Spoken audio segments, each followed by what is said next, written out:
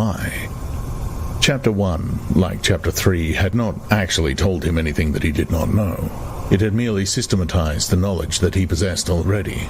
But after reading it, he knew better than before that he was not mad. Being in a minority, even a minority of one, did not make you mad. There was truth and there was untruth, and if you clung to the truth, even against the whole world, you were not mad. A yellow beam from the sinking sun slanted in through the window and fell across the pillow. He shut his eyes. The sun on his face and the girl's smooth body touching his own gave him a strong, sleepy, confident feeling. He was safe. Everything was all right. He fell asleep murmuring, "Sanity is not statistical," with the feeling that this remark contained in it a profound wisdom. When he woke, it was with the sensation of having slept for a long time, but a glance at the old-fashioned clock told him that it was only 20:30.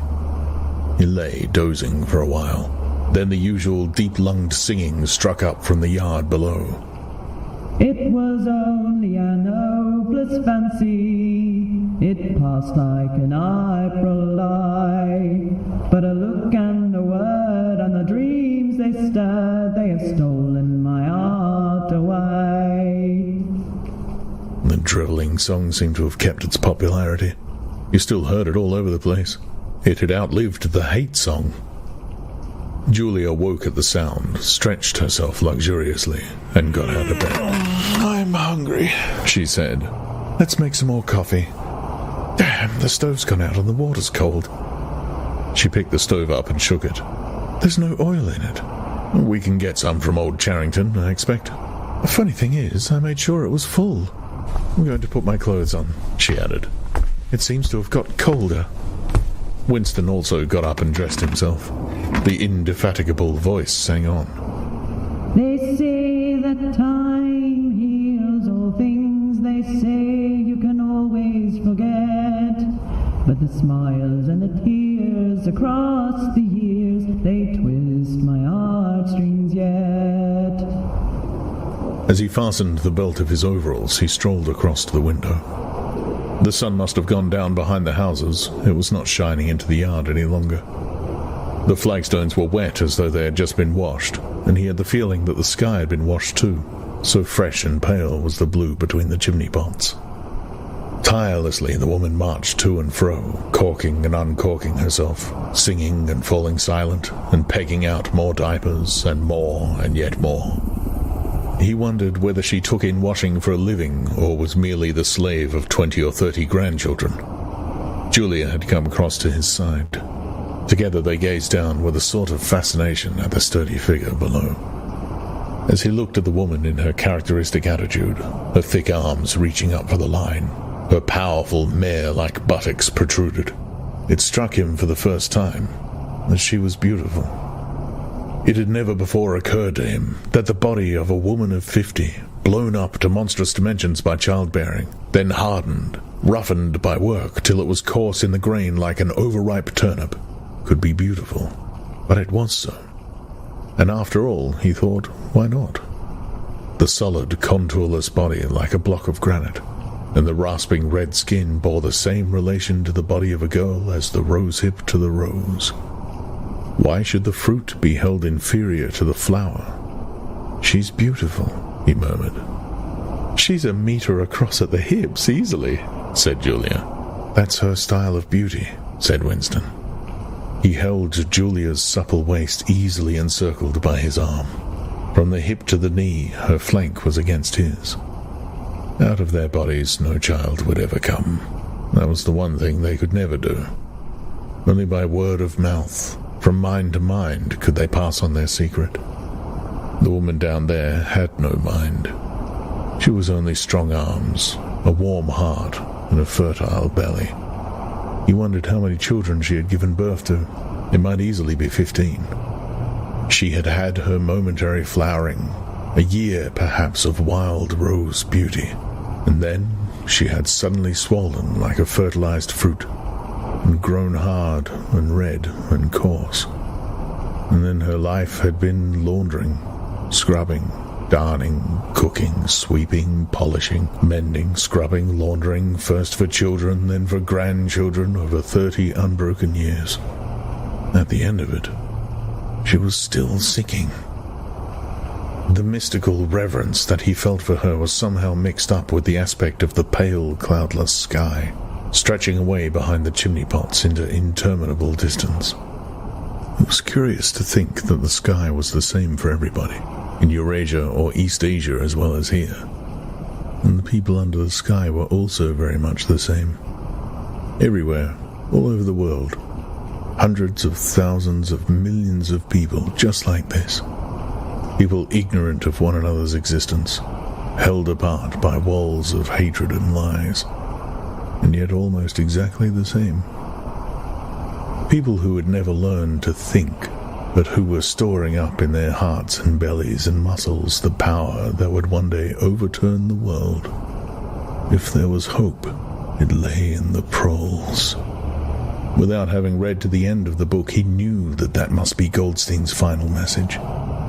The future belonged to the proles, and could he be sure that when their time came, the world they constructed would not be just as alien to him, Winston Smith, as the world of the party? Yes, because at least it would be a world of sanity. Where there is equality, there can be sanity. Sooner or later, it would happen. Strength would change into consciousness. The proles were immortal. You could not doubt it when you looked at that valiant figure in the yard. In the end, their awakening would come, and until that happened, though it might be 1,000 years, they would stay alive against all the odds, like birds passing on from body to body the vitality which the party did not share and could not kill. "Do you remember," he said, "the thrush that sang to us that first day at the edge of the wood?" "He wasn't singing to us," said Julia. "He was singing to please himself. Not even that, he was just singing." The birds sang. The proles sang. The party did not sing.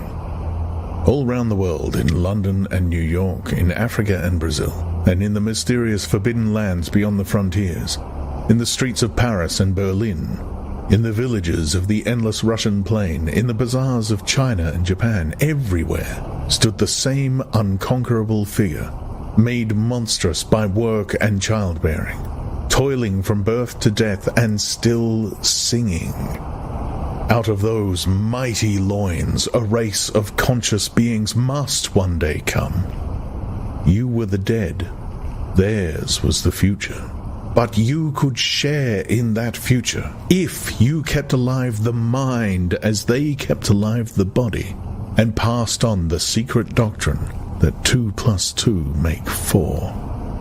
"We are the dead," he said. "We are the dead," echoed Julia dutifully.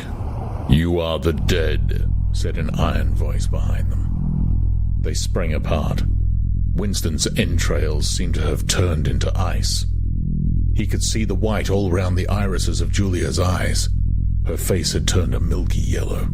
The smear of rouge that was still on each cheekbone stood out sharply, almost as though unconnected with the skin beneath.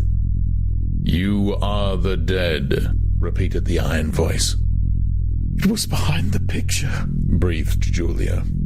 "It was behind the picture," said the voice. "Remain exactly where you are. Make no movement until you are ordered." It was starting. It was starting at last. They could do nothing except stand gazing into one another's eyes. To run for life, to get out of the house before it was too late. No such thought occurred to them. Unthinkable to disobey the iron voice from the wall. There was a snap as though a catch had been turned back, and a crash of breaking glass. The picture had fallen to the floor, uncovering the telescreen behind it. "Now they can see us," said Julia. "Now we can see you," said the voice. "Stand out in the middle of the room. Stand back to back. Clasp your hands behind your heads. Do not touch one another." They were not touching, but it seemed to him that he could feel Julia's body shaking, or perhaps it was merely the shaking of his own. He could just stop his teeth from chattering, but his knees were beyond his control. There was a sound of trampling boots below, inside the house and outside. The yard seemed to be full of men. Something was being dragged across the stones. The woman's singing had stopped abruptly. There was a long, rolling clang as though the wash tub had been flung across the yard, and then a confusion of angry shouts which ended in a yell of pain. "The house is surrounded," said Winston. "The house is surrounded," said the voice. He heard Julia snap her teeth together. "I suppose we may as well say goodbye," she said. "You may as well say goodbye," said the voice. And then another quite different voice, a thin, cultivated voice which Winston had the impression of having heard before, struck in. "And by the way, while we are on the subject, here comes a candle to light you to bed. Here comes a chopper to chop off your head." Something crashed onto the bed behind Winston's back. The head of a ladder had been thrust through the window and had burst in the frame. Someone was climbing through the window. There was a stampede of boots up the stairs. The room was full of solid men in black uniforms, with iron-shod boots on their feet and truncheons in their hands. Winston was not trembling any longer.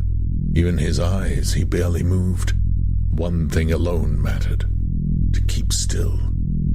You keep still and not give them an excuse to hit you. A man with a smooth prize-fighter's jowl, in which the mouth was only a slit, paused opposite him, balancing his truncheon meditatively between thumb and forefinger. Winston met his eyes. The feeling of nakedness, with one's hands behind one's head and one's face and body all exposed, was almost unbearable. The man protruded the tip of a white tongue, licked the place where his lips should have been, and then passed on. There was another crash. Someone had picked up the glass paperweight from the table and smashed it to pieces on the hearthstone. The fragment of coral, a tiny crinkle of pink, like a sugar rosebud from a cake, rolled across the mat. How small, thought Winston. How small it always was. There was a gasp and a thump behind him, and he received a violent kick on the ankle, which nearly flung him off his balance. One of the men had smashed his fist into Julia's solar plexus, doubling her up like a pocket ruler. She was thrashing about on the floor, fighting for breath. Winston dared not turn his head even by a millimeter. Sometimes her livid, gasping face came within the angle of his vision. Even in his terror, it was as though he could feel the pain in his own body. The deadly pain, which nevertheless was less urgent than the struggle to get back her breath. He knew what it was like. The terrible, agonizing pain, which was there all the while but could not be suffered yet, because before all else it was necessary to be able to breathe. Then two of the men hoisted her up by knees and shoulders and carried her out of the room like a sack. Winston had a glimpse of her face, upside down, yellow and contorted, with the eyes shut and still with a smear of rouge on either cheek. That was the last he saw of her. He stood, dead still. No one had hit him yet. Thoughts which came of their own accord but seemed totally uninteresting began to flit through his mind. He wondered whether they had got Mr. Charrington. He wondered what they had done to the woman in the yard. He noticed that he badly wanted to urinate and felt a faint surprise because he had only done so 2 or 3 hours ago. He noticed that the clock on the mantelpiece said 9, meaning 21, but the light seemed too strong. Would not the light be fading at 21 hours on an August evening? He wondered whether after all he and Julia had mistaken the time, had slept the clock round and thought it was 20:30 when really it was 08:30 on the following morning. But he did not pursue the thought further. It was not interesting. There was another lighter step in the passage. Mr. Charrington came into the room. The demeanor of the black-uniformed men suddenly became more subdued. Something had also changed in Mr. Charrington's appearance. His eyes fell on the fragments of the glass paperweight. "Pick up those pieces," he said sharply. A man stooped to obey. The Cockney accent had disappeared. Winston suddenly realized whose voice it was that he had heard a few moments ago on the telescreen. Mr. Charrington was still wearing his old velvet jacket, but his hair, which had been almost white, had turned black. Also, he was not wearing his spectacles. He gave Winston a single sharp glance as though verifying his identity, and then paid no more attention to him. He was still recognizable, but he was not the same person any longer. His body had straightened and seemed to have grown bigger. His face had undergone only tiny changes that had nevertheless worked a complete transformation. The black eyebrows were less bushy. The wrinkles were gone.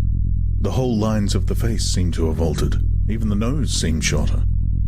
It was the alert, cold face of a man of about 35. It occurred to Winston that for the first time in his life, he was looking with knowledge at a member of the Thought Police. Part 3, Chapter 1. He did not know where he was. Presumably he was in the Ministry of Love, but there was no way of making certain. He was in a high-ceilinged, windowless cell with walls of glittering white porcelain. Concealed lamps flooded it with cold light, and there was a low, steady humming sound which he supposed had something to do with the air supply. A bench or shelf just wide enough to sit on ran round the wall, broken only by the door, and at the end opposite the door, a lavatory pan with no wooden seat.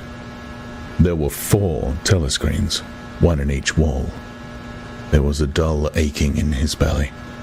It had been there ever since they had bundled him into the closed van and driven him away. But he was also hungry, with a gnawing, unwholesome kind of hunger. It might be 24 hours since he had eaten. It might be 36. He still did not know, probably would never know, whether it had been morning or evening when they arrested him. Since he was arrested, he had not been fed. He sat as still as he could on the narrow bench with his hands crossed on his knee. He had already learned to sit still.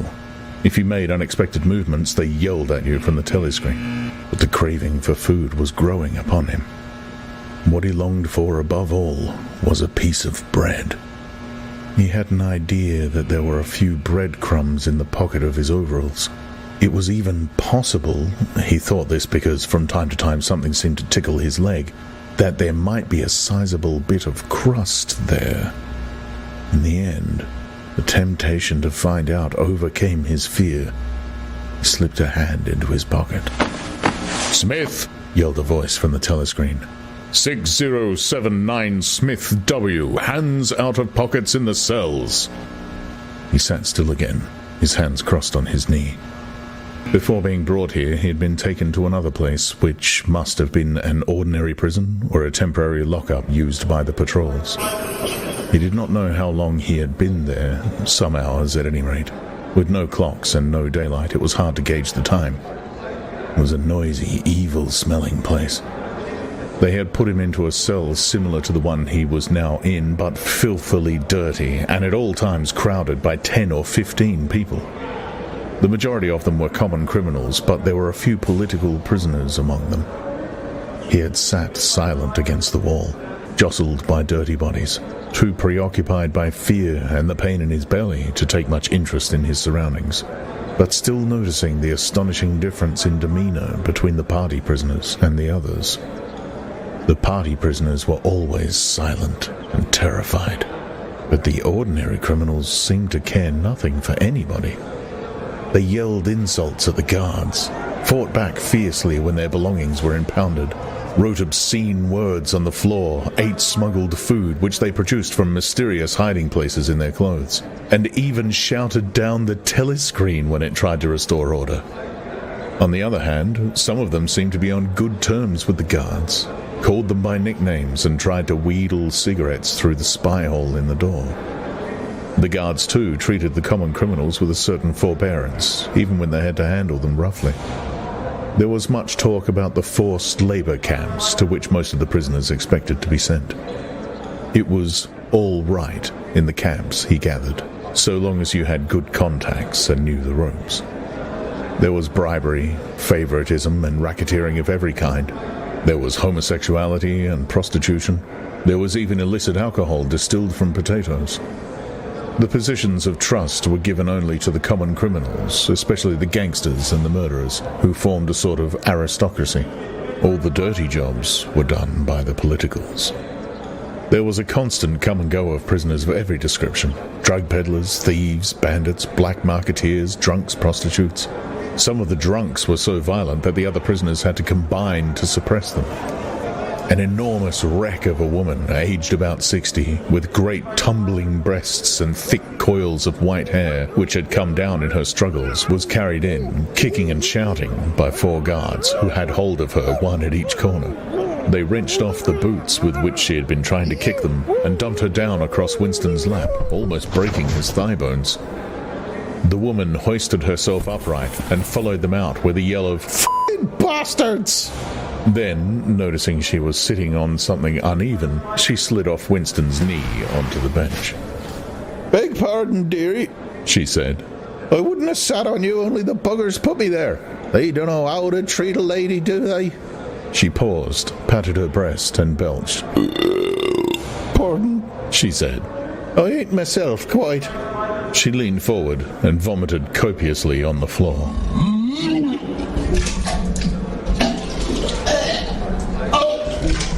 "Oh, that's better," she said, leaning back with closed eyes. "Never keep it down, that's what I say. Get it up while it's fresh on your stomach, like." She revived, turning to have another look at Winston, and seemed immediately to take a fancy to him. She put a vast arm round his shoulder and drew him towards her, breathing beer and vomit into his face. "What's your name, dearie?" she said. "Smith," said Winston. "Smith," said the woman. "That's funny. My name's Smith, too. Why," she added sentimentally, "I might be your mother." She might, thought Winston, be his mother. She was about the right age and physique, and it was probable that people changed somewhat after 20 years in a forced labour camp. No one else had spoken to him. To a surprising extent, the ordinary criminals ignored the party prisoners. The polits, they called them, with a sort of uninterested contempt. The party prisoners seemed terrified of speaking to anybody, and above all, of speaking to one another. Only once, when 2 party members, both women, were pressed close together on the bench, he overheard, amid the din of voices, a few hurriedly whispered words, and in particular, a reference to something called Room 101, which he did not understand.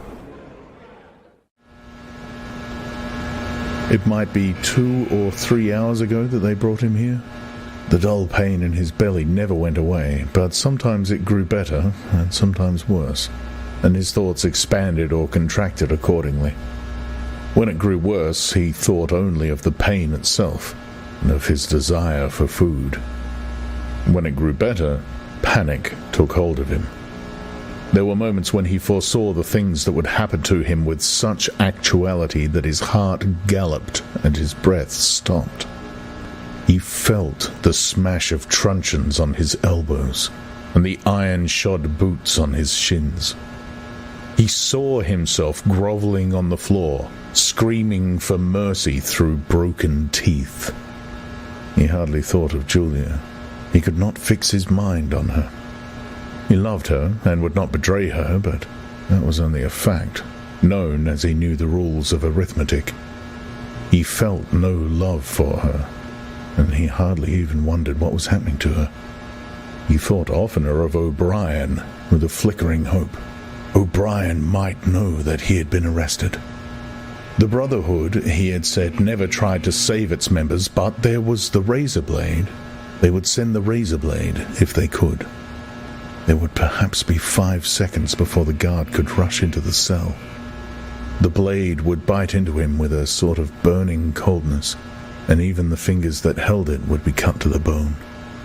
Everything came back to his sick body, which shrank trembling from the smallest pain.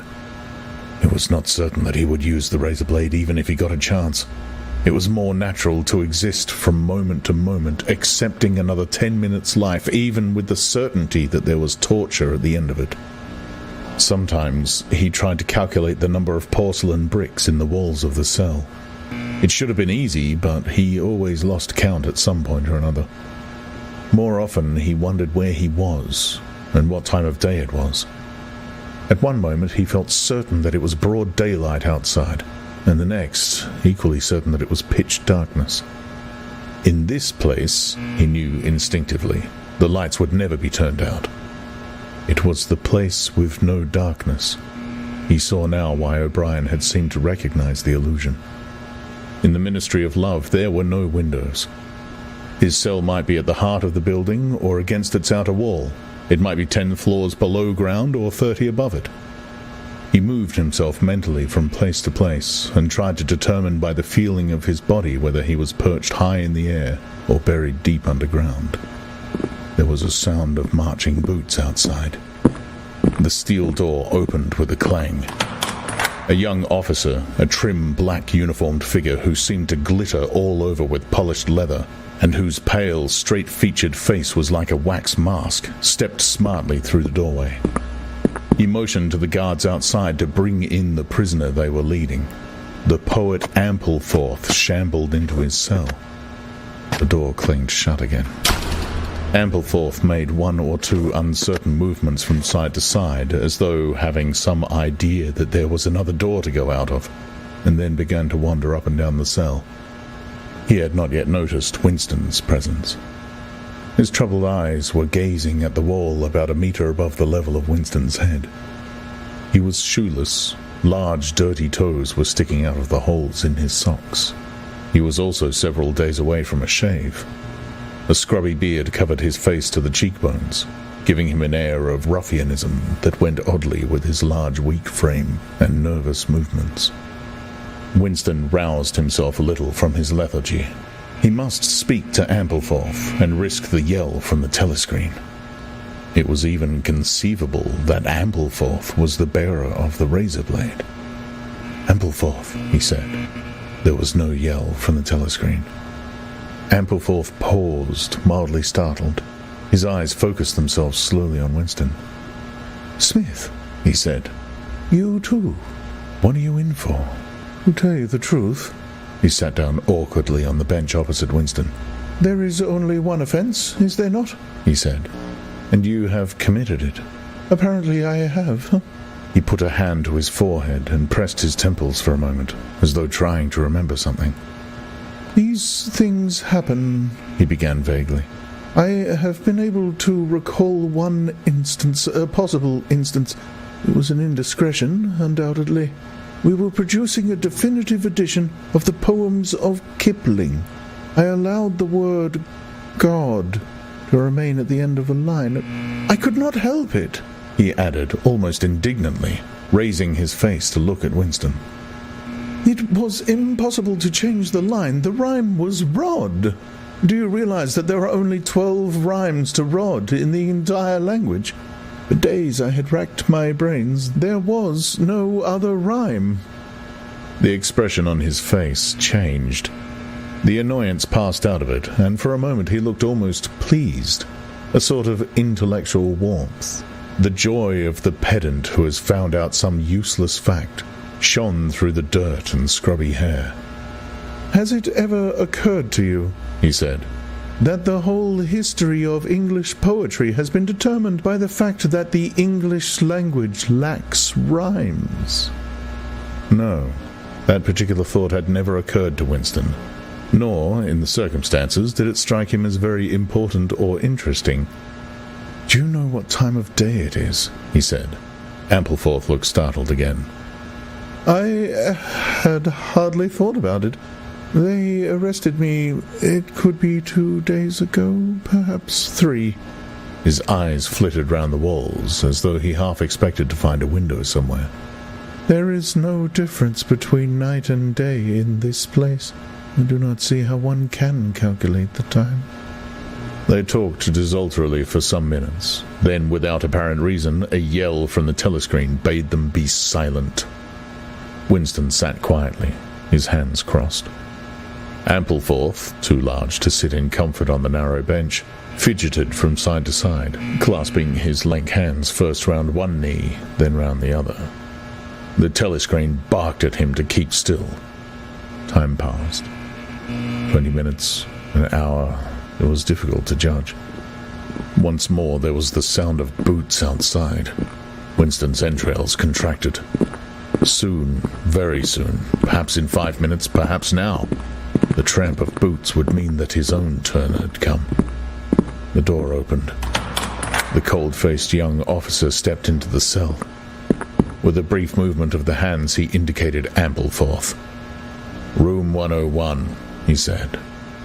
Ampleforth marched clumsily out between the guards, his face vaguely perturbed but uncomprehending. What seemed like a long time passed. The pain in Winston's belly had revived.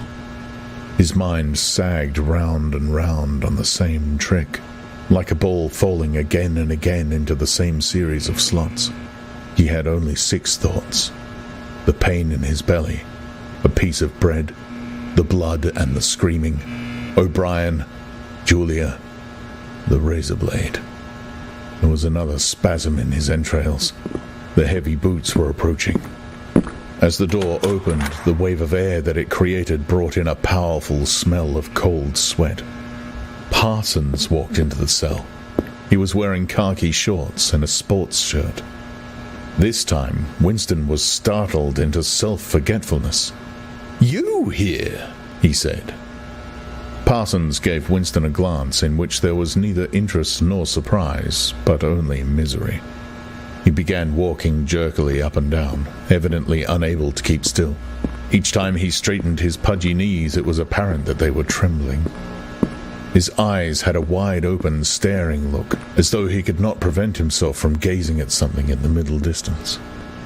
"What are you in for?" said Winston. "Thought crime," said Parsons, almost blubbering. The tone of his voice implied at once a complete admission of his guilt and a sort of incredulous horror that such a word could be applied to himself. He paused opposite Winston and began eagerly appealing to him. "You don't think they'll shoot me, do you, old chap? They don't shoot you if you haven't actually done anything. Only thoughts, which you can't help. I know they give you a fair hearing. I trust them for that. They'll know my record, won't they? You know what kind of chap I am. Not a bad chap in my way, not brainy, of course, but keen. I tried to do my best for the party, didn't I? I'll get off with 5 years, don't you think? Or even 10 years? A chap like me could make himself pretty useful in a Labour camp. They wouldn't shoot me for going off the rails, just once." "Are you guilty?" said Winston. "Of course I'm guilty," cried Parsons with a servile glance at the telescreen. "You don't think the party would arrest an innocent man, do you?" His frog-like face grew calmer, and even took on a slightly sanctimonious expression. "Thought crime is a dreadful thing, old man," he said sententiously. "It's insidious. It can get hold of you without you even knowing it. Do you know how it got hold of me? In my sleep, yes, that's a fact. There I was, working away, trying to do my bit. Never knew I had any bad stuff in my mind at all, and then I start talking in my sleep. You know what they heard me saying?" He sank his voice, like someone who is obliged for medical reasons to utter an obscenity. "Down with Big Brother." "Yes, I said that. Said it over and over again, it seems.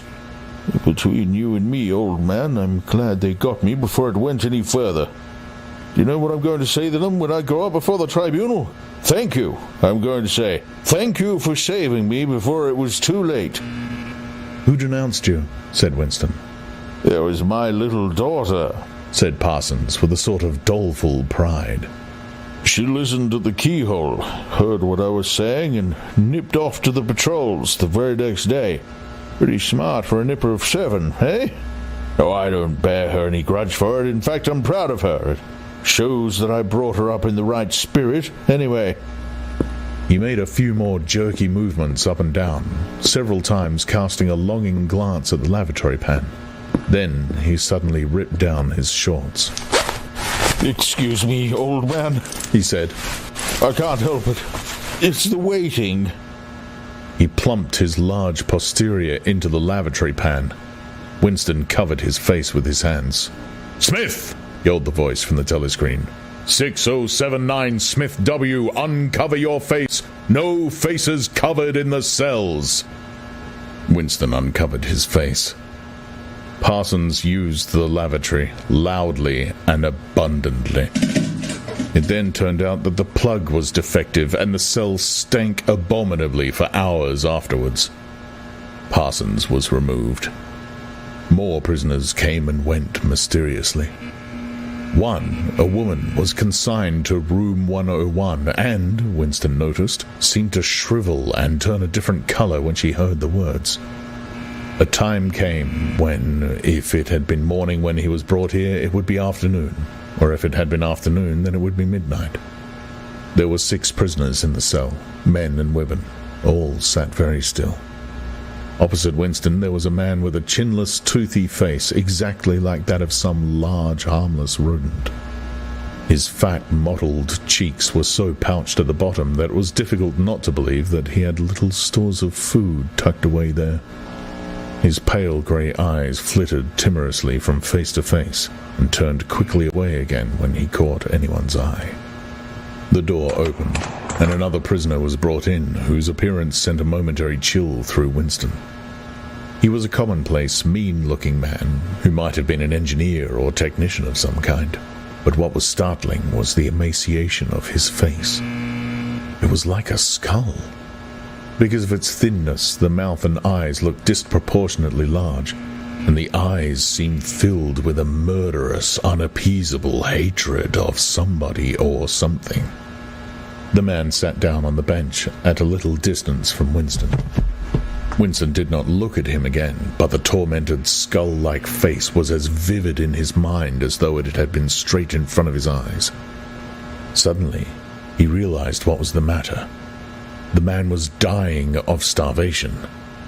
The same thought seemed to occur almost simultaneously to everyone in the cell. There was a very faint stirring all the way round the bench. The eyes of the chinless man kept flitting towards the skull-faced man, then turning guiltily away, then being dragged back by an irresistible attraction. Presently, he began to fidget on his seat.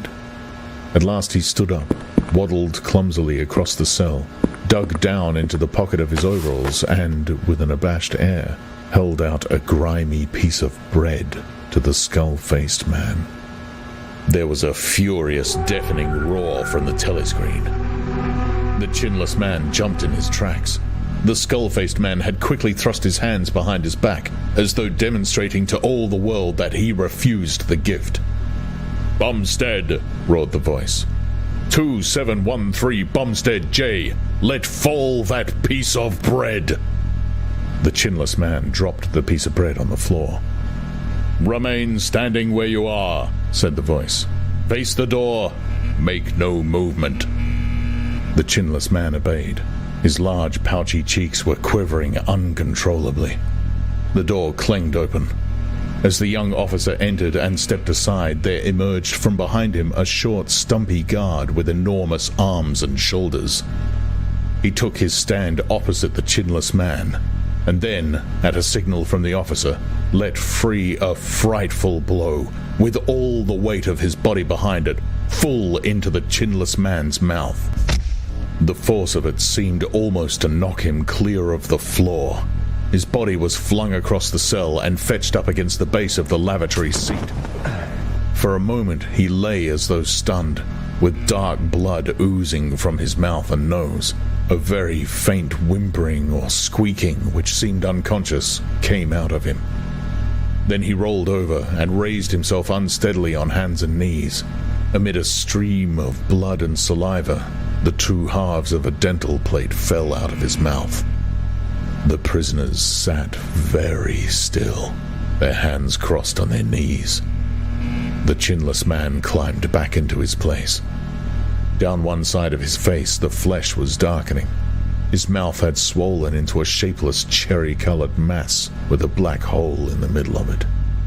From time to time, a little blood dripped onto the breast of his overalls. His grey eyes still flitted from face to face, more guiltily than ever, as though he were trying to discover how much the others despised him for his humiliation. The door opened. With a small gesture, the officer indicated the skull-faced man. "Room 101, he said. There was a gasp and a flurry at Winston's side. The man had actually flung himself onto his knees on the floor with his hands clasped together. "Comrade, officer," he cried, "you don't have to take me to that place. Haven't I told you everything already? What else is it you want to know? There's nothing I wouldn't confess, nothing. Just tell me what it is and I'll confess straight off. Write it down and I'll sign it. Anything, not room 101.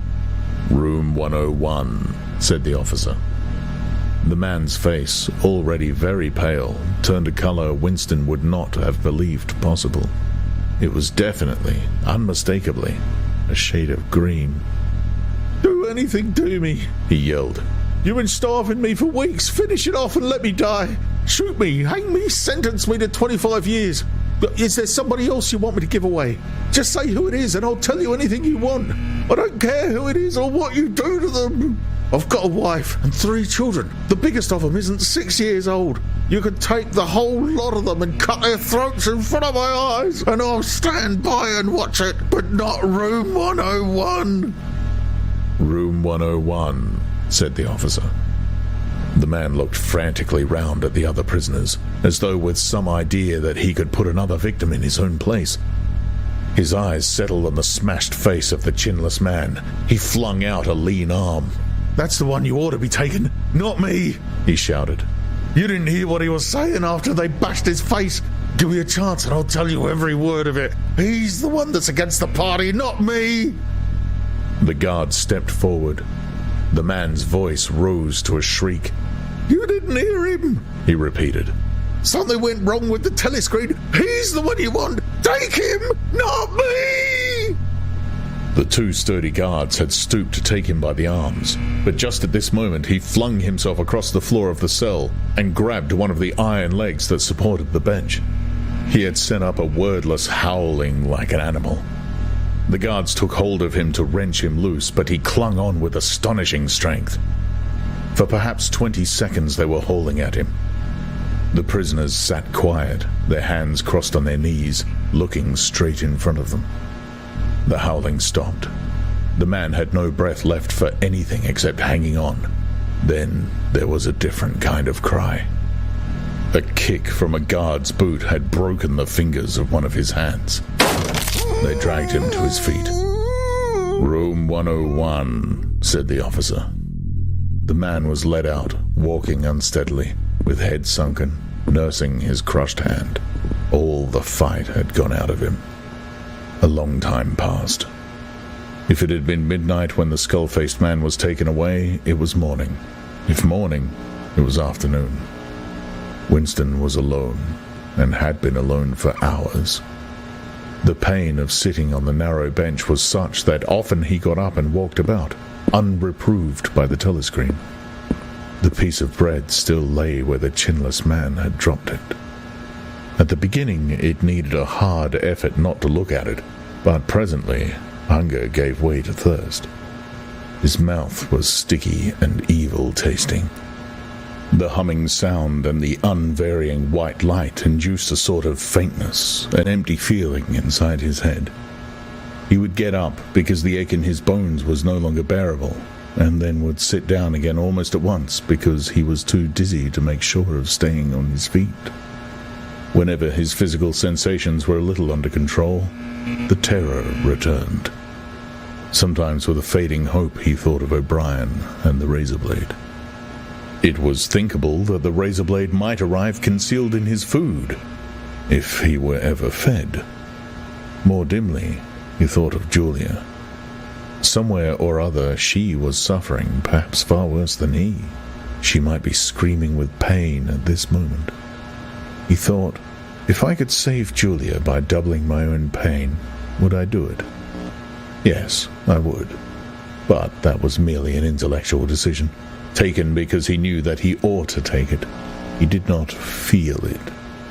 In this place, you could not feel anything except pain and foreknowledge of pain. Besides, was it possible, when you were actually suffering it, to wish for any reason that your own pain should increase? But that question was not answerable. Yet, the boots were approaching again. The door opened. O'Brien came in. Winston started to his feet. The shock of the sight had driven all caution out of him. For the first time in many years, he forgot the presence of the telescreen. "They've got you too!" he cried. "They got me a long time ago," said O'Brien with a mild, almost regretful irony. He stepped aside. From behind him there emerged a broad-chested guard with a long black truncheon in his hand. "You know this, Winston," said O'Brien. "Don't deceive yourself. You did know it. You have always known it." Yes. He saw now. He had always known it. But there was no time to think of that. All he had eyes for was the truncheon in the guard's hand. It might fall anywhere. On the crown, on the tip of the ear, on the upper arm, on the elbow. The elbow! He had slumped to his knees, almost paralyzed, clasping the stricken elbow with his other hand. Everything had exploded into yellow light. Inconceivable that one blow could cause such pain. The light cleared, and he could see the other two looking down at him. The guard was laughing at his contortions. One question, at any rate, was answered. Never, for any reason on earth, could you wish for an increase of pain. Of pain, you could wish only one thing, that it should stop. Nothing in the world was so bad as physical pain. In the face of pain, there are no heroes. No heroes, he thought over and over as he writhed on the floor, clutching uselessly at his disabled left arm.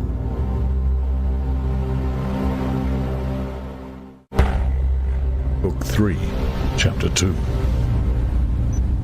He was lying on something that felt like a camp bed, except that it was higher off the ground, and that he was fixed down in some way so that he could not move. Light that seemed stronger than usual was falling on his face. O'Brien was standing at his side, looking down at him intently. At the other side of him stood a man in a white coat, holding a hypodermic syringe. Even after his eyes were open, he took in his surroundings only gradually. He had the impression of swimming up into his room from some quite different world, a sort of underwater world far beneath it. How long he had been down there, he did not know. Since the moment when they arrested him, he had not seen darkness or daylight. Besides, his memories were not continuous. There had been times when consciousness, even the sort of consciousness that one has in sleep, had stopped dead and started again after a blank interval. But whether the intervals were of days or weeks or only seconds, there was no way of knowing. With that first blow on the elbow, the nightmare had started. Later, he was to realize that all that then happened was merely a preliminary, a routine interrogation to which nearly all prisoners were subjected. There was a long range of crimes, espionage, sabotage, and the like, to which everyone had to confess as a matter of course. The confession was a formality, but the torture was real. How many times he had been beaten, how long the beatings had continued, he could not remember. Always there were 5 or 6 men in black uniforms at him simultaneously. Sometimes it was fists, sometimes it was truncheons, sometimes it was steel rods, sometimes it was boots.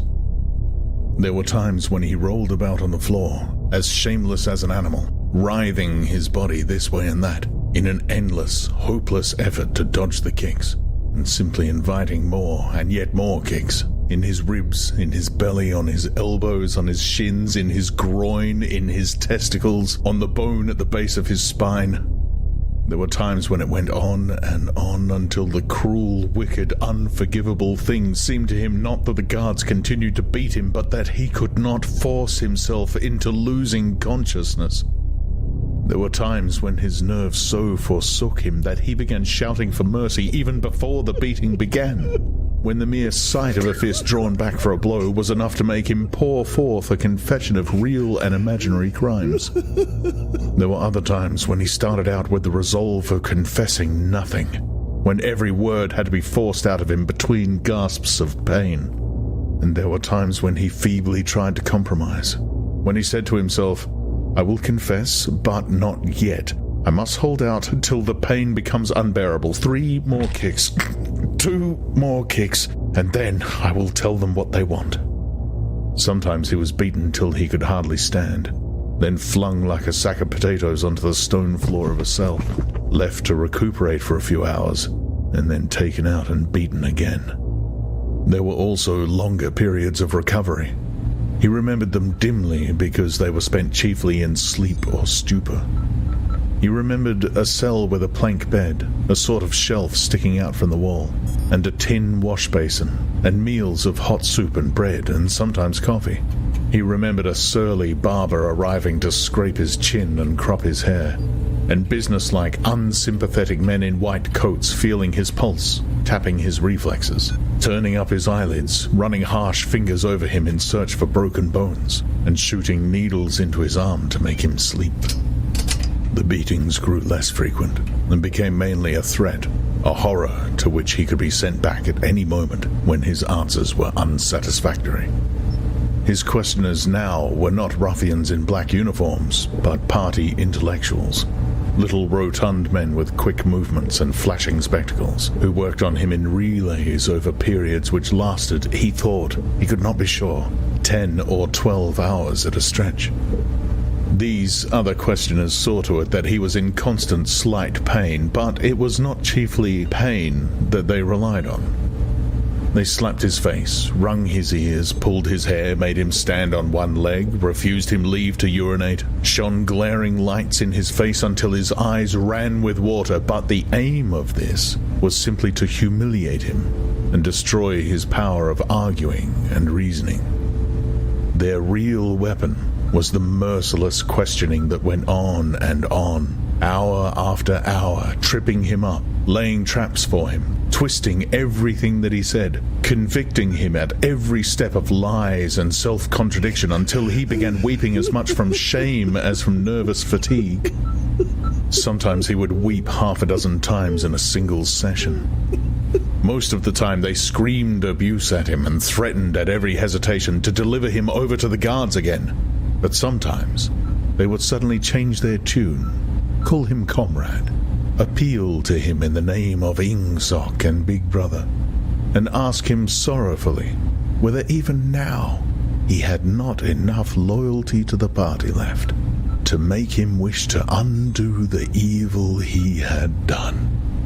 When his nerves were in rags after hours of questioning, even this appeal could reduce him to sniveling tears. In the end, the nagging voices broke him down more completely than the boots and fists of the guards.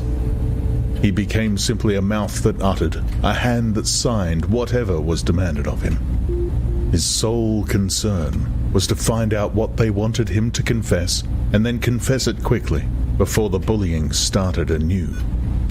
He confessed to the assassination of eminent party members, the distribution of seditious pamphlets, embezzlement of public funds, sale of military secrets, sabotage of every kind. He confessed that he had been a spy in the pay of the East Asian government as far back as 1968.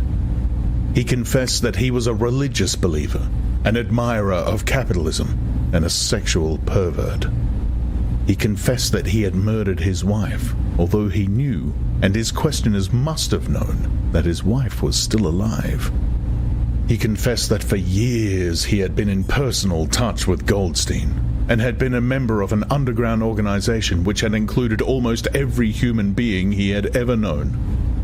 It was easier to confess everything and implicate everybody. Besides, in a sense, it was all true. It was true that he had been an enemy of the party, and in the eyes of the party there was no distinction between the thought and the deed. There were also memories of another kind. They stood out in his mind disconnectedly, like pictures with blackness all round them. He was in a cell which might have been either dark or light, because he could see nothing except a pair of eyes. Near at hand, some kind of instrument was ticking, slowly and regularly. The eyes grew larger and more luminous. Suddenly he floated out of his seat, dived into the eyes, and was swallowed up. He was strapped into a chair surrounded by dials under dazzling lights. A man in a white coat was reading the dials. There was a tramp of heavy boots outside. The door clanged open. The wax-faced officer marched in, followed by 2 guards. "Room 101, said the officer. The man in the white coat did not turn round. He did not look at Winston either. He was looking only at the dials. He was rolling down a mighty corridor, a kilometre wide, full of glorious golden light, roaring with laughter and shouting out confessions at the top of his voice. He was confessing everything, even the things he had succeeded in holding back under the torture. He was relating the entire history of his life to an audience who knew it already. With him were the guards, the other questioners, the men in white coats, O'Brien, Julia, Mr. Charrington, all rolling down the corridor together and shouting with laughter.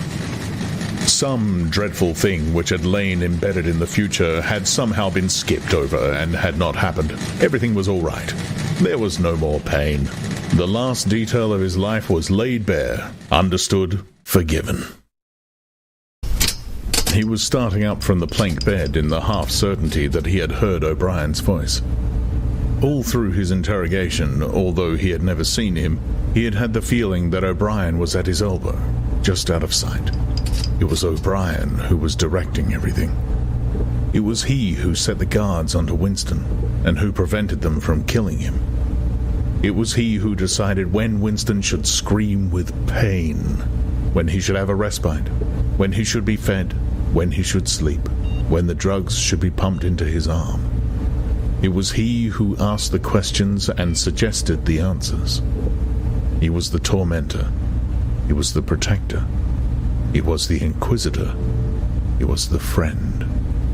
And once, Winston could not remember whether it was in drugged sleep or in normal sleep or even in a moment of wakefulness, a voice murmured in his ear. "Don't worry, Winston. You are in my keeping. For 7 years I have watched over you. Now the turning point has come. I shall save you.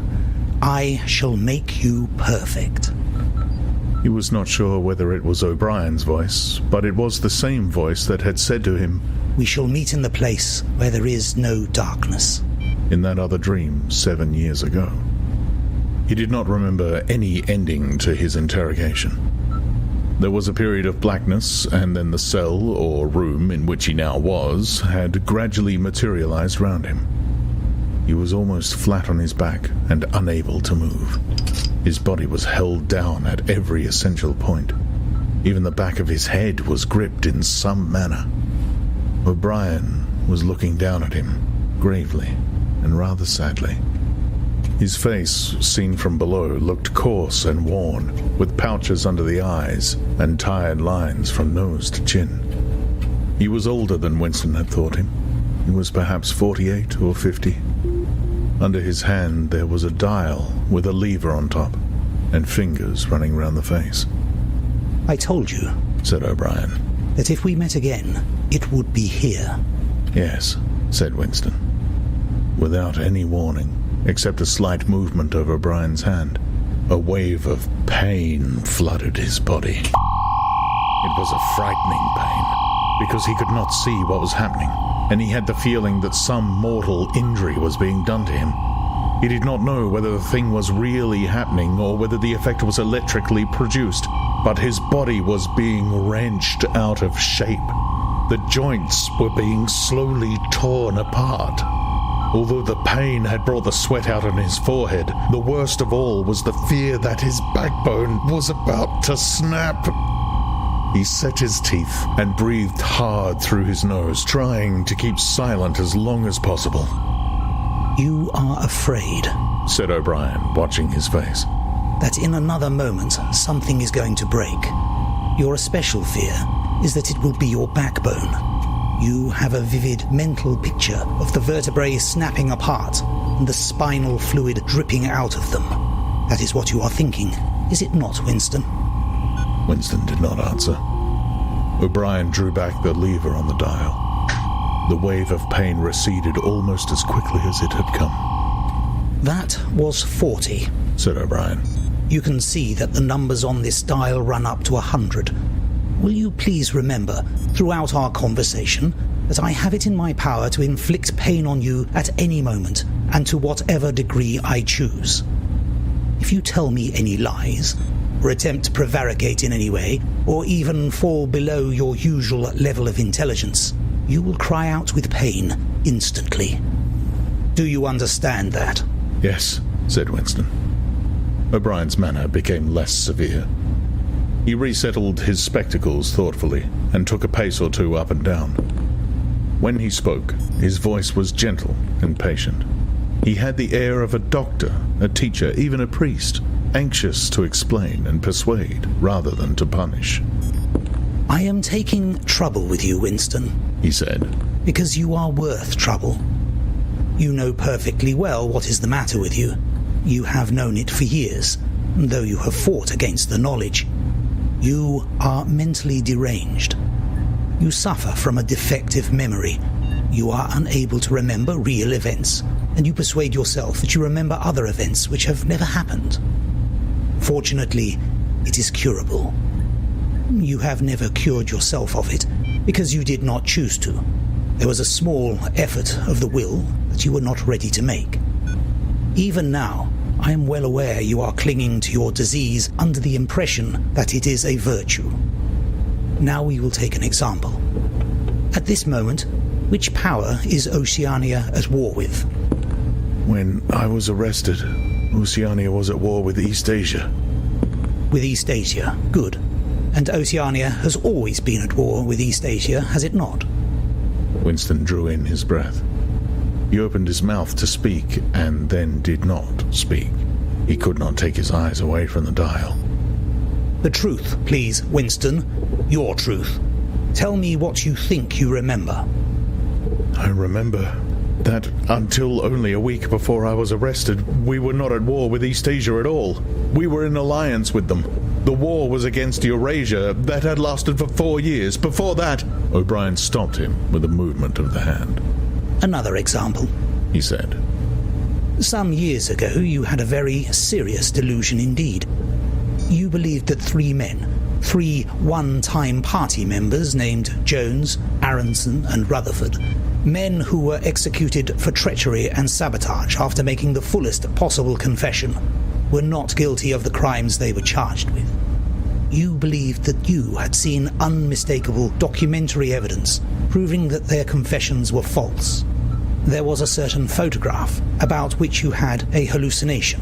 You believed that you had actually held it in your hands. It was a photograph, something like this. An oblong slip of newspaper had appeared between O'Brien's fingers. For perhaps 5 seconds it was within the angle of Winston's vision. It was a photograph, and there was no question of its identity. It was the photograph. It was another copy of the photograph of Jones, Aronson, and Rutherford at the party function in New York, which he had chanced upon 11 years ago and promptly destroyed. For only an instant it was before his eyes, then it was out of sight again. But he had seen it. Unquestionably, he had seen it. He made a desperate, agonizing effort to wrench the top half of his body free. It was impossible to move so much as a centimeter in any direction. For the moment, he had even forgotten the dial. All he wanted was to hold the photograph in his fingers again, or at least to see it. "It exists!" he cried. "No," said O'Brien. He stepped across the room. There was a memory hole in the opposite wall. O'Brien lifted the grating. Unseen, the frail slip of paper was whirling away on the current of warm air. It was vanishing in a flash of flame. O'Brien turned away from the wall. "Ashes," he said. "Not even identifiable ashes. Dust. It does not exist. It never existed." "But it did exist," It does exist. It exists in memory. I remember it. You remember it. I do not remember it, said O'Brien. Winston's heart sank. That was doublethink. He had a feeling of deadly helplessness. If he could have been certain that O'Brien was lying, it would not have seemed to matter. But it was perfectly possible that O'Brien had really forgotten the photograph, and if so, then already he would have forgotten his denial of remembering it, and forgotten the act of forgetting. How could one be sure that it was simple trickery? Perhaps that lunatic dislocation in the mind could really happen. That was the thought that defeated him. O'Brien was looking down at him speculatively. More than ever, he had the air of a teacher taking pains with a wayward but promising child. There is a party slogan dealing with the control of the past, he said. Repeat it, if you please. Who controls the past controls the future. Controls the present controls the past, repeated Winston obediently. Who controls the present controls the past, said O'Brien, nodding his head with slow approval. Is it your opinion, Winston, that the past has real existence? Again, the feeling of helplessness descended upon Winston. His eyes flitted towards the dial. He not only did not know whether yes or no was the answer that would save him from pain, he did not even know which answer he believed to be the true one. O'Brien smiled faintly. You are no metaphysician, Winston, he said. Until this moment, you had never considered what is meant by existence. I will put it more precisely. Does the past exist concretely in space? Is there somewhere or other a place, a world of solid objects where the past is still happening? No. Then where does the past exist, if at all? In records. It is written down. In records and... In the mind, in human memories. In memory. Very well then. We, the party, control all records, and we control all memories. Then we control the past, do we not? But how can you stop people remembering things? Cried Winston, again momentarily forgetting the dial. It is involuntary. It is outside oneself. How can you control memory? You have not controlled mine. O'Brien's manner grew stern again. He laid his hand on the dial. On the contrary, he said. You have not controlled it. That is what has brought you here. You are here because you have failed in humility, in self-discipline. You would not make the act of submission, which is the price of sanity. You preferred to be a lunatic, a minority of one. Only the disciplined mind can see reality, Winston. You believe that reality is something objective, external, existing in its own right. You also believe the nature of reality is self-evident. When you delude yourself into thinking that you see something, you assume that everyone else sees the same thing as you. But I tell you, Winston, that reality is not external. Reality exists in the human mind and nowhere else. Not in the individual mind, which can make mistakes, and in any case soon perishes. Only in the mind of the party, which is collective and immortal. Whatever the party holds to be the truth is truth. It is impossible to see reality except by looking through the eyes of the party. That is the fact that you have got to relearn, Winston. It needs an act of self-destruction, an effort of the will. You must humble yourself before you can become sane. He paused for a few moments as though to allow what he had been saying to sink in. Do you remember, he went on, writing in your diary, freedom is the freedom to say that 2 + 2 make 4? Yes, said Winston. O'Brien held up his left hand, its back towards Winston, the thumb hidden and the 4 fingers extended. How many fingers am I holding up, Winston? 4. And if the party says that it is not 4, but 5, then how many? 4. The word ended in a gasp of pain. The needle of the dial had shot up to 55. The sweat had sprung out all over Winston's body. The air tore into his lungs and issued again in deep groans, which even by clenching his teeth he could not stop. O'Brien watched him, the 4 fingers still extended. He drew back the lever. This time the pain was only slightly eased. How many fingers, Winston? 4. The needle went up to 60. How many fingers, Winston? 4. What else can I say? 4. The needle must have risen again, but he did not look at it. The heavy, stern face and the 4 fingers filled his vision.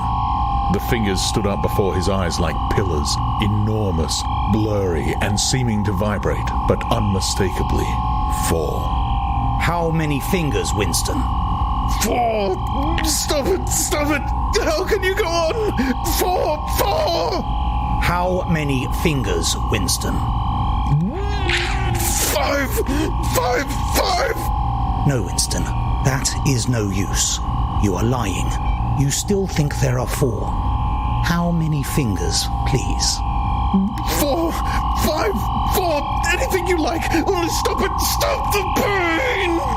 Abruptly, he was sitting up, with O'Brien's arm round his shoulders. He had perhaps lost consciousness for a few seconds. The bonds that had held his body down were loosened. He felt very cold. He was shaking uncontrollably. His teeth were chattering. The tears were rolling down his cheeks. For a moment he clung to O'Brien like a baby, curiously comforted by the heavy arm round his shoulders. He had the feeling that O'Brien was his protector, that the pain was something that came from outside, from some other source, and that it was O'Brien who would save him from it. You are a slow learner, Winston, said O'Brien gently. How can I help it? He blubbered. How can I help seeing what is in front of my eyes? 2 and 2 are 4. Sometimes, Winston. Sometimes they are 5. Sometimes they are 3. Sometimes they are all of them at once. You must try harder. It is not easy to become sane. He lay Winston down on the bed. The grip of his limbs tightened again, but the pain had ebbed away, and the trembling had stopped, leaving him merely weak and cold. O'Brien motioned with his head to the man in the white coat, who had stood immobile throughout the proceedings.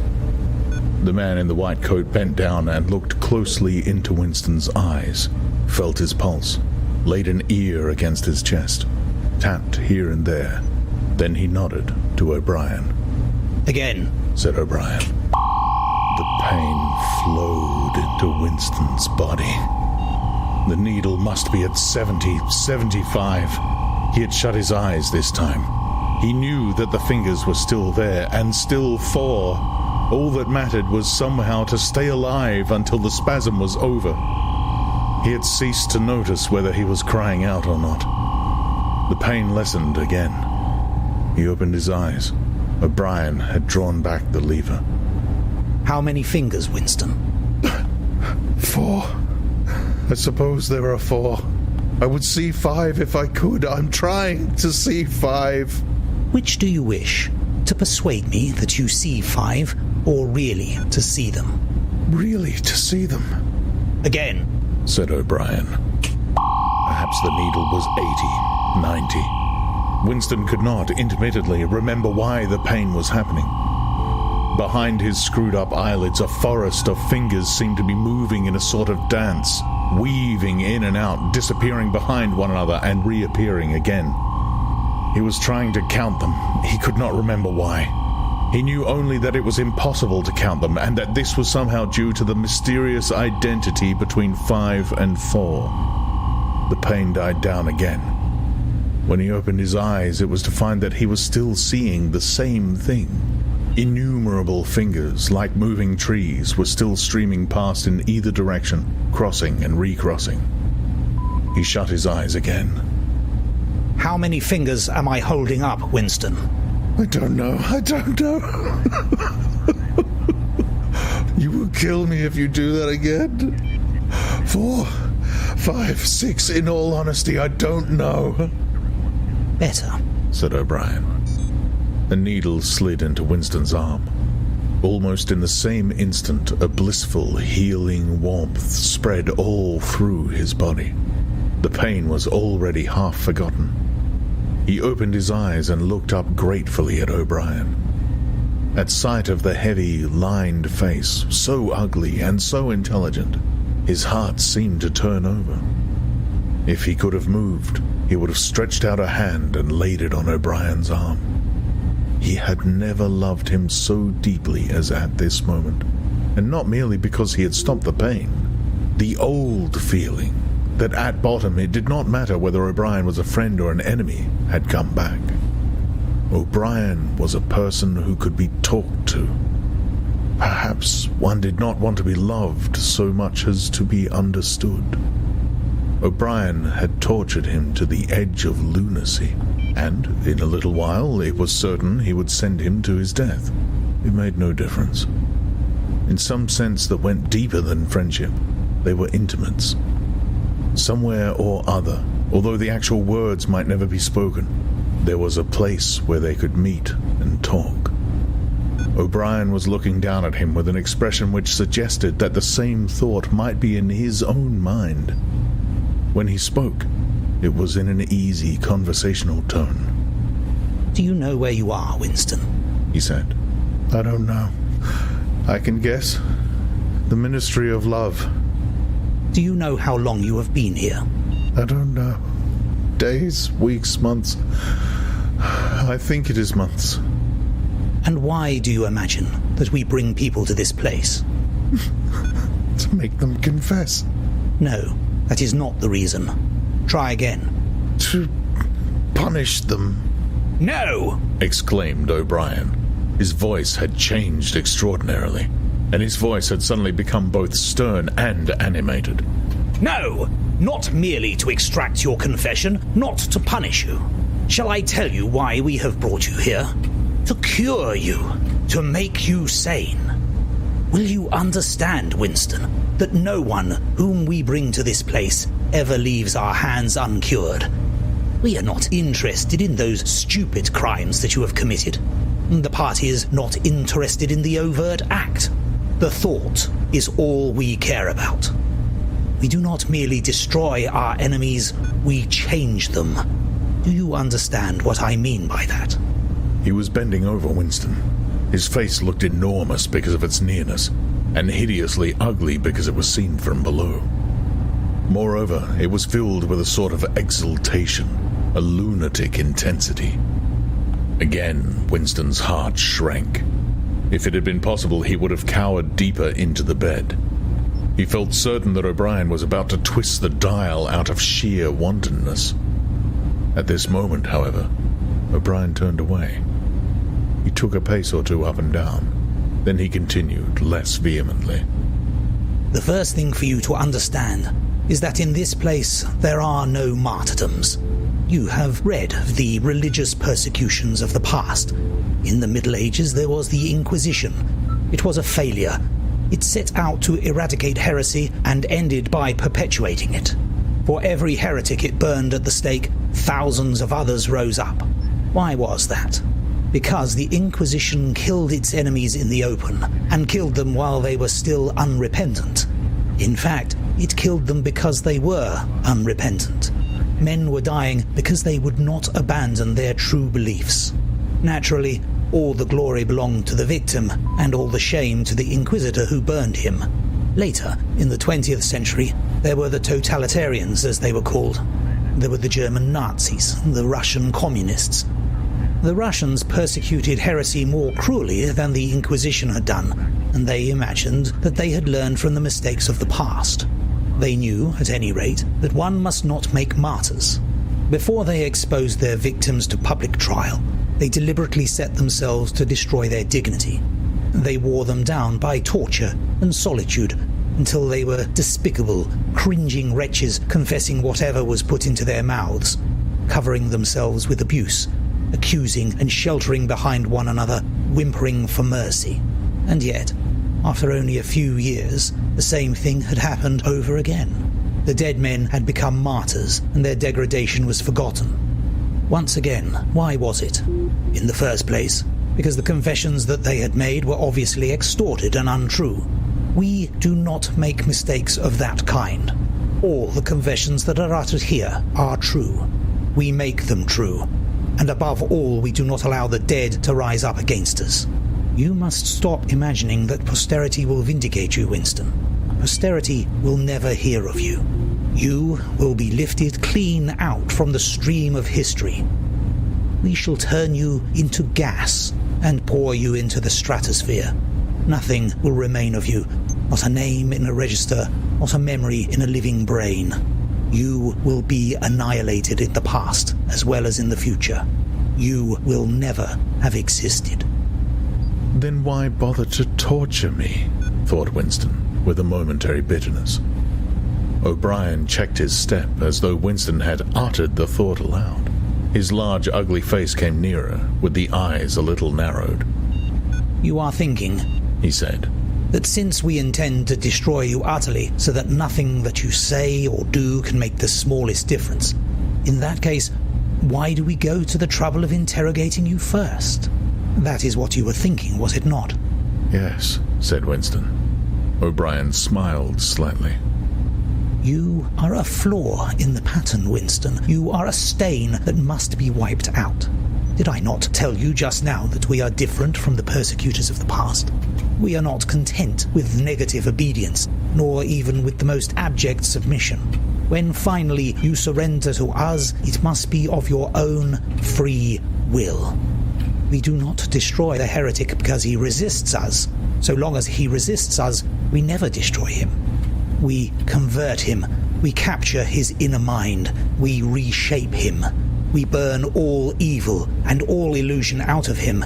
We bring him over to our side. Not in appearance, but genuinely, heart and soul. We make him one of ourselves before we kill him. It is intolerable to us that an erroneous thought should exist anywhere in the world, however secret and powerless it may be. Even in the instant of death, we cannot permit any deviation. In the old days, the heretic walked to the stake still a heretic, proclaiming his heresy, exulting in it. Even the victim of the Russian purges could carry rebellion locked up in his skull as he walked down the passage waiting for the bullet. But we make the brain perfect before we blow it out. The command of the old despotisms was, "Thou shalt not." The command of the totalitarians was, "Thou shalt." Our command is, "Thou art." No one whom we bring to this place ever stands out against us. Everyone is washed clean. Even those 3 miserable traitors in whose innocence you once believed, Jones, Harrison and Rutherford, in the end, we broke them down. I took part in their interrogation myself. I saw them gradually worn down, whimpering, grovelling, weeping, and in the end it was not with pain or fear, only with penitence. By the time we had finished with them, they were only the shells of men. There was nothing left in them except sorrow for what they had done, and love of Big Brother. It was touching to see how they loved him. They begged to be shot quickly so that they could die while their minds were still clean. His voice had grown almost dreamy. The exultation, the lunatic enthusiasm was still in his face. He is not pretending, thought Winston. He is not a hypocrite. He believes every word he says. What most oppressed him was the consciousness of his own intellectual inferiority. He watched the heavy yet graceful form strolling to and fro, in and out of the range of his vision. O'Brien was a being in all ways larger than himself. There was no idea that he had ever had or could have that O'Brien had not long ago known, examined, and rejected. His mind contained Winston's mind. But in that case, how could it be true that O'Brien was mad? It must be he, Winston, who was mad. O'Brien halted and looked down at him. His voice had grown stern again. Do not imagine that you will save yourself, Winston, however completely you surrender to us. No one who has once gone astray is ever spared. And even if we choose to let you live out the natural term of your life, still, you would never escape from us. What happens to you here is forever. Understand that in advance. We shall crush you down to the point from which there is no coming back. Things will happen to you from which you could never recover if you lived 1,000 years. Never again will you be capable of ordinary human feeling. Everything will be dead inside you. Never again will you be capable of love, or friendship, or joy of living, or laughter, or curiosity, or courage, or integrity. You will be hollow. We shall squeeze you empty, and then we shall fill you with ourselves. He paused and signed to the man in the white coat. Winston was aware of some heavy piece of apparatus being pushed into place behind his head. O'Brien had sat down beside the bed, so that his face was almost on a level with Winston's. 3,000, he said, speaking over Winston's head to the man in the white coat. Two soft pads, which felt slightly moist, clamped themselves against Winston's temples. He quailed. There was pain coming, a new kind of pain. O'Brien laid a hand reassuringly, almost kindly, on his. This time it will not hurt, he said. Keep your eyes fixed on mine. At this moment, there was a devastating explosion, or what seemed like an explosion, though it was not certain whether there was any noise. There was undoubtedly a blinding flash of light. Winston was not hurt, only prostrated. Although he had already been lying on his back when the thing happened, he had a curious feeling that he had been knocked into that position. A terrific, painless blow had flattened him out. Also, something had happened inside his head. As his eyes regained their focus, he remembered who he was and where he was, and recognized the face that was gazing into his own, but somewhere or other there was a large patch of emptiness, as though a piece had been taken out of his brain. It will not last, said O'Brien. Look me in the eyes. What country is Oceania at war with? Winston thought. He knew what was meant by Oceania, and that he himself was a citizen of Oceania. He also remembered Eurasia and Eastasia, but who was at war with whom he did not know. In fact, he had not been aware that there was any war. I don't remember. Oceania is at war with Eastasia. Do you remember that now? Yes. Oceania has always been at war with Eastasia. Since the beginning of your life, since the beginning of the party, since the beginning of history, the war has continued without a break. Always the same war. Do you remember that? Yes. 11 years ago, you created a legend about 3 men who had been condemned to death for treachery. You pretended that you had seen a piece of paper which proved them innocent. No such piece of paper ever existed. You invented it, and later you grew to believe in it. You remember now the very moment at which you first invented it. Do you remember that? Yes. Just now, I held up the fingers of my hand to you. You saw 5 fingers. Do you remember that? Yes. O'Brien held up the fingers of his left hand, with the thumb concealed. There are 5 fingers there. Do you see 5 fingers? Yes.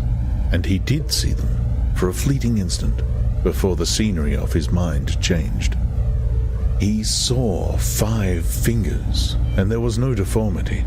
Then everything was normal again, and the old fear, the hatred, and the bewilderment came crowding back again.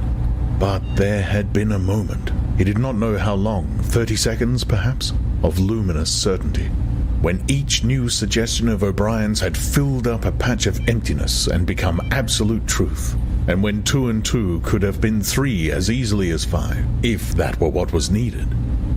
It had faded before O'Brien had dropped his hand, but though he could not recapture it, he could remember it, as one remembers a vivid experience at some period of one's life, when one was, in effect, a different person. You see now, said O'Brien, that it is at any rate possible.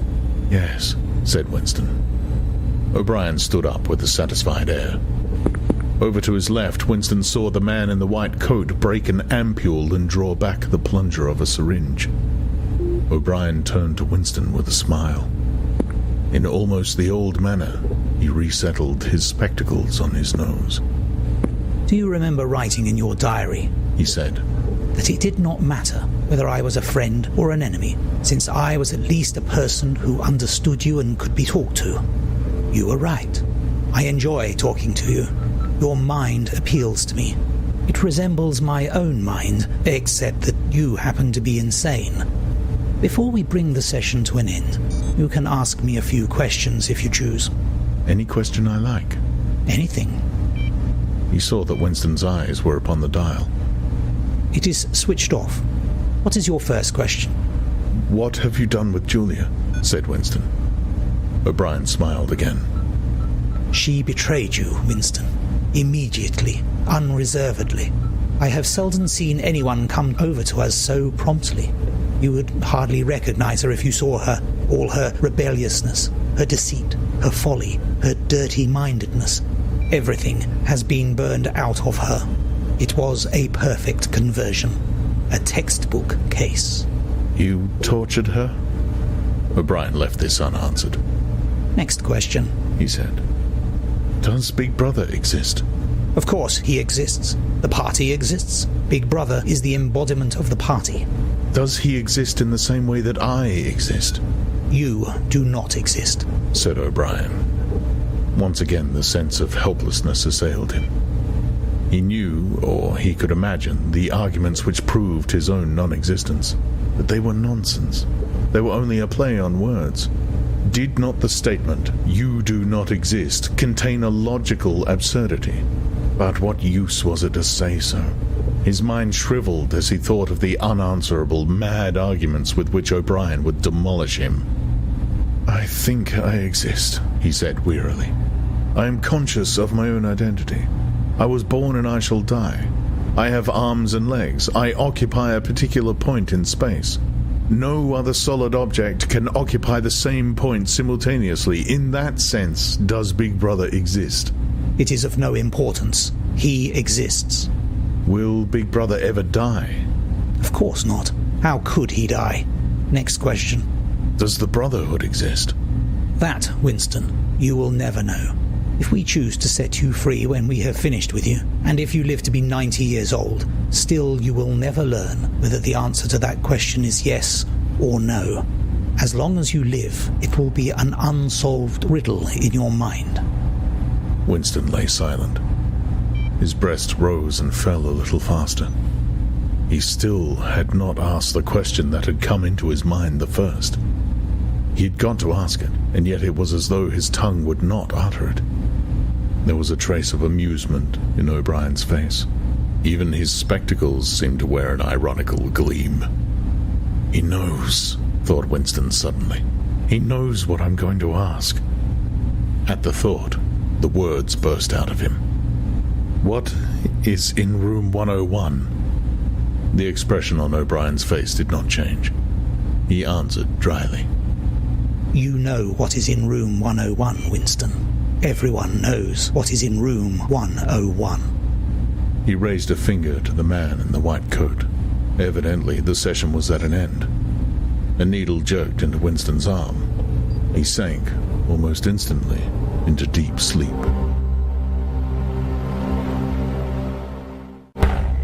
Book 3, Chapter 3. There are 3 stages in your reintegration, said O'Brien. There is learning, there is understanding, and there is acceptance. It is time for you to enter upon the 2nd stage. As always, Winston was lying flat on his back, but of late his bonds were looser. They still held him to the bed, but he could move his knees a little, and could turn his head from side to side and raise his arms from the elbow. The dial also had grown to be less of a terror. He could evade its pangs if he was quick-witted enough. It was chiefly when he showed stupidity that O'Brien pulled the lever. Sometimes they got through a whole session without use of the dial. He could not remember how many sessions there had been. The whole process seemed to stretch out over a long, indefinite time, weeks, possibly, and the intervals between the sessions might sometimes have been days, sometimes only an hour or 2. As you lie there, said O'Brien, you have often wondered, you have even asked me, why the Ministry of Love should expend so much time and trouble on you. And when you were free, you were puzzled by what was essentially the same question. You could grasp the mechanics of the society you lived in, but not its underlying motives. Do you remember writing in your diary, I understand how, I do not understand why. It was when you thought about why that you doubted your own sanity. You have read the book, Goldstein's book, or parts of it at least. Did it tell you anything that you did not know already? You have read it? Said Winston. I wrote it. That is to say, I collaborated in writing it. No book is produced individually, as you know. Is it true, what it says? As description, yes. The program it sets forth is nonsense. The secret accumulation of knowledge, a gradual spread of enlightenment, ultimately a proletarian rebellion, the overthrow of the party. You foresaw yourself that that was what it would say. It is all nonsense. The proletarians will never revolt. Not in 1,000 years or 1,000,000. They cannot. I do not have to tell you the reason. You know it already. If you have ever cherished any dreams of violent insurrection, you must abandon them. There is no way in which the party can be overthrown. The rule of the party is forever. Make that the starting point of your thoughts. He came closer to the bed. Forever, he repeated. And now let us get back to the question of how and why. You understand well enough how the party maintains itself in power. Now tell me why we cling to power. What is our motive? Why should we want power? Go on, speak. He added, as Winston remained silent. Nevertheless, Winston did not speak for another moment or two. A feeling of weariness had overwhelmed him. The faint, mad gleam of enthusiasm had come back into O'Brien's face. He knew in advance what O'Brien would say. That the party did not seek power for its own ends, but only for the good of the majority. That it sought power because men in the mass were frail, cowardly creatures who could not endure liberty or face the truth, and must be ruled over and systematically deceived by others who were stronger than themselves. That the choice for mankind lay between freedom and happiness, and that for the great bulk of mankind, happiness was better. That the party was the eternal guardian of the weak, a dedicated sect doing evil that good might come, sacrificing its own happiness to that of others. The terrible thing, thought Winston, the terrible thing was that when O'Brien said this, he would believe it. You could see it in his face. O'Brien knew everything. 1,000 times better than Winston, he knew what the world was really like. In what degradation the mass of human beings lived, and by what lies and barbarities the party kept them there. He had understood it all, weighed it all, and it made no difference. All was justified by the ultimate purpose. What can you do, thought Winston, against the lunatic who is more intelligent than yourself, who gives your arguments a fair hearing, and then simply persists in his lunacy? You are ruling over us for our own good, he said feebly. You believe that human beings are not fit to govern themselves, and therefore... He started and almost cried out. A pang of pain had shot through his body. O'Brien had pushed the lever of the dial up to 35. That was stupid, Winston. Stupid, he said. You should know better than to say a thing like that. He pulled the lever back and continued. Now I will tell you the answer to my question. It is this. The party seeks power entirely for its own sake. We are not interested in the good of others. We are interested solely in power.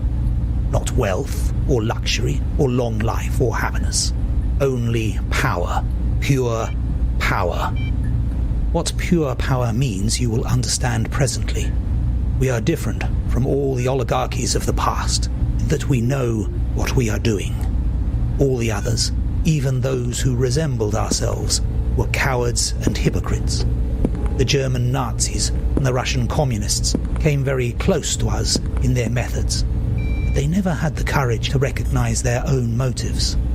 They pretended, and perhaps they even believed, that they had seized power unwillingly and for a limited time, and that just round the corner there lay a paradise where human beings would be free and equal.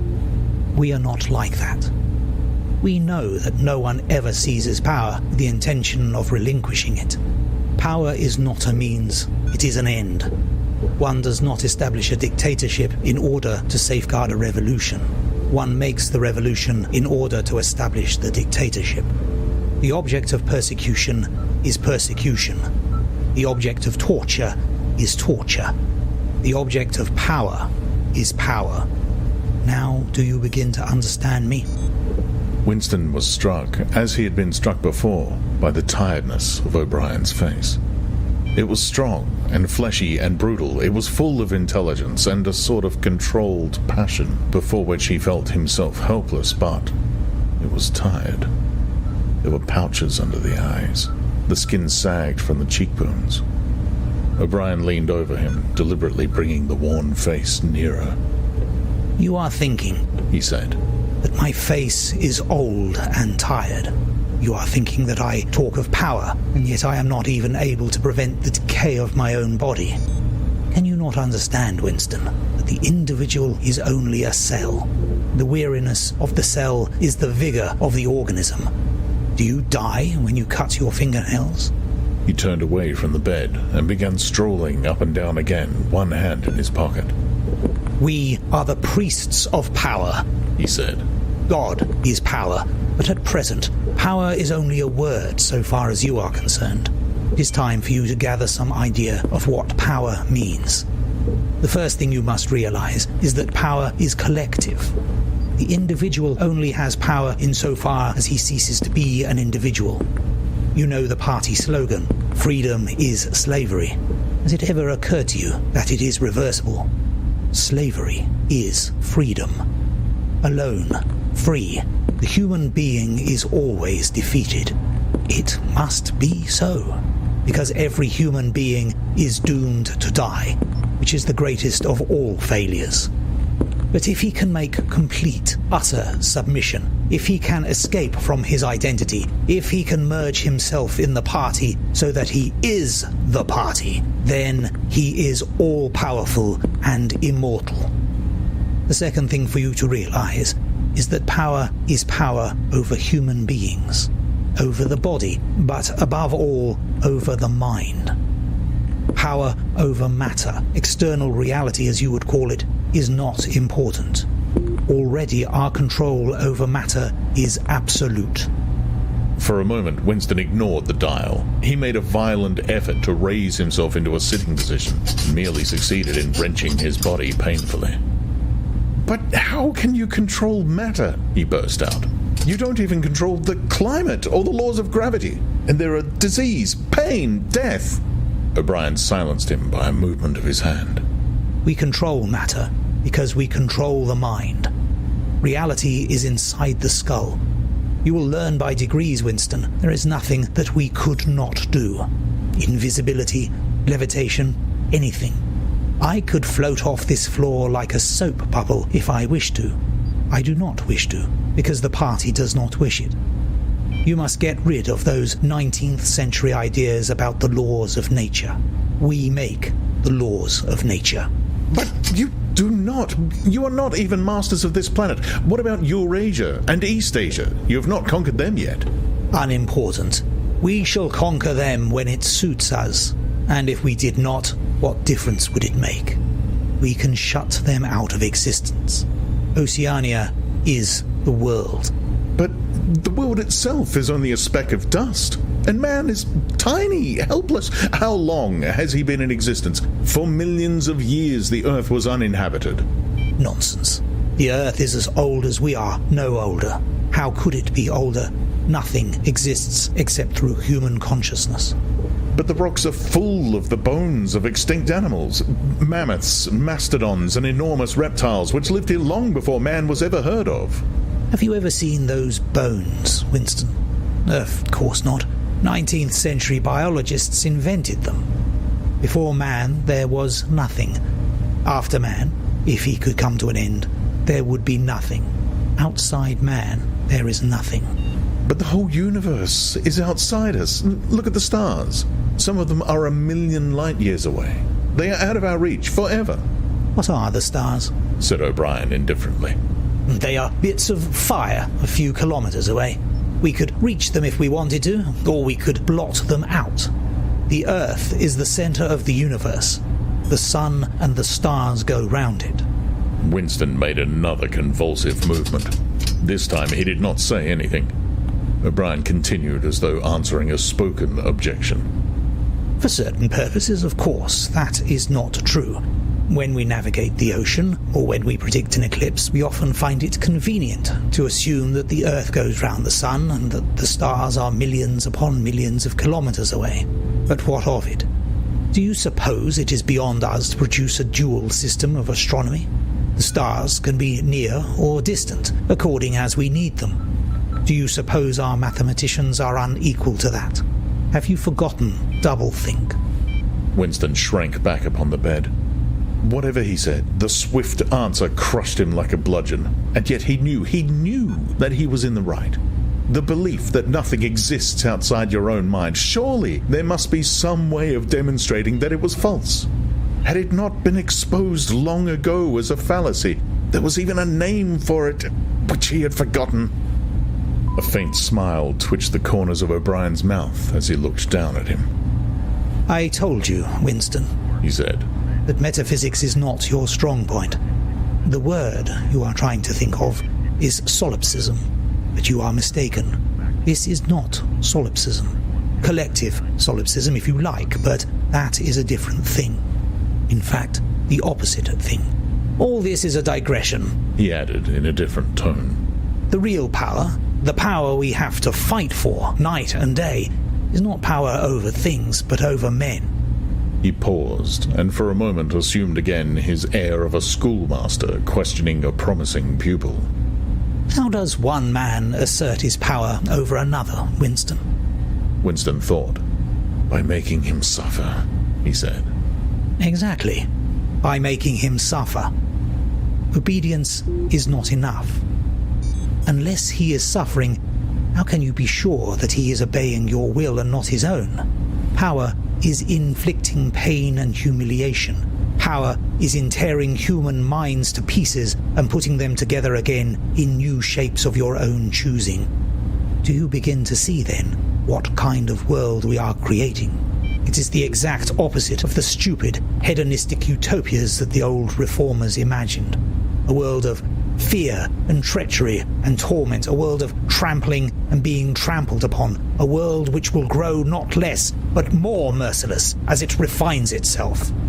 Progress in our world will be progress towards more pain. The old civilizations claimed that they were founded on love or justice.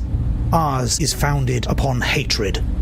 In our world, there will be no emotions except fear, rage, triumph, and self-abasement. Everything else we shall destroy. Everything. Already we are breaking down the habits of thought which have survived from before the revolution. We have cut the links between child and parent, and between man, and between man and woman. No one dares trust a wife, or a child, or a friend any longer. But in the future there will be no wives and no friends. Children will be taken from their mothers at birth, as one takes eggs from a hen. The sex instinct will be eradicated. Procreation will be an annual formality like the renewal of a ration card. We shall abolish the orgasm. Our neurologists are at work upon it now. There will be no loyalty, except loyalty towards the party. There will be no love, except the love of Big Brother. There will be no laughter, except the laugh of triumph over a defeated enemy. There will be no art, no literature, no science. When we are omnipotent, we shall have no more need of science. There will be no distinction between beauty and ugliness. There will be no curiosity, no enjoyment of the process of life. All competing pleasures will be destroyed. But always, do not forget this, Winston, always, there will be the intoxication of power, constantly increasing and constantly growing subtler. Always, at every moment, there will be the thrill of victory, the sensation of trampling on an enemy who is helpless. If you want a picture of the future, imagine a boot stamping on a human face forever. He paused as though he expected Winston to speak. Winston had tried to shrink back into the surface of the bed again. He could not say anything. His heart seemed to be frozen. O'Brien went on. And remember that it is forever. The face will always be there to be stamped upon. The heretic, the enemy of society, will always be there. so that he can be defeated and humiliated over again. Everything that you have undergone since you have been in our hands, all that will continue, and worse. The espionage, the betrayals, the arrests, the tortures, the executions, the disappearances will never cease. It will be a world of terror, as much as a world of triumph. The more the party is powerful, the less it will be tolerant. The weaker the opposition, the tighter the despotism. Goldstein and his heresies will live forever. Every day, at every moment, they will be defeated, discredited, ridiculed, spat upon, and yet they will always survive. This drama that I have played out with you during 7 years will be played out over and over again, generation after generation, always in subtler forms. Always we shall have the heretic here at our mercy, screaming with pain, broken up, contemptible, and in the end utterly penitent, saved from himself, crawling to our feet of his own accord. That is the world that we are preparing, Winston. A world of victory after victory, triumph after triumph after triumph, an endless pressing upon the nerve of power. You are beginning, I can see, to realize what that world will be like. But in the end, you will do more than understand it. You will accept it, welcome it, become part of it. Winston had recovered himself sufficiently to speak. "You can't," he said weakly. What do you mean by that remark, Winston? "You could not create such a world as you have just described. It is a dream. It is impossible." Why? It is impossible to found a civilization on fear and hatred and cruelty. It would never endure. Why not? It would have no vitality. It would disintegrate. It would commit suicide. Nonsense. You are under the impression that hatred is more exhausting than love. Why should it be? And if it were, what difference would that make? Suppose we choose to wear ourselves out faster. Suppose that we quicken the tempo of human life till men are senile at 30. Still, what difference would it make? Can you not understand that the death of the individual is not death? The party is immortal. As usual, the voice had battered Winston into helplessness. Moreover, he was in dread that if he persisted in his disagreement, O'Brien would twist the dial again, and yet he could not keep silent. Feebly, without arguments, with nothing to support him except his inarticulate horror of what O'Brien had said, he returned to the attack. "I don't know. I don't care. Somehow you will fail. Something will defeat you. Life will defeat you." We control life, Winston, at all its levels. You are imagining that there is something called human nature, which will be outraged by what we do and will turn against us. But we create human nature.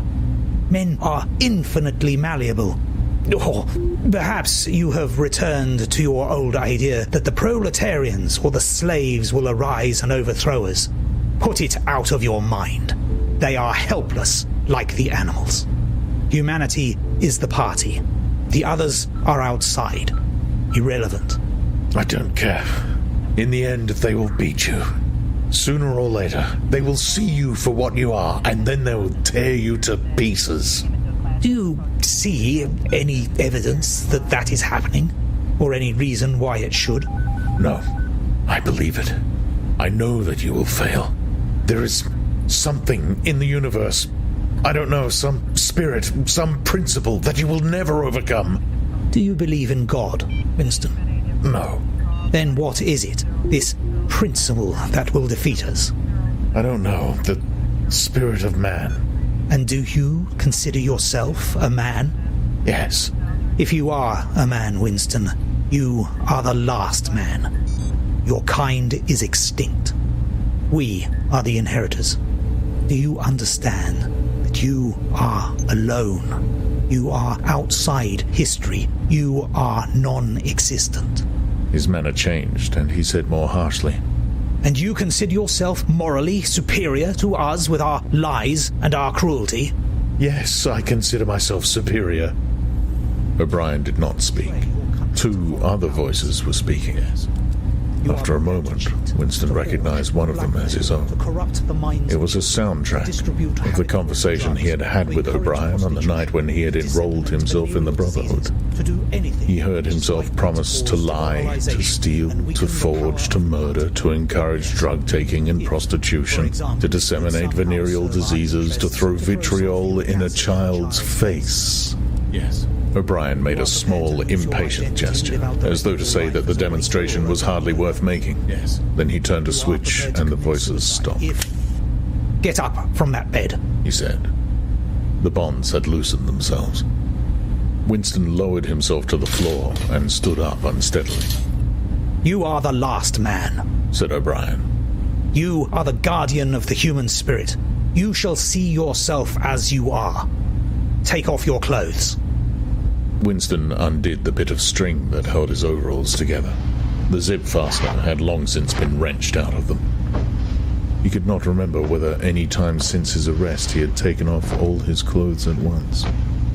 Beneath the overalls, his body was looped with filthy yellowish rags, just recognizable as the remnants of underclothes.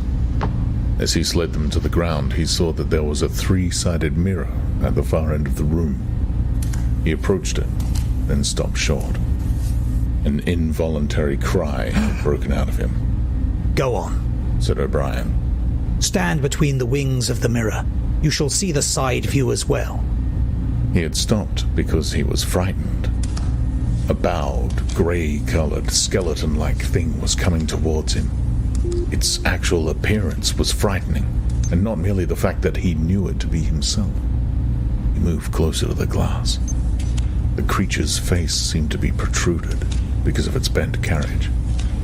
A forlorn jailbird's face, with a knobby forehead running back into a bald scalp, a crooked nose, and battered-looking cheekbones, above which his eyes were fierce and watchful. The cheeks were seamed. The mouth had a drawn-in look. Certainly it was his own face, but it seemed to him that it had changed more than he had changed inside. The emotions it registered would be different from the ones he felt. He had gone partially bald. For the first moment he had thought that he had gone grey as well, but it was only the scalp that was grey. Except for his hands and a circle of his face, his body was grey all over with an ancient, ingrained dirt. Here and there under the dirt there were the red scars of wounds. Near the ankle, the varicose ulcer was an inflamed mass, with flakes of skin peeling off it. But the truly frightening thing was the emaciation of his body. The barrel of the ribs was as narrow as that of a skeleton. The legs had shrunk so that the knees were thicker than the thighs. He saw now what O'Brien had meant about seeing the side view. The curvature of the spine was astonishing. The thin shoulders were hunched forward so as to make a cavity of the chest. The scraggy neck seemed to be bending double under the weight of the skull. At a guess, he would have said that it was the body of a man of 60, suffering from some malignant disease. You have thought sometimes, said O'Brien, that my face, the face of a member of the inner party, looks old and worn. What do you think of your own face? He seized Winston's shoulder and spun him round so that he was facing him. Look at the condition you are in, he said. Look at this filthy grime all over your body. Look at the dirt between your toes. Look at that disgusting running sore on your leg. Do you know that you stink like a goat? Probably you have ceased to notice it. Look at your emaciation. Do you see? I can make my thumb and forefinger meet round your bicep. I could snap your neck like a carrot. Do you know you have lost 25 kilograms since you have been in our hands? Even your hair is coming out in handfuls. Look. Open your mouth. 9, 10, 11 teeth left. How many had you when you came to us? And the few you have left are dropping out of your head. Look here. He seized one of Winston's remaining front teeth between his powerful thumb and forefinger. A twinge of pain shot through Winston's jaw. O'Brien had wrenched the loose tooth out by the roots, tossed it across the cell. "You are rotting away," he said. "You are falling to pieces. What are you? A bag of filth. Now turn around and look into that mirror again. Do you see that thing facing you? That is the last man. If you are human, that is humanity. Now put your clothes on again." Winston began to dress himself with slow, stiff movements. Until now, he had not seemed to notice how thin and weak he was. Only one thought stirred in his mind, that he must have been in this place longer than he had imagined. Then, suddenly, as he fixed the miserable rags round himself, a feeling of pity for his ruined body overcame him. Before he knew what he was doing, he had collapsed onto a small stool that stood beside the bed and burst into tears. He was aware of his ugliness, his gracelessness, a bundle of bones in filthy underclothes, sitting, weeping into the harsh white light, but he could not stop himself. O'Brien laid a hand on his shoulder, almost kindly. "It will not last forever," he said. "You can escape from it whenever you choose. Everything depends on yourself." "You did it," sobbed Winston. "You reduced me to this state." "No, Winston. You reduced yourself to it. This is what you accepted when you set yourself up against the party. It was all contained in that first act. Nothing has happened that you did not foresee." He paused and then went on. "We have beaten you, Winston. We have broken you up. You have seen what your body is like. Your mind is in the same state. I do not think there can be much pride left in you. You have been kicked and flogged and insulted. You have screamed with pain. You have rolled on the floor in your own blood and vomit. You have whimpered for mercy. You have betrayed everybody and everything. Can you think of a single degradation that has not happened to you?" Winston had stopped weeping, though the tears were still oozing out of his eyes. He looked up at O'Brien. "I have not betrayed Julia," he said. O'Brien looked down at him thoughtfully. "No," he said. "No, that is perfectly true. You have not betrayed Julia." The peculiar reverence for O'Brien, which nothing seemed able to destroy, flooded Winston's heart again. How intelligent, he thought. How intelligent. Never did O'Brien fail to understand what was said to him. Anyone else on Earth would have answered promptly that he had betrayed Julia. For what was there that they had not screwed out of him under torture? He had told them everything he knew about her habits, her character, her past life. He had confessed in the most trivial detail everything that had happened at their meetings. All that he had said to her and she to him. Their black market deals, their adulteries, their vague plottings against the party, everything. And yet, in the sense in which he intended the word, he had not betrayed her. He had not stopped loving her. His feelings towards her had remained the same.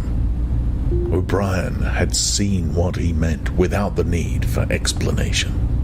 "Tell me," he said, "how soon will they shoot me?" "It might be a long time," said O'Brien. "You are a difficult case, but don't give up hope. Everyone is cured sooner or later. In the end, we shall shoot you."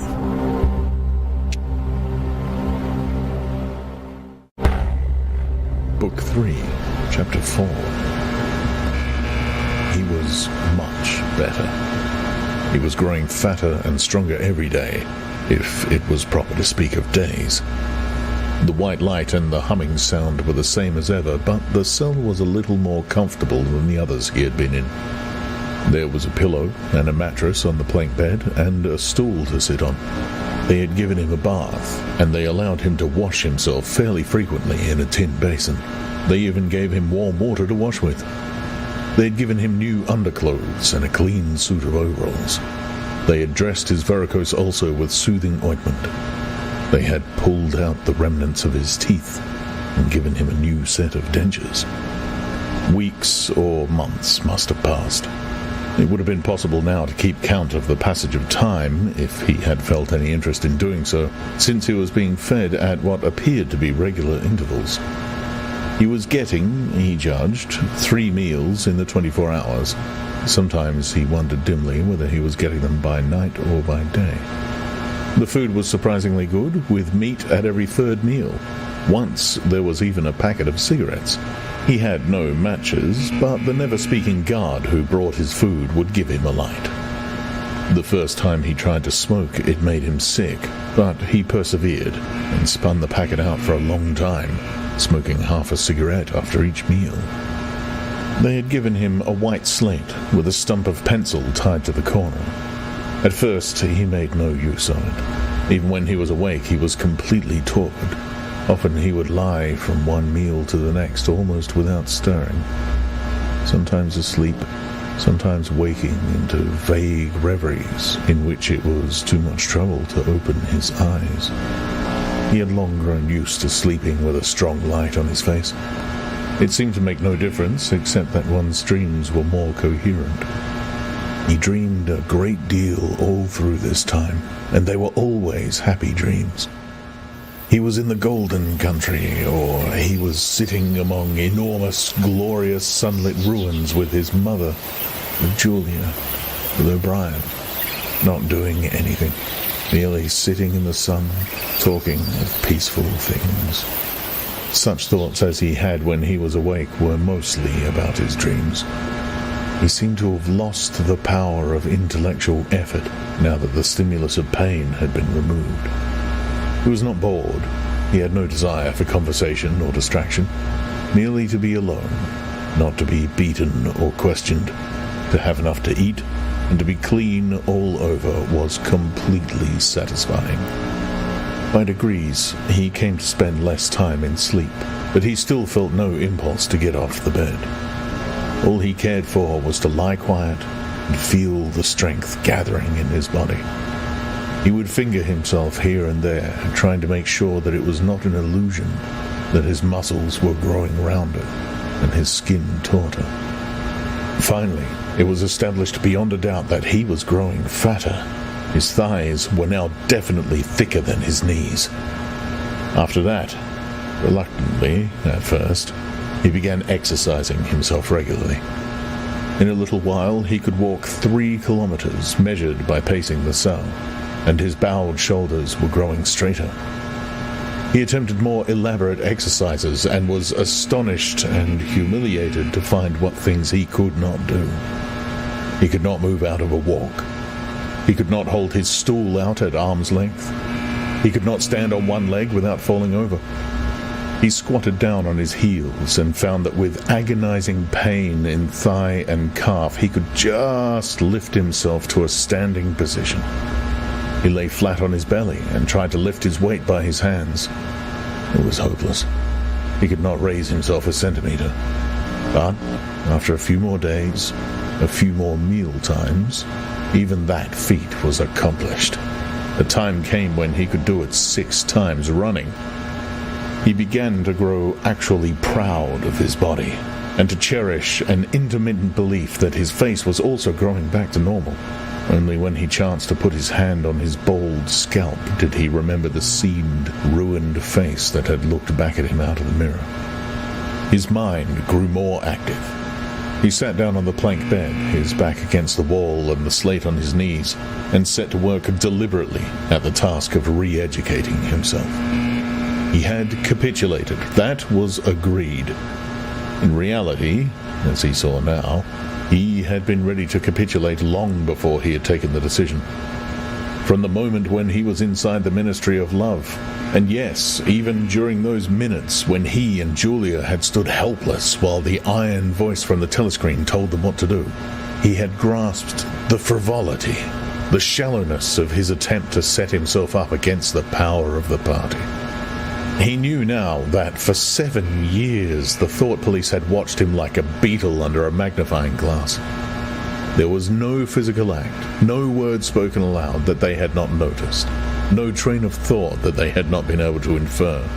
Even the speck of whitish dust on the corner of his diary they had carefully replaced. They had played soundtracks to him, showed him photographs. Some of them were photographs of Julia and himself. Yes, even... He could not fight against the party any longer. Besides, the party was in the right. It must be so. How could the immortal collective brain be mistaken? By what external standard could you check its judgments? Sanity was statistical. It was merely a question of learning to think as they thought. Only... The pencil felt thick and awkward in his fingers. He began to write down the thoughts that came into his head. He wrote first in large, clumsy capitals, "Freedom is slavery." Then, almost without a pause, he wrote beneath it, 2 and 2 make 5. But then there came a sort of check. His mind, as though shying away from something, seemed unable to concentrate. He knew that he knew what came next, but for the moment he could not recall it. When he did recall it, it was only by consciously reasoning out what it must be. It did not come of its own accord. He wrote, "God is power." He accepted everything. The past was alterable. The past never had been altered. Oceania was at war with Eastasia. Oceania had always been at war with Eastasia. Jones, Aronson, and Rutherford were guilty of the crimes they were charged with. He had never seen the photograph that disproved their guilt. It had never existed. He had invented it. He remembered remembering contrary things, but those were false memories, products of self-deception. How easy it all was. Only surrender, and everything else followed. It was like swimming against a current that swept you backwards, however hard you struggled, and then suddenly deciding to turn round and go with the current instead of opposing it. Nothing had changed except your own attitude. The predestined things happened in any case. He hardly knew why he had even rebelled. Everything was easy. Except... anything could be true. The so-called laws of nature were nonsense. The law of gravity was nonsense. "If I wished," O'Brien had said, "I could float off this floor like a soap bubble." Winston worked it out. If he thinks he floats off the floor, and if I simultaneously think I see him do it, then the thing happens. Suddenly, like a lump of submerged wreckage breaking the surface of water, the thought burst into his mind. It doesn't really happen. We imagine it. It is hallucination. He pushed the thought under instantly. The fallacy was obvious. It presupposed that somewhere or other outside oneself there was a real world where real things happened. But how could there be such a world?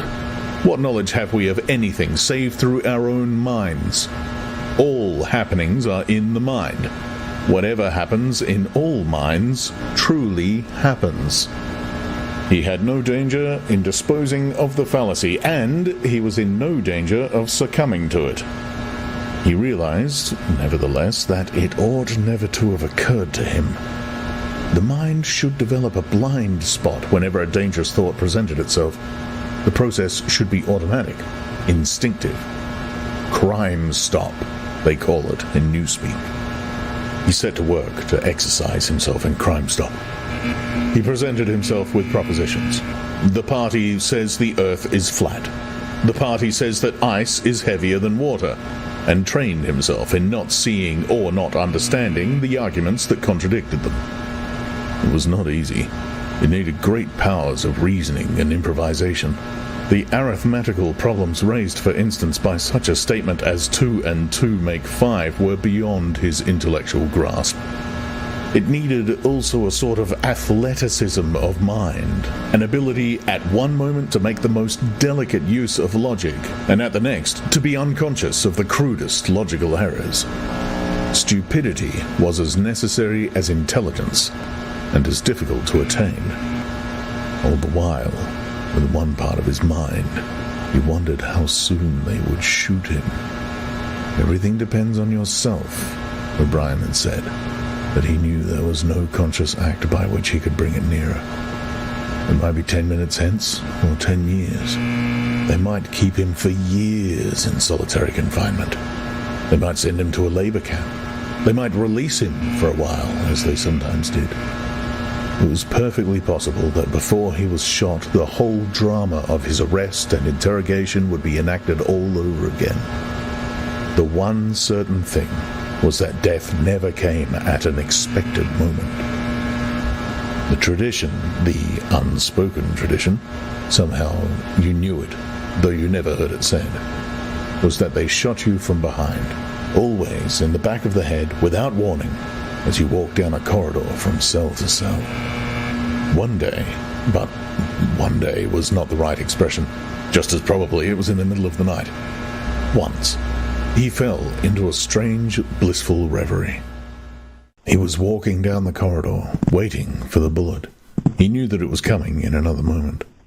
Everything was settled, smoothed out, reconciled. There were no more doubts, no more arguments, no more pain, no more fear. His body was healthy and strong. He walked easily, with a joy of movement and with a feeling of walking in sunlight. He was not any longer in the narrow white corridors in the Ministry of Love. He was in the enormous sunlit passage, a kilometre wide, down which he had seemed to walk in the delirium induced by drugs. He was in the golden country, following the foot tracks across the old rabbit-cropped pasture. He could feel the short, springy turf under his feet and the gentle sunshine on his face. At the edge of the field were the elm trees faintly stirring, and somewhere beyond that was the stream where the dace lay in the green pools under the willows. Suddenly, he started up with a shock of horror. The sweat broke out on his backbone. He had heard himself cry aloud, "Julia! Julia! Julia, my love! Julia!" For a moment, he had had an overwhelming hallucination of her presence. She had seemed to be not merely with him, but inside him. It was as though she had got into the texture of his skin. In that moment, he had loved her far more than he had ever done when they were together and free. Also, he knew that somewhere or other she was still alive and needed his help. He lay back on the bed and tried to compose himself. What had he done? How many years had he added to his servitude by that moment of weakness? In another moment, he would hear the tramp of boots outside. They would not let such an outburst go unpunished. They would know now, if they had not known before, that he was breaking the agreement he had made with them. He obeyed the party, but he still hated the party. In the old days, he had hidden a heretical mind beneath an appearance of conformity. Now, he had retreated a step further. In the mind, he had surrendered, but he had hoped to keep the inner heart inviolate. He knew that he was in the wrong, but he preferred to be in the wrong. They would understand that. O'Brien would understand it. It was all confessed in that single foolish cry. He would have to start all over again. It might take years.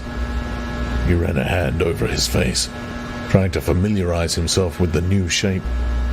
There were deep furrows in the cheeks.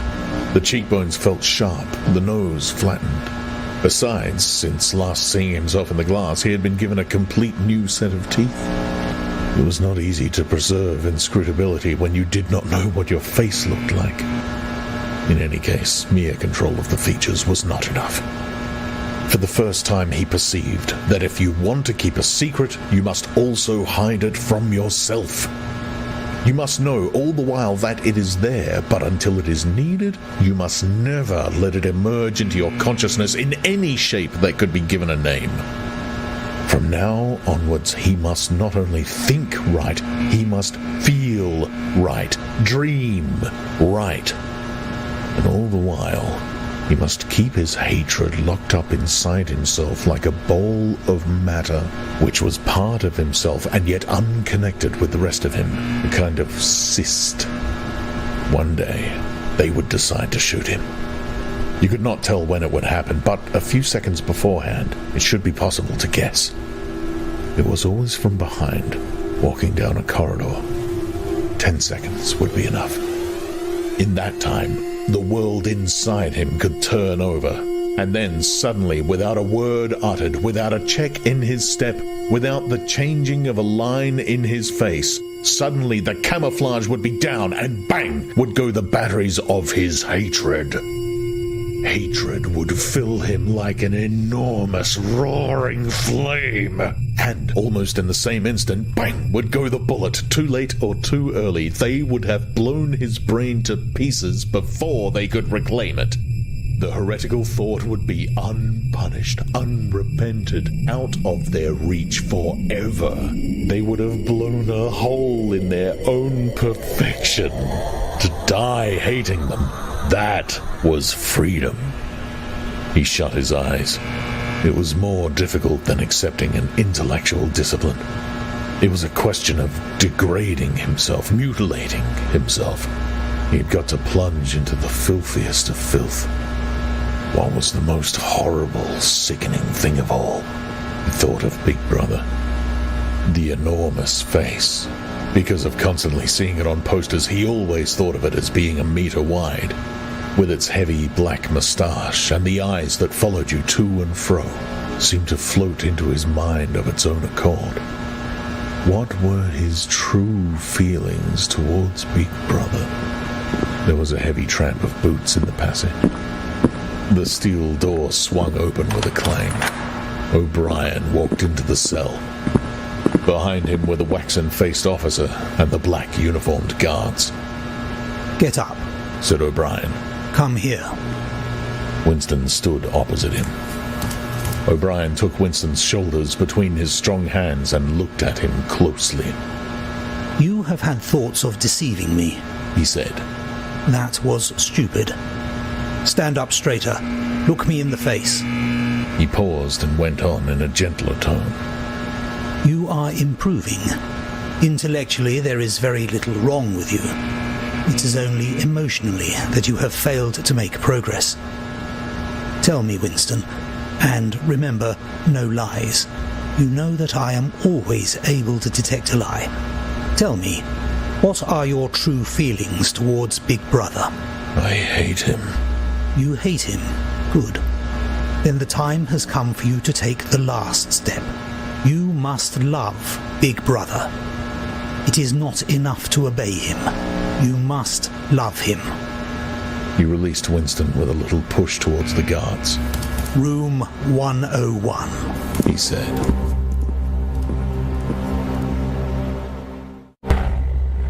Book 3, Chapter 5.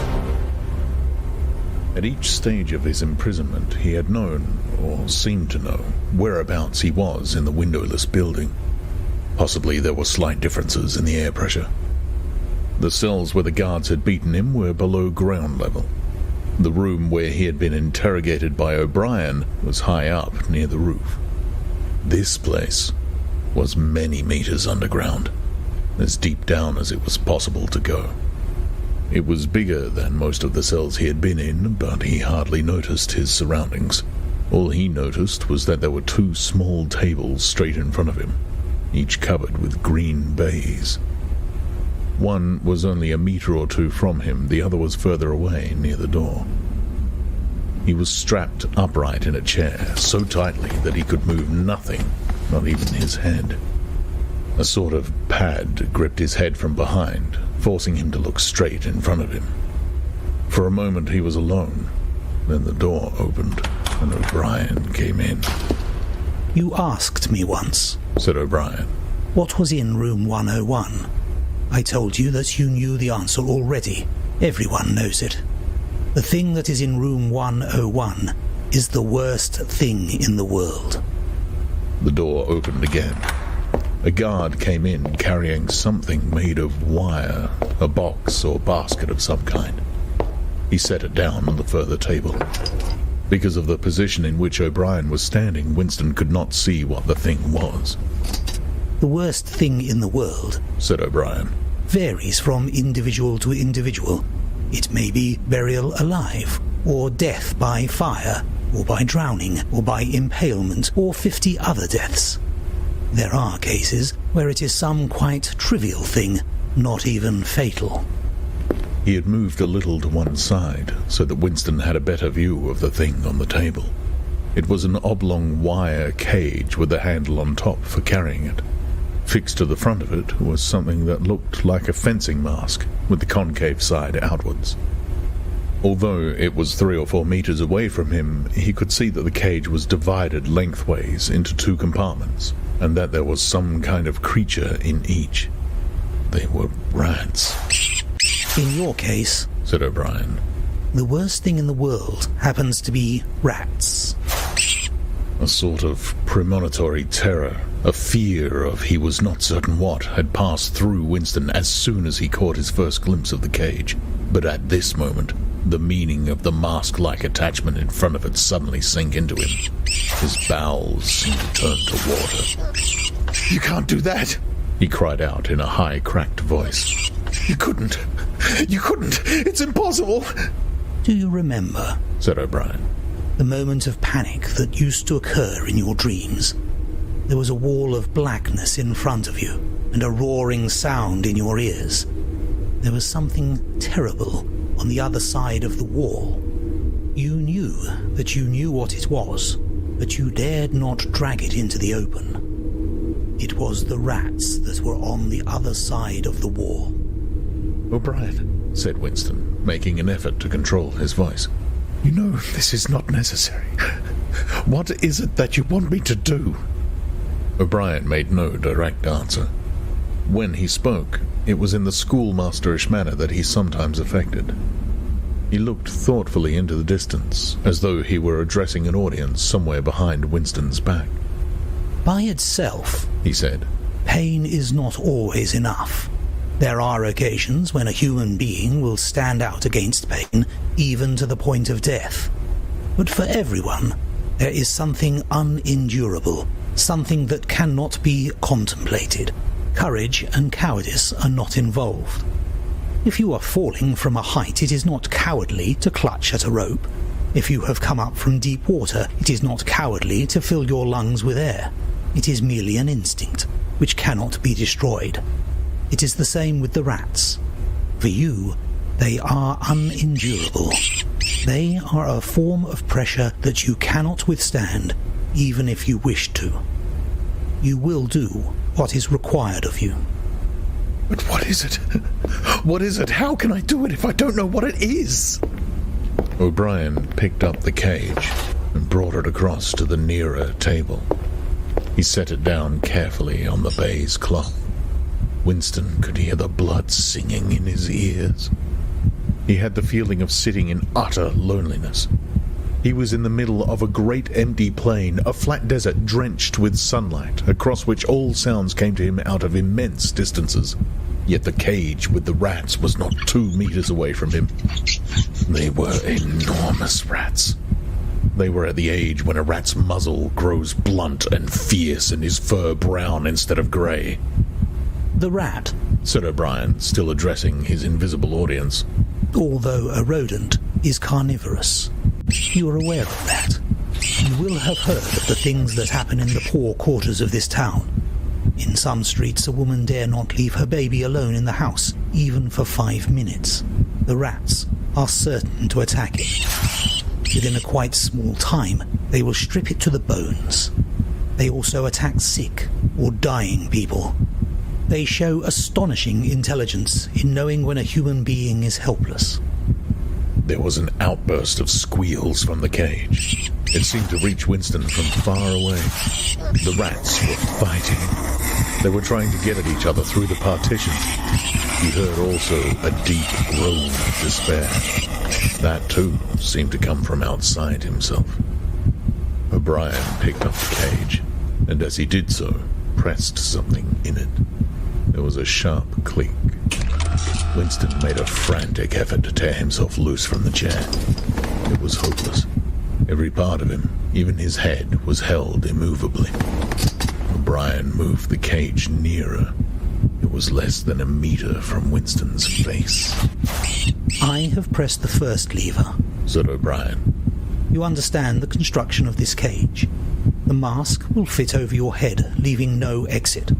When I press this other lever, the door of the cage will slide up. These starving brutes will shoot out of it like bullets. Have you ever seen a rat leap through the air? They will leap onto your face and bore straight into it.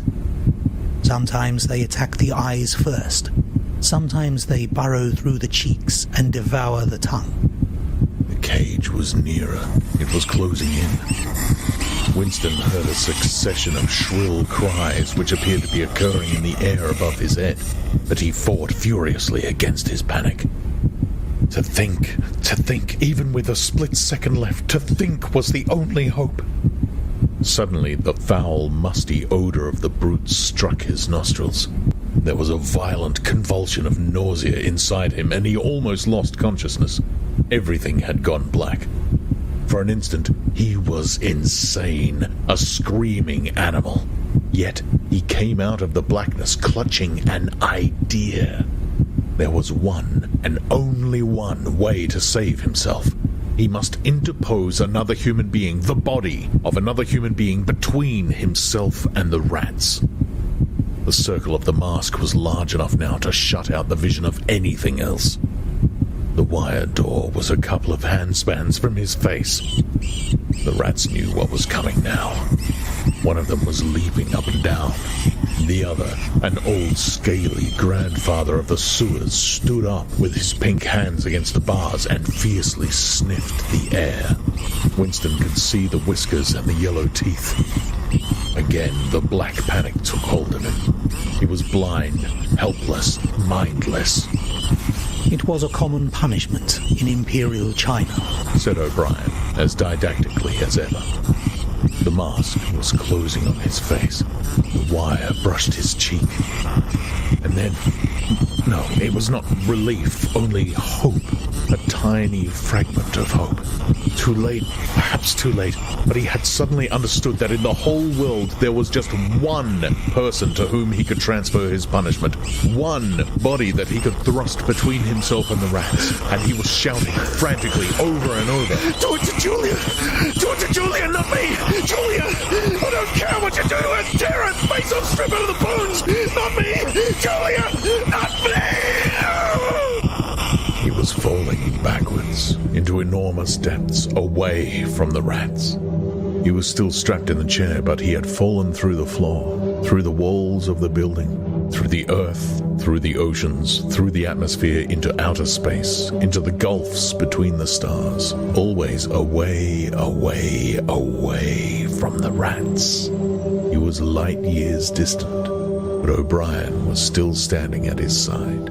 There was still the cold touch of wire against his cheek, but through the darkness that enveloped him he heard another metallic click and knew that the cage door had clicked shut and not open.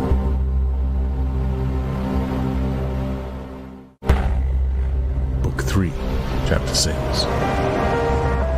The chestnut tree was almost empty. A ray of sunlight slanting through a window fell on dusty tabletops. It was the lonely hour of 15. A tinny music trickled from the telescreens. Winston sat in his usual corner, gazing into an empty glass. Now and again he glanced up at the vast face which eyed him from the opposite wall. "Big Brother is watching you," the caption said. Unbidden, a waiter came and filled his glass up with Victory Gin, shaking into it a few drops from another bottle with a quill through the cork. It was saccharin flavored with cloves, the specialty of the cafe. Winston was listening to the telescreen. At present only music was coming out of it, but there was a possibility that at any moment there might be a special bulletin from the Ministry of Peace. The news from the African front was disquieting in the extreme. On and off he had been worrying about it all day.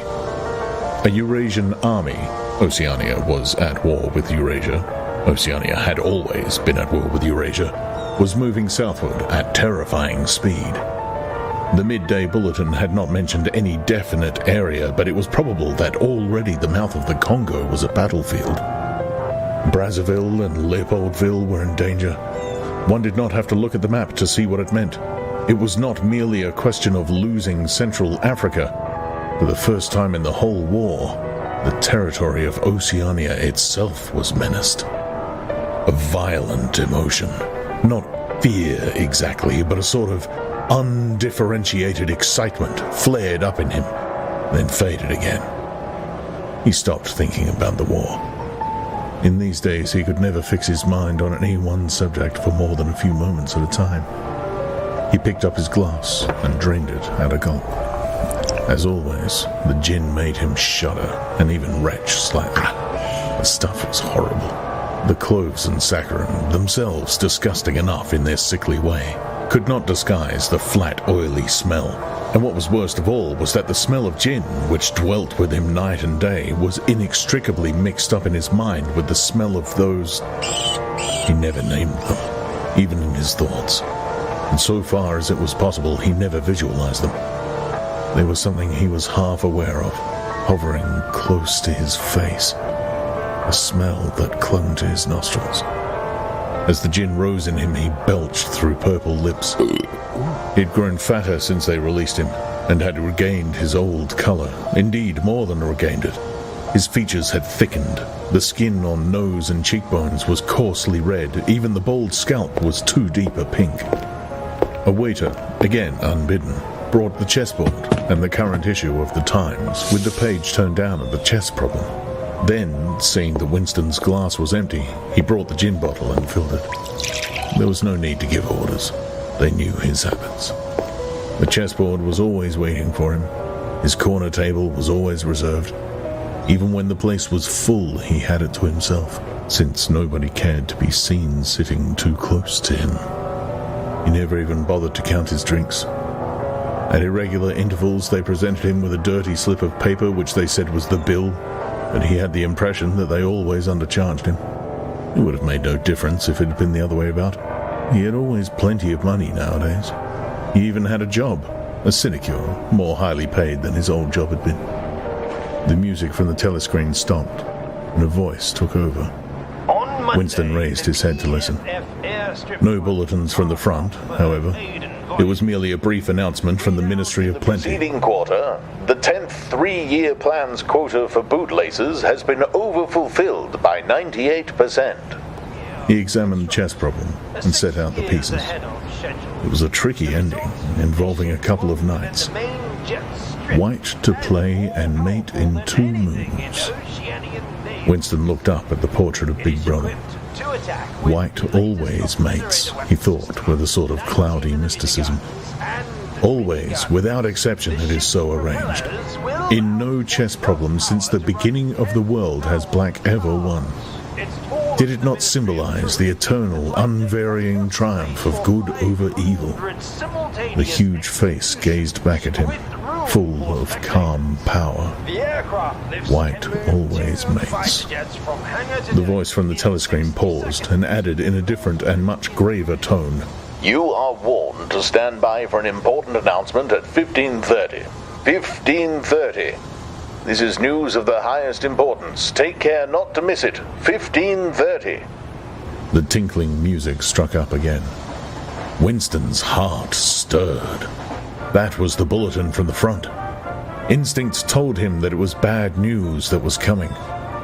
All day, with little spurts of excitement, the thought of a smashing defeat in Africa had been in and out of his mind. He seemed actually to see the Eurasian army swarming across the never-broken frontier and pouring down into the tip of Africa like a column of ants. Why had it not been possible to outflank them in some way?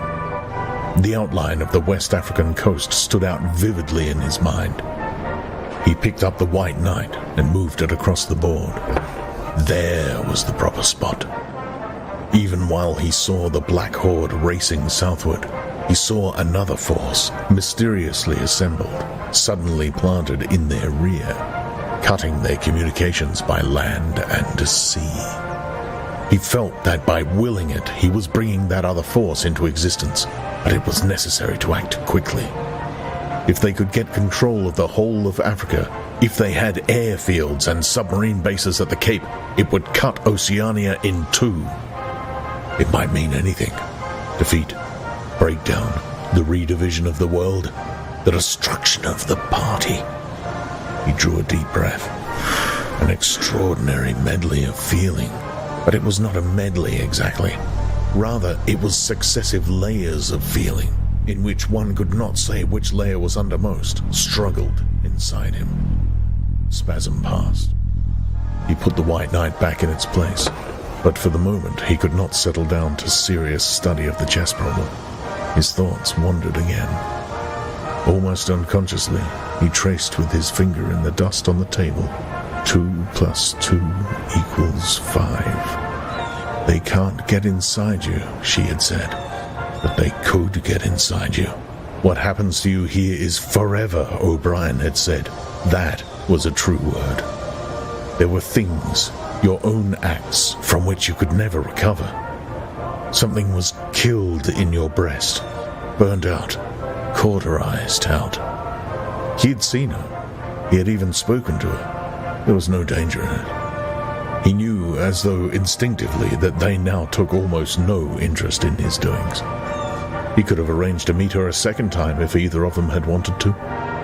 Actually, it was by chance that they had met. It was in the park, on a vile, biting day in March, when the earth was like iron, and all the grass seemed dead, and there was not a bud anywhere except a few crocuses which had pushed themselves up to be dismembered by the wind. He was hurrying along with frozen hands and watering eyes when he saw her, not 10 meters away from him. It struck him at once that she had changed in some ill-defined way. They almost passed one another without a sign. Then he turned and followed her, not very eagerly. He knew that there was no danger. Nobody would take any interest in him. She did not speak. She walked obliquely away across the grass as though trying to get rid of him, and seemed to resign herself to having him at her side. Presently, they were in among a clump of ragged, leafless shrubs, useless either for concealment or as protection from the wind. They halted. It was vilely cold. The wind whistled through the twigs and fretted the occasional dirty-looking crocuses. He put his arm round her waist. There was no telescreen. They must be hidden microphones. Besides, they could be seen. It did not matter. Nothing mattered. They could have lain down on the ground and done that if they had wanted to. His flesh froze with horror at the thought of it. She made no response whatever to the clasp of his arm. She did not even try to disengage herself. He knew now what had changed in her. Her face was sallower, and there was a long scar, partly hidden by the hair, across her forehead and temple. But that was not the change. It was that her waist had grown thicker, and in a surprising way had stiffened. He remembered how once, after the explosion of a rocket bomb, he had helped to drag a corpse out of some ruins, and had been astonished not only by the incredible weight of the thing, but by its rigidity and awkwardness to handle, which made it seem more like stone than flesh. Her body felt like that. It occurred to him that the texture of her skin would be quite different from what it had once been. He did not attempt to kiss her, nor did they speak. As they walked back across the grass, she looked directly at him for the first time. It was only a momentary glance, full of contempt and dislike. He wondered whether it was a dislike that came purely out of the past, or whether it was inspired also by his bloated face and the water that the wind kept squeezing from his eyes. They sat down on 2 iron chairs, side by side, but not too close together. He saw that she was about to speak. She moved her clumsy shoe a few centimeters and deliberately crushed a twig. Her feet seemed to have grown broader, he noticed. "I betrayed you," she said boldly. "I betrayed you," he said. She gave him another quick look of dislike. "Sometimes," she said, "they threaten you with something you can't stand up to, can't even think about. And then you say, don't do it to me, do it to somebody else. Do it to so-and-so. And perhaps you might pretend afterwards that it was only a trick, and that you just said it to make them stop and didn't really mean it, but that isn't true. At the time when it happens, you do mean it. You think there's no other way of saving yourself, and you're quite ready to save yourself that way. You want it. to happen to the other person. You don't give a damn what they suffer. All you care about is yourself. All you care about is yourself, he echoed. You don't feel the same towards the other person any longer. No, he said. You don't feel the same. There did not seem to be anything more to say. The wind plastered their thin overalls against their bodies. Almost at once it became embarrassing to sit there in silence. Besides, it was too cold to keep still. She said something about catching her tube and stood up to go. We must meet again, he said. Yes, she said. We must meet again. He followed irresolutely for a little distance, half a pace behind her. They did not speak again. She did not actually try to shake him off, but walked at just such a speed as to prevent his keeping abreast of her. He had made up his mind that he would accompany her as far as the tube station, but suddenly this process of trailing along in the cold seemed pointless and unbearable. He was overwhelmed by a desire not so much to get away from Julia as to get back to the Chestnut Tree Cafe, which had never seemed so attractive as at this moment. He had a nostalgic vision of his corner table with the newspaper and the chessboard and the ever-flowing gin. Above all, it would be warm in there. The next moment, not altogether by accident, he allowed himself to become separated from her by a small knot of people. He made a half-hearted attempt to catch up, then slowed down, turned, and made off in the opposite direction. When he had gone 50 meters, he looked back. The street was not crowded, but already he could not distinguish her. Any one of a dozen hurrying figures might have been hers. Perhaps her thickened, stiffened body was no longer recognizable from behind. At the time when it happens, she had said, you do mean it. He had meant it. He had not merely said it, he had wished it. He had wished that she and not he should be delivered over to the... Something changed in the music that trickled from the telescreen. A cracked and jeering note, a yellow note, came into it. And then, perhaps it was not happening. Perhaps it was only a memory taking on the semblance of sound. A voice was singing. Under the spreading chestnut tree, I sold you and you sold me. Tears welled up in his eyes. The passing waiter noticed that his glass was empty and came back with the gin bottle. He took up his glass and sniffed at it. The stuff grew not less but more horrible with every mouthful he drank. But it had become the element he swam in. It was his life, his death, and his resurrection. It was gin that sank him into stupor every night, and gin that revived him every morning. When he woke, seldom before 1100, with gummed-up eyelids and fiery mouth and a back that seemed to be broken, it would have been impossible even to rise from the horizontal if it had not been for the bottle and teacup placed beside the bed overnight. Through the midday hours he sat with glazed face, the bottle handy, listening to the telescreen. From 15 to closing time he was a fixture in the Chestnut Tree. No one cared what he did any longer. No whistle woke him, no telescreen admonished him. Occasionally, perhaps twice a week, he went to a dusty, forgotten-looking office in the Ministry of Truth, did a little work, or what was called work. He had been appointed to a subcommittee of a subcommittee which had sprouted from one of the innumerable committees dealing with minor difficulties that arose in the compilation of the 11th edition of the Newspeak Dictionary. They were engaged in producing something called an interim report, but what it was they were reporting on he never definitely found out. It was something to do with the question of whether commas should be placed inside brackets or outside. There were 4 others on the committee, all of them persons similar to himself. There were days when they assembled and then promptly dispersed again, frankly admitting to one another that there was not really anything to be done. But there were other days when they settled down to their work almost eagerly, making a tremendous show of entering up their minutes and drafting long memoranda which were never finished.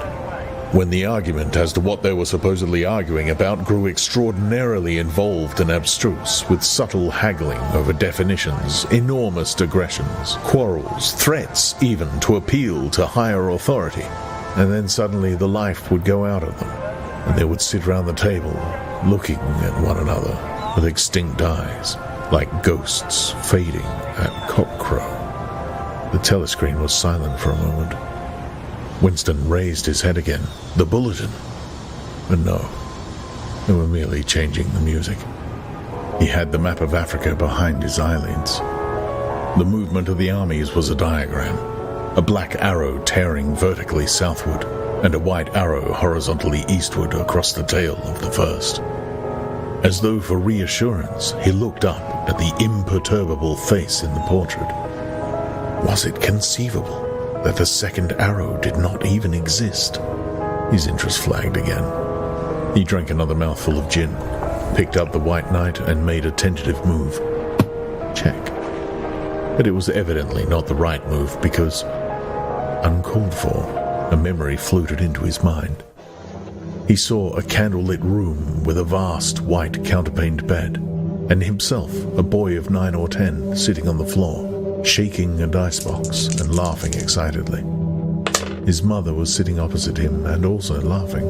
It must have been about a month before she disappeared. It was a moment of reconciliation, when the nagging hunger in his belly was forgotten, and his earlier affection for her had temporarily revived. He remembered the day well.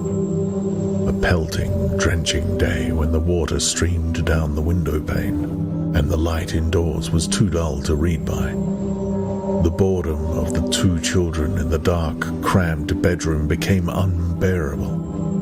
Winston whined and grizzled, made futile demands for food, fretted about the room, pulling everything out of place, and kicking the wainscoting until the neighbors banged on the wall, while the younger child wailed intermittently. In the end, his mother said, "Now be good, and I'll buy you a toy, a lovely toy. You'll love it." And then she had gone out in the rain to a little general shop which was still sporadically open nearby, and came back with a cardboard box containing an outfit of snakes and ladders. He could still remember the smell of the damp cardboard. It was a miserable outfit. The board was cracked and the tiny wooden dice were so ill-cut that they would hardly lie on their sides. Winston looked at the thing sulkily and without interest.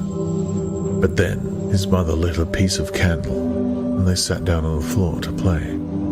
Soon he was wildly excited, and shouting with laughter as the tiddlywinks climbed hopefully up the ladders, and then came slithering down the snakes again, almost to the starting point. They played 8 games, winning 4 each. His tiny sister, too young to understand what the game was about, had sat propped up against the bolster, laughing because the others were laughing.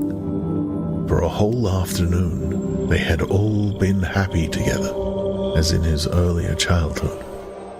He pushed the picture out of his mind. It was a false memory. He was troubled by false memories occasionally. They did not matter so long as one knew them for what they were. Some things had happened, others had not happened. He turned back to the chessboard and picked up the White Knight again. Almost in the same instant it dropped onto the board with a clatter. He had started as though a pin had run into him. A shrill trumpet call had pierced the air. It was the bulletin. Victory! It always meant victory when a trumpet call preceded the news. A sort of electric drill ran through the cafe. Even the waiters had started and pricked up their ears. The trumpet call had let loose an enormous volume of noise. Already an excited voice was gabbling from the telescreen, but even as it started, it was almost drowned by a roar of cheering from outside.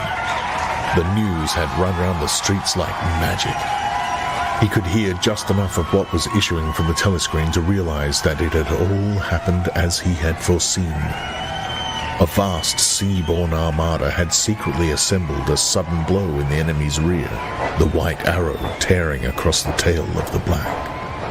Fragments of triumphant phrases pushed themselves through the din.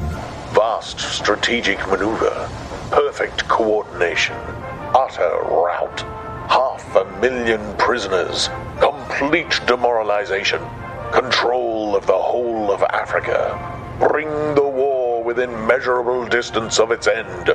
Victory! Greatest victory in human history! Victory! Victory! Victory! Under the table, Winston's feet made convulsive movements. He had not stirred from his seat, but in his mind he was running, swiftly running. He was with the crowds outside, cheering himself deaf. He looked up again at the portrait of Big Brother, the colossus that bestrode the world, the rock against which the hordes of Asia dashed themselves in vain.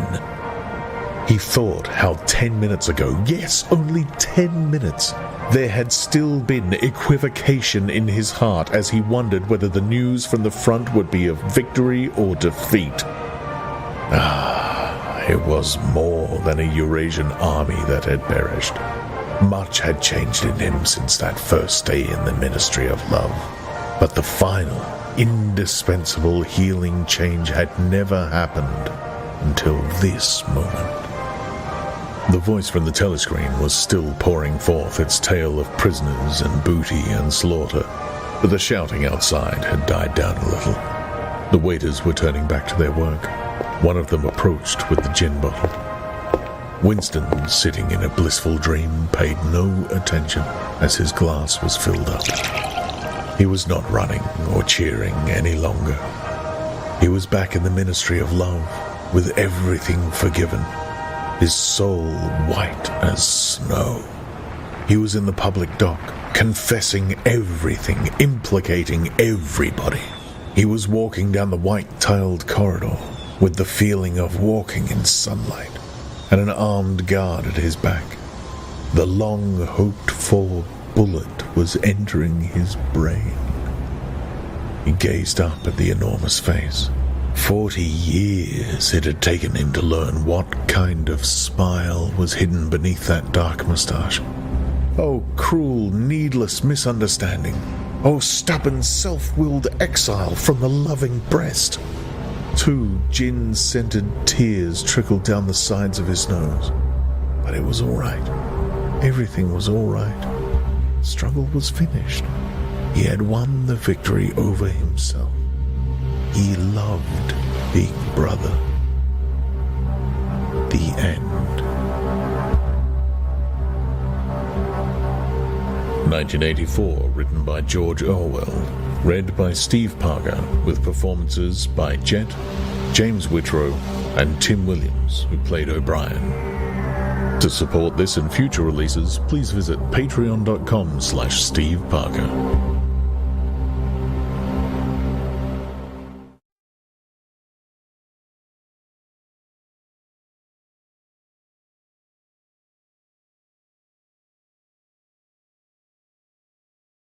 On to Animal Farm.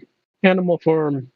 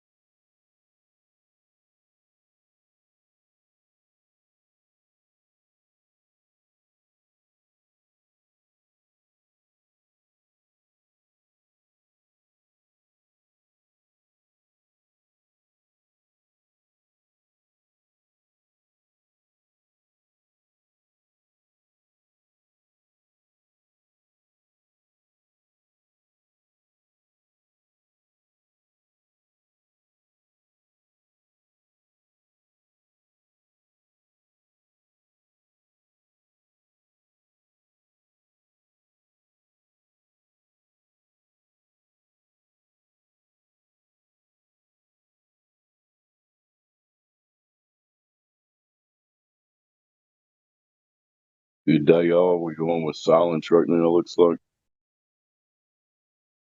Yeah, I was tempted to start up Animal Farm because somebody was playing 1984 when I came in, and it just finished. So I was like, we could go on to Animal Farm. Fired up. I have nothing usual to say besides there's no earth curvature, blah, blah, blah. You've heard the story, right? Mm-hmm.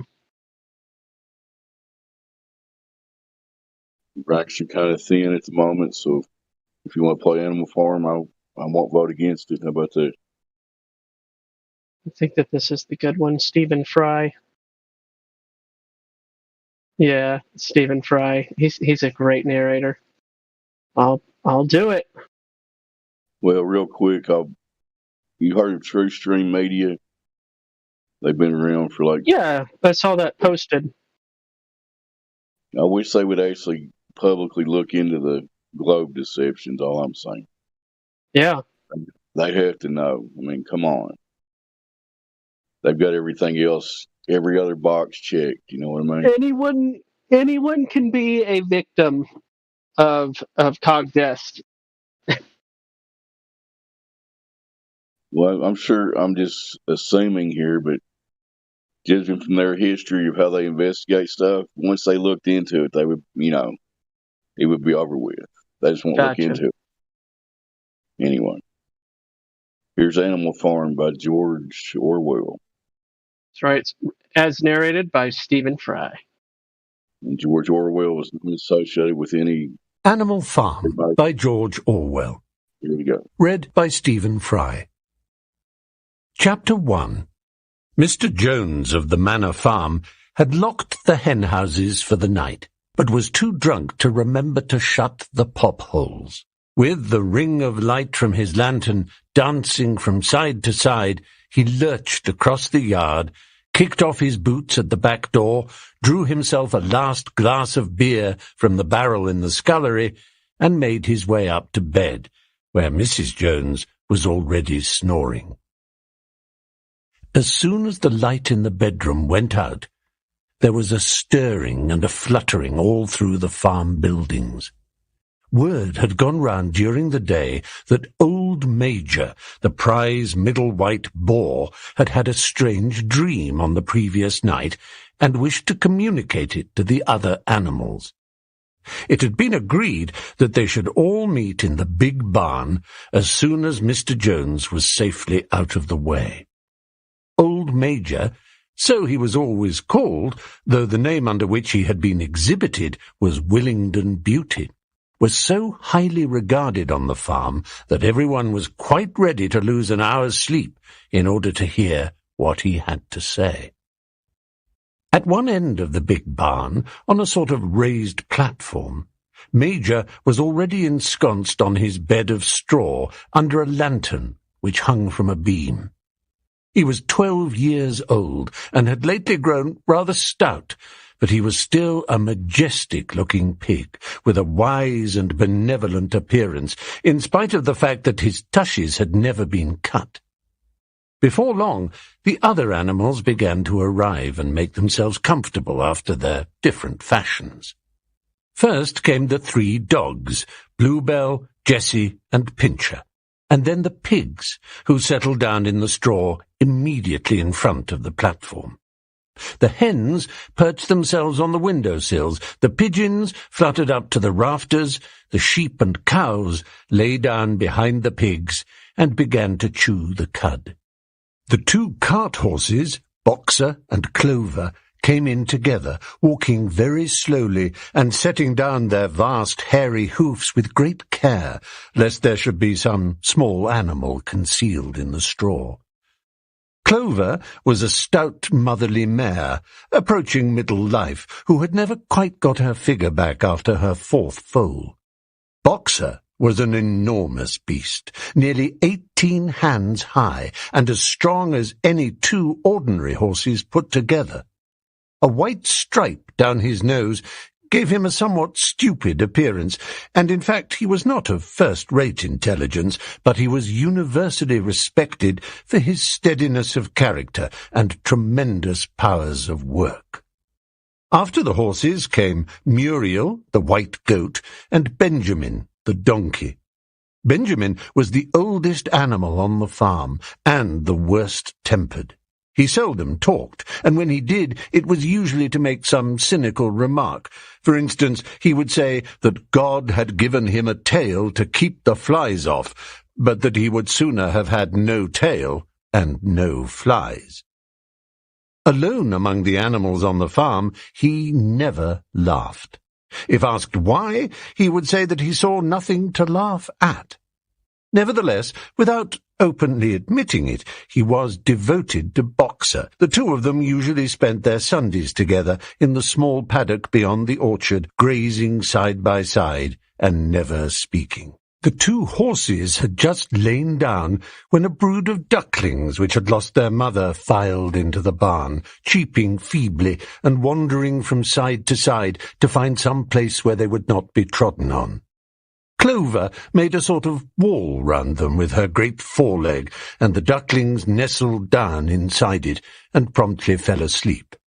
At the last moment, Molly, the foolish, pretty white mare who drew Mr. Jones's trap, came mincing daintily in, chewing at a lump of sugar.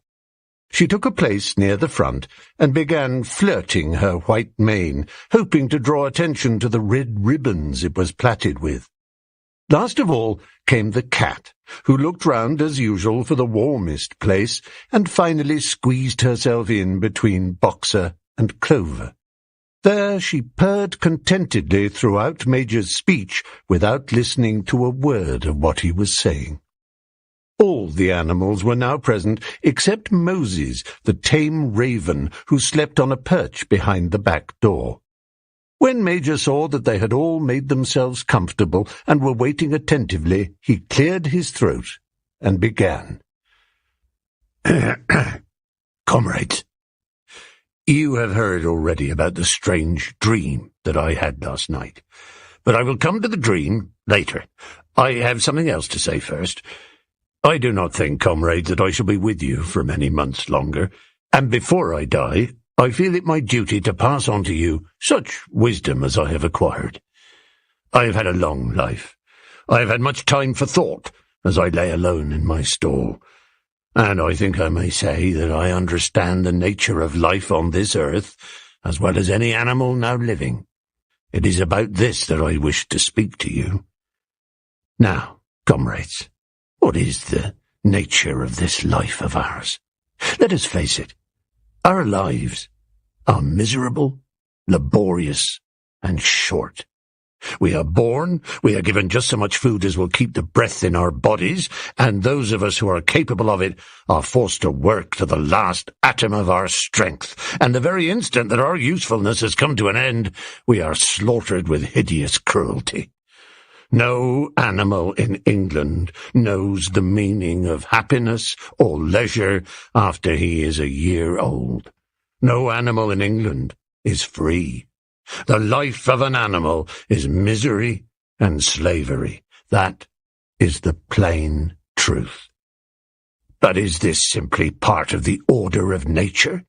Is it because this land of ours is so poor that it cannot afford a decent life to those who dwell upon it? No, comrades, 1,000 times no. The soil of England is fertile, its climate is good, it is capable of affording food in abundance to an enormously greater number of animals than now inhabit it.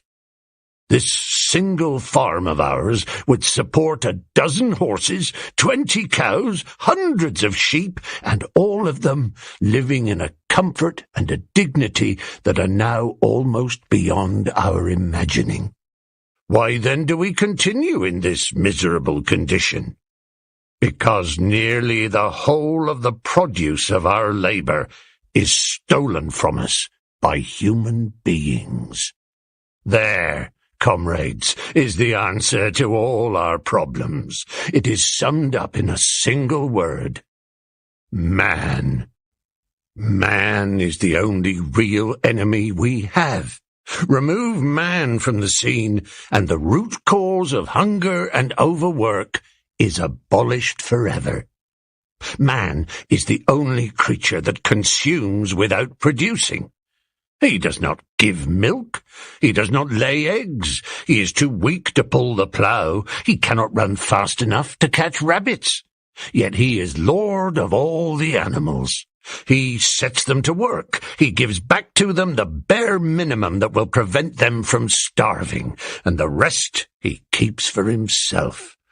Our labour tills the soil, our dung fertilizes it, and yet there is not one of us that owns more than his bare skin.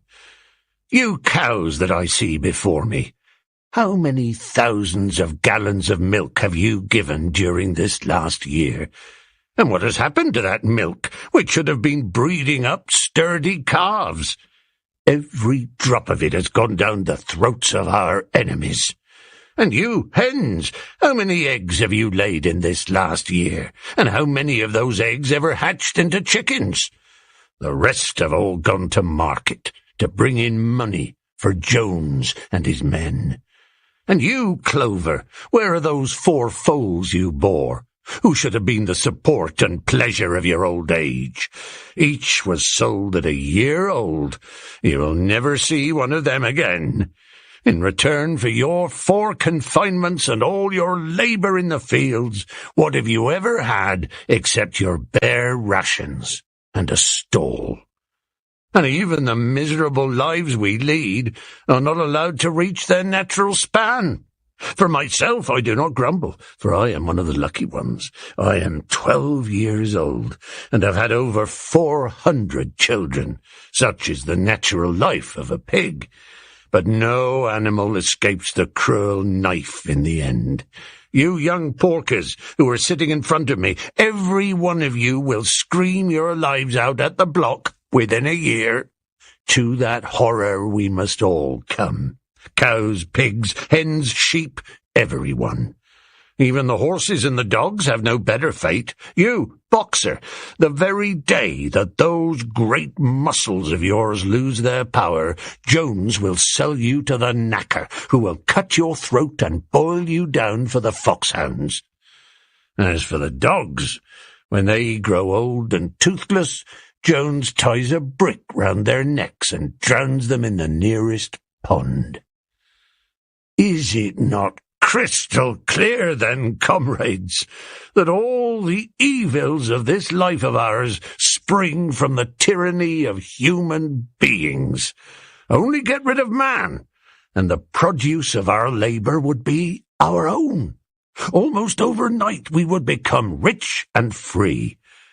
What, then, must we do? Why, work night and day, body and soul, for the overthrow of the human race. That is my message to you, comrades. Rebellion. I do not know when that rebellion will come. It might be in a week or in 100 years, but I know, as surely as I see this straw beneath my feet, that sooner or later justice will be done.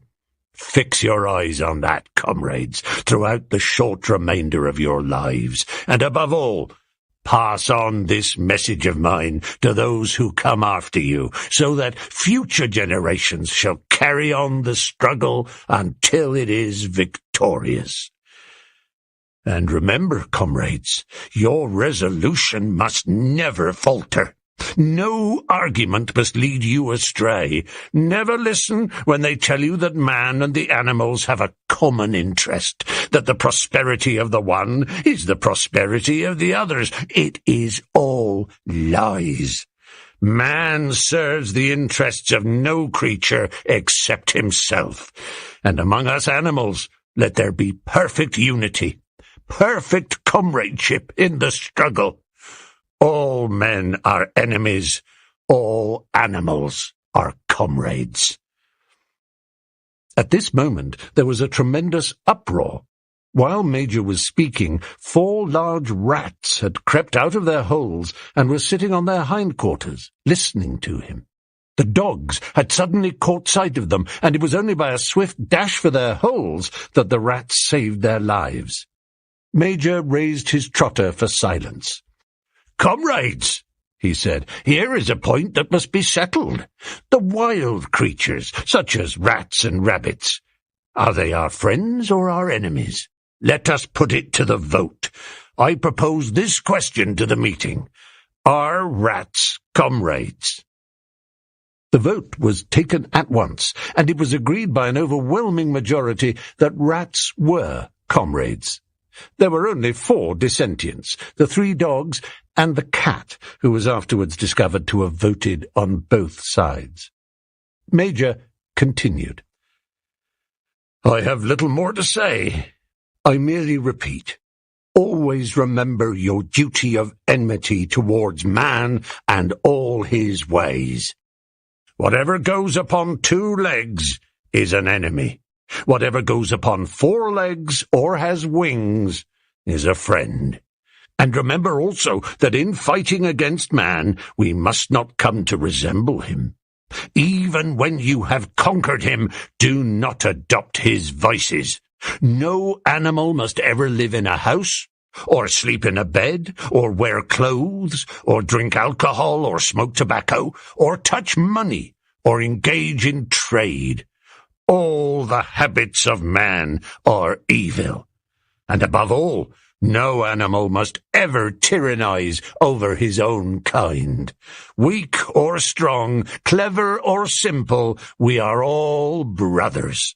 No animal must ever kill any other animal. All animals are equal. And now, comrades, I will tell you about my dream of last night. I cannot describe that dream to you. It was a dream of the earth as it will be when man has vanished, but it reminded me of something that I had long forgotten. Many years ago, when I was a little pig, my mother and the other sows used to sing an old song of which they knew only the tune and the first 3 words. I had known that tune in my infancy, but it had long since passed out of my mind. Last night, however, it came back to me in my dream. And what is more, the words of the song also came back, words, I am certain, which were sung by the animals of long ago and have been lost to memory for generations. I will sing you that song now, comrades. I am old and my voice is hoarse, but when I have taught you the tune, you can sing it better for yourselves. It is called Beasts of England. Old Major cleared his throat and began to sing. As he had said, his voice was hoarse, but he sang well enough, and it was a stirring tune, something between Clementine and La Cucaracha. The words ran, Beasts of England, beasts of Ireland, beasts of every land and clime, hearken to my joyful tidings of the golden future time. Soon or late the day is coming, tyrant man shall be o'erthrown, and the fruitful fields of England shall be trod by beasts alone. Rings shall vanish from our noses, and the harness from our back. Bit and spur shall rust forever, cruel whips no more shall crack. Riches more than mind can picture, wheat and barley, oats and hay, clover, beans and mangel wurzels shall be ours upon that day. Bright will shine the fields of England, purer shall its waters be, sweeter yet shall blow its breezes on the day that sets us free. For that day we all must labour, though we die before it break. Cows and horses, geese and turkeys, all must toil for freedom's sake. Beasts of England, beasts of Ireland, beasts of every land and clime, hearken well and spread my tidings of the golden future time. The singing of this song threw the animals into the wildest excitement. Almost before Major had reached the end, they had begun singing it for themselves. Even the stupidest of them had already picked up the tune and a few of the words, and as for the clever ones, such as the pigs and dogs, they had the entire song by heart within a few minutes. And then, after a few preliminary tries, the whole farm burst out into Beasts of England in tremendous unison. The cows lowed it, the dogs whined it, the sheep bleated it, the horses whinnied it, the ducks quacked it. They were so delighted with the song that they sang it right through 5 times in succession, and might have continued singing it all night if they had not been interrupted. Unfortunately, the uproar awoke Mr. Jones, who sprang out of bed, making sure that there was a fox in the yard. He seized the gun, which always stood in a corner of his bedroom, and let fly a charge of No. 6 shot into the darkness. The pellets buried themselves in the wall of the barn, and the meeting broke up hurriedly. Everyone fled to his own sleeping place. The birds jumped onto their perches, the animals settled down in the straw, and the whole farm was asleep in a moment. Chapter 2. 3 nights later, old Major died peacefully in his sleep. His body was buried at the foot of the orchard. This was early in March. During the next 3 months there was much secret activity. Major's speech had given to the more intelligent animals on the farm a completely new outlook on life.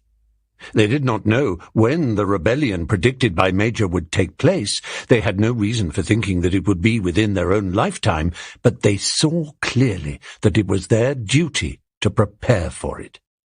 The work of teaching and organizing the others fell naturally upon the pigs, who were generally recognized as being the cleverest of the animals. Preeminent among the pigs were 2 young boars named Snowball and Napoleon, whom Mr. Jones was breeding up for sale. Napoleon was a large, rather fierce-looking Berkshire boar, the only Berkshire on the farm, not much of a talker, but with a reputation for getting his own way. Snowball was a more vivacious pig than Napoleon, quicker in speech and more inventive, but was not considered to have the same depth of character. All the other male pigs on the farm were porkers. The best known among them was a small fat pig named Squealer, with very round cheeks, twinkling eyes, nimble movements, and a shrill voice. He was a brilliant talker, and when he was arguing some difficult point, he had a way of skipping from side to side and whisking his tail, which was somehow very persuasive. The others said of Squealer that he could turn black into white. These 3 had elaborated old Major's teachings into a complete system of thought, to which they gave the name of animalism. Several nights a week, after Mr. Jones was asleep, they held secret meetings in the barn and expounded the principles of animalism to the others.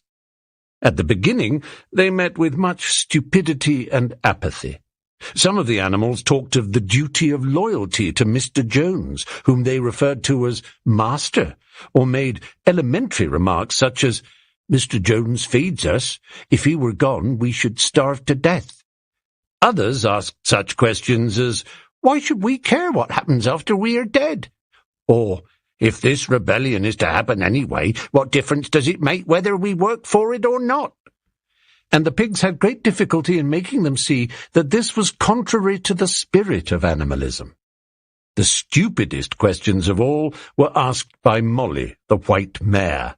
The very first question she asked Snowball was, "Will there still be sugar after the rebellion?" "No," said Snowball firmly. "We have no means of making sugar on this farm.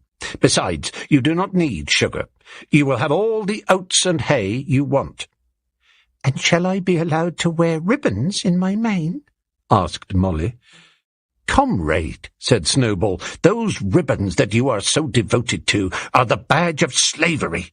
Can you not understand that liberty is worth more than ribbons?" Molly agreed, but she did not sound very convinced. The pigs had an even harder struggle to counteract the lies put about by Moses, the tame raven. Moses, who was Mr. Jones's especial pet, was a spy and a tale-bearer, but he was also a clever talker. He claimed to know of the existence of a mysterious country called Sugar Candy Mountain, to which all animals went when they died. It was situated somewhere up in the sky, a little distance beyond the clouds, Moses said. In Sugar Candy Mountain, it was Sunday 7 days a week. Clover was in season all the year round, and lump sugar and linseed cake grew on the hedges. The animals hated Moses because he told tales and did no work, but some of them believed in Sugar Candy Mountain, and the pigs had to argue very hard to persuade them that there was no such place. Their most faithful disciples were the 2 cart horses, Boxer and Clover. These 2 had great difficulty in thinking anything out for themselves, but having once accepted the pigs as their teachers, they absorbed everything that they were told and passed it on to the other animals by simple arguments. They were unfailing in their attendance at the secret meetings in the barn, and led the singing of Beasts of England, with which the meetings always ended. Now, as it turned out, the rebellion was achieved much earlier and more easily than anyone had expected. In past years, Mr. Jones, although a hard master, had been a capable farmer, but of late he had fallen on evil days. He had become much disheartened after losing money in a lawsuit, and had taken to drinking more than was good for him. For whole days at a time he would lounge in his Windsor chair in the kitchen, reading the newspapers, drinking, and occasionally feeding Moses on crusts of bread soaked in beer. His men were idle and dishonest. The fields were full of weeds, the buildings wanted roofing, the hedges were neglected, and the animals were underfed. June came, and the hay was almost ready for cutting. On Midsummer's Eve, which was a Saturday, Mr. Jones went into Willingdon and got so drunk at the Red Lion that he did not come back till midday on Sunday. The men had milked the cows in the early morning and then had gone out rabbiting without bothering to feed the animals. When Mr. Jones got back, he immediately went to sleep on the drawing-room sofa with the news of the world over his face, so that when evening came, the animals were still unfed. At last they could stand it no longer. One of the cows broke in the door of the store shed with her horn, and all the animals began to help themselves from the bins. It was just then that Mr. Jones woke up. The next moment he and his 4 men were in the store shed with whips in their hands, lashing out in all directions. This was more than the hungry animals could bear. With one accord, though nothing of the kind had been planned beforehand, they flung themselves upon their tormentors. Jones and his men suddenly found themselves being butted and kicked from all sides. The situation was quite out of their control. They had never seen animals behave like this before, and this sudden uprising of creatures whom they were used to thrashing and maltreating just as they chose frightened them almost out of their wits. After only a moment or 2, they gave up trying to defend themselves and took to their heels. A minute later, all 5 of them were in full flight down the cart track that led to the main road, with the animals pursuing them in triumph. Mrs. Jones looked out of the bedroom window, saw what was happening, hurriedly flung a few possessions into a carpet bag, and slipped out of the farm by another way. Moses sprang off his perch and flapped after her, croaking loudly.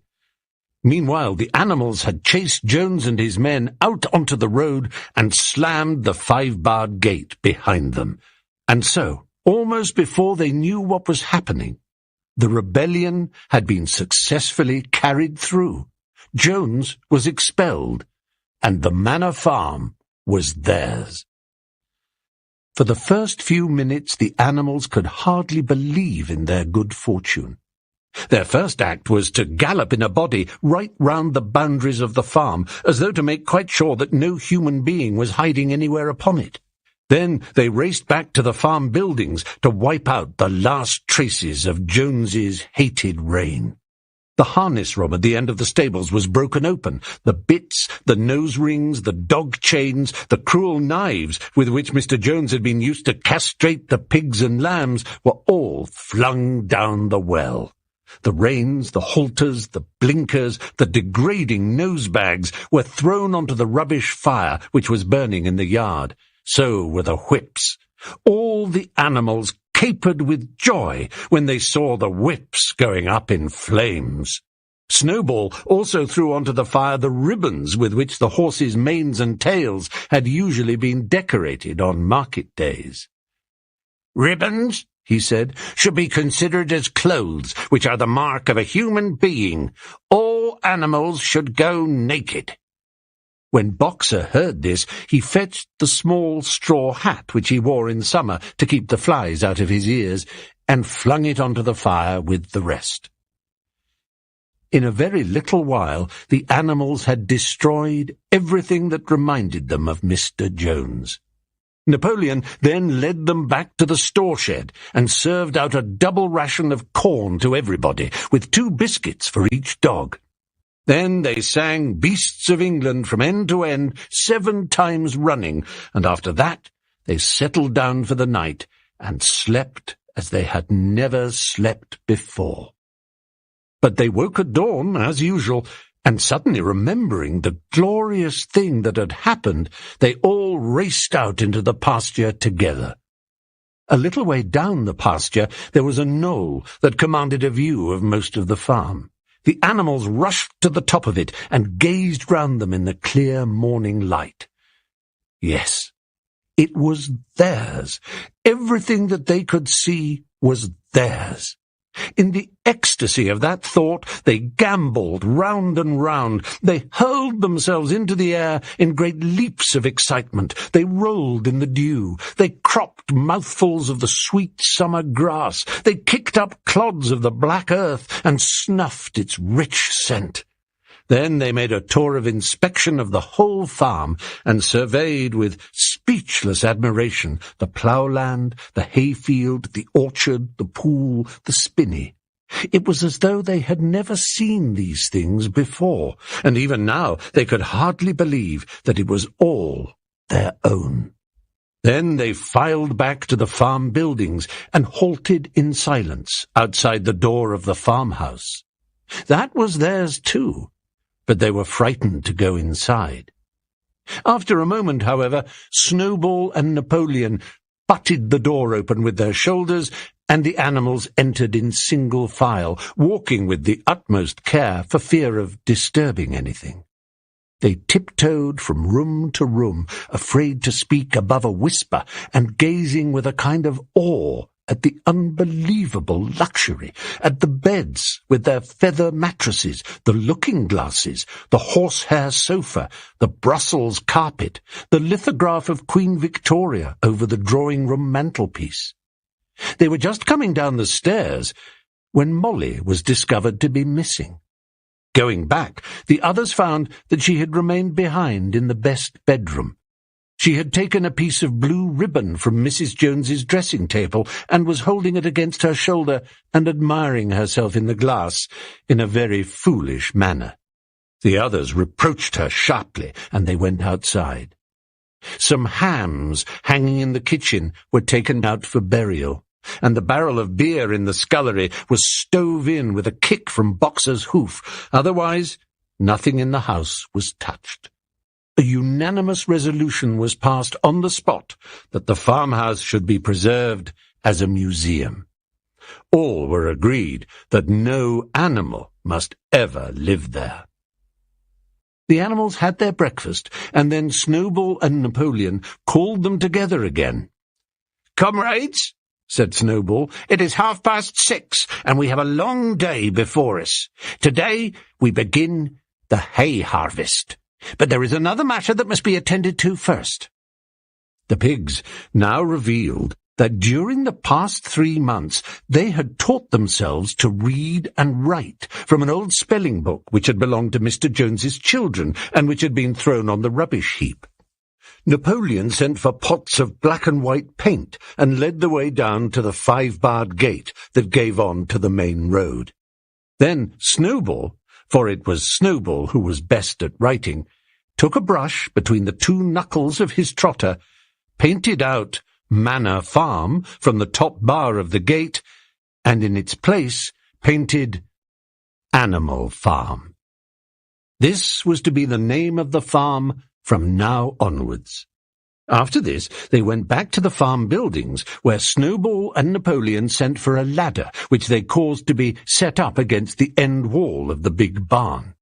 They explained that by their studies of the past 3 months, the pigs had succeeded in reducing the principles of animalism to 7 commandments. These 7 commandments would now be inscribed on the wall. They would form an unalterable law by which all the animals on Animal Farm must live forever after. With some difficulty, for it is not easy for a pig to balance himself on a ladder, Snowball climbed up and set to work, with Squealer a few rungs below him, holding the paint pot. The commandments were written on the tarred wall in great white letters that could be read 30 yards away. They ran thus. The 7 commandments. 1. Whatever goes upon 2 legs is an enemy. 2. Whatever goes upon 4 legs or has wings is a friend. 3. No animal shall wear clothes. 4. No animal shall sleep in a bed. 5. No animal shall drink alcohol. 6. No animal shall kill any other animal. 7. All animals are equal. It was very neatly written, and except that friend was written friend, and one of the S's was the wrong way round, the spelling was correct all the way through. Snowball read it aloud for the benefit of the others. All the animals nodded in complete agreement, and the cleverer ones at once began to learn the commandments by heart. "Now, comrades," cried Snowball, throwing down the paintbrush, "to the hayfield! Let us make it a point of honour to get in the harvest more quickly than Jones and his men could do." But at this moment the 3 cows, who had seemed uneasy for some time past, set up a loud lowing. They had not been milked for 24 hours, and their udders were almost bursting. After a little thought, the pigs sent for buckets and milked the cows fairly successfully, their trotters being admirably adapted to this task. Soon there were 5 buckets of frothing, creamy milk, at which many of the animals looked with considerable interest. "What is going to happen to all that milk?" said someone. "Jones used sometimes to mix some of it in our mash," said one of the hens. "Never mind the milk, comrades," cried Napoleon, placing himself in front of the buckets. "That will be attended to. The harvest is more important.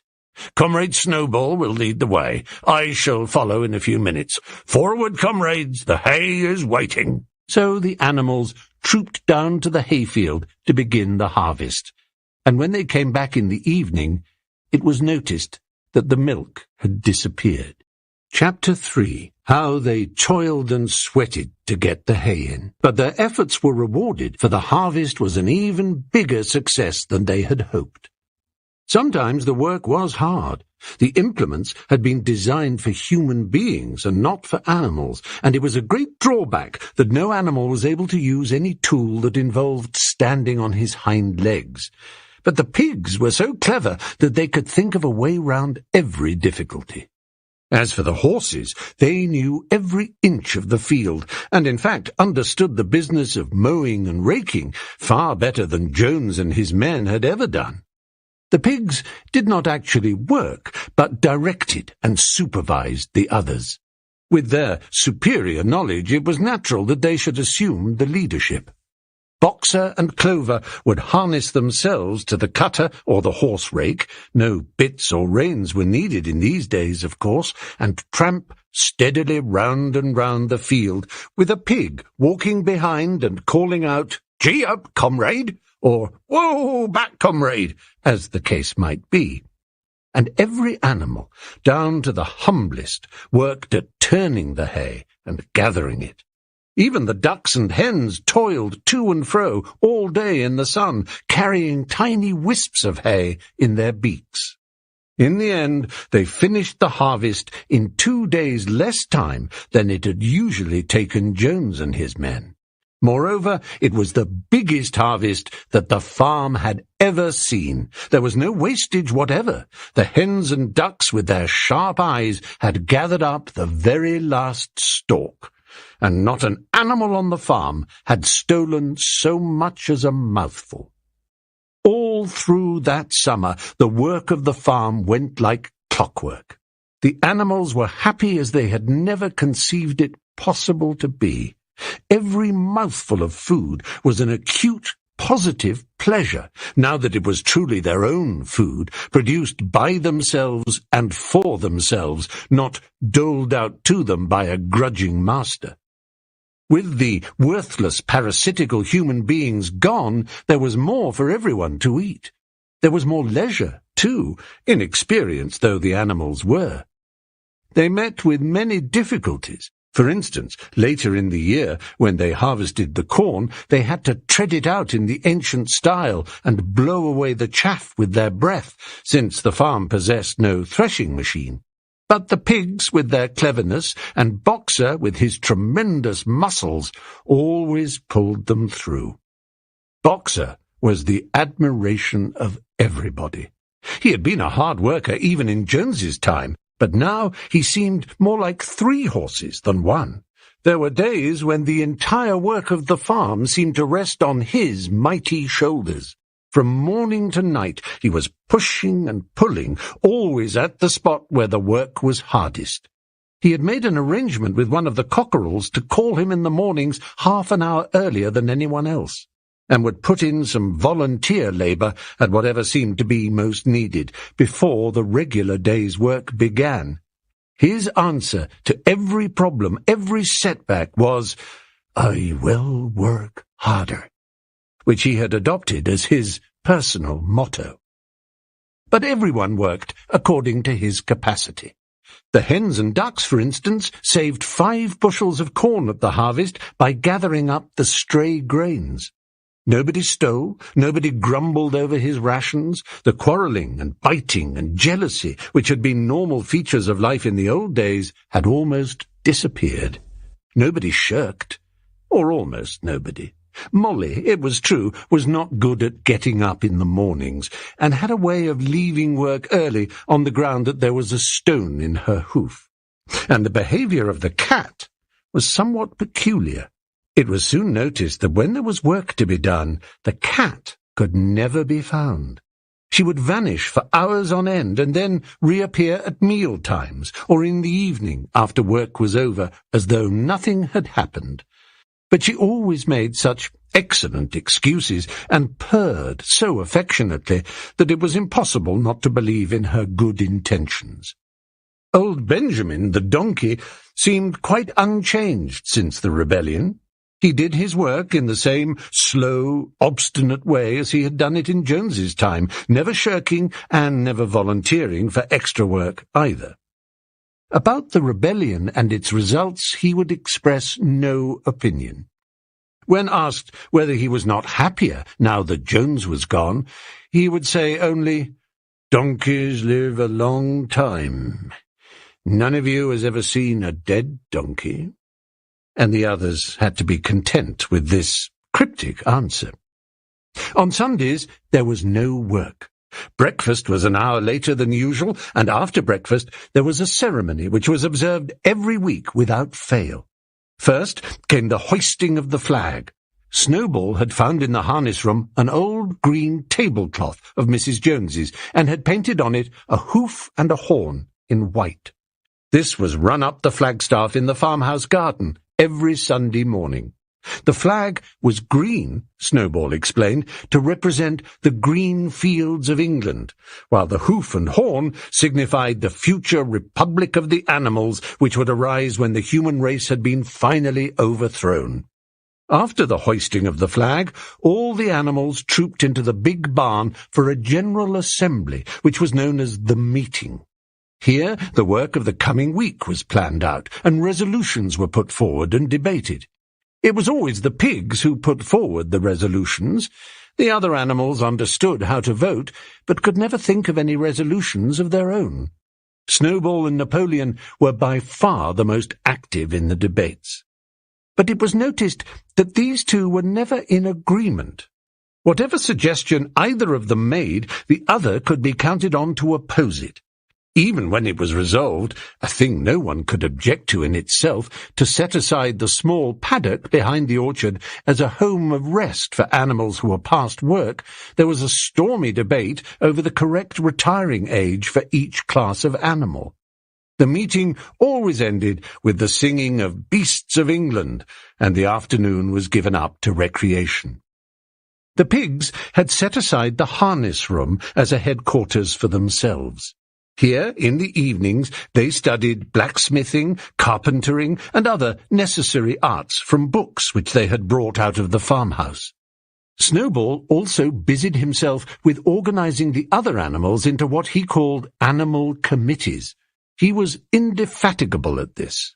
He formed the Egg Production Committee for the hens, the Clean Tails League for the cows, the Wild Comrades Re-Education Committee — the object of this was to tame the rats and rabbits — the Whiter Wool Movement for the sheep, and various others, besides instituting classes in reading and writing. On the whole, these projects were a failure. The attempt to tame the wild creatures, for instance, broke down almost immediately. They continued to behave very much as before, and when treated with generosity, simply took advantage of it. The cat joined the Re-Education Committee and was very active in it for some days. She was seen one day sitting on a roof and talking to some sparrows who were just out of her reach.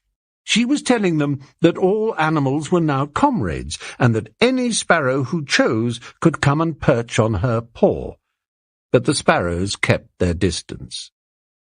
The reading and writing classes, however, were a great success. By the autumn, almost every animal on the farm was literate in some degree. As for the pigs, they could already read and write perfectly. The dogs learned to read fairly well, but were not interested in reading anything except the 7 Commandments. Muriel, the goat, could read somewhat better than the dogs, and sometimes used to read to the others in the evenings from scraps of newspaper which she found on the rubbish heap. Benjamin could read as well as any pig, but never exercised his faculty. So far as he knew, he said, there was nothing worth reading. Clover learnt the whole alphabet, but could not put words together. Boxer could not get beyond the letter D. He would trace out A, B, C, D in the dust with his great hoof, and then would stand staring at the letters with his ears back, sometimes shaking his forelock, trying with all his might to remember what came next, and never succeeding. On several occasions, indeed, he did learn E, F, G, H, but by the time he knew them, it was always discovered that he had forgotten A, B, C, and D. Finally, he decided to be content with the first 4 letters, and used to write them out once or twice every day to refresh his memory. Molly refused to learn any but the 5 letters which spelt her own name. She would form these very neatly out of pieces of twig, and would then decorate them with a flower or two, and walk round them, admiring them. None of the other animals on the farm could get further than the letter A. It was also found that the stupider animals, such as the sheep, hens, and ducks, were unable to learn the 7 Commandments by heart. After much thought, Snowball declared that the 7 Commandments could, in effect, be reduced to a single maxim, namely, 4 legs good, 2 legs bad. This, he said, contained the essential principle of animalism. Whoever had thoroughly grasped it would be safe from human influences. The birds at first objected, since it seemed to them that they also had 2 legs, but Snowball proved to them that this was not so. "A bird's wing, comrades," he said, is an organ of propulsion and not of manipulation. It should therefore be regarded as a leg. The distinguishing mark of man is the hand, the instrument with which he does all his mischief.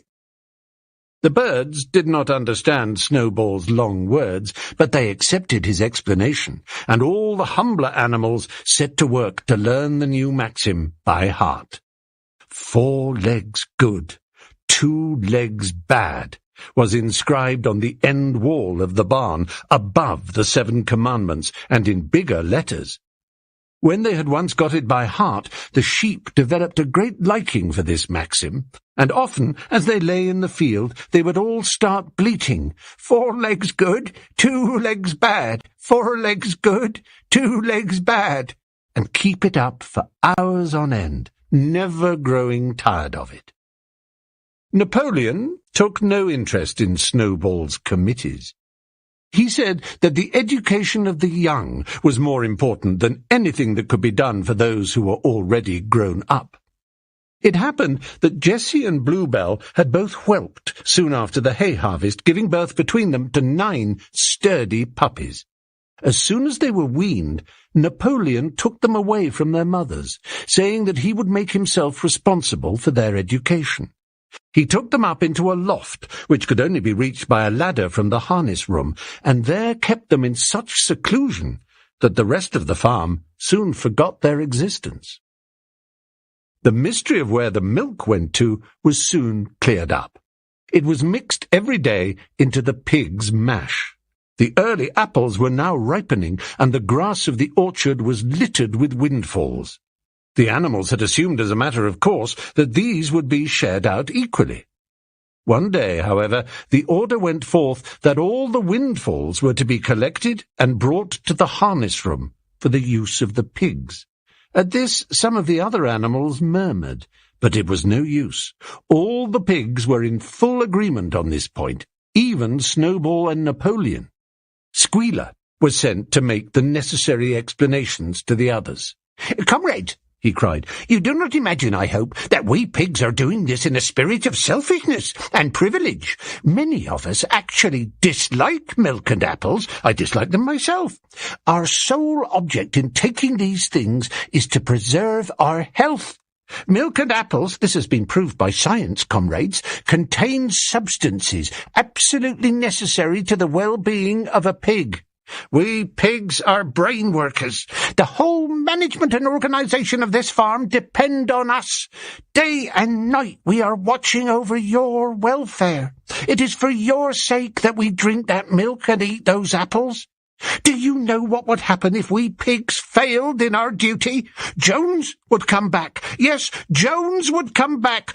Surely, comrades, cried Squealer, almost pleadingly, skipping from side to side and whisking his tail. Surely there is no one among you who wants to see Jones come back. Now, if there was one thing that the animals were completely certain of, it was that they did not want Jones back. When it was put to them in this light, they had no more to say. The importance of keeping the pigs in good health was all too obvious. So it was agreed without further argument that the milk and the windfall apples, and also the main crop of apples when they ripened, should be reserved for the pigs alone. Chapter 4. By the late summer, the news of what had happened on Animal Farm had spread across half the county. Every day, Snowball and Napoleon sent out flights of pigeons whose instructions were to mingle with the animals on neighbouring farms, tell them the story of the rebellion, and teach them the tune of Beasts of England. Most of this time, Mr. Jones had spent sitting in the taproom of the Red Lion at Willingdon, complaining to anyone who would listen of the monstrous injustice he had suffered in being turned out of his property by a pack of good-for-nothing animals. The other farmers sympathized in principle, but they did not at first give him much help. At heart, each of them was secretly wondering whether he could not somehow turn Jones's misfortune to his own advantage. It was lucky that the owners of the two farms which adjoined Animal Farm were on permanently bad terms. One of them, which was named Foxwood, was a large, neglected, old-fashioned farm, much overgrown by woodland, with all its pastures worn out and its hedges in a disgraceful condition. Its owner, Mr. Pilkington, was an easy-going gentleman farmer who spent most of his time in fishing or hunting according to the season. The other farm, which was called Pinchfield, was smaller and better kept. Its owner was a Mr. Frederick, a tough, shrewd man, perpetually involved in lawsuits, and with a name for driving hard bargains. These two disliked each other so much that it was difficult for them to come to any agreement, even in defence of their own interests. Nevertheless, they were both thoroughly frightened by the rebellion on Animal Farm, and very anxious to prevent their own animals from learning too much about it. At first they pretended to laugh to scorn the idea of animals managing a farm for themselves. The whole thing would be over in a fortnight, they said. They put it about that the animals on the Manor Farm, they insisted on calling it the Manor Farm, they would not tolerate the name Animal Farm, were perpetually fighting among themselves and were also rapidly starving to death. When time passed, and the animals had evidently not starved to death, Frederick and Pilkington changed their tune and began to talk of the terrible wickedness that now flourished on Animal Farm. It was given out that the animals there practiced cannibalism, tortured one another with red-hot horseshoes, and had their females in common. This was what came of rebelling against the laws of nature, Frederick and Pilkington said. However, these stories were never fully believed. Rumours of a wonderful farm, where the human beings had been turned out and the animals managed their own affairs, continued to circulate in vague and distorted forms, and throughout that year a wave of rebelliousness ran through the countryside. Bulls, which had always been tractable, suddenly turned savage. Sheep broke down hedges and devoured the clover. Cows kicked the pail over. Hunters refused their fences and shot their riders onto the other side. Above all, the tune and even the words of Beasts of England were known everywhere. It had spread with astonishing speed. The human beings could not contain their rage when they heard this song, though they pretended to think it merely ridiculous. They could not understand, they said, how even animals could bring themselves to sing such contemptible rubbish. Any animal caught singing it was given a flogging on the spot. And yet the song was irrepressible. The blackbirds whistled it in the hedges, the pigeons cooed it in the elms. It got into the din of the smithies and the tune of the church bells. And when the human beings listened to it, they secretly trembled, hearing in it a prophecy of their future doom. Early in October, when the corn was cut and stacked, and some of it was already threshed, a flight of pigeons came whirling through the air and alighted in the yard of Animal Farm in the wildest excitement. Jones and all his men, with half a dozen others from Foxwood and Pinchfield, had entered the 5-barred gate and were coming up the cart track that led to the farm. They were all carrying sticks, except Jones, who was marching ahead with a gun in his hands. Obviously they were going to attempt the recapture of the farm. This had long been expected, and all preparations had been made. Snowball, who had studied an old book of Julius Caesar's campaigns which he had found in the farmhouse, was in charge of the defensive operations. He gave his orders quickly, and in a couple of minutes every animal was at his post. As the human beings approached the farm buildings, Snowball launched his first attack. All the pigeons, to the number of 35, flew to and fro over the men's heads and dropped their dung on them from mid-air. And while the men were dealing with this, the geese, who had been hiding behind the hedge, rushed out and pecked viciously at the calves of their legs. However, this was only a light skirmishing maneuver, intended to create a little disorder, and the men easily drove the geese off with their sticks. Snowball now launched his second line of attack. Muriel, Benjamin, and all the sheep, with Snowball at the head of them, rushed forward and prodded and butted the men from every side, while Benjamin turned round and lashed at them with his small hoofs. But once again the men with their sticks and their hobnailed boots were too strong for them, and suddenly, at a squeal from Snowball, which was the signal for retreat, all the animals turned and fled through the gateway into the yard. The men gave a shout of triumph. They saw, as they imagined, their enemies in flight, and they rushed after them in disorder. This was just what Snowball had intended. As soon as they were well inside the yard, the 3 horses, the 3 cows, and the rest of the pigs, who had been lying in ambush in the cowshed, suddenly emerged in their rear, cutting them off. Snowball now gave the signal for the charge. He himself dashed straight for Jones. Jones saw him coming, raised his gun, and fired. The pellets scored bloody streaks along Snowball's back, and a sheep dropped dead. Without halting for an instant, Snowball flung his 15 stone against Jones's legs. Jones was hurled into a pile of dung, and his gun flew out of his hands. But the most terrifying spectacle of all was Boxer, rearing up on his hind legs and striking out with his great iron-shod hoofs like a stallion. His very first blow took a stable lad from Foxwood on the skull and stretched him lifeless on the mud. At the sight, several men dropped their sticks and tried to run. Panic overtook them, and the next moment all the animals together were chasing them round and round the yard. They were gored, kicked, bitten, trampled on. There was not an animal on the farm that did not take vengeance on them after his own fashion. Even the cat suddenly leapt off a roof onto a cowman's shoulders and sank her claws in his neck, at which he yelled horribly. At a moment when the opening was clear, the men were glad enough to rush out of the yard and make a bolt for the main road. And so, within 5 minutes of their invasion, they were in ignominious retreat by the same way as they had come, with a flock of geese hissing after them and pecking at their calves all the way. All the men were gone, except one. Back in the yard, Boxer was pawing with his hoof at the stable lad who lay face down in the mud, trying to turn him over. The boy did not stir. "He is dead," said Boxer sorrowfully.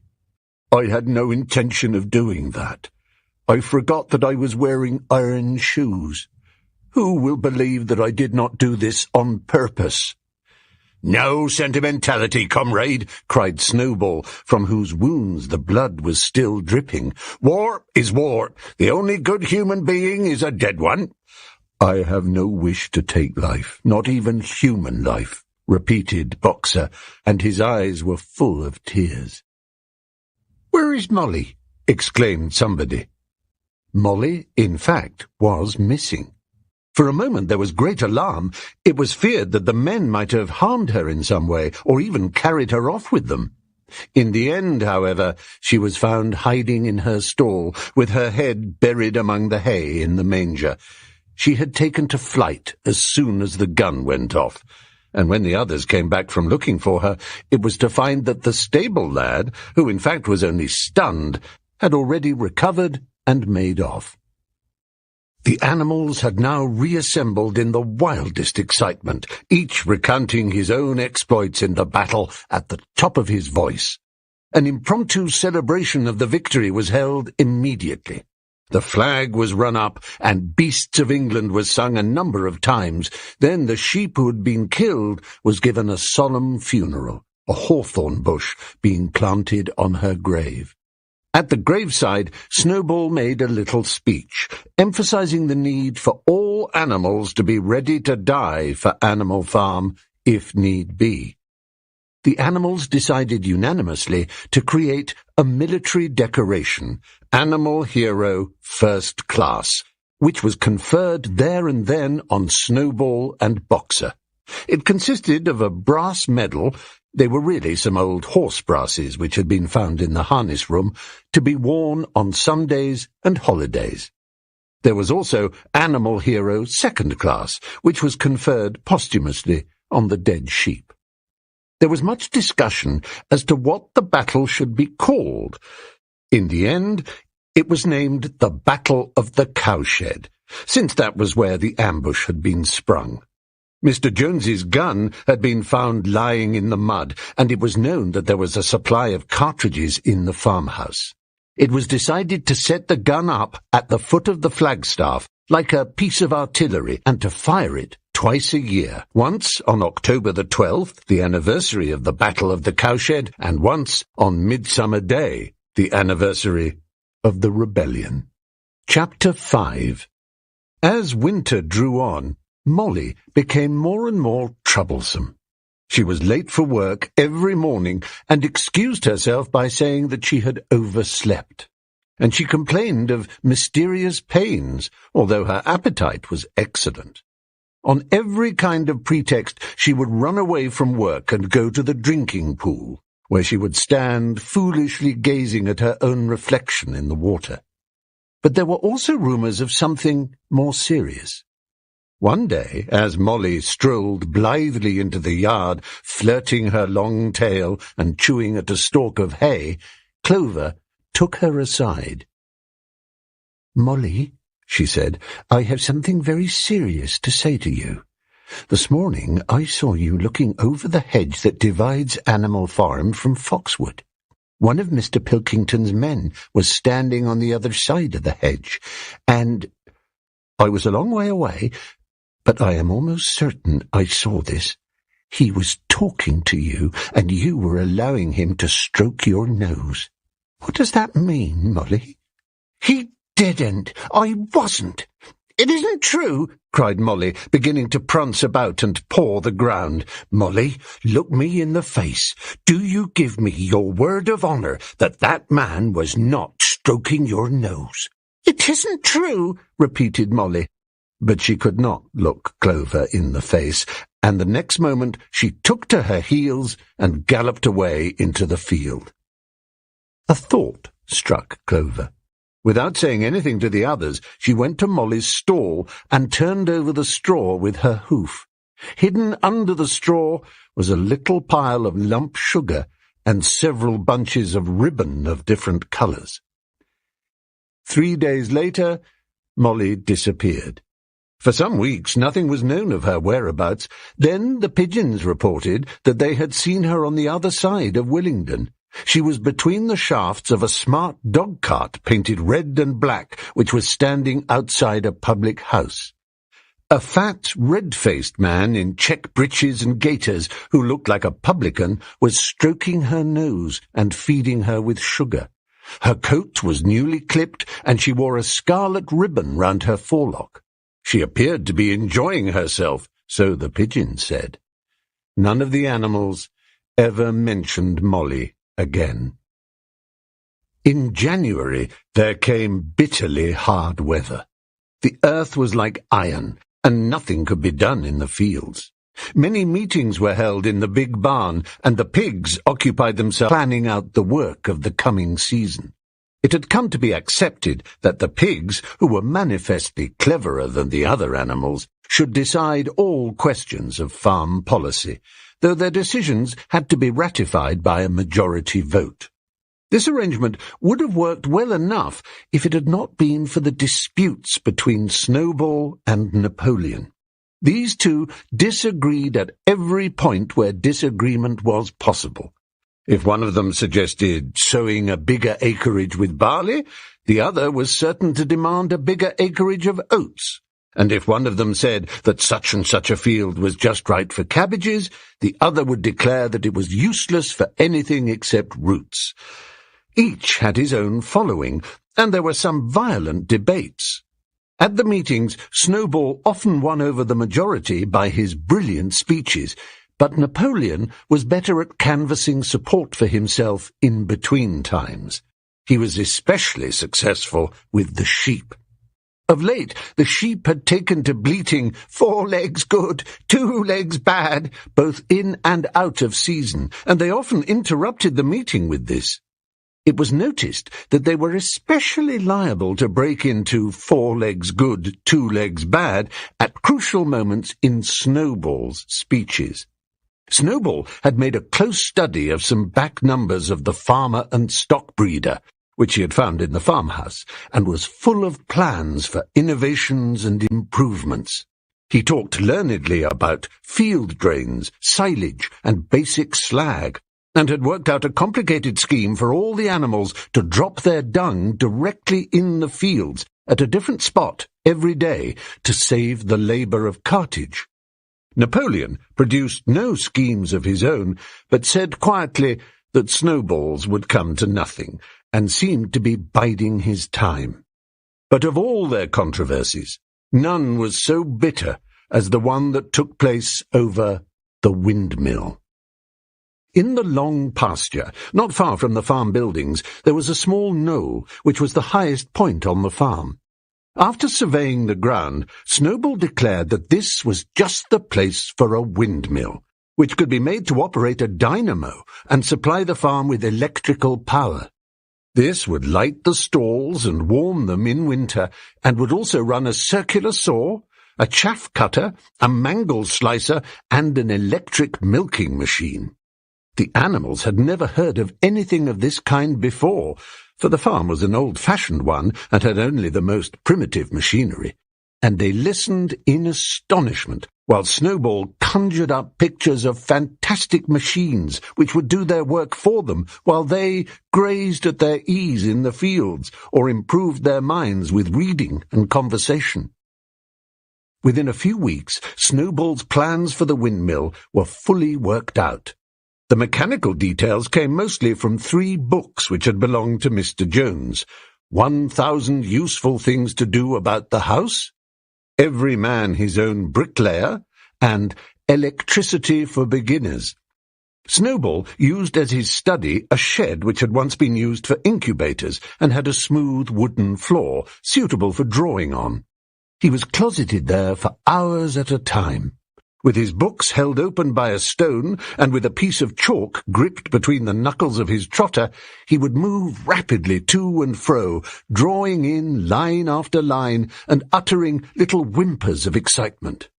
Gradually, the plans grew into a complicated mass of cranks and cogwheels, covering more than half the floor, which the other animals found completely unintelligible but very impressive. All of them came to look at Snowball's drawings at least once a day. Even the hens and ducks came, and were at pains not to tread on the chalk marks. Only Napoleon held aloof. He had declared himself against the windmill from the start. One day, however, he arrived unexpectedly to examine the plans. He walked heavily round the shed, looked closely at every detail of the plans, and snuffed at them once or twice, then stood for a little while contemplating them out of the corner of his eye. Then suddenly he lifted his leg, urinated over the plans, and walked out without uttering a word. The whole farm was deeply divided on the subject of the windmill. Snowball did not deny that to build it would be a difficult business. Stone would have to be quarried and built up into walls, then the sails would have to be made, and after that there would be need for dynamos and cables. How these were to be procured, Snowball did not say, but he maintained that it could all be done in a year. And thereafter, he declared, so much labour would be saved that the animals would only need to work 3 days a week. Napoleon, on the other hand, argued that the great need of the moment was to increase food production, and that if they wasted time on the windmill, they would all starve to death. The animals formed themselves into 2 factions, under the slogans, "Vote for Snowball and the 3-day week," and "Vote for Napoleon and the full manger." Benjamin was the only animal who did not side with either faction. He refused to believe either that food would become more plentiful or that the windmill would save work. Windmill or no windmill, he said, life would go on as it had always gone on, that is, badly. Apart from the disputes over the windmill, there was the question of the defence of the farm. It was fully realised that though the human beings had been defeated in the Battle of the Cowshed, they might make another and more determined attempt to recapture the farm and reinstate Mr. Jones. They had all the more reason for doing so because the news of their defeat had spread across the countryside and made the animals on the neighbouring farms more restive than ever. As usual, Snowball and Napoleon were in disagreement. According to Napoleon, what the animals must do was to procure firearms and train themselves in the use of them. According to Snowball, they must send out more and more pigeons and stir up rebellion among the animals on the other farms. The one argued that if they could not defend themselves, they were bound to be conquered. The other argued that if rebellions happened everywhere, they would have no need to defend themselves. The animals listened first to Napoleon, then to Snowball, and could not make up their minds which was right. Indeed, they always found themselves in agreement with the one who was speaking at the moment. At last, the day came when Snowball's plans were completed. At the meeting on the following Sunday, the question of whether or not to begin work on the windmill was to be put to the vote. When the animals had assembled in the big barn, Snowball stood up and, though occasionally interrupted by bleating from the sheep, set forth his reasons for advocating the building of the windmill. Then Napoleon stood up to reply. He said, very quietly, that the windmill was nonsense, and that he advised nobody to vote for it, and promptly sat down again.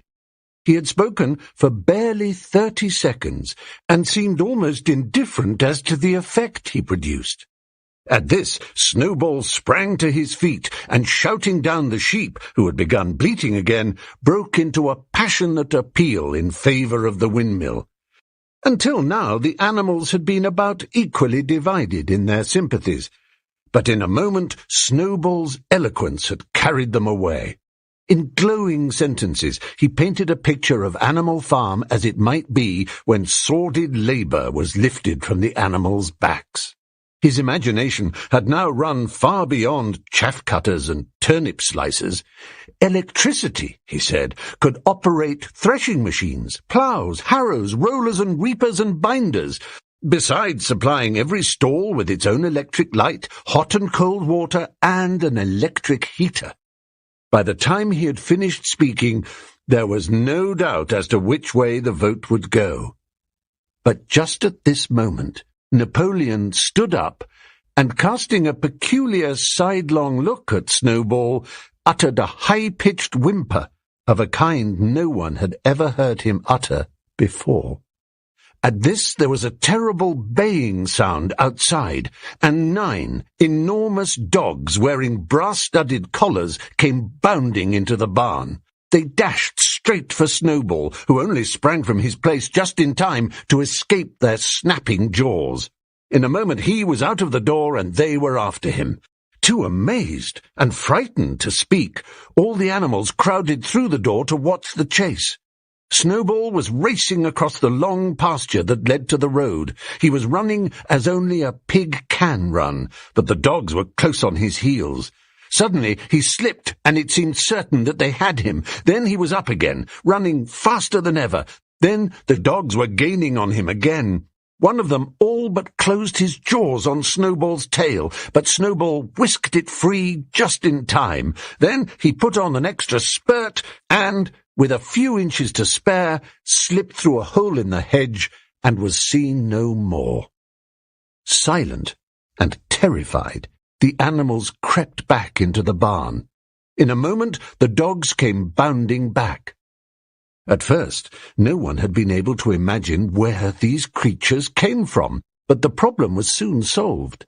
They were the puppies whom Napoleon had taken away from their mothers and reared privately. Though not yet full-grown, they were huge dogs, and as fierce-looking as wolves. They kept close to Napoleon. it was noticed that they wagged their tails to him in the same way as the other dogs had been used to do to Mr. Jones. Napoleon, with the dogs following him, now mounted onto the raised portion of the floor where Major had previously stood to deliver his speech. He announced that from now on the Sunday morning meetings would come to an end. They were unnecessary, he said, and wasted time. In future, all questions relating to the working of the farm would be settled by a special committee of pigs, presided over by himself. These would meet in private, and afterwards communicate their decisions to the others. The animals would still assemble on Sunday mornings to salute the flag, sing Beasts of England, and receive their orders for the week, but there would be no more debates. In spite of the shock that Snowball's expulsion had given them, the animals were dismayed by this announcement. Several of them would have protested if they could have found the right arguments. Even Boxer was vaguely troubled. He set his ears back, shook his forelock several times, and tried hard to marshal his thoughts, but in the end he could not think of anything to say. Some of the pigs themselves, however, were more articulate. 4 young porkers in the front row uttered shrill squeals of disapproval, and all 4 of them sprang to their feet and began speaking at once. But suddenly the dogs sitting round Napoleon let out deep, menacing growls, and the pigs fell silent and sat down again.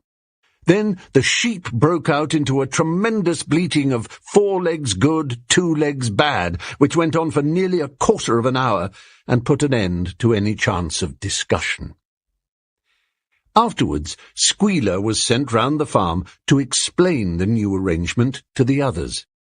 "Comrades," he said, "I trust that every animal here appreciates the sacrifice that Comrade Napoleon has made in taking this extra labour upon himself. Do not imagine, comrades, that leadership is a pleasure. On the contrary, it is a deep and heavy responsibility. No one believes more firmly than Comrade Napoleon that all animals are equal. He would be only too happy to let you make your decisions for yourselves. But sometimes you might make the wrong decisions, comrades, and then where should we be? Suppose you had decided to follow Snowball with his moonshine of windmills, Snowball, who, as we now know, was no better than a criminal." "He fought bravely at the Battle of the Cowshed," said somebody. "Bravery is not enough," said Squealer. "Loyalty and obedience are more important. And as to the Battle of the Cowshed, I believe the time will come when we shall find that Snowball's part in it was much exaggerated. Discipline, comrades, iron discipline, that is the watchword for today. One false step, and our enemies would be upon us. Surely, comrades, you do not want Jones back?" Once again, this argument was unanswerable. Certainly the animals did not want Jones back. If the holding of debates on Sunday morning was liable to bring him back, then the debates must stop. Boxer, who had now had time to think things over, voiced the general feeling by saying, "If Comrade Napoleon says it, it must be right." And from then on he adopted the maxim, "Napoleon is always right," in addition to his private motto of, "I will work harder."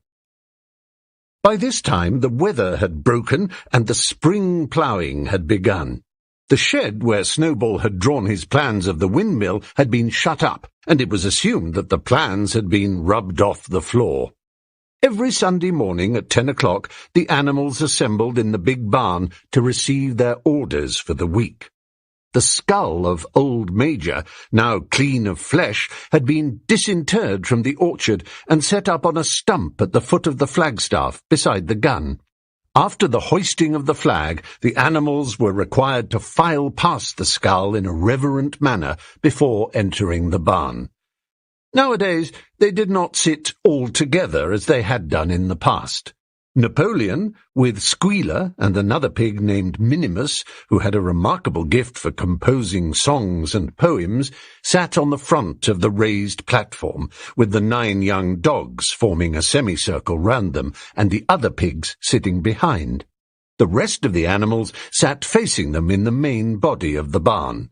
Napoleon read out the orders for the week in a gruff, soldierly style, and after a single singing of Beasts of England, all the animals dispersed. On the third Sunday after Snowball's expulsion, the animals were somewhat surprised to hear Napoleon announce that the windmill was to be built after all. He did not give any reason for having changed his mind, but merely warned the animals that this extra task would mean very hard work. It might even be necessary to reduce their rations.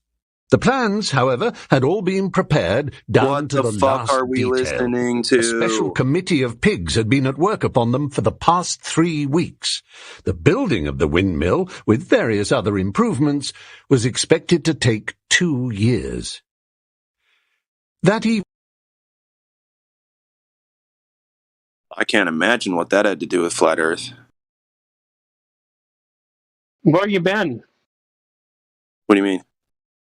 Well, it was completely silent. When I came in, 1984 was being played. So Oh, jeez. when that was all done and there was still nobody here, like there was only 2 other people in the room, I started Animal Farm. Okay. Animal Farm. Is that Orwell? Yeah. Yeah. That's funny. Well, okay. There's not a lot of people here, but my opinion is that silence is better than Animal Farm, specific or anything, because that's just my opinion. It was Helio who started 1984 last night, and I guess it got finished this morning.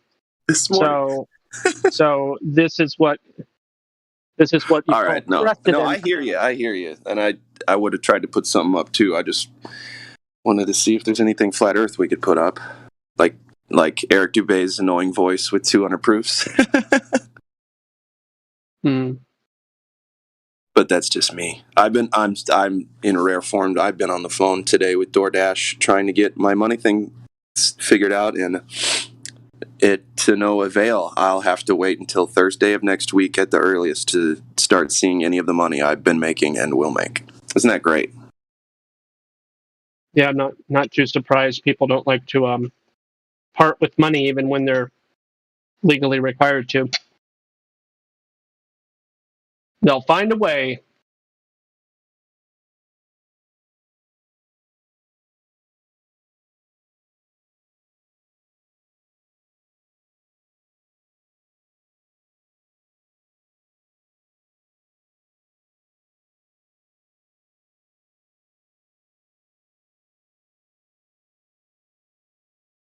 Morvis, are you there?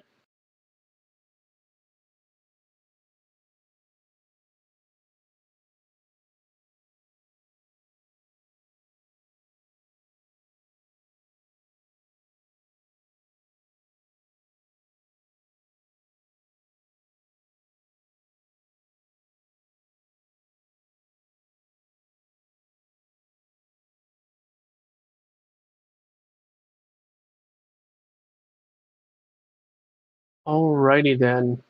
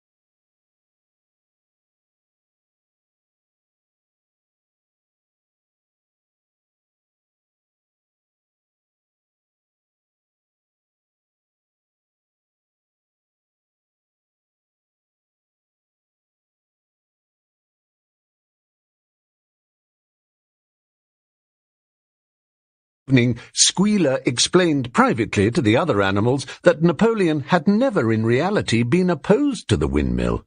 On the contrary, it was he who had advocated it in the beginning, and the plan which Snowball had drawn on the floor of the incubator shed had actually been stolen from among Napoleon's papers. The windmill was, in fact, Napoleon's own creation. Why, then, asked somebody, had he spoken so strongly against it? Here Squealer looked very sly. That, he said, was Comrade Napoleon's cunning. He had seemed to oppose the windmill simply as a manoeuvre to get rid of Snowball, who was a dangerous character and a bad influence. Now that Snowball was out of the way, the plan could go forward without his interference. This, said Squealer, was something called tactics. He repeated a number of times, "Tactics, comrades, tactics!" skipping round and whisking his tail with a merry laugh. The animals were not certain what the word meant, but Squealer spoke so persuasively, and the 3 dogs, who happened to be with him, growled so threateningly that they accepted his explanation without further questions. Chapter 6. All that year the animals worked like slaves. But they were happy in their work. They grudged no effort or sacrifice, well aware that everything that they did was for the benefit of themselves and those of their kind who would come after them, and not for a pack of idle, thieving human beings. Throughout the spring and summer they worked a 60-hour week, and in August Napoleon announced that there would be work on Sunday afternoons as well. This work was strictly voluntary, but any animal who absented himself from it would have his rations reduced by half. Even so, it was found necessary to leave certain tasks undone. The harvest was a little less successful than in the previous year, and 2 fields, which should have been sown with roots in the early summer, were not sown because the ploughing had not been completed early enough. It was possible to foresee that the coming winter would be a hard one. The windmill presented unexpected difficulties. There was a good quarry of limestone on the farm, and plenty of sand and cement had been found in one of the outhouses, so that all the materials for building were at hand. But the problem the animals could not at first solve was how to break up the stone into pieces of suitable size. There seemed no way of doing this except with picks and crowbars, which no animal could use, because no animal could stand on his hind legs.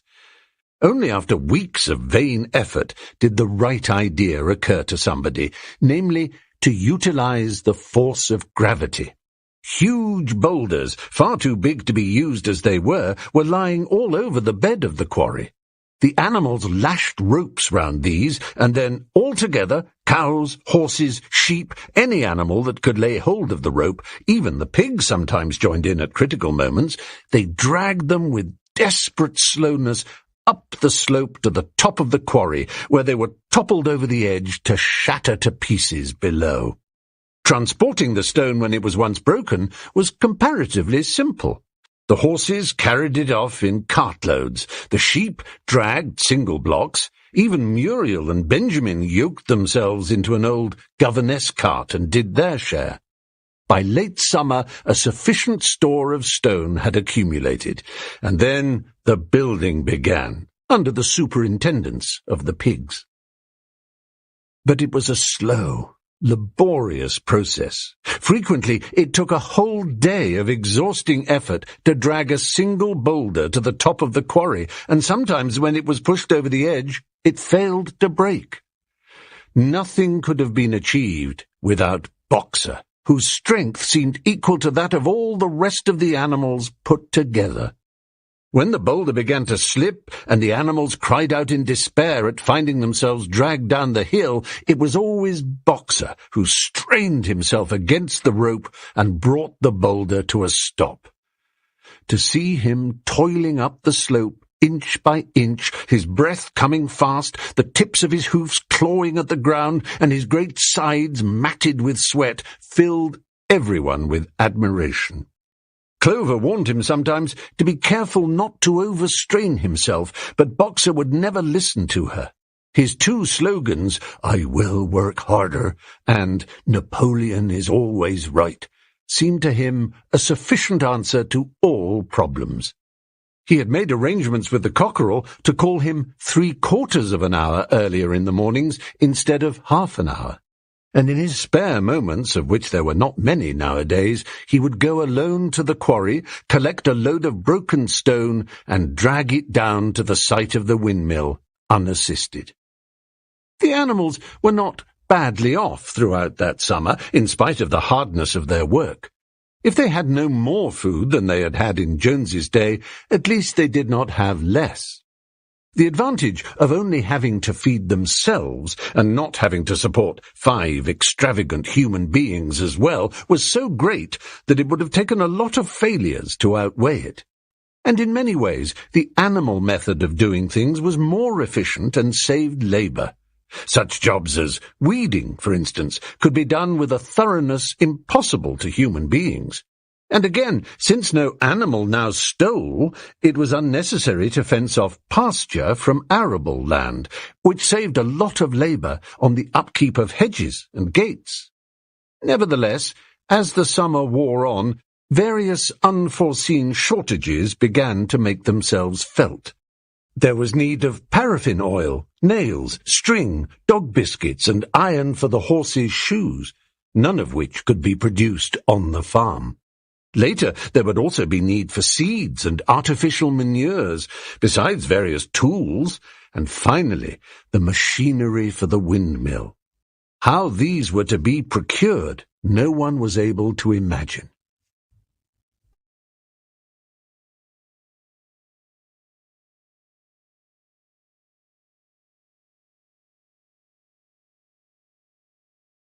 Of course. Of course they deafen themselves.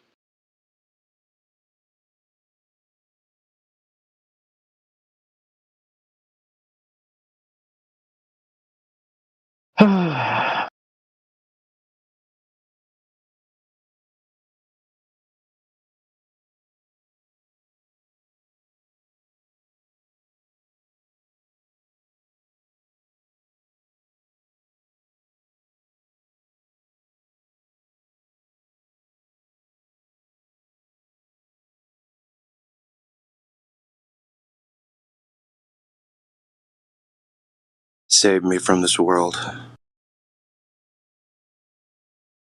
I am not the one who can do that.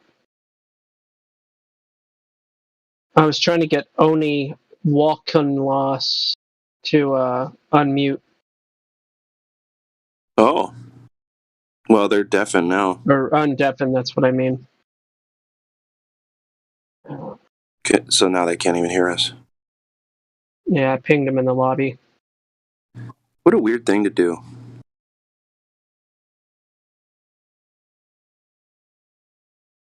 The bot was playing. Oh. Got it.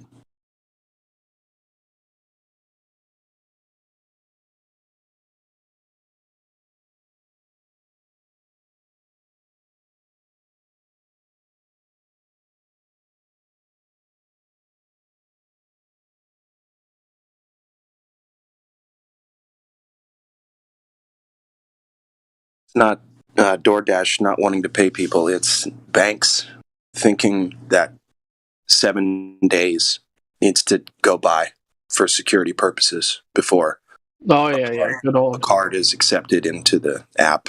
A new debit card. I mean, I just I wonder who's responsible for that decision. I wonder. Well, what's interesting about that is you can authorize a card or an account in, I think, seconds with a penny transaction.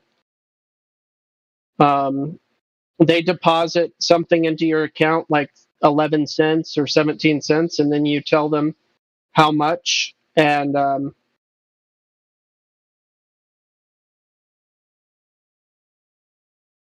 then it's verified. There's anyway, technology far exceeds the capability for them to authorize things much more quickly than they pretend. Like, Like what's going to take 7 days? Like I can build a shack and fill it up with equipment and start a new job in 7 days. I don't need this bullshit.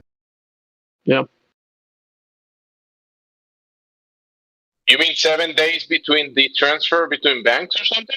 Yeah, so like I got a new debit card, chopped up the old one, and so I've put the new debit card into DoorDash so that I can get paid that way on my new card. And they're like, well, it's going to take 5 to 7 business days now that you put a new card in. I'm just thinking, how is it that it takes 7 business days? What do you have to do other than press a button? For them to accept the debit card that is already part of a banking institution. Correct. The thing is, the transaction between banks, we think it's instant, but that stuff takes many days, and it's actually a manual work that is done. It's a messaging system, and behind the account that you hold, there is this Nostro Vostro accounts that hold trillions of dollars, and that's where the money is being transferred from in the background. And then it will go from bank to financial institution. It has to be approved, pre-approved. It has to be pre-approved, approved, and then at the end, you see the money in your account. Yeah. You think they'd have it figured out by now? Yeah, there's this account called Nostro Vostro that holds most of the money, like trillions of dollars, and that's where the money comes from. It's pre-funded accounts. Yeah.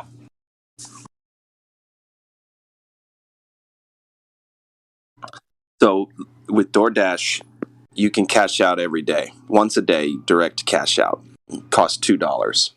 With DoorDash? Bro, just get the DoorDash card and they will give your money instantly. Guess when the card comes? Next week. 5 to 7 days. Exactly. So no matter what I do, I can't get paid. When I'm usually used to getting paid at least every day, now I can't get paid until next Thursday. There's something weird with that. I spent hours on the phone with them, dude. Hours. And we went through all the app stuff, all this stuff, and then she said, it's looking like you're just going to have to wait the 5 to 7 business days. Yes. This may just be a moment where you can utilize the Better Business Bureau. I think I will. You'll have money in your account by Monday, at the latest. Well, yeah. Today's Friday. Tuesday. Monday. It'd be Tuesday, probably. But yeah, Monday or Tuesday. I mean, I'm telling you, every time I've used them, 48 hours or less, I have money in my bank account. Yeah, I'm going to have to do that. I got shit to do. I got things. It's like, they're like, well, you just have to put your life on hold for about a week. Like, you're kidding. Who does that? Who can do that? Fuck. No, thanks for the suggestion. I will. Triple B, here I come. Mm-hmm. And Gemsy, that's interesting that you mentioned that, Gemsy, the Nostro Dostra or whatever that's called. I'm going to look that up. Yeah, and I just went to the DoorDash app and it's saying you can now accept cash on your delivery orders. Yeah, well, I was already accepting cash. If someone gave me the fucking $5 tip in cash, I took it. Okay, I didn't have to get permission from anyone.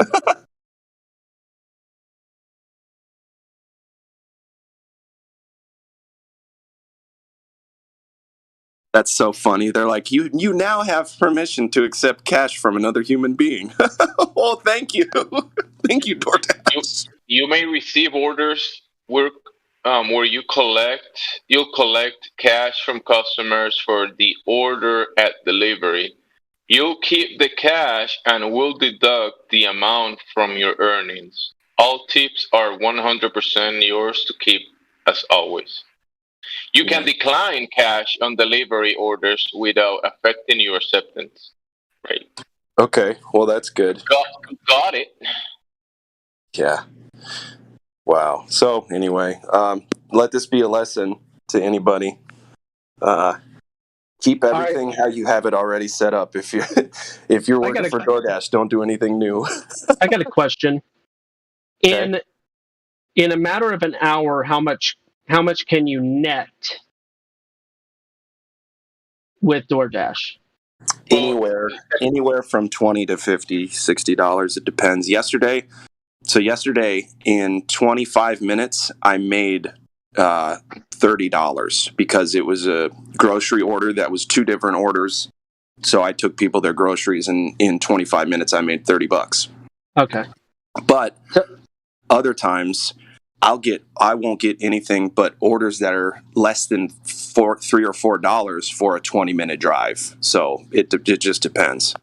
So, because what I'm wondering about why, I mean, people seem to be more selective about the jobs they're doing these days, because they're, as far as I've been noticing, at least out here in North Dakota, for whatever weird reason, there are tons of job listings and job openings. And like, for instance, housekeeper, $20 to $25 an hour on the listing, like just written out right there. Yep. And I'm like, what? Whoa. Yeah. Here's another weird thing. In my city, we are experiencing, so like Burger King is so short-staffed that lots of them are just shutting down. Mm-hmm. That's Burger King, folks. We're in America and we've got Burger Kings shutting down because they're short-staffed. That's strange. Yeah. Well, people can't afford burgers anymore. Well, and it's not just that. It's I guess, are they not paying enough? Because there's so many people who need jobs right now. Not everybody's living off the government, right? The fast food restaurants around here are paying. I haven't seen anything less than $14.50 an hour. Nothing. And this, but like, for instance, the Walmart was like $17 to $26 an hour for stalkers. I was like, what? Yeah. What? And it's blowing my mind because I'm 37 years old. My first job was $6.25 an hour. Yeah. I just as little as 14 years ago, I was getting paid single digits and barely cranked into the double digit an hour pay, like $10, $11. And this was just 14 years ago. And I feel like, man, things have doubled. Wages, like for basic, simple jobs, have doubled and tripled and quadrupled in some cases. Yeah. No wonder stuff is it's so expensive. Yeah, it's crazy. Like they're like, and cost of living is just completely different now. Yeah, you're right. It's just so weird. It's a vicious cycle, is what it is. Well, we were just talking about this at work. Inflation's at like 9% right now. Yeah. Yeah, right. It's insane. Yeah. 9%. 9%. That's what the government says, right? 9%. That's the yeah. I mean, some things are 100%. Like I've said, oatmeal. In the last 6 months, oatmeal is more than twice what it was 6 months ago. So you're right. I've been eating a lot of oatmeal, and you're right. And I'm not talking steel cut, which should be more expensive. I'm just talking the instant shit. Yeah, talk about organic rolled oats. I used to get a 50-pound bag of organic rolled oats for $55. Now, a 25-pound of organic rolled oats is about $65 to $70. So, more than double. Do the math. I know a wheat farmer too, and a lot of it is, the planting. Like this year, they planted way late because of the flooding in Minnesota. Yeah, we had a lot of water problems too. Way late planting. Yeah. They barely got in time for their crop insurance to be valid. Same with these guys. Exact same deal. And you got to imagine the people making oats are probably going through the same kind of shit. Money's going to shit, and then when it floods, a fifth of the country, it's like, holy shit! Now what do we do? We have to raise the prices. We have to do something. Yeah. Well, oats, as far as I understand, it's a very northern crop, including Canada. Yeah, I was actually just talking about wheat, but yeah, you're right. But I'm just saying the whole country is affected now by all of these tiny little things that build up. Yeah.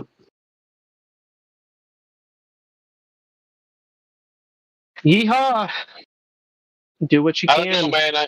I think that there's inflation everywhere except Arizona because you find the Arizona green tea cans and they still 99 cents like always. Hmm.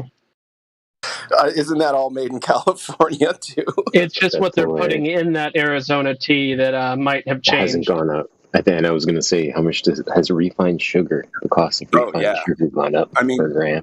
high fructose corn syrup is, I guess, probably still around the same price. Yeah, because Arizona's the same price.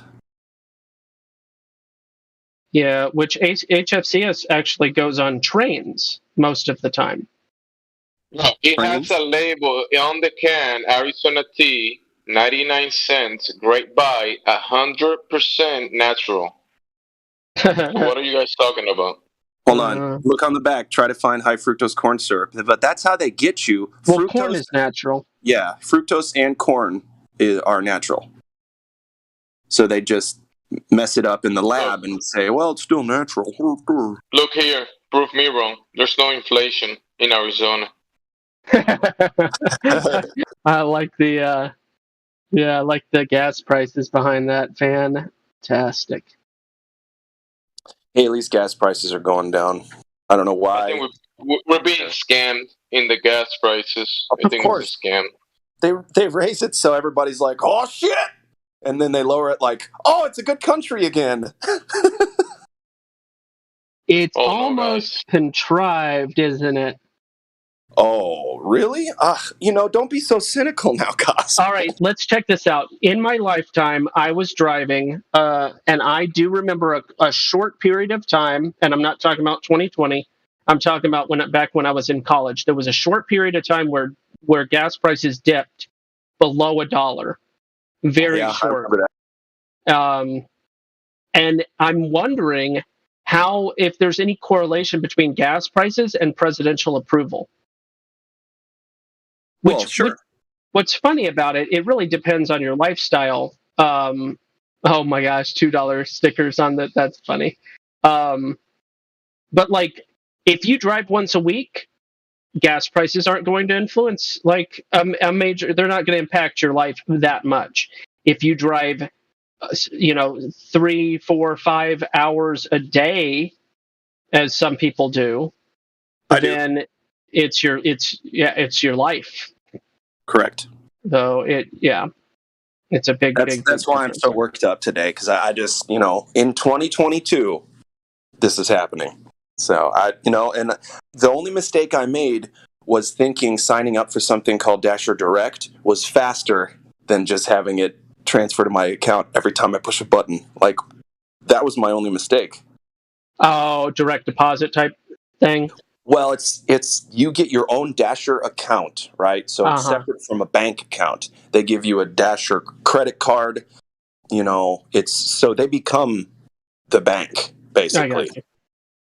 Man, they are really trying to do the thing. I know, and it's like, okay, well, I'll sign up for that because I thought it was going to be easier and faster. Like, I wouldn't even have to push cash out. I would just get to the fucking money. It is easier and faster with that account, bro. It is.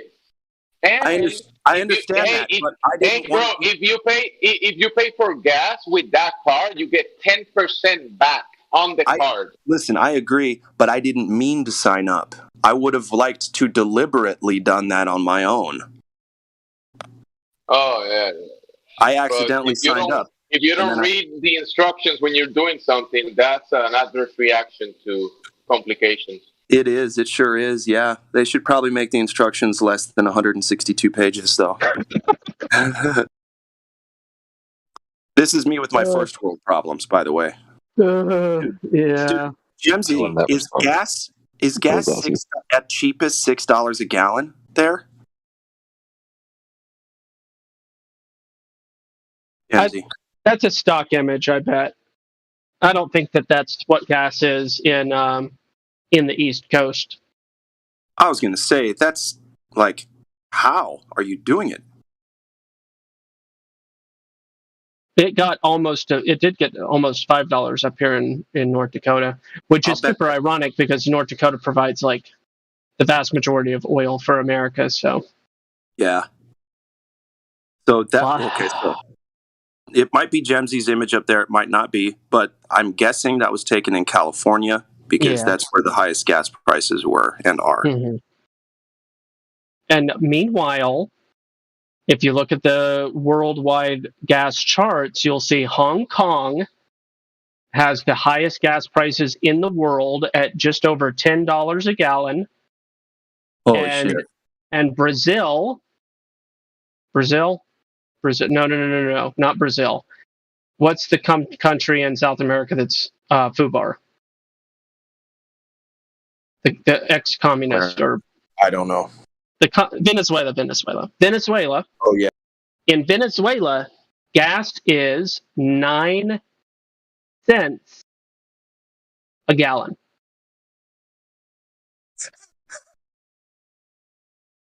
All right, moving to Venezuela then.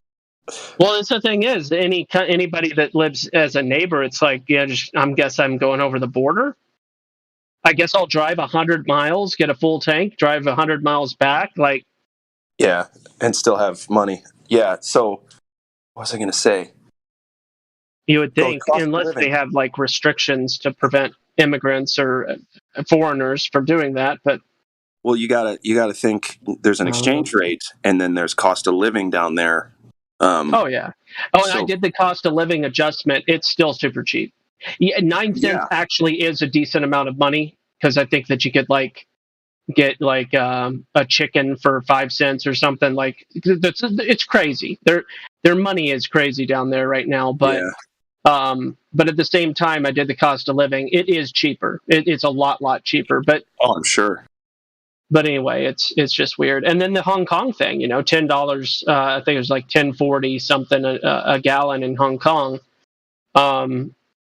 The cost of living is very high there. The income though, everybody's making Yeah, really they make a lot. high money there. Yeah, and they can do that. They got tons of people. Gosh, Hong Kong's packed. I used to be in the Panhandle. Just 3 short years ago, I was in the Pensacola.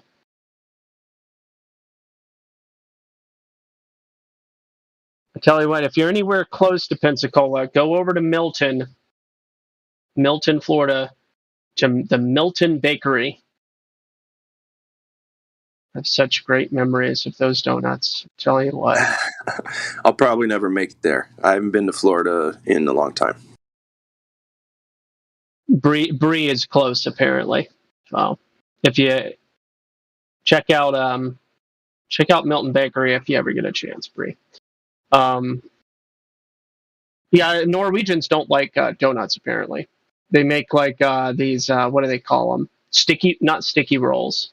Caramel rolls. Caramel rolls is what they call them. And I'm from Georgia, that's where I grew up mostly. And I'm like, what is that? Like, cinnamon rolls was the thing I grew up with, Cinnabon and cinnamon rolls. But out here, Midwest, everybody's like, yeah, caramel rolls. And I'm like, what is this sugar diabetes nonsense stuff? Hey, man, I dig it. But you're right. They are It's pretty diabetes. good. They're pretty good. As I'm eating gummy worms right now. Oh, yeehaw. Yeah. All right. I got to do something to, I'm an ex-alcoholic now, so I got to eat sugars to get calmed down. Mm. Well, I don't Yeehaw to that too. Yeah, right. Well, last night, I'm gonna skate on some thin ice real quick.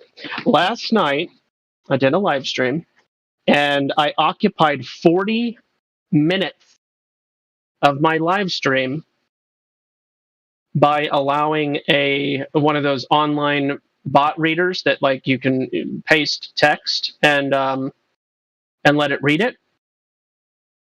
The text that I had was very long. It was a list of 1,291 events. 1,291 events from a special document from a special company that everybody knows and loves. That this special company, they're so special that they sponsor everything you watch on television. It's a really special company that sponsors like everything. Turner. No. This and it brought to you by a special company that Colgate. Yeah, Colgate. That's the one. Sure. That's the brought to you by Colgate, of course. And this I was going to company say Menon.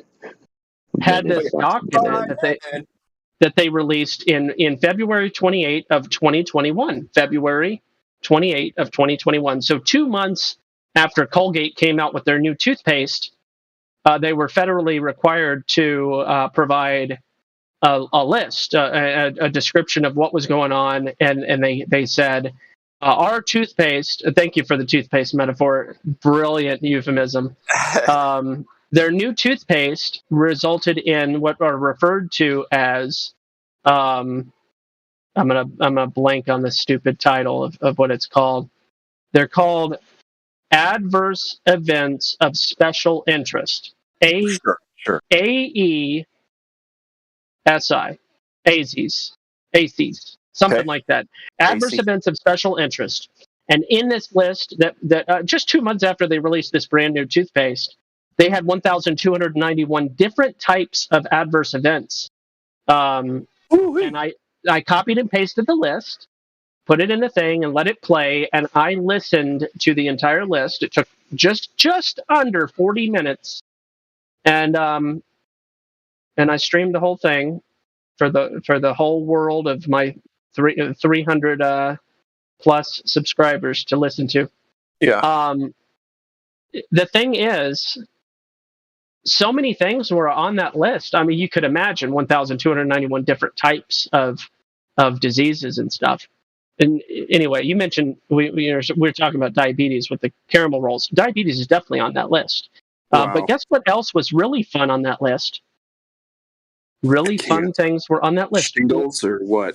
Aura was on that list. AURA, Aura. What? And what really made me excited is when they said deja vu was on the list. No shit. Are you fucking kidding me? Not kidding. Imagine brushing your teeth with toothpaste and then getting deja vu as a result. I mean, that's really unusual. I mean, I know we brush our teeth on a regular basis, but listen, somebody needs to get sued. Somebody needs to get sued about the fact that deja vu is not medically proven. Oh, I get it. I get it. The list is so profound, and by profound I mean like. So guess what wasn't on the list? Because I was like, I know some medical things. I wonder if they're going to say this one. Yeah. And it's in alphabetical order. That actually makes it super convenient. So you could actually just scroll and look or do Control F and find it. But polydactylism was not on the list. What's that? Being a multi-bird? That's when you are born with more fingers than you're supposed to have.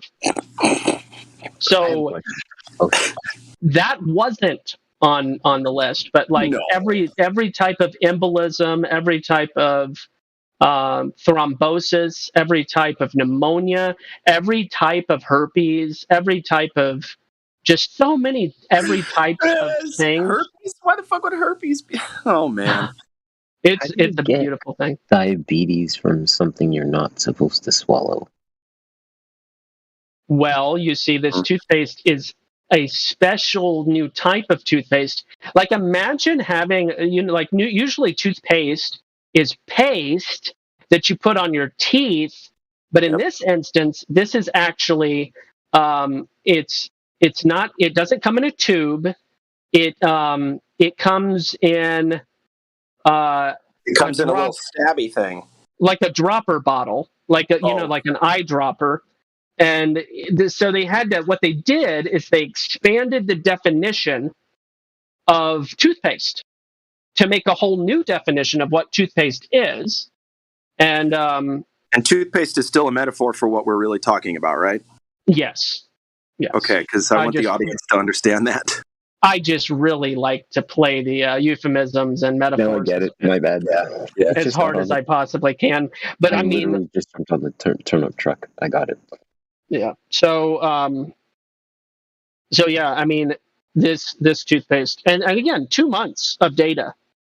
2 months. very thorough data in 2 months' time. 2 months, yeah, that's enough time to barely develop a new recipe. So, yeah, food recipe. Oh, they didn't. They wouldn't do something like that. That would ruin everything. You gotta keep what you got so that you can fully investigate what's going on. You know, I'm mad too. I had to miss my best friend's wedding. Yes, the cliche, my best friend's wedding, because of I didn't buy any toothpaste. If you know what I mean. Oh yeah. But then I call the dude and I'm like, hey man, I can't make it to your wedding because I didn't buy the toothpaste. And he goes, Can I use mint? Can I use mint? Are Altoids okay, sir? Go ahead. No, well, anyway, he goes, dude, I don't give a shit. And I'm like, fuck, I could have been out there because the whole time their invitations, you have to have bought the specific toothpaste. So I was thinking, oh shit, I can't go to the wedding because I'm not going to put experimental toothpaste into my body. Yeah. Dude, Yeah. I used the damn toothpaste just so I could go to my job. I'm so sorry, brother. So sorry. Yeah, Altoids, man. That's all good. Altoids Maybe- were maybe- amazing. Wintergreen is good stuff. Maybe you I can like lucky and Scope. just go the salty toothpaste, not the sweet one. Has anybody here ever used the salty mouthwash stuff? It's like, Yeah, this from seawater. It says like sea minerals or whatever. Yeah, I've used it. Yeah, it's not bad actually. I was It's like, good. I like it actually. at first you're like, ew, and then you're like, oh, actually, it's kind of pleasant. And salt has, really good natural effects of being good for you and stuff. So you don't swallow it; you just, spit it out. But still, Well, if you let's say we're talking strictly about seawater, you can actually dilute, let's say 4 cups, so 3 cups of water and 1 cup of seawater, and that's actually pretty good for you. Yeah, every ocean that I've been in, I've seen like nasty people, and I'm always like, I don't know. I mean, maybe if I was like on a deep sea fishing thing, and it was like taken from way out in the middle of the ocean, not near the shore where I see people pooping their pants and stuff. Most of the ocean doesn't have any nasty people. Most of it. So I'm talking about that big part of the ocean and the ocean water. That one, it's good for you. Yeah, gotcha. Like most of it, not that tiny part. All right, speaking of, I'm going to send you guys a picture of what I'm eating right now. Sea salt premium roasted seaweed. Hang on. Ooh. Oh, yeah. Gospel, you know that our blood and ocean water are very similar on the mineral content and all that kind of stuff. Yeah, I didn't know that, but I guess it's not too surprising, I suppose. We allegedly came from the Earth, so one way or another, that rationale could be justified. What's that? When we sweat, or when we, every liquid that comes out of our body, it's like saline. It's like salty. Even our blood is salty as well. I mean, I say salty, but it's the mineral content on it and the ratio of it. It's very similar, almost equal to the seawater. I think that's the alkalinity, isn't it? Alkaline? How alkaline you are is a measure of your the salt content, I believe. Well, alkaline is beyond above 7.8. Will be alkaline, right? I'll look it up. Because under that is acidic.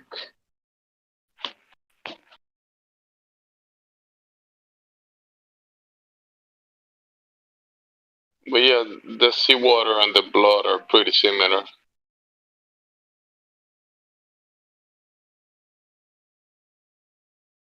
And that idea that they've been giving us of when you look at the stores and you buy the water that has basically barely any minerals, it's not the same thing as the waters that you find, like prime water that comes from the ground that we will be naturally drinking.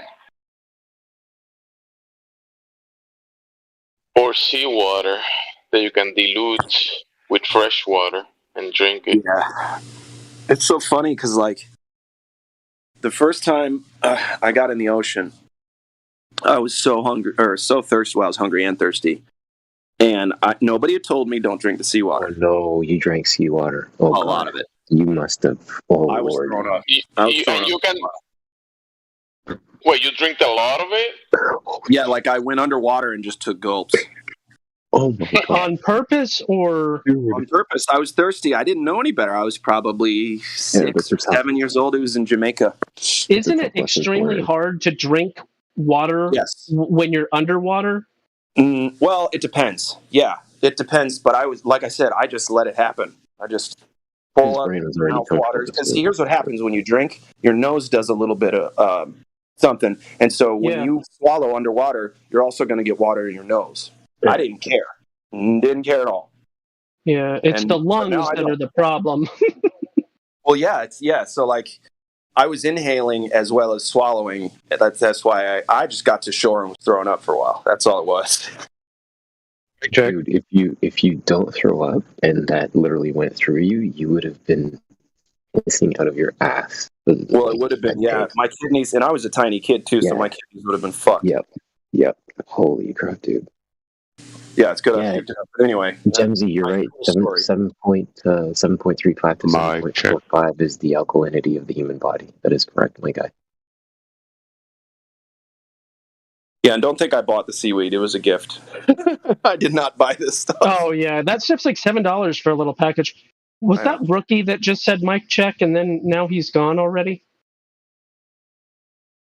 I think it was. He's the only one with a tone of voice like that. Yeah, Rookie. Okay, thanks.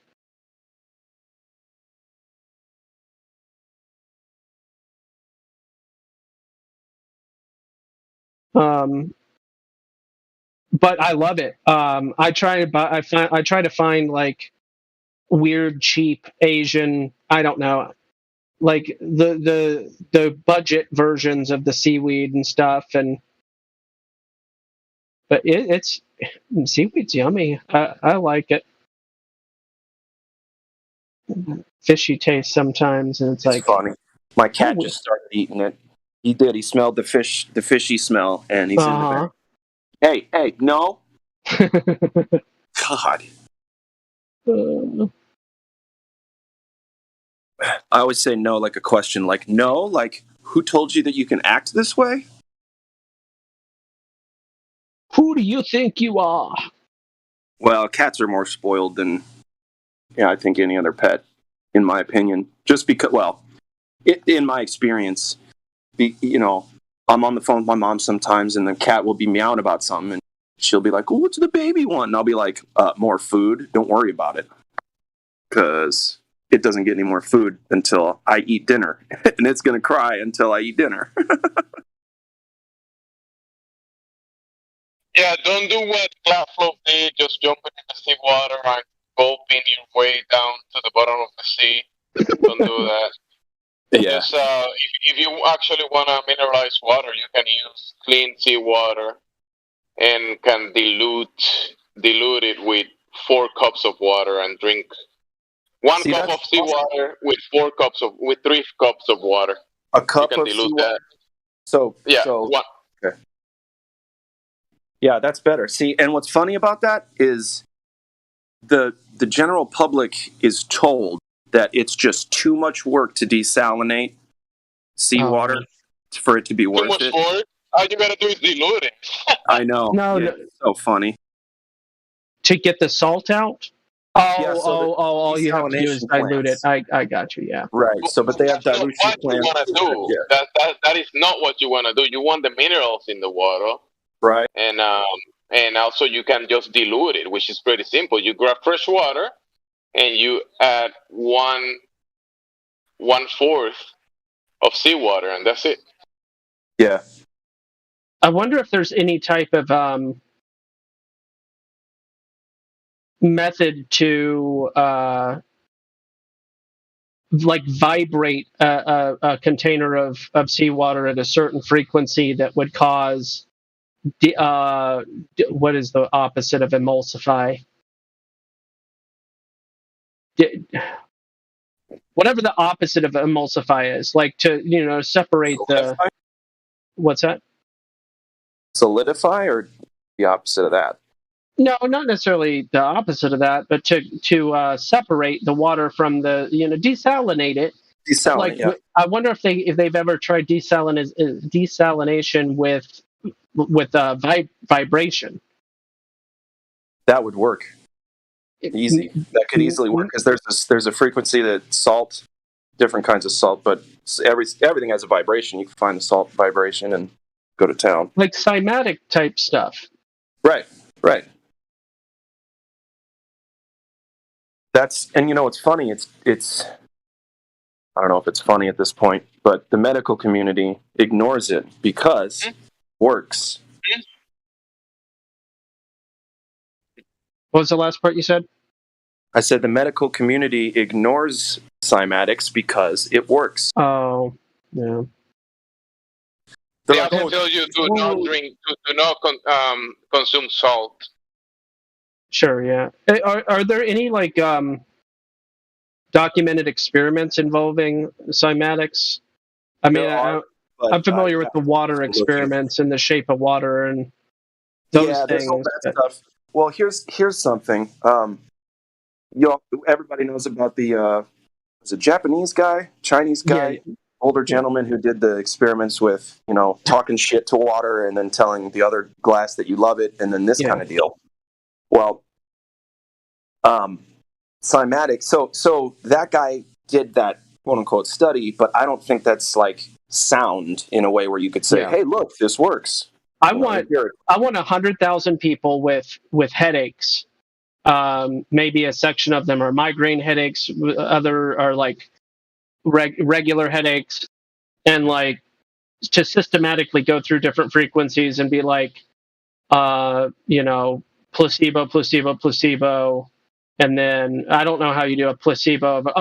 Placebo of a frequency would be, we're playing this frequency and you can't hear it, but you're actually not doing anything at all. Yep. That would be the placebo. But like, that'd be tough though, because how do you not make sound? Well, there are sounds that are outside of our hearing range. Right.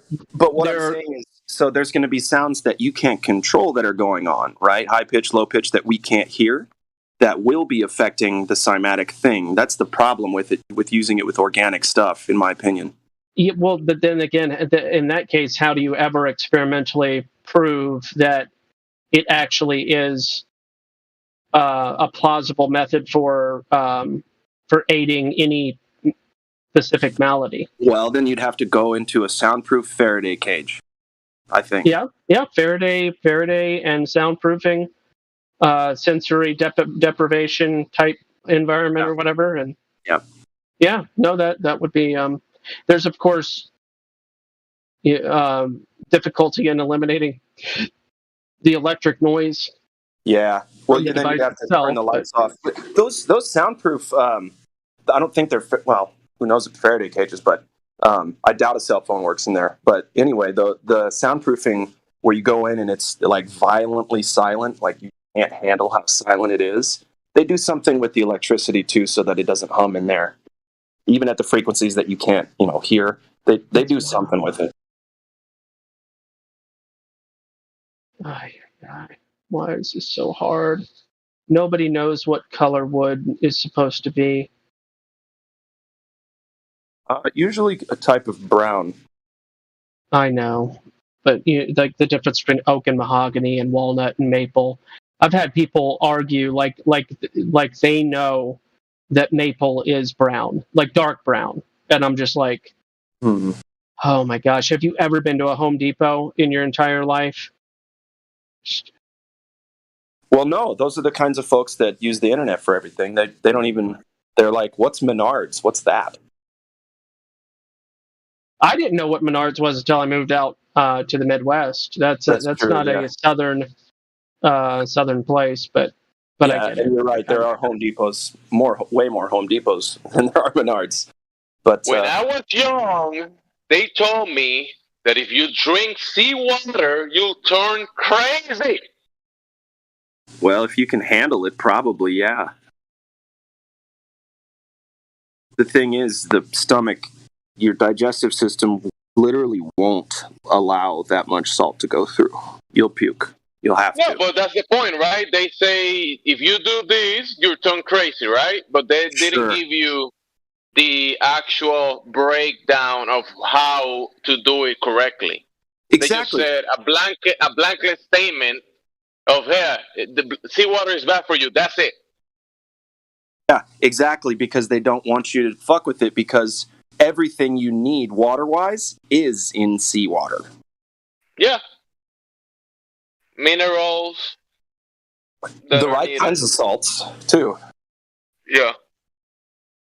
If you take sea salt, like that you get from sea, you take it and you get your own sea salt from the water right there. You do it yourself. That's some of the healthiest stuff you can get. The iodized kosher salt that you buy at the store, you might as well not have that, because it doesn't do anything for you. Yeah, the seawater, sea salt sea salt should be easy enough of grabbing an amount of water and leave it in the sun, and the water will evaporate, and then you get salt at the end of it. It's so funny. It's so easy to use the world as it is to stay healthy. Yep. Just like cannabis, remember the reefer madness? If you smoke these flowers, you turn crazy and take your family out or something. Just like seawater, almost I similar. know, they're like, you'll become a rapist, if you smoke a joint. Like, really? Not what I'm seeing. Yeah, and just discard the 50,000 different products that you can make from that plant, because if you smoke it, you turn crazy and that kind of stuff. Just like same thing with seawater. Yep. Yeah. Same thing with seawater. Oh, don't worry about it. Water. Get your salt from the store. Yeah. There's a company that built a car, and they say it runs in seawater, like that kind of water. Yeah, dude. I'm sure about it. I'm sure. Because I imagine all that movement that the water is causing or whatever, right? It's definitely producing some type of charge. Yes, salinated water, I think, someone correct me if I'm wrong, but salinated water is more superconductive than regular water. Yes, there's more. Yeah, salt increases conductivity. You can transfer a current in salinated water. That is. And so my understanding is that the reason seawater is so cold, especially quote unquote near Antarctica, so salinated and freezing cold is very easy to transfer electricity, is what I understand. You have you ever made ice cream with a hand cranked ice cream maker? No. Okay, so when you're doing that, you add salt, rock salt, to the ice, and salt is able to lower water's freezing point. Yes, sir. So you can actually get down to, like, I don't know if it's like 27, 26. You get much lower. You get water that's colder than 32 degrees Fahrenheit. Yep. I don't know how cold exactly, but the salt enables that. So, so there's less atmosphere. It's less dense. Am I right? So why would it be? Why would it be less more dense? Seawater is more dense. More I think dense. it would be Okay. more. It's easier to float. Like, you could go to the Dead Sea, which is full of salt, and float no problem in the Dead Sea because it is more dense than a lake. But seawater has a lower freezing point than regular water. Higher density equals less capable of crystallization. Bingo, bingo. So electricity likes that better. Am I wrong? Or it can move through it, and it can jump from check it out. So your body, as an electric machine, it will definitely like some salty water. Well, it's like this. It's like the sun and the moon are spinning above like an engine. Okay? And this whole place is electric. We know that. So, your body as well. The spinning motion, right? Because you are salt water as well. So the spinning motion of the energy sources, we don't know what's below us. Could be that black sun nonsense, but at least the sun we know. Or water. The sun is a positive or negative charge. It's one of them. So the salt water, freezing cold salt water, helps spin all of that energy around and make this world up as it. I don't know. I do not know. The engine of creation kind of deal, whatever. It's all nuts, but it makes sense. Who put all that salt into water?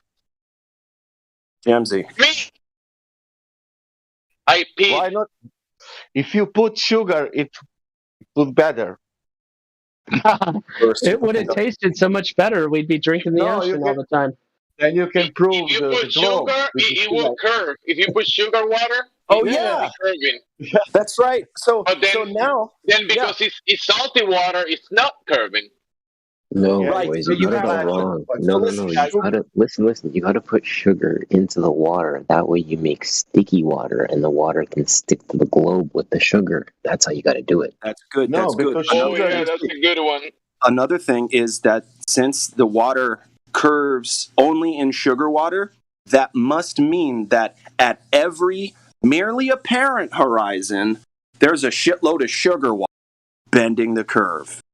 Yeah, I must not go to the beach anymore because I'm a diabetic and that might kill me. Sugar? No, it's sugar water gas. Oh, water gas. You remember him? Yeah, I do. Yeah, sure. Dallas Davis. Dallas Dave. He had a point. Let me tell you, he had a point. Well, he also said some things emphatically that were just false, and he held to it as if it were like he was right 100%, and he believed that we were like fish, and there was a lot of special things that guy said that were not legit. You know what? I think he was trying to say vapor, but he said water gas. Could have just said vapor. Am I wrong? Sure, he was trying to prove a point. He was trying to prove a point about like this water makes up everything, and water is everything, and it started to get kind of everything weird. Has water in it, and yada yada. Yes. Yes. You know something that he also said that I remember, and it was peculiar for me. He said, "Your boy, what was it? Aristophanes is the one that declared that water was H2O." He said, I remember him saying something like that. Oh, weird. Well, here's another thing is I heard this, somebody's out there going, hey, prove hydrogen. Show me a hydrogen molecule. And I got to thinking, I was like, yeah, let me see one of those. I've never seen one. Show me one. Show me hydrogen sticking to 2 oxygen molecules or however H2O works. I think that's what it is. Yeah, that was Igor asking every time. Show me that once in a lab. I'd love to see it. I'd love to. Maybe there's something to that. And why water is not? Why it's salty? Because it's raining like for 4.5 billion years, and still it's not changed the density. Nothing. That's true. What's up? I got it. Here you go.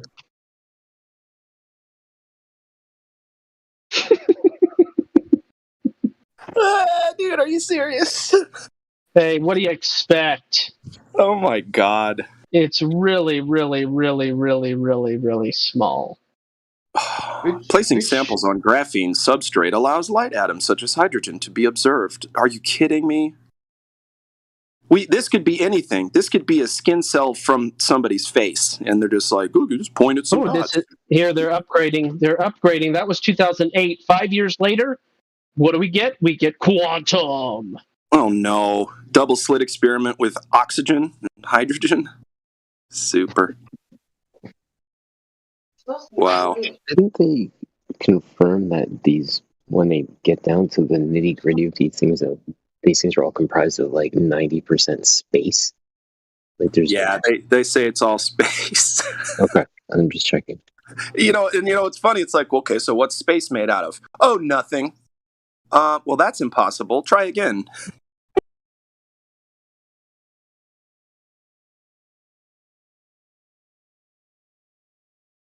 Asking for a friend, is this the same space that NASA created? An atom undressed.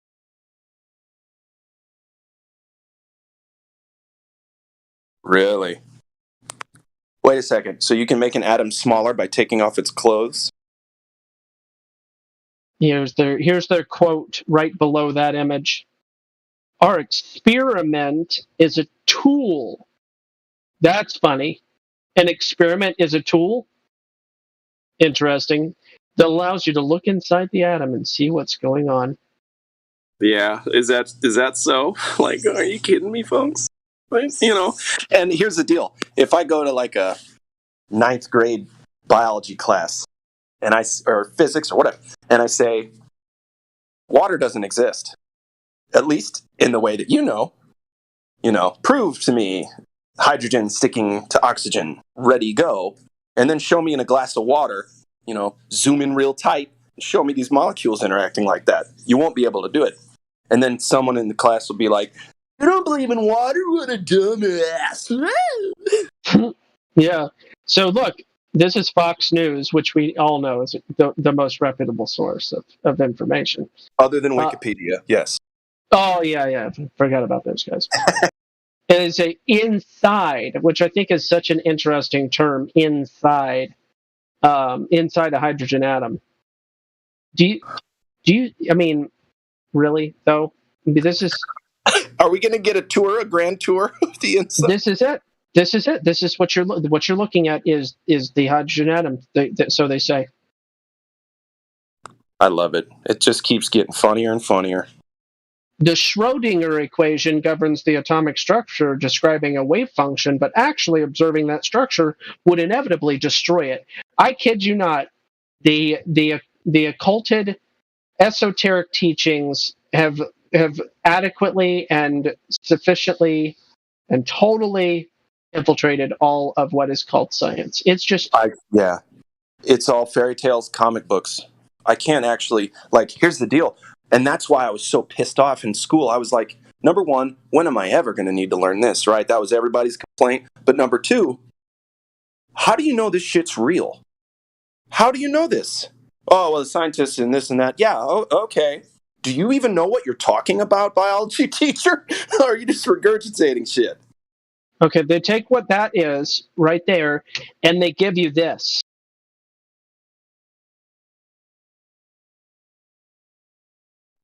Oh boy, so Super Nintendo graphics now. Nintendo 64, almost. Almost 64. Yeah, you're right. It'd be more 64 than... Anyway, scientists modified a scanning tunneling microscope tip so that it could form hydrogen bonds. Oh, I get it. So now they're creating water. That's just something else, isn't it? Mm-hmm. Gosh, what's next? Creating what? Sunlight? Creating all kinds of they're working on that. That's where these special sci-fi authors, they write it first. So the sci-fi authors write their ideas, and then science makes it become a quote unquote reality. Right, they do their best at least, yeah. And if they don't make it a real reality, which in my opinion is most of the time they fail at that, then they'll just make some shit up. Just like they've done with this hydrogen nonsense. Hey, look at this this neon green pixelated nonsense. Well, it has to look like that because it's just so small. Yeah, don't worry, just take our word for it. Yeah, okay. Orbital.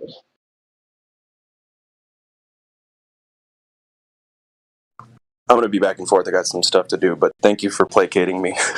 Yeah, It's been fun.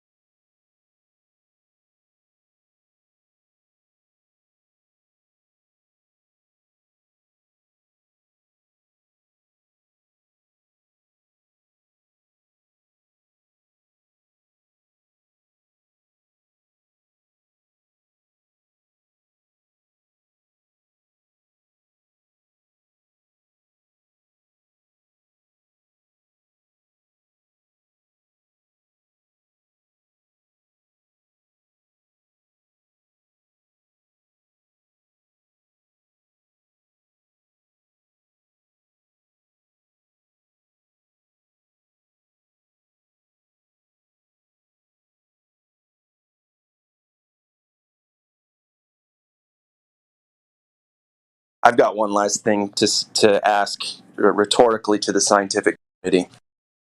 How do you know when you've isolated a single hydrogen atom? Thank you. Mm-hmm.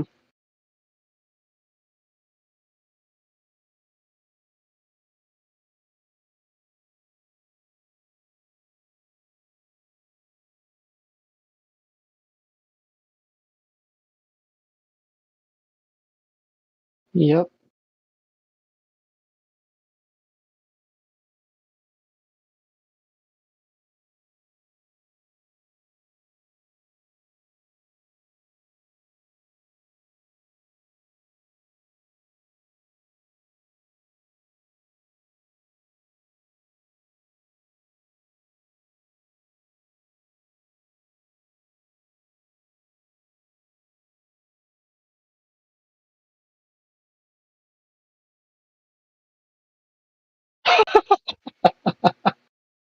Oh my gosh.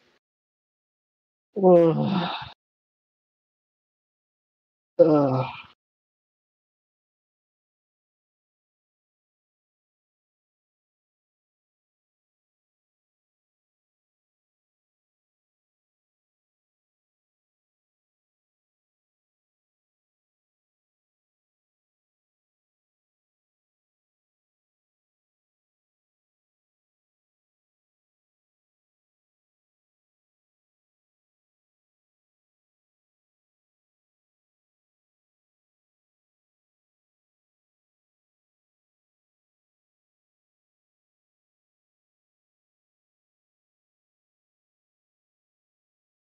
Takes each and every kind of person that you can think of and more to make up this world, folks. Apparently.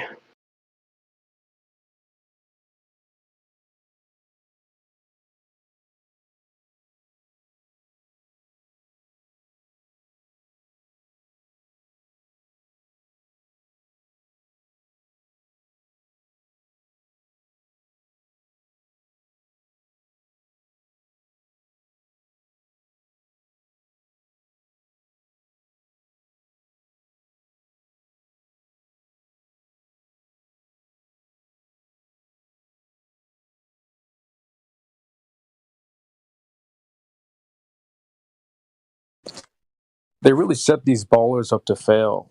Like, they only gave them an outline. They didn't give them any details. Who measured the globe? Eratosthenes. Okay, what about Eratosthenes? They didn't get that information. So they were provided with a terrible outline that leads them to failure. And they were provided with talking points, right, for the anti-flat Earth rhetoric. So they don't even understand the globe, let alone the flat Earth. So they're just completely set up to fail from the beginning. It's kind of sad, really.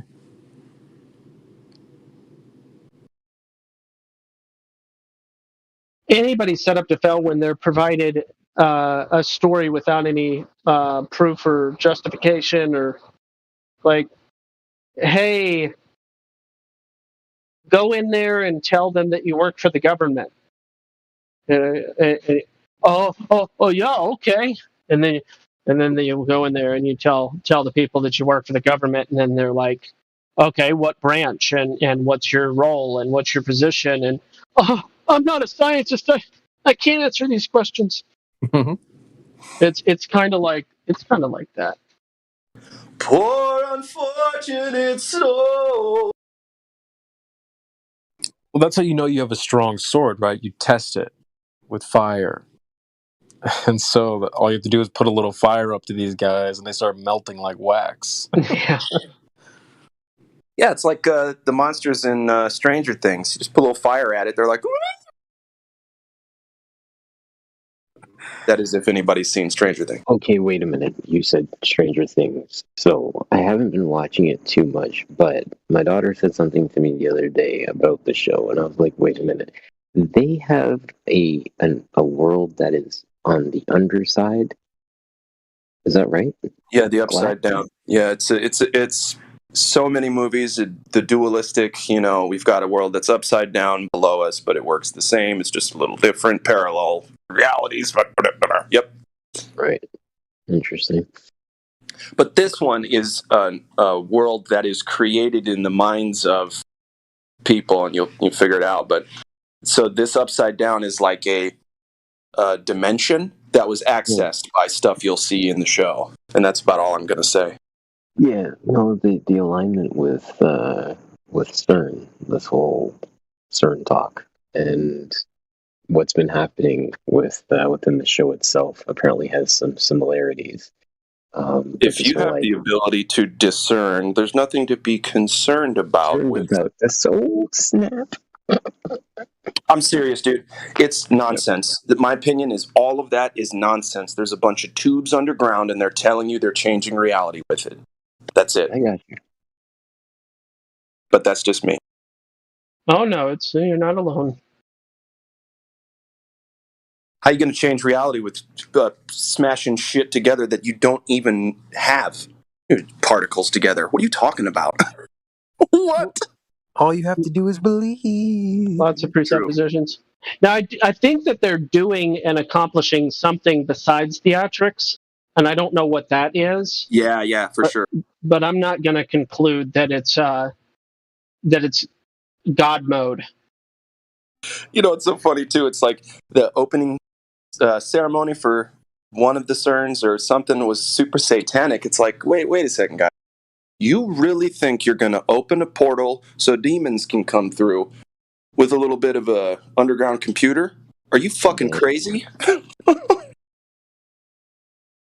Hey, and if that's the case, fuck this place. Sorry.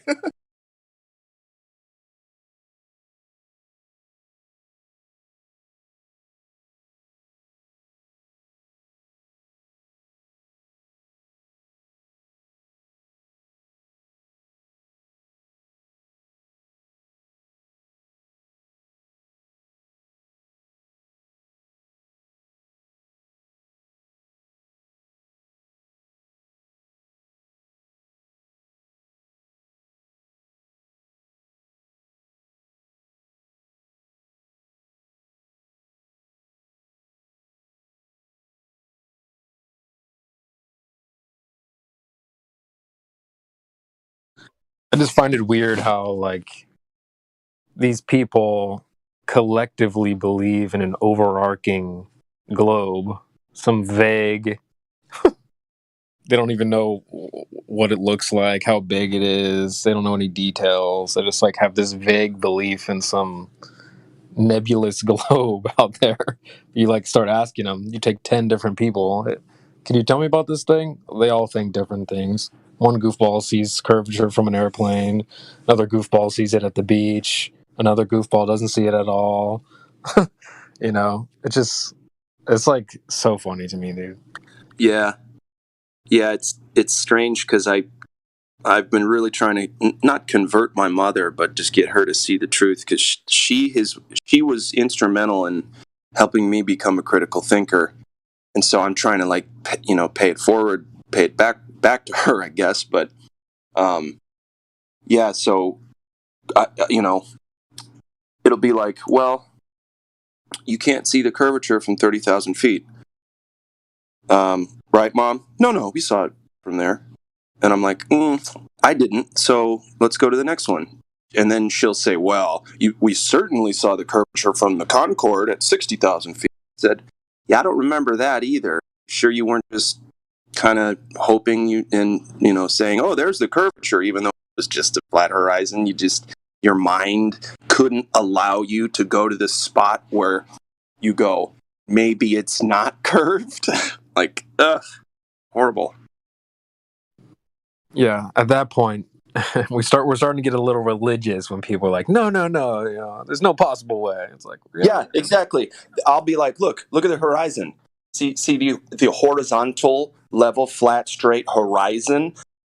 And they'll be like, yes, that is curvature. It's unreal.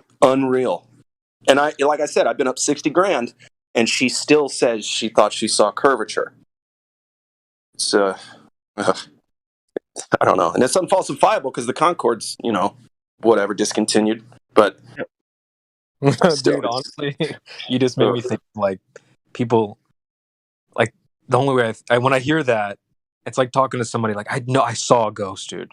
I mean, regardless of how yeah. You know what I mean? It's like, okay, we get it. You saw a ghost, all right?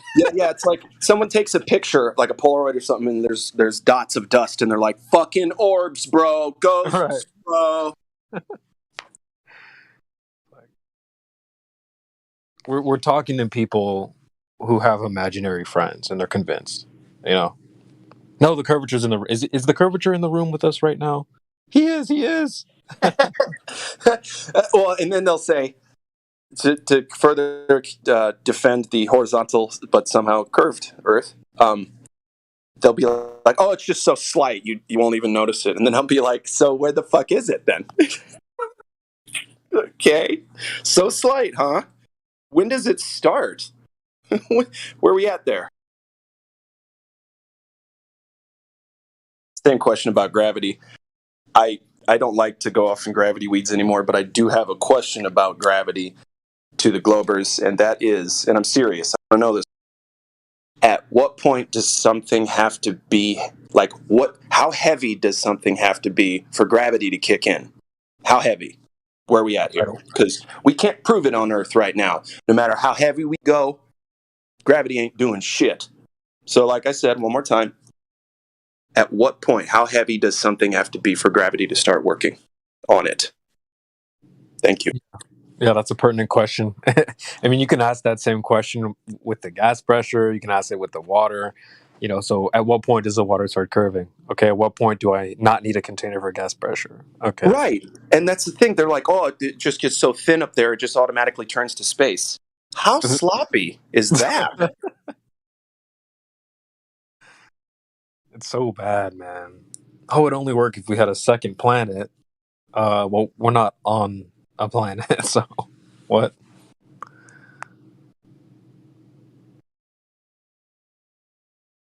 Yeah, and then they're like, oh, well, it's just above your head. Are you a scientist? Okay, well, let's talk about something else. What's your favorite color? We'll start there.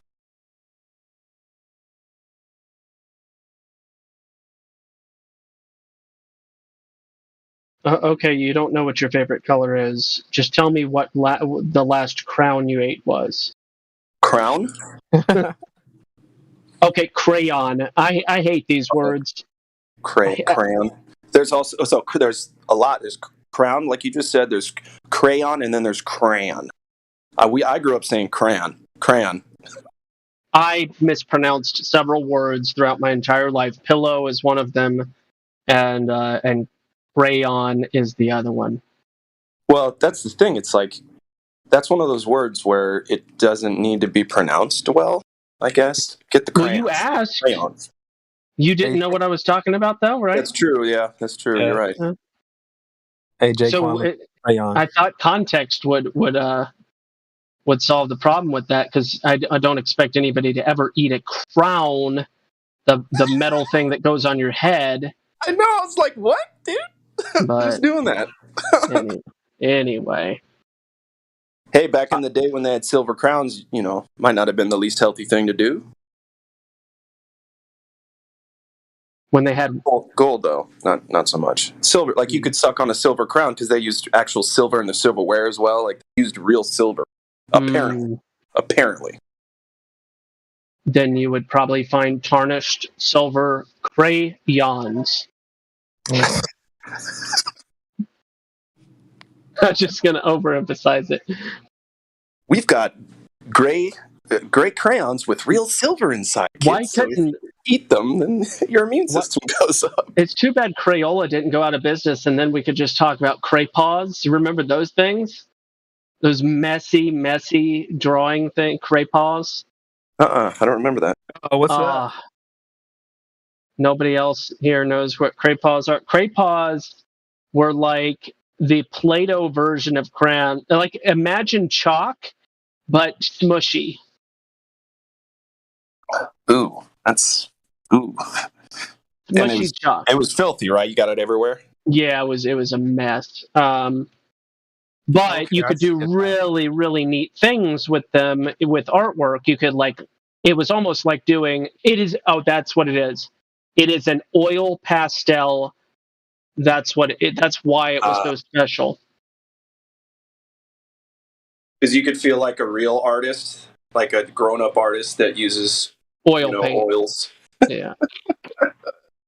It's all right. Hey, shit. Get kids painting. Why not? That's why I was pissed when I went from kindergarten to first grade. I was like, no more finger paints? Fuck school. This is ridiculous. Yeah, you got it, Creation Bear. That's the one. Yeah, I think I had a kit in the, in the home art studio. I think we had a bunch of good stuff back in the day. Yeah, we used those, dude. I remember those things would crush up like wool. They're gross. But you could really do some neat things with them. Like on one hand, they were a mess, but on the other, they were kind of neat if you knew what you were doing.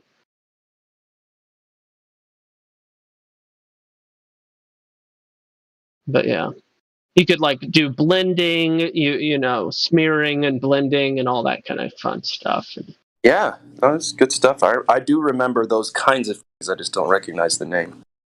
Yeah, it's a brand. Craypaw is a brand.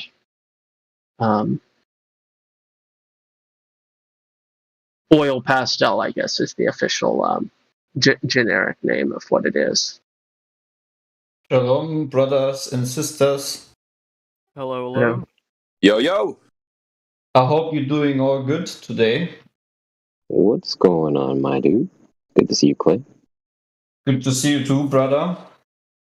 We're just here trying to dispel some more notions that I'm pretty sure Globers believe in. Oh, so what are your arguments that the Earth is flat? Before you present to me your arguments, I want to ask about Antarctica. Why, guys, you can't go there? Lol. Well, one thing I can tell you about Antarctica is it's a very contagious disease that you just contracted. You now have Antarctic AIDS. Yeah. I gotta tell you, man, if you haven't been to Antarctica, you can't talk about Antarctica, period. If you want to, I can come up with a cool story. So you can't go to Antarctica, otherwise you would see the flying penguins. They're more deeper within. They put the crippled ones on the outside where all the other people can go, and the real flying penguins you can't see because you can't go within the land. You can't go further into it. That's why.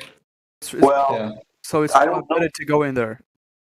Flying penguins and stuff. Yeah, we're told we can't go to Antarctica. Yeah. We're told all this stuff, right? We're told this. We're told that. I can't even confirm whether or not we can or cannot do certain things. We're just. Yeah. No, I'm just joking, man. But if you want to have I know you. I got it. If you want to have a really good view on it, it's not like something that you can just explain in 2, 3, 5 sentences. The best video about it is actually from Taboo Conspiracy, which was posted in the live stream Voice X by Gospel. That's literally the best video explaining to you and also showing you all the sources so you can look it up yourself. Yeah. Wait. You can't literally pee or poop without being forced to Listen. Have we confirmed any of this shit that we're told, though? What we do know is that just recently, within the past 3 years, you couldn't go to the grocery store. So I don't know where people get this idea that you can just go around and do whatever you want, wherever you want. That's a weird thing to operate off of. Obviously, it's a good argument. You can't go there without a permission. It's not that easy. It's like the same thing. You can't drive a car without a driver's license. First, that makes sense. But what I'm saying is it's really difficult to talk about because I don't know whether or not my dog can poop in Antarctica, okay? I just hear what I'm told. Okay, so you don't know whether your dog can poop there, but I have no idea. Okay, but I can say that he would probably freeze there because it's very cold there, and dogs are not. Yeah, I agree with that. The dog would probably freeze well, but unless it's like a Siberian Husky, right? Then we could maybe give it a shot. It would be cool if there was like a group of like flat Earth Navy SEALs and they made a mission to go there. But it doesn't seem like some place that, like you just said, you'd freeze, whatever. It doesn't seem like a place you really need to go to verify whether the surface of the Earth is curved or not. It's more of like a bonus mission. We can go explore the boundaries. But guys, you can see the edge of the disc. Well, it's not a disc. Filming. What disc, Helter? What disc? Yeah, no one here thinks the Earth is a disc. Helter. No. Okay, so what I akin the Antarctica thing to is Bermuda Triangle. They don't want us going there. We think we know why, but they say don't go there because it's like a magnetic reversal of the Earth. Like you'll get sucked in. Amelia Earhart disappeared there. All kinds of shit. Like, you know, unless I go to the Bermuda Triangle and hang out for a while, I don't know. I just don't know.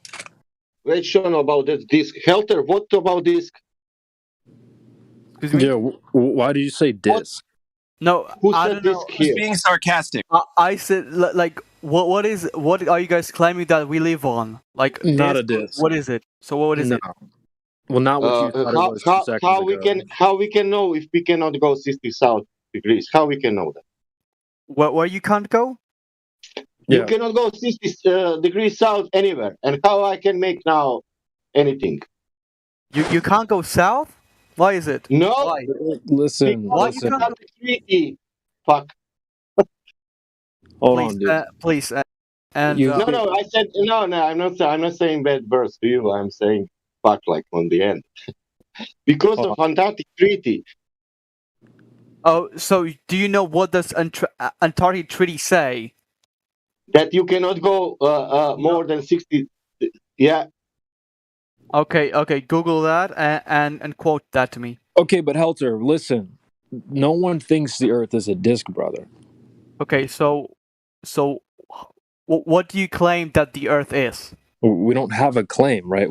The claim is that it's a globe that spins and has gas pressure that's uncontained. So when you go and try to verify those claims, they don't hold up.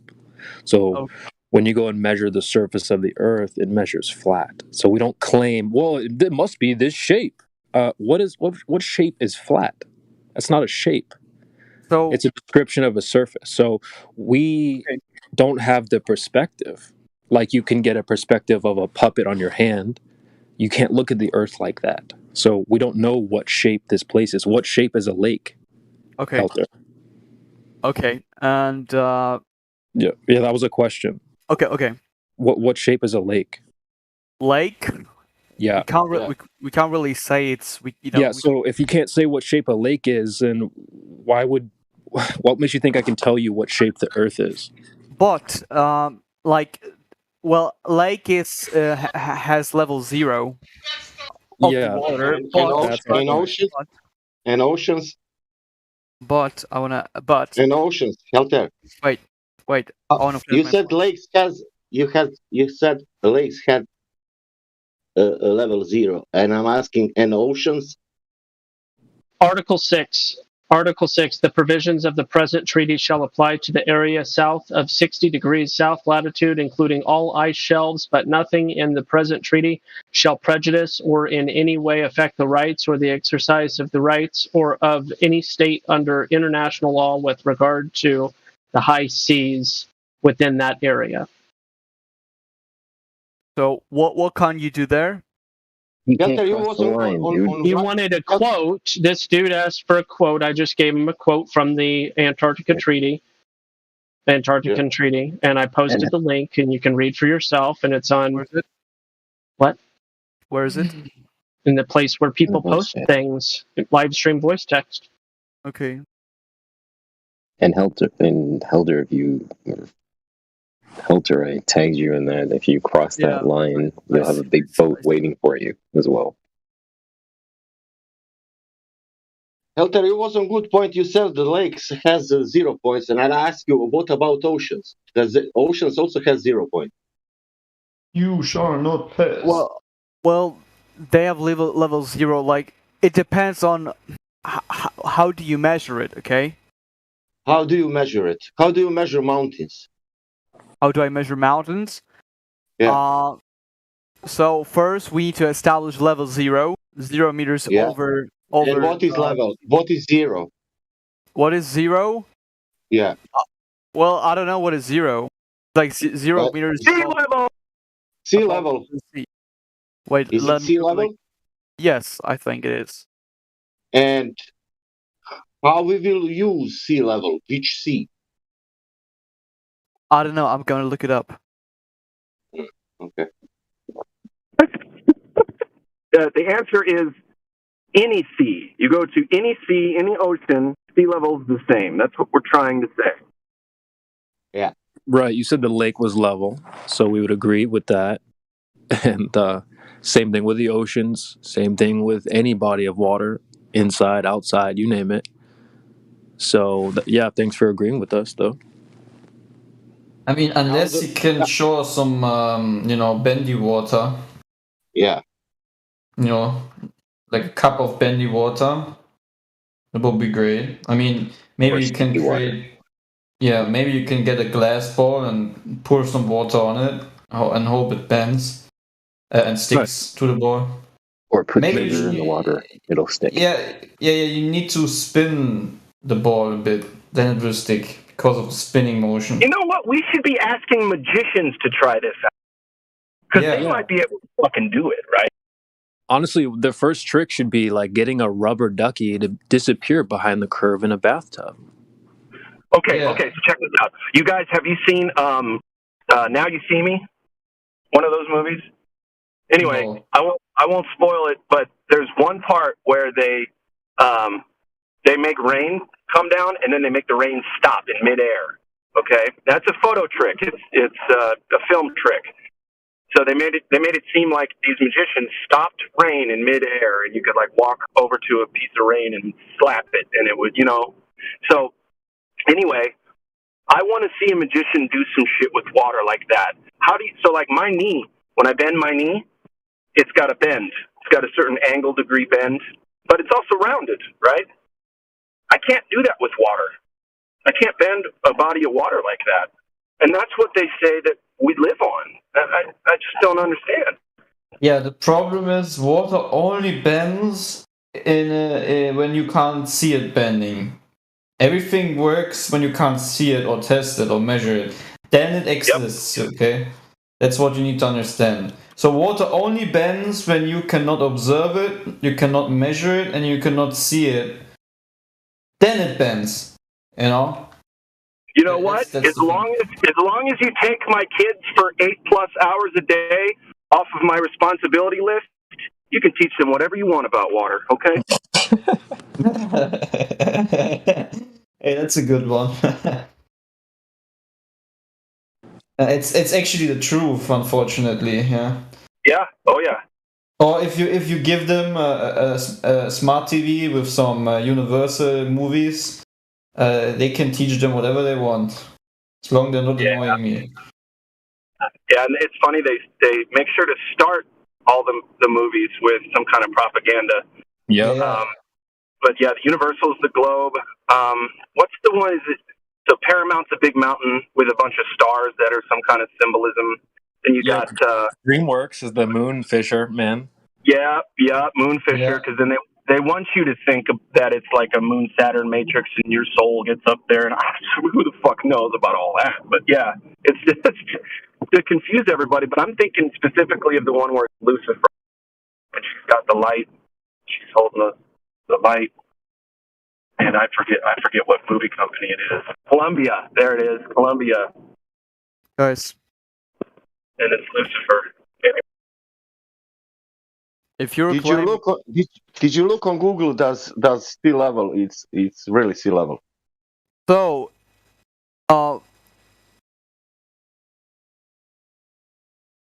here's how you know you're at sea level too. You can. I think this is right. So you gauge the pressure where you are, and if it's at 14.7 psi, then you're at sea level. The sea level is always perpendicular to the gravity force. Okay. Well, gravity's not a force, and it's not been scientifically validated to be a thing. Okay. So you are saying that something is perpendicular with something but doesn't exist. in reality. Okay, so things don't go down. So you measure the gravity and then you measure the mountains. Yes, we can measure the gravity. No. And then you measure the mountain, and then you measure the height of mountains. If you're Yes, we can do that. Yeah, you first measure the gravity and then you measure the mountain. Oh, great. Oh, Interesting. What correlation do they have? Gravity and the height of mountains. Really quickly, if you're going to punt gravity into the conversation, you're going to need to at least know something about it, and two, you're going to need some science for it. Okay, so if you're just going to ask us to believe in something without any evidence, then we'll just have to dismiss it entirely. So, one, do you know what gravity is? Yes, it is a force. That's incorrect, sir. So right off the bat, you're already wrong. It's not a force, right? Here's George Musser telling you it's not a force. Gravity is not a force. Okay, so gravity's not a force. It's the bending and warping of space-time now. So you're 100 years out of date. So you don't know what gravity is, but you're going to punt it into the conversation. I don't think that's wise of you, especially if you don't know what you're talking about. So maybe if you want to bring up gravity, go see if you can find the scientific experiment that validates that claim. But until then, you don't know what you're talking about, unfortunately. So we'll have to move on to how the water is still, gravity or not, the water is still a flat. It's still level. It's still not curved. So let me quickly play this to him with the gravity video thing, if you don't mind, where all the scientists, including Neil deGrasse Tyson, do not know what gravity actually is. Hey guys, real quick though. Sorry, you'll go ahead, Clay, in a second. I just passed a place called Horizon Dental Center, and their logo is a big curve. Thanks. Right. Someone asked Neil deGrasse Tyson, "What's gravity?" Like what it is, I don't know. But you know, right, Helter? Oh wait, you don't. What? So it's okay. What is gravity? You have no idea. Okay, next question. I don't know. Nobody in the entire world knows why that falls. So what is pushing this? Why does that fall? Newton didn't know. We can describe it pretty accurately, but no one knows why. We can describe gravity. We can say what it does to other things. We can measure it, predict with it. I don't need a computer to get a kid interested in that. To spend a week playing with gravity and trying to understand it and come up with reasons why. Well, so what is pushing this? Okay, why do things fall? Nobody knows why. So Newton simply threw his hands up and said, I don't know. So I'm going to invent something called gravitational pull. But what's falling? He said it's falling. What's falling? All things. Well, what's falling right now? I'm looking around. I don't see anything falling. No. Wait. So if if you throw your ball up, why is it falling down? Where was that ball in first place? The ball was in your hands. Right. So we're not just going to ignore that you threw it, right? Okay. Let's say that ball is on the floor. Is it ball more dense than air? Okay. But what if he? Is it? No, listen. This is important. Is it ball more than? It is. Okay. If you take the ball from the floor, are you moving the ball through the medium? What is less dense than the ball? When I'm moving the ball through what? Through the medium. That means you take the ball from the floor and now it's in your hand, but you are moving up, and you are moving through the air.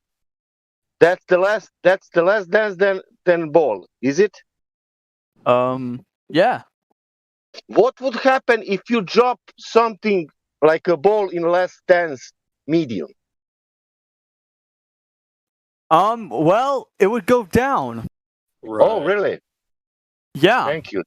That's all. Okay, so why but are you confused? Okay. Wait.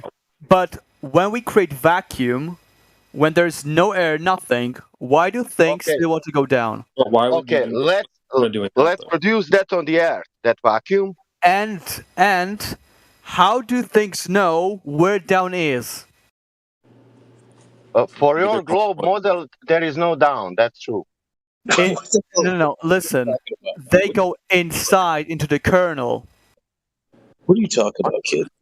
Okay, I asked you a question. How do things know where down is? They don't know it. They don't have brains. So why they don't go down? Why they go down if they don't know where down is?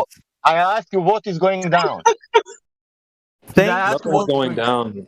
I already told you. Things on the Earth when you throw them up. Right. Yeah, so helpful. but You can't before ignore you throw that you them picked up, them first, right? You can't ignore that you just picked it up first. Why are you confused on why it fell? You picked it up. Yeah, I picked it up, and now I threw it. Right. You picked it up first. Where? You're gonna Where forget? you threw it? How can you forget that? Where did you throw it? More dense things. Okay, so let's say I threw them to the left Yeah, side. that's your answer right there. You threw it. That's your answer. I threw them, and so what? You understand? You are You threw it, therefore you are causing that ball is falling down. Do you know that? So just because I threw them, Yeah, you are causing that ball is falling down because you throw the ball. You invested energy into the ball. Therefore the ball moves, and when the energy dissipates in that ball, it returns to its place of rest on the ground. Okay, why does it return to the ground? Because the energy that you invested into it is no longer valid and there. It's gone. It's traveling. Because it's traveling through less dense medium. You are talking about the law of Newton, right? No. No, we're not talking about. Does he know what the word medium is? We're talking about what? Does he know what the word medium means? You guys are skipping past a lot of stuff. It seems he doesn't understand. So, do you know what medium means, young man? Medium is between easy and hard. Oh my god! Oh my god! What's wrong with y'all, dude? Oh my god! Send him back to grade 2. No, medium is the air, man. I do have a question about that. When you go to a fast food place, you can get extra small, extra large. Can you get something that's extra medium? Sorry, go ahead. Jeez. That was a legendary answer, I must say. Medium is between. Helter, do you want to try that again, buddy? I'm not gonna guys talk to you if you're gonna mute me constantly. Yeah, well, just answer the question. If you're gonna goof off, then you can just take a break. Am I goofing off, dude? Yeah. What is a medium?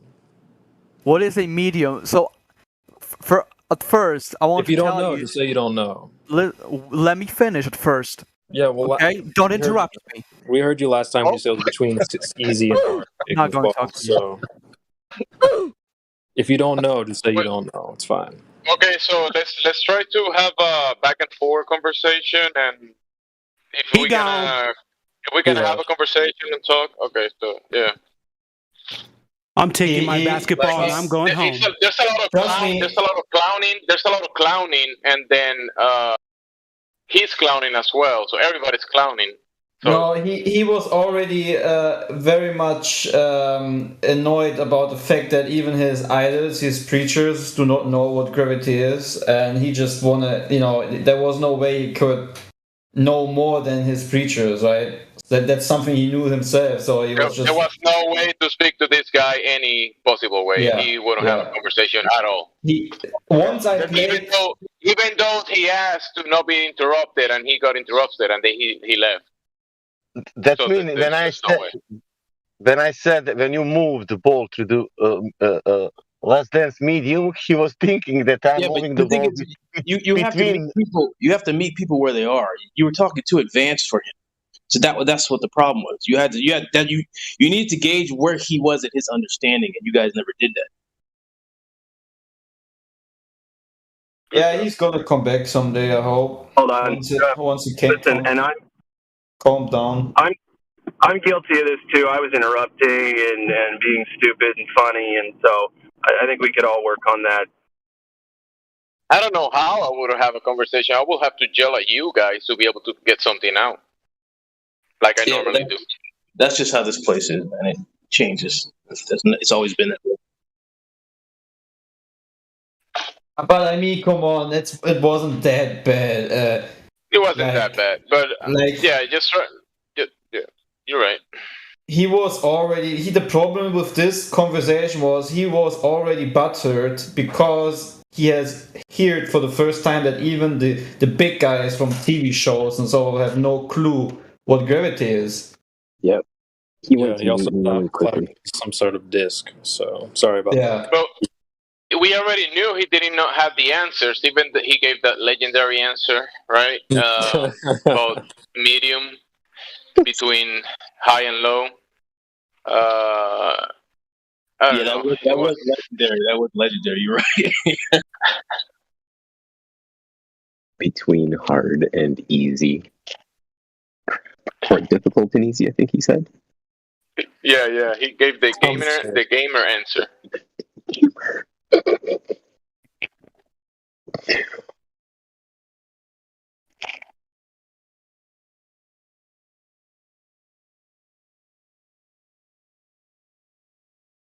Oh man, he's gonna come back someday.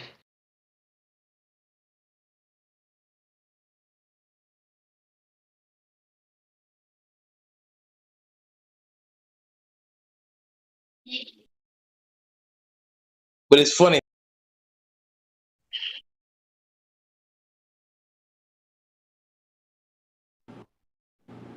You cut off their fraud. Yeah, it is funny. I'm over here laughing. No, but I mean, but a lot of people do that. He's not the only one. They come in here, they think down means gravity. That's it. How in the world does that make sense? I mean, a rock in water, does that mean gravity's pulling it down, or is it just heavier than fucking water? They can understand it in water, but they can't understand it in air. I don't understand that. Yeah, I'm over here laughing like you're confused because you picked it up and you're wondering why it fell. But why did it fall? Dude, you picked it up, dude. What are you talking about, man? I want to have a conversation with a Glober and ask these two questions, and I want them to just answer one after the other, and it's just two questions. And I know that that's asking a lot. I know it. But here are the two questions.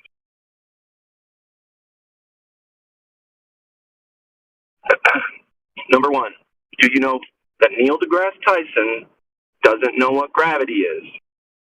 Do you understand that? And then we can play the clip. I'll say again. Do you understand your worldwide science communicator says he doesn't know what gravity is? Do you understand?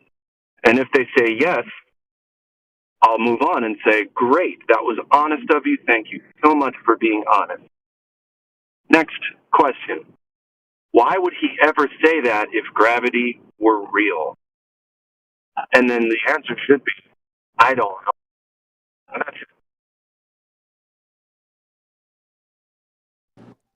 Well, it's real because it has to be. Dude, one of the goofiest things you'll hear is like, well, why don't we float away? It's like, well, do we live in like Bugs Bunny? Are we in a cartoon? Why would that happen? You're going to base your reality off of us not floating away? What? I mean, I'm not a sealed container of pure helium, so I'm not going to float away, okay? Stupid flat earthers always taking away the fairy tales. Something's pulling on me. Lift your leg up. What are you talking about, dude? Crazy, because like I'll go to the gym and I'll be like, most, if not all, these motherfuckers think gravity is the reason they're building. Dude, I cringe when I hear people say like, "Oh, just gravity training," or "Oh, we're using gravity." Like, it's so. Yeah, crazy. they got gravity like ropes and gravity rubber bands and all sorts of deals. Dude, I had a friend of mine who was this heliocultist, just cult member, but like we were taking his. He had a room that was all wallpaper on the ceiling as well, so we were removing the wallpaper and stuff. And he's like, "Oh, dude, you can use gravity. Like gravity will assist it down and stuff." I'm like, "Oh my god!" I'm over here just like face palming as hard as I possibly can. Let gravity bring it down. Stop it. Yeah, it brings you down. So I want to see Shit, I forgot because this joke came into my mind. Why are Glovers so depressed all the time? Gravity's got him down, dude. Gravity's bringing him down. They have no clear idea. They have no clear idea what gravity is. It's pulling down. It's raging centrifugal force. It's behaving like a container. What else? What else? It's doing so many things. It can do whatever it wants. Yeah. It can make gravity has no one. Gases go down. Things go down. Yeah. Yeah. Gases, everything. Gravity practically influences everything. Yes. Oh, no. Yes. Earth is flat. It's very close to the Bogdanov voice. Doompit. Does anybody else watch the Wojak cartoons on YouTube? Like low budget stories, Wojak stuff? No. I'll post one for everybody's viewing enjoyment.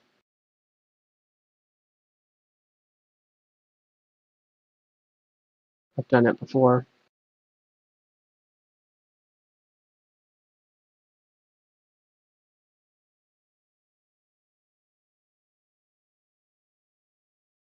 I'd go to the moon in a nanosecond. The problem is we don't have the technology to do that anymore. We used to, but we destroyed that technology, and it's a painful process to build it back again. Yeah. So, but America is a nation that can be defined in a single word. I was going to put him Yeah, but you've been making toasters forever, and you never had to change that technology.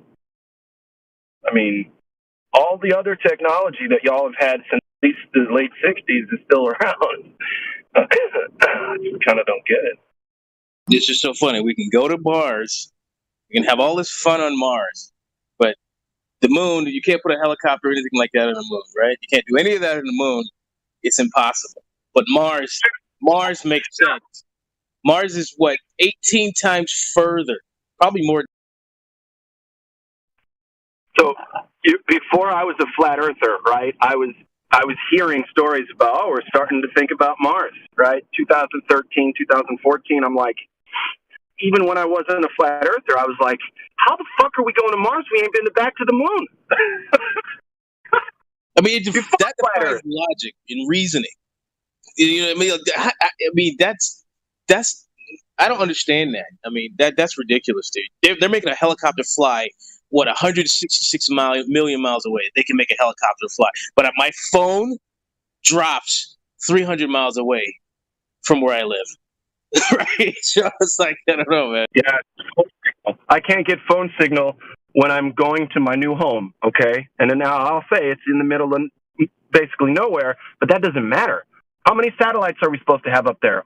Almost 7,000, and I can't get cell phone signal. Only 7,000. Well, that doesn't sound very good. Look up the official numbers. Last I checked, it was $6,000 something. Yeah, but if that's the case, we need way more than that. We need like one every mile, so at least 25,000 at the equator, and then one every mile in all the other directions times 360. So really, we need like a lot more. Yeah, and I like to ask these questions to normies, not just Glovers, just normies. I like to say, hey, did you know that there's a cell tower and cable TV towers just a few miles down the road to the north? Did you know that? And they'll be like, oh yeah, for sure. And I'm like, and those are a blessing, right? Those help us a lot, right? Oh yeah, absolutely. Now those are just down the street. How is it that we are supposed to believe we get better signal from thousands of miles away between tons of mediums, one that we've never been to, or at least only about 25 of us claim to have been to? how is it that 5 miles is worse signal than thousands? And they're like, I don't know. And then we just kind of leave it there. Oh, nope. I think it'd only be 180 because you're duplicating. So it'd be 4.5 million. Okay. That's how many we need if we're going to have perfect satellite coverage for the entire globe. Boy, because it's 25,000 mile circumference. Yeah, I'm rounding up. Okay. So I guess that makes sense. And $7,000 ain't nothing. Okay, guys. Well, they're doing great then with only. We listen, as always, we should be thankful. As always. I know. We're just being belligerent, first world problem children. I get it. I know. We need to be thankful for our benevolent dictators.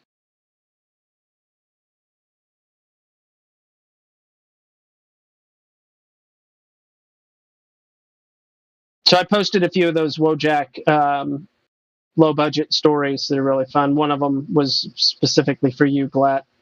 Life of a food delivery driver. Oh, brother. Yeah, They're I'm really taking a break right now, getting some food, and so I'll check it out. Yeah, they're fun. Dustin O'Daffer is the other really popular Wojak cartoon maker. And there's another one.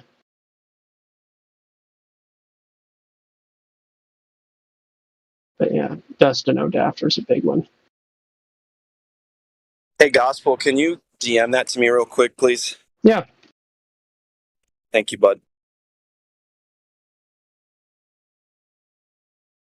Oh, gee. You keep defriending me. I think it means something. Don't you have to manually remove friends?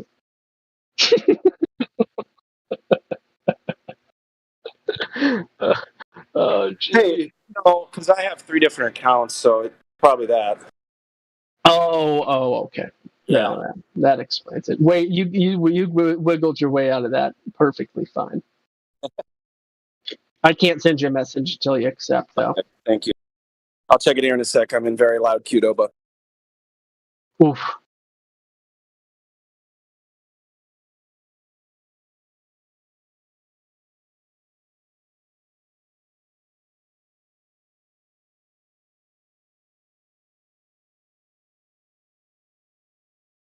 Find the other one. Dustin O'Daffer, low budget stories.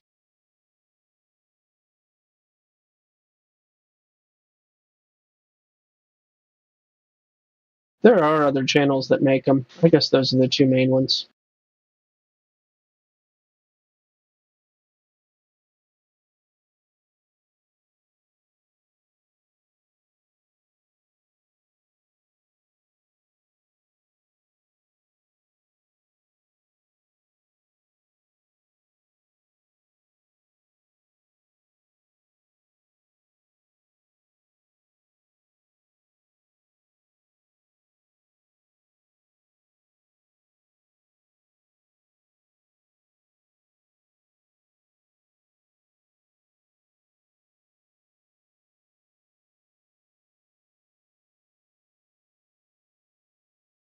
Space station is a serious place.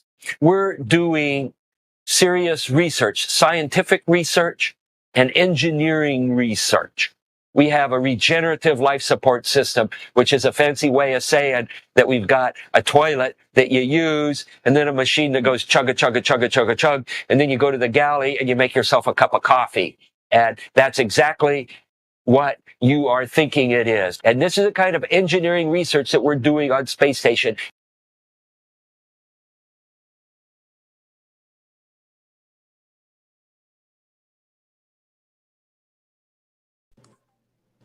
Oh, this coffee smells like shit. It is shit, Austin. It's a bit nutty. Come on, man.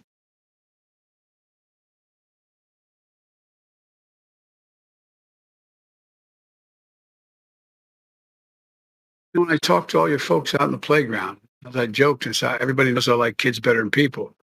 Fortunately, they're like me. That's why maybe I like them. But all kidding aside. And the kids used to come up and reach in the pool and rub my leg down. Biden is hiding people and sucking the blood of children. America is a nation that can be defined in a single word. I was going to Look, again, it's hard to make this up. President is whoever controls the teleprompter.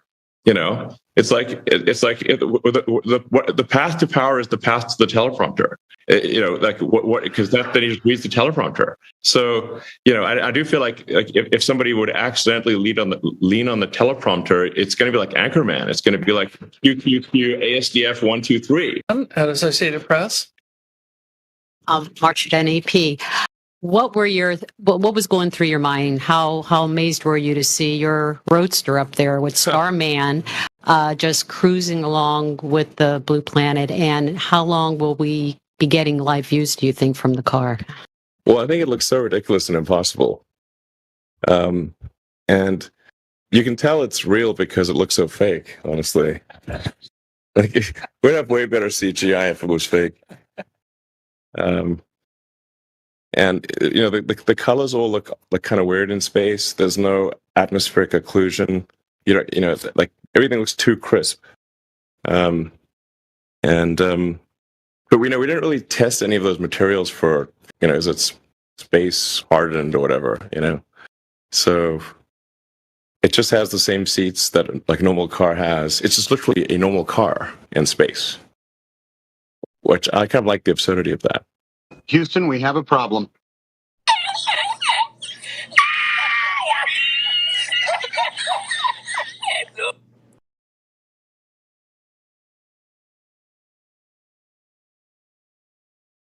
Something that absorbs water on the back of your head. Hey, let's use a diaper. I thought that's a clever solution to this problem.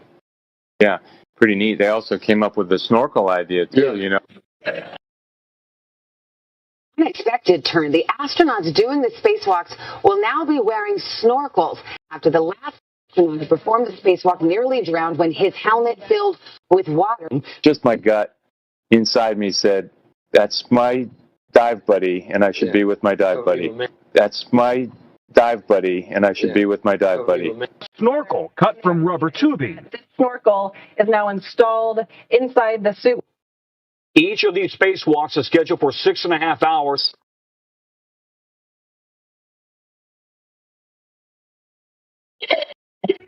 America is a nation that can be defined in a single word. I was going to put him.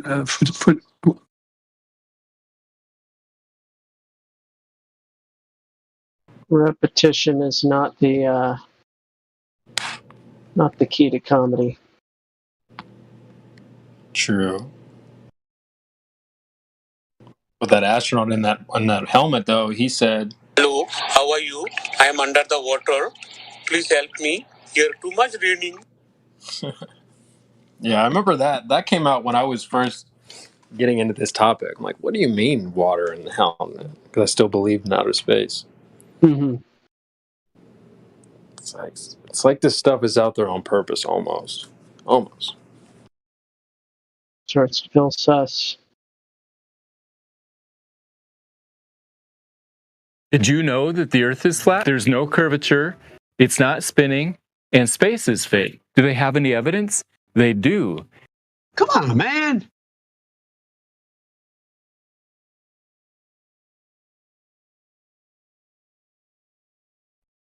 Well, my opinion, and I'm so liberal with my opinion. I love that you guys listen. Thank you. My opinion about flat Earth is that it was supposed to catch the smart to get distracted by it so that we don't actually go out and try to make change in the world. We sit here and talk about it and try to convince dummies that try to let dummies know they're being dummies and they can not be dummies and learn about their world. But anyway, to me, it's to take the smartest of us and make us do that because it's so interesting, right? To me, it's the most interesting topic ever. So it got me, and I'm not out protesting, and I'm not out this, that, and the other. You know what I mean? They don't care about protesters either, by the way. What I'm saying is I'm not out trying to affect change. I'm arguing troglodytes. Some are. Yeah, some are, for sure. I don't think there's anything we can do to stop the train that's in motion. I do think we can homestead and wait out the storm that's coming. I think that can happen. But if this is biblical, a lot of people think it is, then it's not a storm we can sit out. So it all remains to be seen. But you're wise enough to honor it as such. A lot of people won't even tip their hat to that, right? Noah, he built the ark, right? And the naysayers drowned. See, it's a story that has yet to be proven. Story. But like I said, it's all stories. It's all, how long have people been saying the end is near? Well, define near. I think you're right that either way, something's going down, right? Well, it's all going down, yeah. But I'm moving out to the country now, and I'm seeing just such a stark, vast difference. Farmers, people who live out in the middle of nowhere be just fine if everything crashes, just fine, because you can grow your own stuff. If you're near water, you got a well, you're set up, good to go. So anybody who's stuck in cities is going to suffer. That's the whole deal, in my opinion.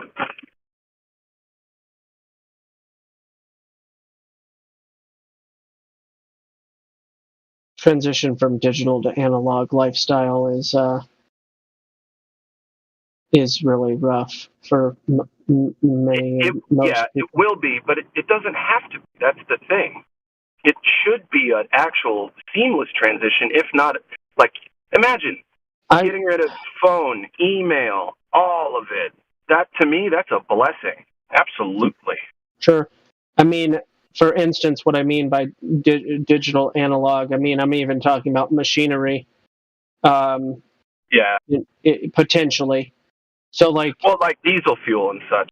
I spent an hour with a tiller on just what was it? 80 square feet. 80 square feet, wow. And it took me about an hour, or a little over an hour. If all I had was a pitchfork and a shovel, I feel like it would have taken a few days. Yeah, for sure. I mean, it's you could, I don't know. To me, it's just we didn't need all this hubbub. Like when we found electricity, we were like, "Holy shit, we can have toys now!" Like, but who cares? Why? It doesn't help you. No, it really doesn't. It just complicates shit. Use electricity as we use anything else. But now it's like, right now I'm watching 6 people walk down the street, not paying attention to where they're going, looking at their phones. Right now, in the middle of the street. They're crossing the street. Yeah. No big surprise. So, but you know what? It's in the way that you use it, I think, is the thing. Just like anything, it's everything is perspective at the end of the day, which to me is bullshit, because I want to believe that something is objective, but I will always see things from my point of view, which is subjective. Even if I find an objective truth, whatever that is, I don't know if I'll be able to see it as objective. You mean like a tree is a tree? Well, we call it a tree. What the fuck is it really? It doesn't matter what it is. It's by definition, things can be objective. Okay, so a rose by any other name. Thanks, Bill. But right? Is that kind of what we're talking about? Yeah. Yes, it is. It is what we're talking about, because no matter what you call it, you're naming characteristics of seed, sprout, growth, hard, like these sorts of things. Characteristics that exist with or without our definitions of them. Yeah. All right, birds. Yeah, right. The birds are trying to come in my house. They're hitting my window. Uh-oh. Pharaoh, what are you doing? They're just outside of my window. Hitchcock might have been onto something. Well, these aren't. These are just sparrows. Yeah, they're not crows. No, but they're like really interested on my window. Are they flying into your window, or are they just? Yeah, like 3 times. That's a really unusual behavior. Wow. What if it starts with birds, like it's done in so many zombie movies? Whatever it is, like. I don't know. Honey, did you see that? What? 16 birds just broke our window at home. How do you know? Oh, I was watching one of the 700 cameras I have at my house.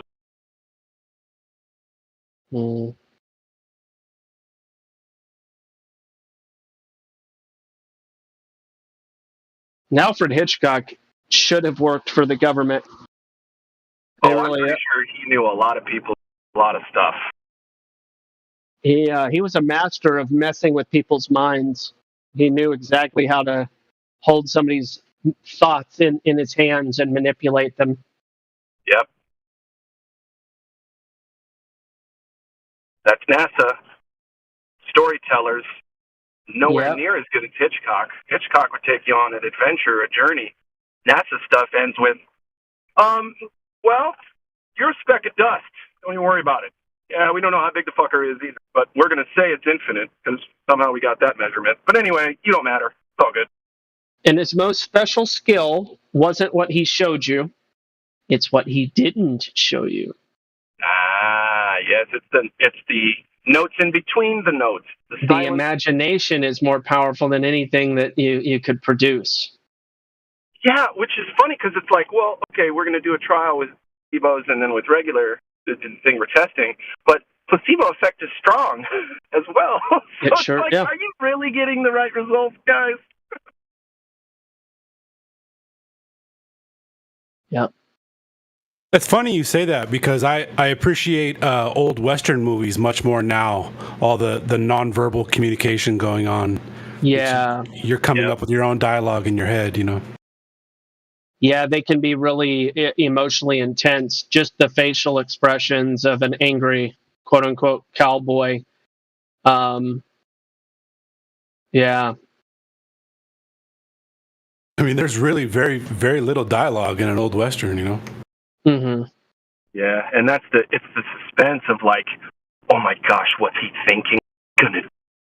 Is he gonna do anything this time or play the long game? Oh man, oh man.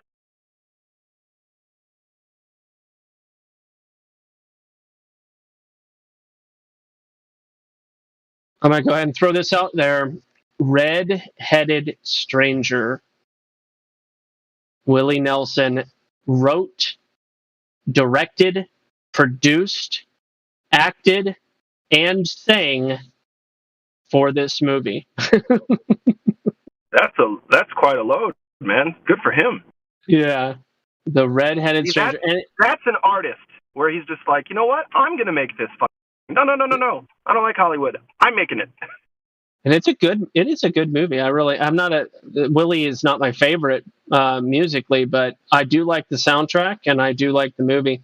1975? I'll have to check it out. No, that's the album. The movie came out in 86. So apparently he did the album and then thought about it for a decade and then made the movie. I like it. Willie's a character, man. Willie's one of the best out there. I had the opportunity to see him. I didn't. And this was like 2014 at South by Southwest. And he was coming through, and he was actually going to talk. He wasn't going to play, but he said he's going to have his guitar on stage. So he was probably going to play too. Anyway, I really wanted to see him, but I realized how old. And then weeks later, I heard his tour bus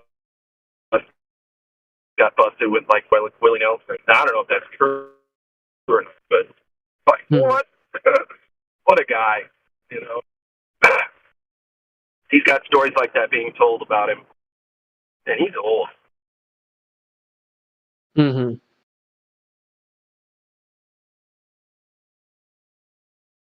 Yeah, he was able to pull off the old look 40 years ago. Yeah, exactly. Oh, someone just played. Alice Cooper just played in town recently. And you know, he's only 51. Alice Cooper is? Yeah, 51. Look it up. At least the guy I talked to yesterday, he said he went to see him. Guy's only 51. I thought Cooper was in his 60s. Oh yeah, he gave up his hellish ways. I don't know if you knew about that. Yeah, for sure. No, I did, and it's obvious if you watch his career and you kind of know what you're thinking about. But yeah, totally just reversed it. And it's, to me, it would be seemingly as hard as like leaving the mafia or something. I don't know. Willie Nelson's only 89. That's a pretty old dude to be still playing live. Oh well, yeah. No disagreement there. Cooper. Then you got people like Keith Richards, whose liver is 100,000. So, and that's just a cliche to make fun of him. I don't. He probably got clean a long time ago. Alice Cooper's older than he was born in 1948. So. Oh wow! So he's 68, 70, 74. 74. Wow! Yeah. I can't do math. I can't be a Glover, guys. Can't do math. Oof. Yeah, I thought he was older, but yeah, 74.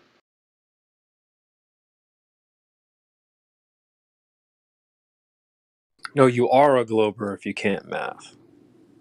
Got it the other way around. There you go. Well, now that I think about it, the guy I talked to yesterday was sober.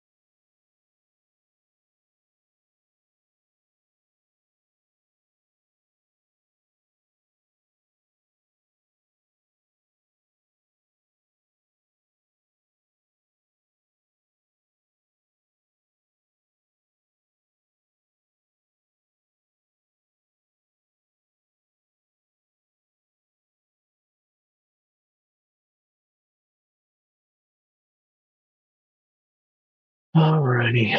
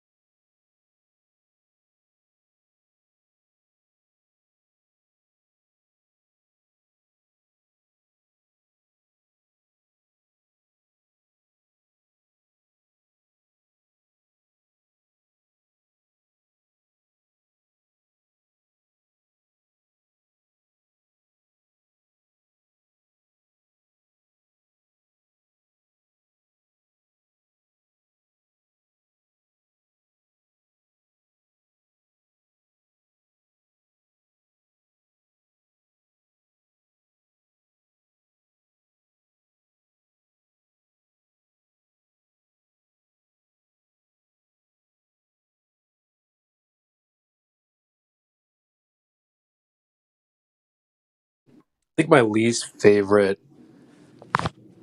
What's that?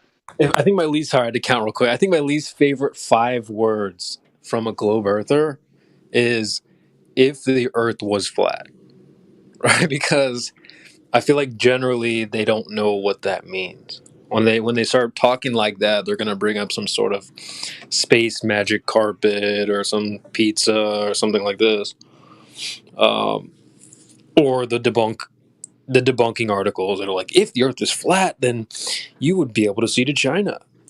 So I don't even bring that up, goofballs. First of all, you guys don't understand your own globe. If the Earth was a globe, then what? They have no clue. But they know what the Earth should be if it was flat.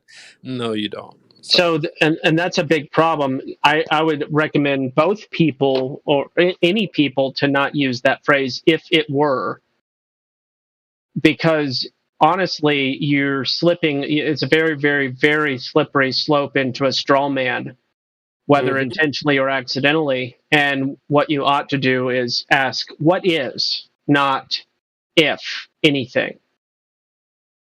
Yep, my thoughts exactly. I usually stop them. Okay, well, what does that even mean? When you say flat Earth, what is that? But the funny thing is, they always answer, "Well, then it would be flat." Okay, so what does that mean? Well, it just means flat. They don't know, dude. They have no clue. They don't believe in flat. Yeah, they don't even know what it means. You ask them, okay, well, can you draw the shape flat? Oh, circle. Ooh, I'd like to end it right here for them. I would love to do this. They say Earth is flat, and I say I interrupt like I do and say they're like, if Earth is flat, and I'd say it would present itself as it already does. That's a good one. I like that. Yeah, but they don't get it. They still won't get it. They'll be like, globular. In order to be a true glober, you would have to acknowledge that there's no such thing as flat unless you portray it in a graphical way or via data or not on the horizontal plane at all, because anything on the horizontal plane will inevitably be curved. Well, is that them trying to say it's locally flat?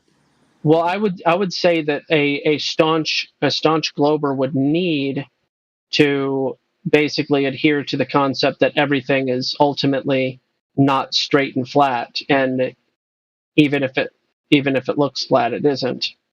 That would be logically consistent. There's almost the only way you could do it is you basically couldn't, because it's too small of a scale. Like a 2x4 that's 12 foot long or something like that, you couldn't say that it was flat and straight, because flat and straight is also, I don't know, I think their minds are just melted into this relativity nonsense, and they can't even call a spade anymore. Correct. And it's like everything's been backward engineered. They are working backwards from the conclusion that everyone's already figured it out. We already know it's a globe. So what we observe, therefore, we'll just make it fit somehow into being a globe. I mean, somebody in the chat. It's a globe because it's Hasselblad. I mean, somebody was in the chat earlier saying that they said, do some equations and you'll see that what you experience down on Earth would have to mean that the Earth is spherical. So this is, again, them working backwards from the conclusion that it's already a sphere. So we'll just make what we observe, we'll just make it fit somehow into the big picture, instead of working from the observation and then building on top of that. They always want to build. I like that, and I agree with that. Let's try everything, and that's a good way to do it. And if you're calm doing it, yes, I love that. Another thing I like to say, and I don't want them to answer even. I want somebody to think about this hard, what I'm asking. And I've seen just one meme of it, and it's a child standing at the top of a tall building inside looking out over the big flat horizon. And the question up top says, if nobody told you that Earth was a spinning ball, would you have automatically thought that on your own? And then no answer, just think about it. Then go out and say, yeah, what about this place is a spinning ball? You know what I mean? Yeah, absolutely. Absolutely. I think that's You're born with no knowledge, right? No even opinion on the shape of the Earth. So before you can form that opinion, they tell you, quote unquote, what it is. The big problem is that Globers, normies, they don't want to accept it. Most people are smart enough to get it. The problem is acceptance. Yeah, I think that's a good mindset to get them into, Glad, because like you saw, I don't know if you were here yesterday, but there was a lad who kept saying, "Whoa, here's the curve right here on this Earth curve calculator." It's like, brother, we're talking about outside. You know, there's also one of my favorite Flat Earth songs. One of the lines is, "You just don't understand the math is on the paper," and so it's like you have to bring them outside and ask them, so where out here are you experiencing this globe?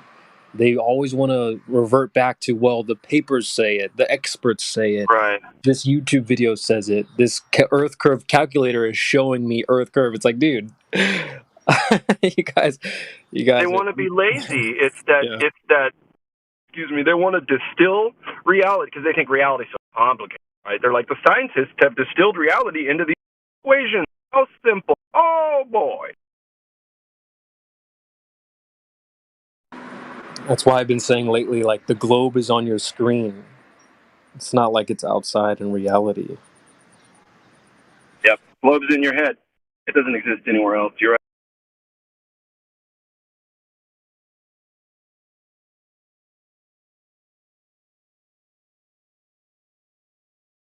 How about that James Webb?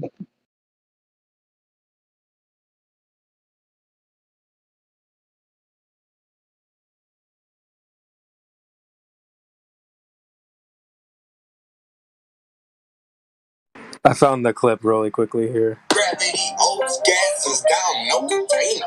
You just don't understand the math is on the paper. It's like, that's all they can say. It's like, well, it's in the papers. Okay, well, that's because you guys are working backwards from the assumption that it's already a globe. Goofballs. Mm-hmm. Shout out to Don Gio. That was his song. I think it's called Flat Ball. Something like that. It's brilliant, man. It's brilliant.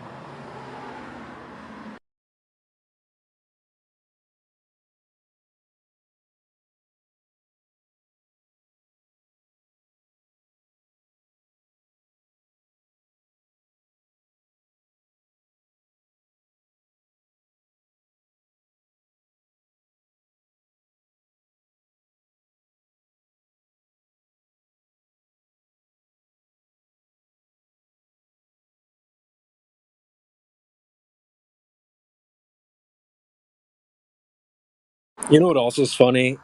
Like, you'll see Globers say things like, well, if it's flat, I'm just going to off myself. It's like, wow, man. You really have, like, a religious belief here, don't you? Like, it can't be anything else. Oh, my gosh. Amazing.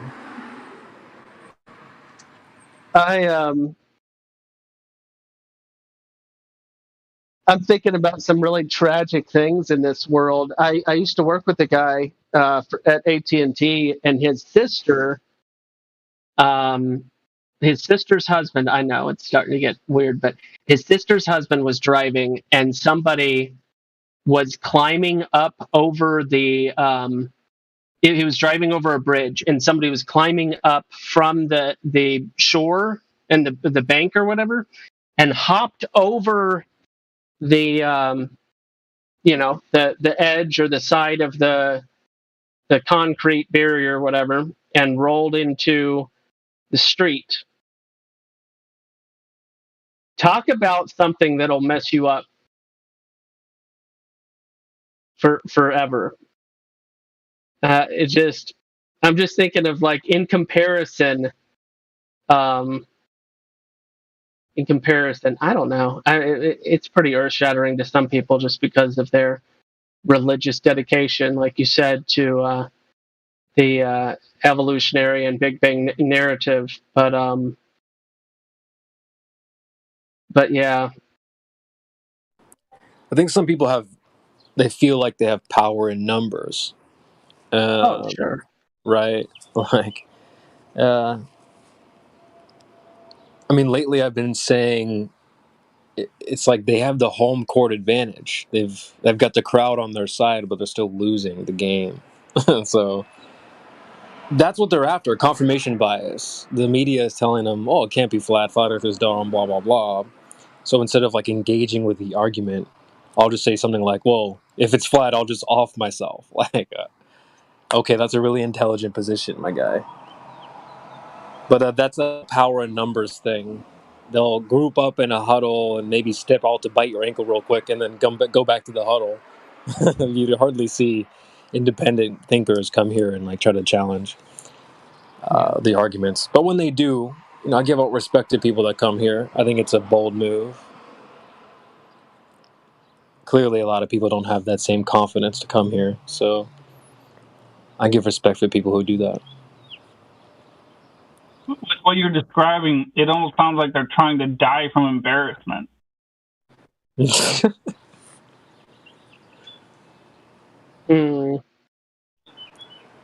Actually, that's funny. Terrence McKenna has a saying. He says, if you're familiar with it, with the topics he gets into, he says he has a saying called "death by astonishment."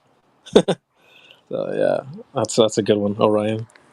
I think what's going on is they feel like their whole life was a lie, and what's the point of even living? It's kind of the Romeo and Juliet syndrome to some degree.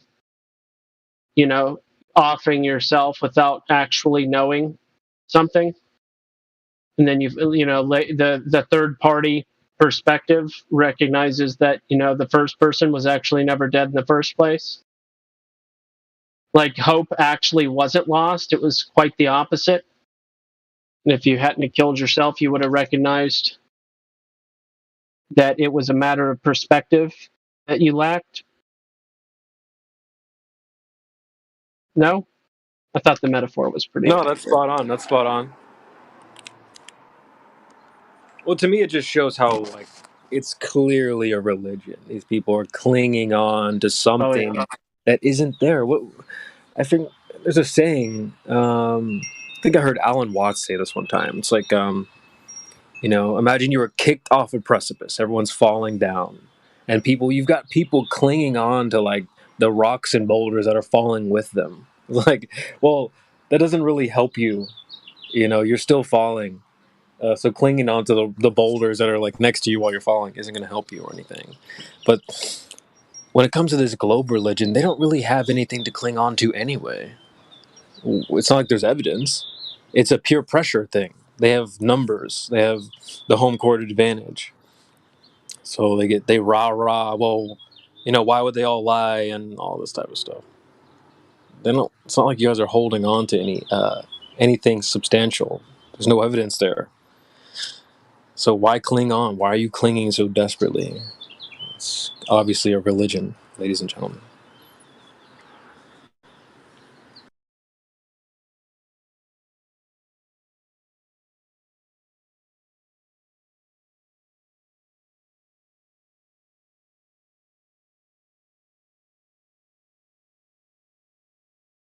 I think it's also part of a defense mechanism. That snowball effect. If I don't let this first snowball start rolling, then it can't build up. And I don't have to deal with it. So I'll just not let it get kicked off in the first place.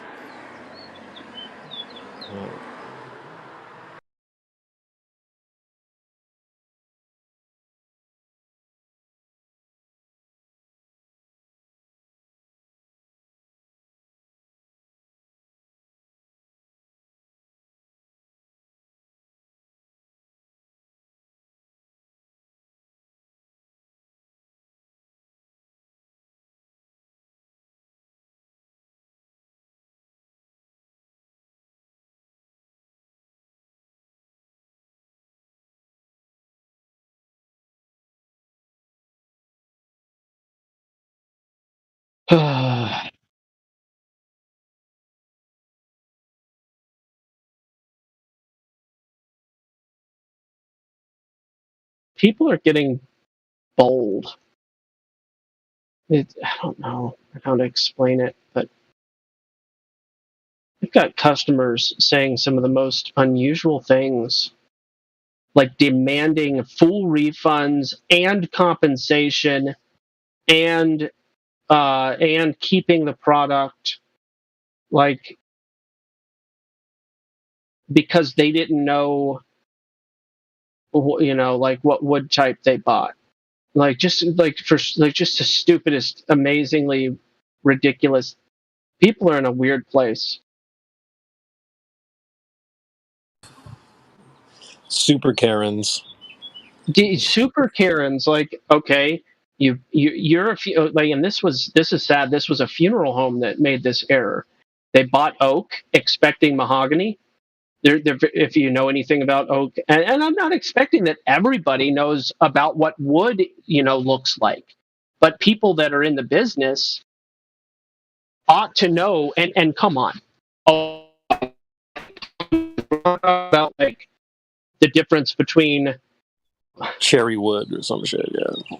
Cocobolo or some exotic weird, African and Australian woods or some, I don't know, whatever. But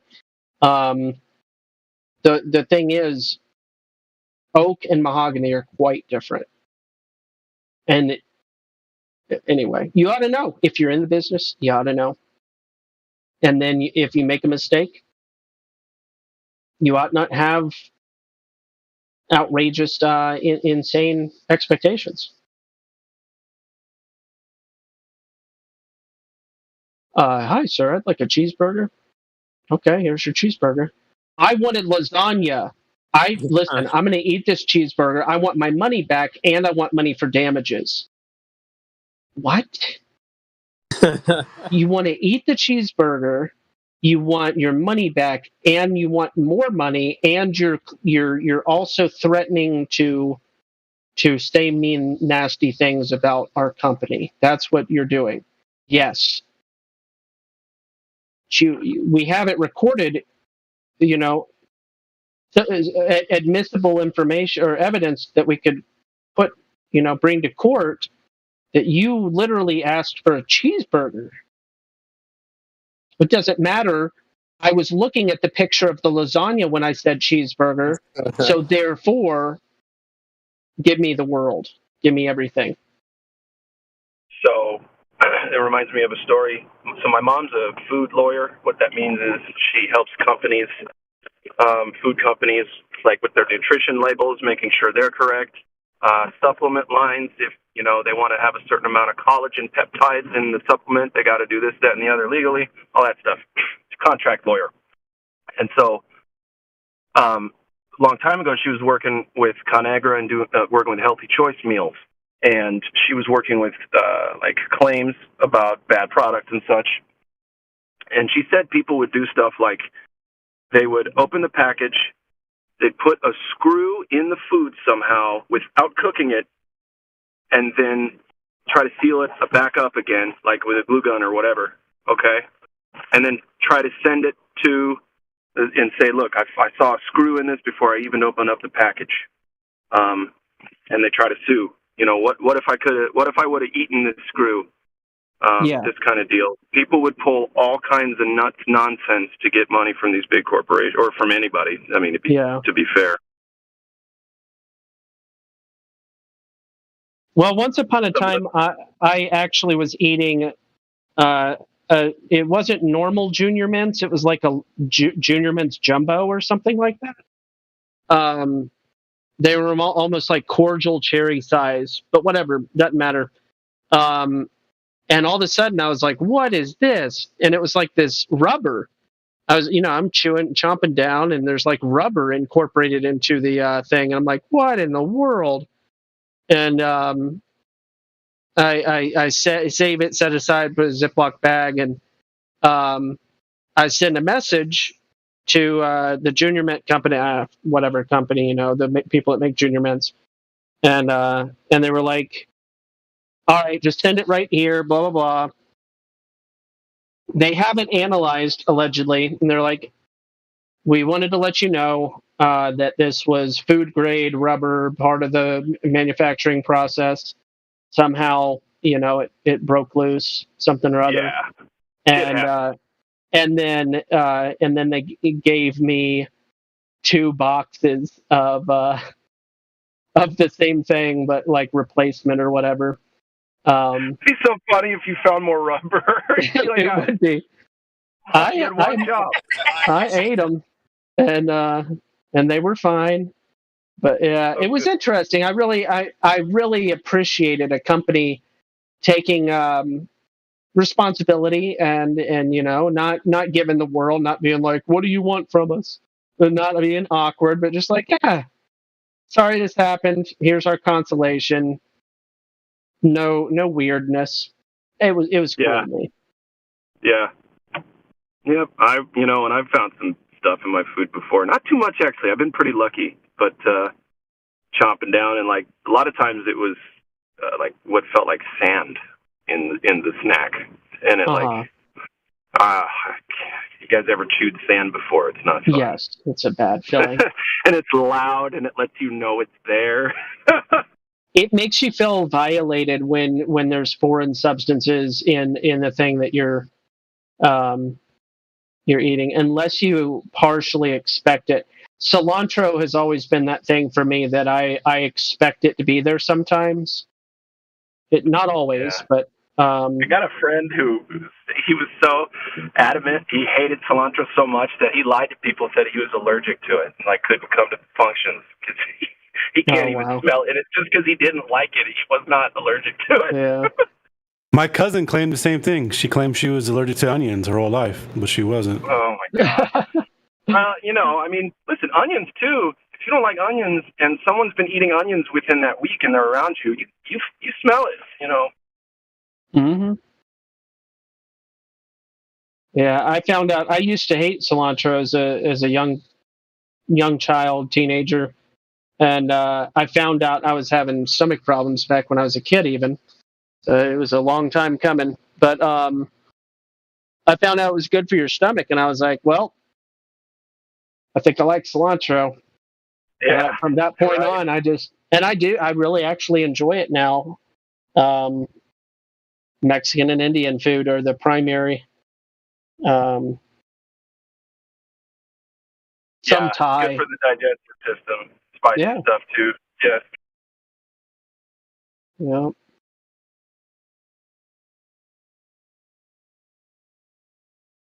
Yeah, I got some faux Mexican food to my right on the seat right now, Qdoba.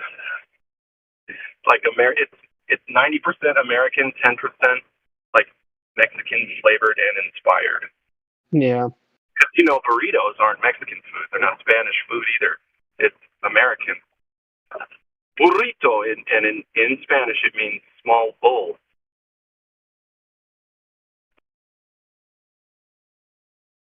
I said this is some nice trivia for you. If you wanted to talk about something else, bring some curvature in, Globers. That's how you can get rid of my annoying voice. Go ahead, Gus. Just communication's hard sometimes.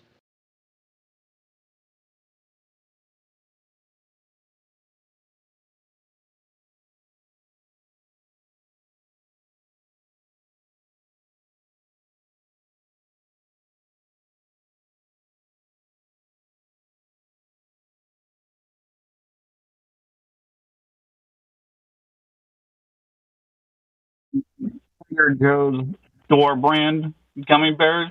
I can't really eat them today because, they're all sugar for the most part, and I can't really eat a lot of sugar. But a bunch of years ago, I opened up one bag, and I bit into one of the green apple ones, and it tasted like seaweed because they use seaweed as green food coloring. Oh. When I'm making natural baked goods and stuff, I'll use chlorophyll, liquid chlorophyll as my coloring for green. I'll use turmeric for yellow. That's about as far as I go. A little umami flavor gummy bears. That's nice. I've yet to find an appropriate red. You could try to go with paprika, but That starts to go, imbue a little too much flavor. Turmeric is interesting because turmeric definitely has a flavor, but when you add it with sugar, it becomes an exotic flavor, in my opinion, at least. So it can work well. You're doing like sugar cookies or something with the frosting, and you want to color the frosting. But yeah, blue and red, those are kind of tough. I once wondered how feasible it would be to cook like a crap ton of red cabbage, which would be like, how are you going to get blue off of red cabbage? But if you've ever seen the liquid from red cabbage, you'll know that you can get blue from.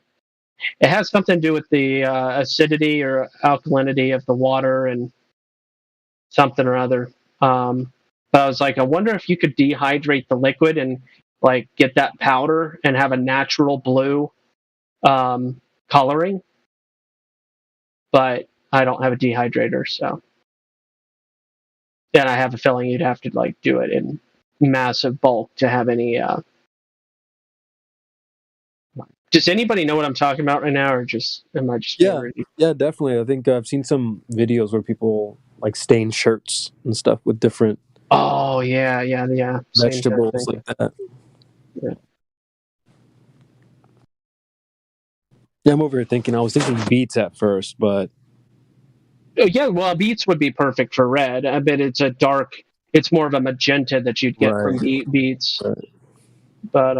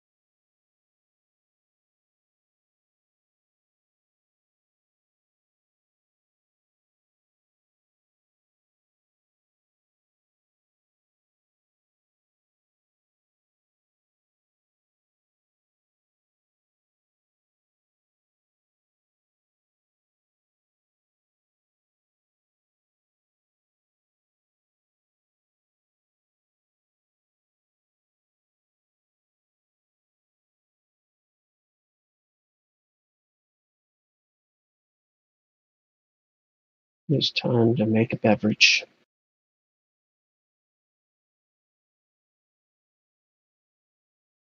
What flavor beverage? The one with the brown. What is the funny thing? Beans. A bean beverage. Coffee beans. That's an awfully hot coffee pot. I had to make a little extra coffee myself today.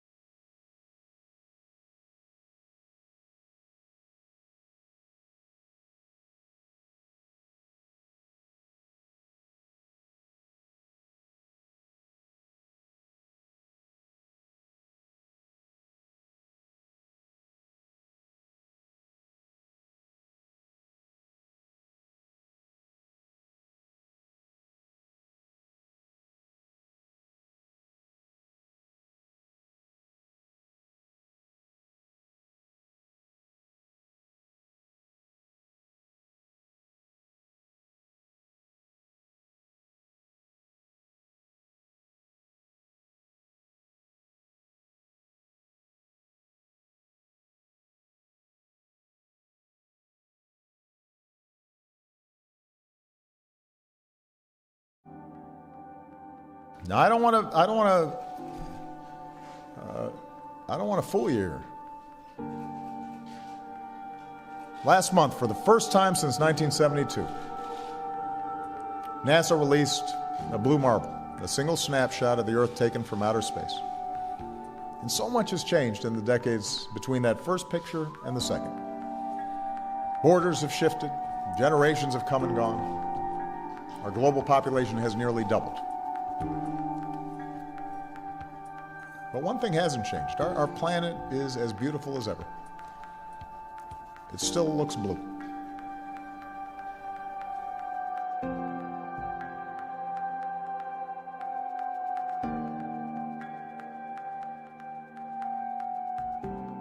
In 2002, Blue Marble 2.0, NASA's Rob Simon made this.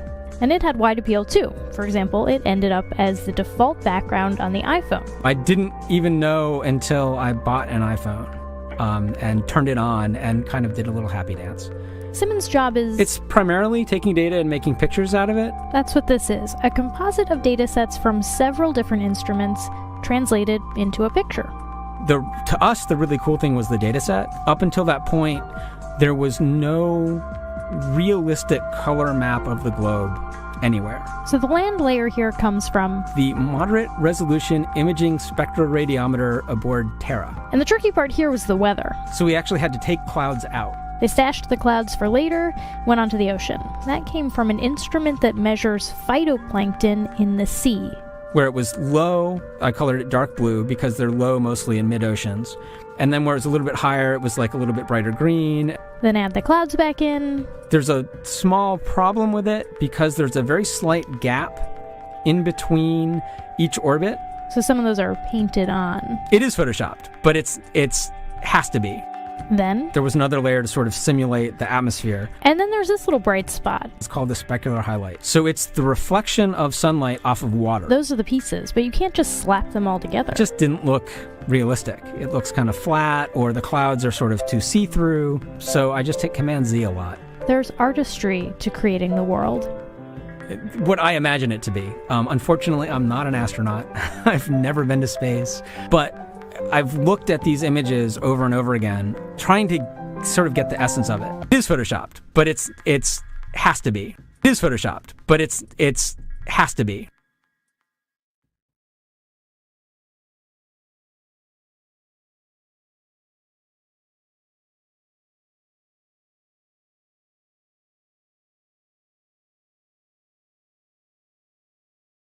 That was really a productive segment, wasn't it?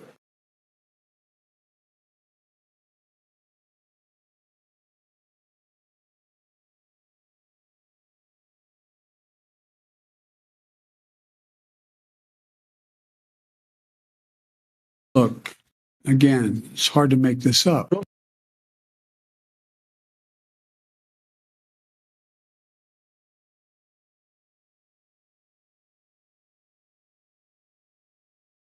We choose truth over facts. I got hairy legs.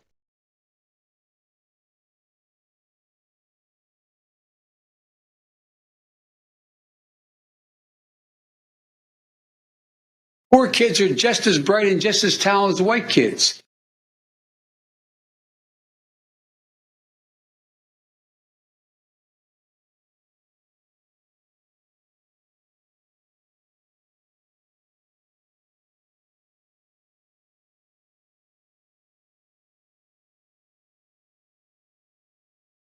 I caught part of President Putin's press conference. America is a nation that can be defined in a single word. I was going to put him. Biden is hiding people and sucking the blood of children. And when I talk to all your folks out in the playground, I joked and said, everybody knows I like kids better than people. Fortunately, they're like me. That's why maybe I like them. But all kidding aside,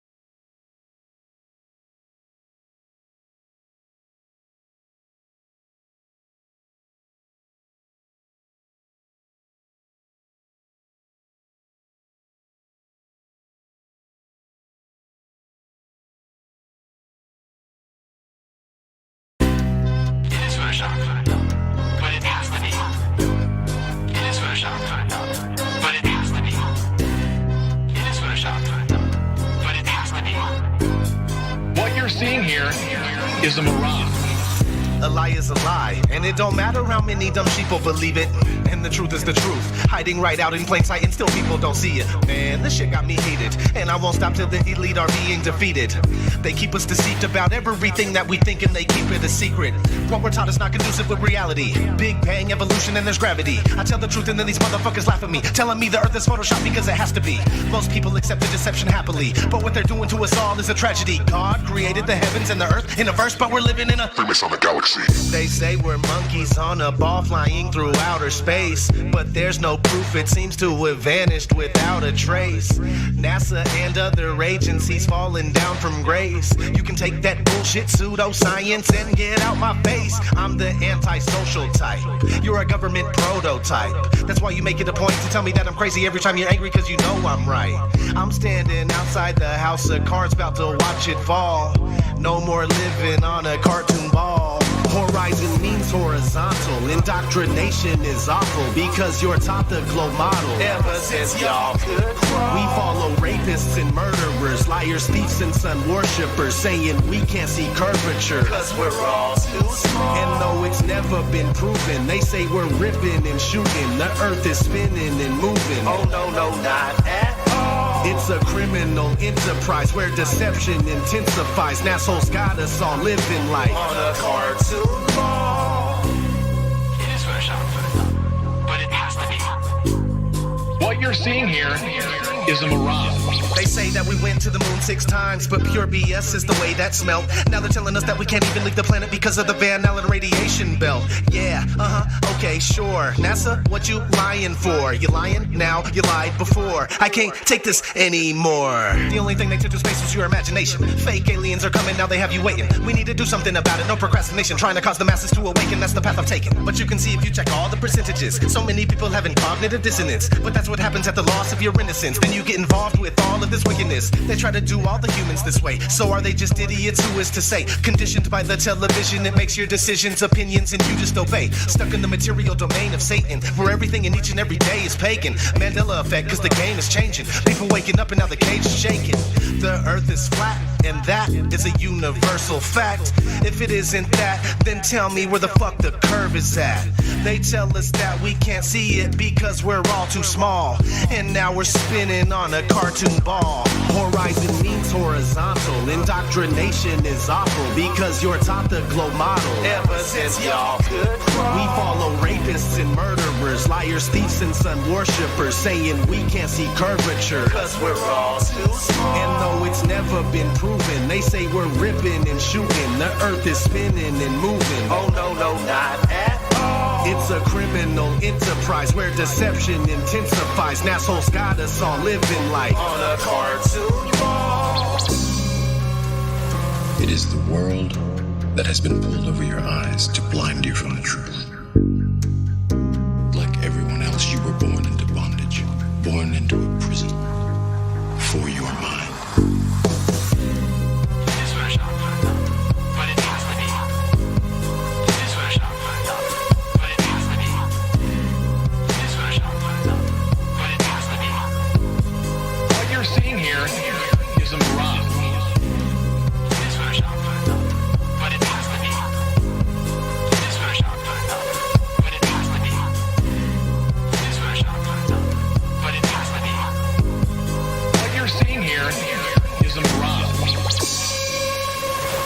We accept the reality of the world with which we're presented.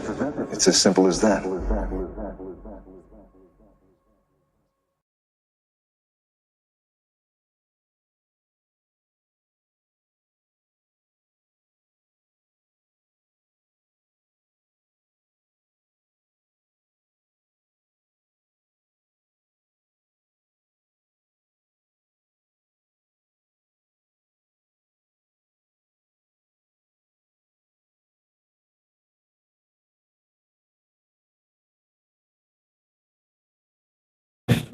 Why has nobody been to the moon in such a long time? That's not an 8-year-old's question. That's my question. I want to know, but I think I know.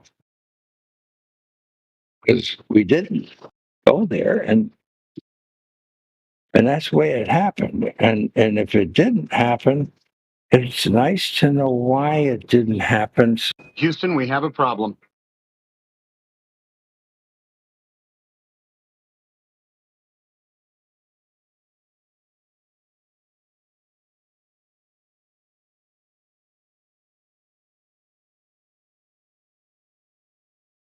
Come on, man.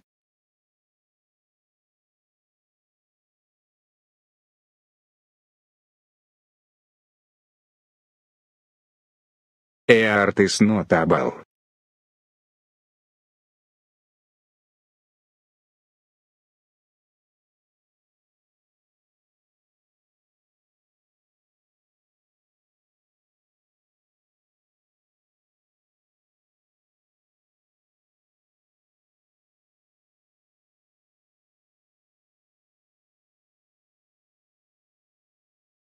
Some flat earthers will also define science in such a way to include only experimental science, not observational sciences like astronomy, marine biology, or paleontology. I want you to notice something about the form of these arguments. You'll see that they generally say something like this. A sea and an ocean, right? Everywhere you go, we see and observe flat level water. If 70% of the surface of the earth is flat, it cannot be a ball, right? Flat earthers mean the surfaces of oceans follow a perfectly straight line. That's just a common sense idea of flat and level. We mean flat as in flat means smoothly curving around the globe. We're using a slightly different definition. But that's because a curved surface can look perfectly flat. So, do you think a tiny ant standing on the hour hand of a clock would notice it moving? But that's because we're using a slightly different definition, or you have the science wrong. Another kind of argument is to say something like, all oceans are flat, or water always seeks its level. I like to use this analogy. Flat earthers are correct, but remember, we humans cannot sense speed. Finally, what about air pressure? Again, flat earthers are correct about pressure requiring a container, but only on small scales. Next, flat earthers say we don't feel rotation, and they're correct. But that's because globers are saying that we're using a slightly different definition. Flat, as in flat earthers are correct. You can verify this by measuring pressure gradients. Globers are saying that a container is not the necessary antecedent for pressure. But that's because on large scales, anyway, but I'll start with just these three are even less of a factor. Remember, we're talking about very slight differences here. If light bends over a curve even just 0.001 degrees per mile, in the black swan argument, flat earthers are saying that since light doesn't bend enough, it's impossible on a globe. But if light bends even just that 0.01 degrees per mile, that would explain the picture. And anyway, it seems to me that flat earthers would need light to be bending to explain sunsets over the ocean. Furthermore, the Earth is rotating so slowly, at a rate of 0.000666 RPM.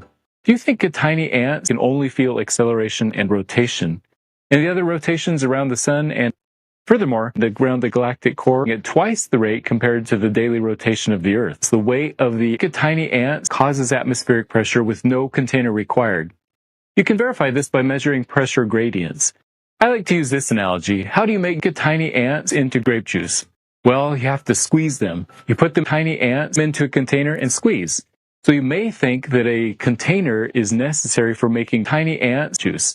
That's usually true, but there is another way. You could make a big pile of tiny ants on the ground, and as the pile grows bigger and bigger, eventually it will weigh so much that the tiny ants on the bottom will be squeezed, and you'll get tiny ant juice without using a grape juice container. It's somewhat similar with atmosphere. The weight of the air causes higher pressure at the bottom. Gas does not expand in all directions exactly equally. There's a slight bias in the downward direction due to the weight of the tiny ant, and that's enough to create atmospheric pressure without a container. Calling atmospheric pressure a violation of the second law of tiny ant dynamics is just a misunderstanding of that law. If the Earth really were a globe, this is what should happen, and it doesn't. So most of their evidence is negative evidence. Here are a couple of examples about how water should flow on the globe, or how day and night should work, or how clouds should work in the atmosphere. The scientific response is generally, no, that's not what should happen. You're either misunderstanding tiny ant. It turns out that both sides agree with those statements. but mean different things by them because they have different definitions of the word flat and the word level. Globers say that the word flat and level technically means something more nuanced, like following gravitationally equipotential lines which curve slightly. So a flat ocean or a level plane actually curves slightly with the shape of the Earth. In other words, when we say flat, we don't mean that it follows a perfectly straight line. We're using a slightly different definition. On small scales, you don't really need to distinguish between the definitions. It only makes a difference when you're talking about large objects, maybe bigger than a couple hundred meters. So when a flat earther says, how can the Earth be a globe if 70% of the Earth is water and water is flat? I would say, I agree, it can't, using your definition of flat being a perfectly straight line. But that's not what we're saying when we say the globe is 70% flat water. We mean flat as in flat means smoothly curving around the globe. Now, you can't prove things with definitions like this one way or the other, but it's helpful to be clear about what definition you're using when you're using words like flat or level. Another word flat earthers sometimes use differently is the word believe. If you ask them, do you believe the Earth is flat? Many of them will say, no, I don't believe, I know. We don't need to believe things. This is not a religion. As soon as you say belief, that is an immediate connotation to religion. There is no belief here. Gravity does not exist. Period. There's a bigger cult called scientism. They say scientists believe, because you might as well be saying the pastor believes or the Pope believes. And then you must believe, because belief is usually tied to a religion or some kind of cult-like dogmatic thinking. As if the word believe implies some kind of misplaced faith in something with no evidence.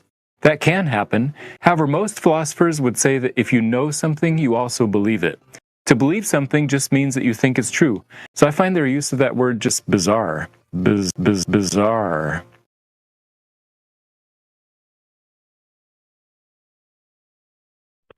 Who made that? Because high five from afar. All credits to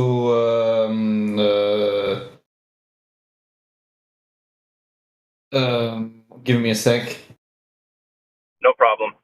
Remember, kids, he said... Latter-day Saints. Latter-day Saints, he made that video. Flatter Day, dude, your shit just keeps getting better and better, bro. Yeah. Shout out to Flatter Day Saints. Yeah.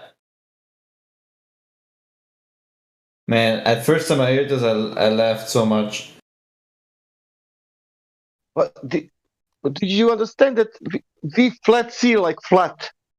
Can you imagine that? Yeah, flat actually just means like curving over the earth. Very He said like, smoothly curved. That's why it looks flat. Because it's so perfectly made. It's just a smooth curve. Oh man, how sexy of language though, right? Everyone's gonna believe it because it just rolled right off his smooth curve, man. You dig? He made some good presentation, quoting everything wrong. You know, like we don't say anything about light. We said something about light.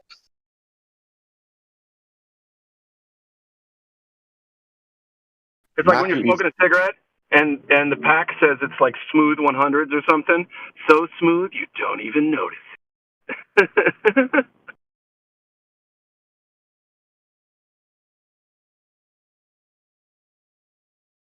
Like I asked him yesterday, is it 10 meters behind oil rigs? Is it that water physical? He said no, it's optical.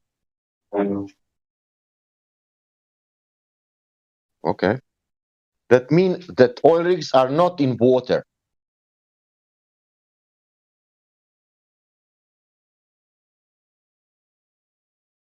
At least that one, what is behind, they are in some water, other water.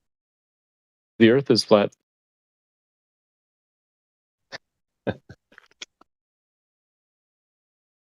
That's double speaking now.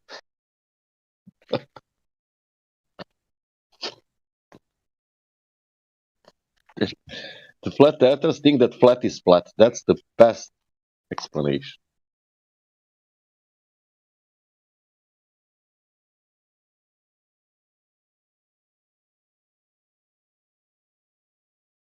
Level, it's slightly Smoothly, how he said, curving. Smoothly curving. Love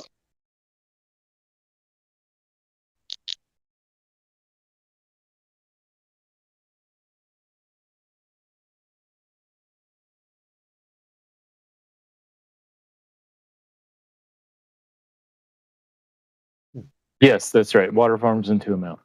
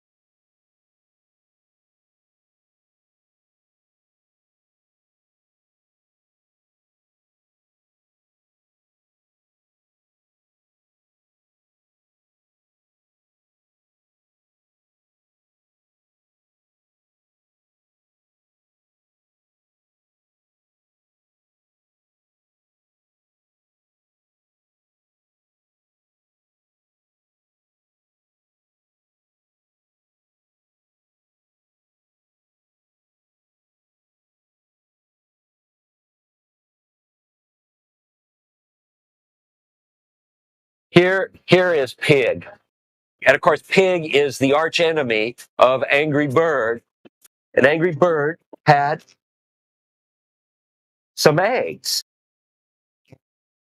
And Pig stole the eggs.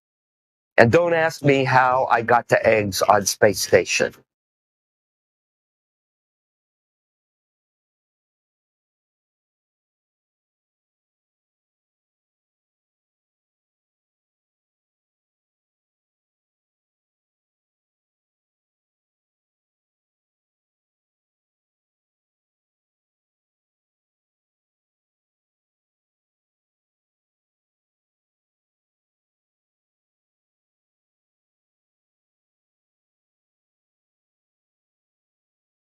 Oh, man.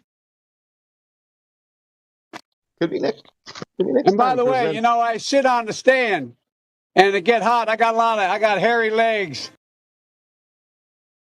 President, I'm so sorry because I'm interrupt you. I got hairy legs.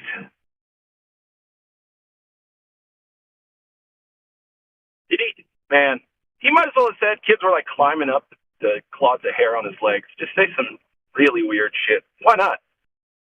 And the kids used to come up and reach in the pool and rub my leg down. And when I talk to all your folks out in the playground, I joked and said, everybody knows I like kids better than people. Fortunately, they're like me. That's why maybe I like them. Well, Biden is hiding people and sucking the blood of children. Why would he ever say that? Why would he ever say that? Come on, Why would man. Why would our president ever say those words, guys? Come on, man. Right. Judge my physical and mental, my physical as well as my mental fitness.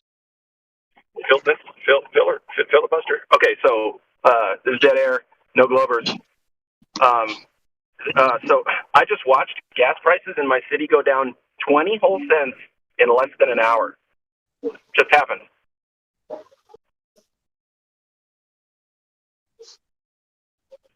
So my thing is, I think we didn't spend enough over the 4th of July weekend, people. Go out there, get some expensive clothes for no reason, buy a bunch of watches, okay?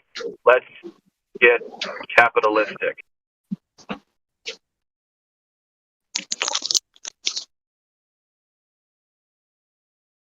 At least you have the worst president in all human history. You know what? You know what's really strange to me and sad in my opinion is that you're probably wrong about that. You're probably wrong. No. Listen, appearance-wise, in every country, he will be changed. I'm so sure. Okay, hang on. Which presidents were the worst for our country? or which presidents were worse for our image as a country? Because to me, those are two different things. Well, about let me put it in perspective. Let me put it in perspective. One word: Vietnam. You know, folks, that's the America that George Bush has left us. And that's the America we'll continue to get if America is a nation that can be defined in a single word. I was going to put him Well, you have another word now in this 2022. You know, I was going to put him I need someone to spell that. Somebody, excuse me, wow. Somebody put that into like Pro Tools or Ableton or whatever and slow it down and chop it up and tell me how that's spelled. I'd love it. I'd love to see that word.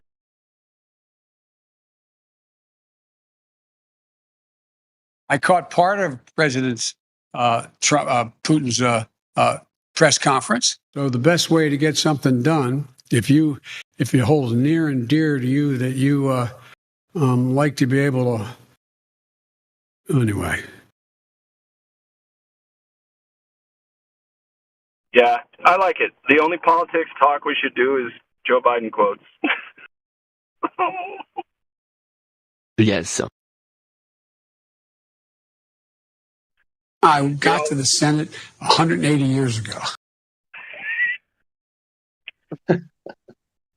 He could be good glober. Oh, he's the best glober. He doesn't even have to say anything about the earth. In debates. You know?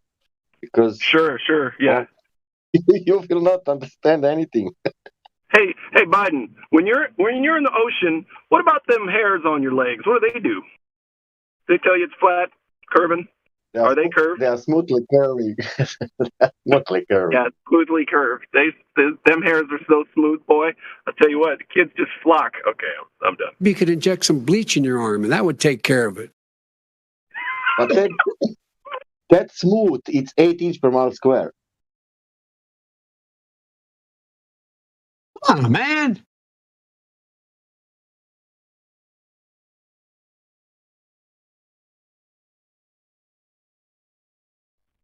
$1.2 billion. So you go ahead and you stack spaghetti sauce at a store and in a supermarket. You control the guy or the woman who brings out the carts on a forklift. What happens? On. Biden?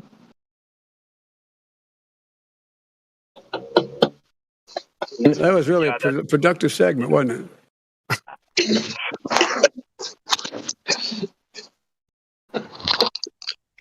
That creation bear or Justin? Was that creation or Justin? Productive segment.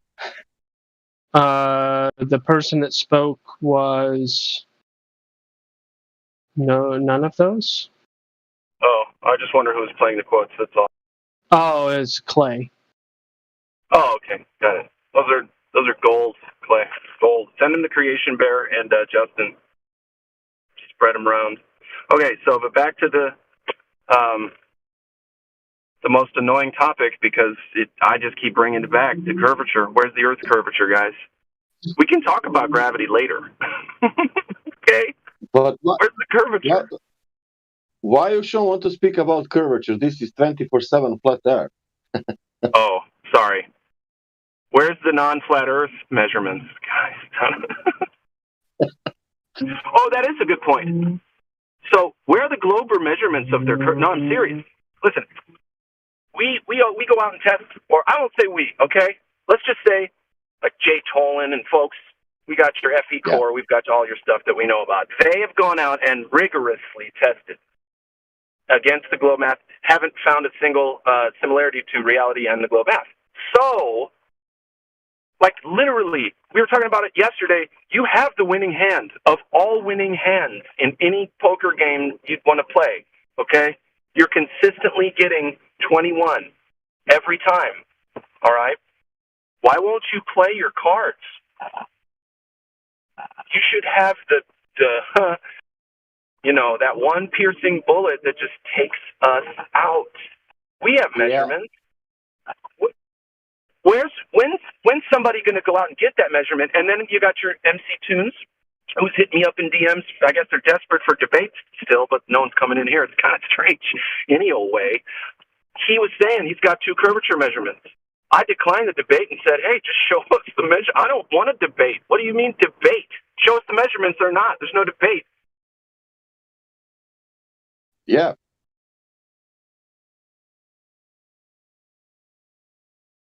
But they don't want to show that.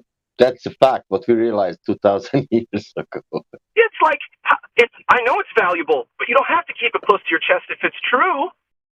Show it to the world, kids, but they won't do it because it's not a globe. It's big. It's always big. I didn't know they made bolt-action shotguns.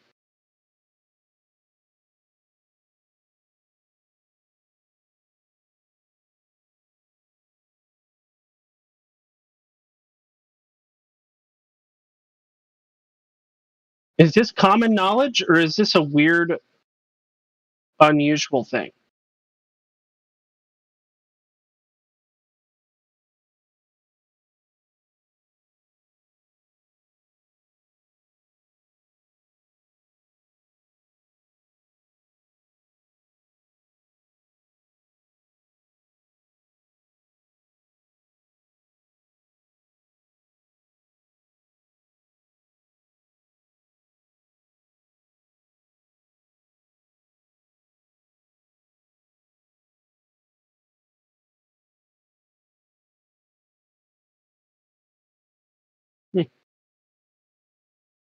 Either way, now I know.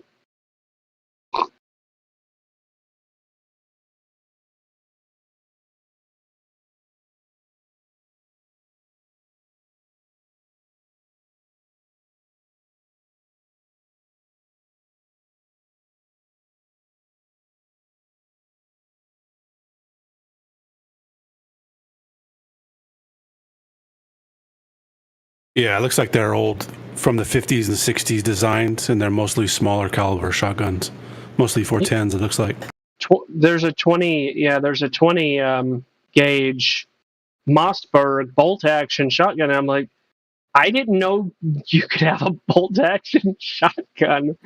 Yeah, I've got an old break action, but not a bolt action. No. No, yeah, I'm familiar with the break, but yeah. There's a really cool classifieds thing for northwestern North Dakota, or really all of western North Dakota, and lo and behold, it's one of the biggest categories on the classifieds is mass accelerators.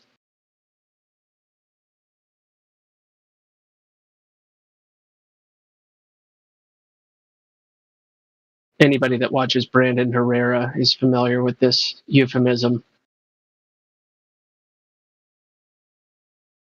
I feel like I've heard somebody call him a ghost dick before. There's some funny euphemisms for guns. Mass accelerator is pretty funny though. Is that Brandon Herrera, or is that active self-protection? Hi, my name's John Correa. Not a real last name. His last name is Correa. Spelled the same way? No, it's spelled so weird, actually. Oh, and then you got your Chick Corea, right? Anybody know what Chick Corea is? No. Oh, wait, chicory? Like chicory root?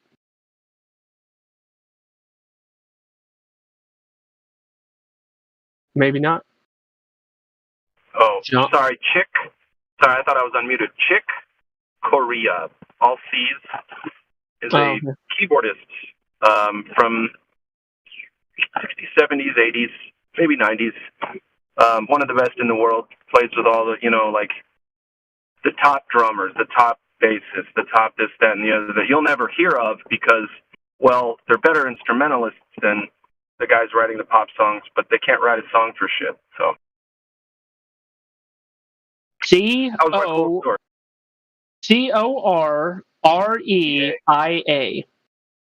Is that Chick Corea?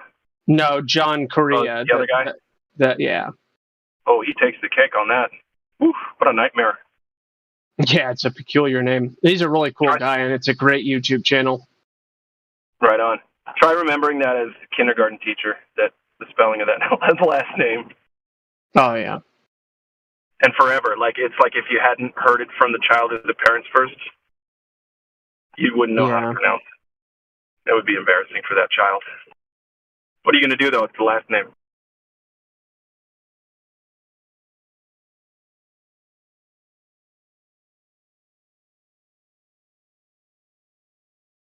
My friend, speaking of changing last names, because we got dead air, Glovers, come on in. I'm telling you, this minutia can stop. But anyway, so I had a friend whose last name, he changed his last name. It was originally Paukert, Paukert, German or whatever, Paukert. But so whenever we would hang out with him, or he would call, or whatever, we would just say, it's Tom again. Right? Oh, who is it? Oh, it's just Tom again. Because we only knew one Tom anyway that we hung out with a lot. Oh, it's just Tom again. So he went to the courthouse and changed his last name to Again. So he's legally named Tom Again.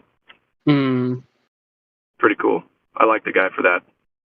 I had a buddy named Justin Case in college. So nice. That's a good one, man. And that's one that can happen, a lot.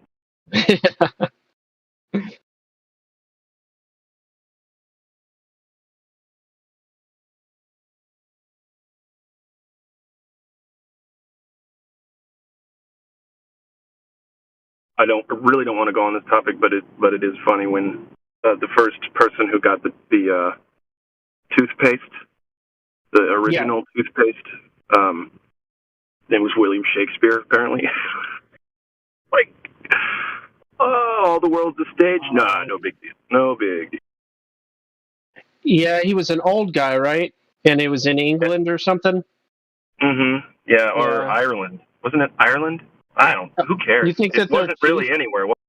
You think their teeth are better over in Ireland as opposed to England? Now, see, you're mixing metaphors. I don't know how to answer that. We're in way too deep on this metaphor. And that was joke inception, gospel. I know. We're in a joke inside of a metaphor, inside of a euphemism. Oof. Yep. Oh man. Well, it's because we're able to, Yeah. The we're not going to let censorship hold us back. Well, certainly not. But yeah, things like the Black Swan. Once I got it, I was like, oh, it's easy to understand. But for a long time, I was like, what do you mean? And I had to think. And it's so easy now. The globe math says horizon here, but then when we test it, we see the horizon hundreds of percentages further. Why can we see so far, guys? That's it. That's the whole deal. All right, Babyhood. Forever. Babyhood has joined us. Project Yellow Pill has joined us.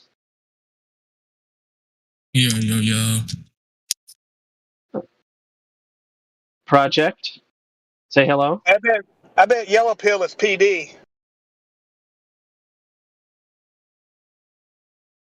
Oh, he is that clever. He is at least that clever. Yeah. You guys take it away. I got to do stuff. Babyhood, I heard you say something. Yeah. I was just saying, hey.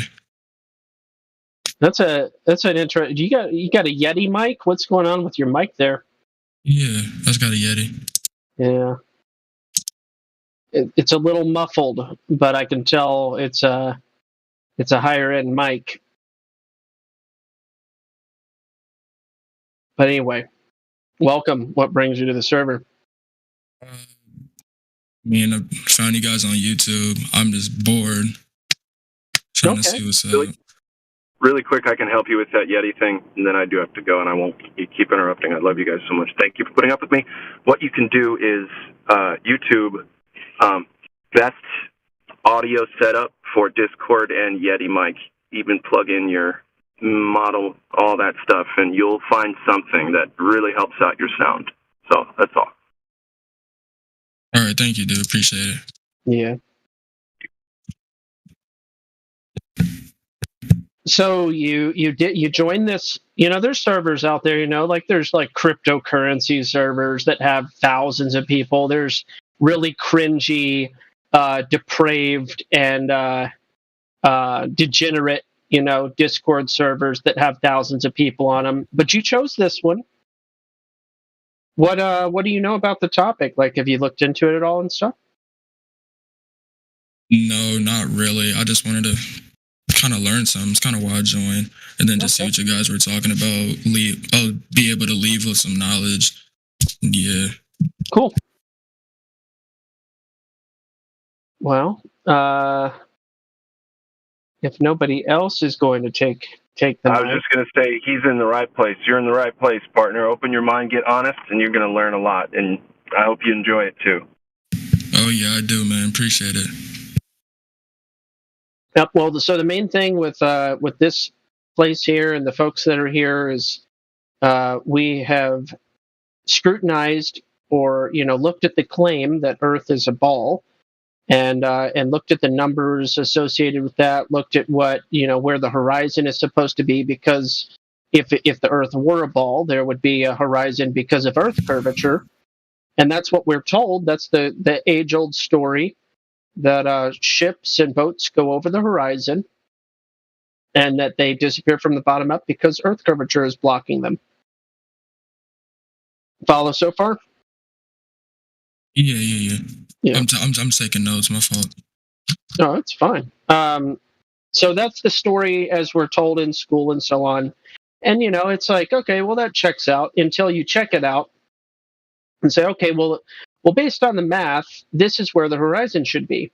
And you do the math, you find out, okay, from 1 foot off of sea level, from 12 inches off of the sea level, we should see a 1.22 mile horizon. That means if there's like a marker out in the water or some object out in the water that we know is a certain distance from the shore, let's say like 6 miles or 9 miles, or there's a mountain or an island, a certain number of miles off into the distance. Yeah. Well, if you can see those things, you're like, well, yeah, I mean, you can see them, but you can't see all of them, right? Well, that's a good question. Maybe you can, maybe you can't. But if you see the horizon behind any of those objects that are further than that 1.22 miles, for instance, then all of a sudden what you have is a problem, because according to the math, a ball of the size that they say it is should be having a horizon at that 1.22 miles, period. Not higher than, not lower than, but exactly that number. Well, there's an explanation that they have. They say, oh, listen, light's going through the air and it's curving around because the gas, the vapor, water vapor and temperature and all the sorts of things cause the light to bend around the ball. And you're seeing around the curve. That's why sometimes you can see further than that 1.22 miles. Well, that's an interesting story. The problem with that is once you do that, you actually eliminate the need for curvature to be the reason that you see the horizon. If light bends through the air, which it seems like there are different things that light does that causes the horizon to move all over the place, then you no longer have the curvature as the cause of the horizon. You now have the appearance of the horizon being only that it is where it appears to be. It's not a physical place, it's an apparent place. And that is what we have. And we see distances so far that it doesn't make any logical sense that there's a thing blocking what we see, because we see what we see. You can look up the world record long distance observation from Spain to France. they're mountains, right? They're mountaintop observations, super far, over 200 miles. So there's 270 something miles. That's a good one. But then there's all sorts of other long distance and even short distance observations that completely blow the idea that curvature is present. And long story short, you've got this horizon, which is where the sky appears to meet the ground or water, the surface of Earth. That's what the horizon is. And it's apparent. It appears where it appears based on whatever's going on. In some cases, temperature and humidity and all these different effects can cause it to be much shorter or much longer than you would expect if it were a ball. And lo and behold, if you actually use a little thought, you can find out that just because things are flat doesn't mean you would be able to see forever, as the memes and silly rebuttals on different websites might say. If the Earth were flat, you could see from here to China. Well, that's, as they say, patently false or completely absurd, ridiculous, and not a fact. Because there's something called perspective. There's a handful of other explanations as to why, besides things get smaller the further away they get. There's also different light effects that cause things to disappear at certain angles.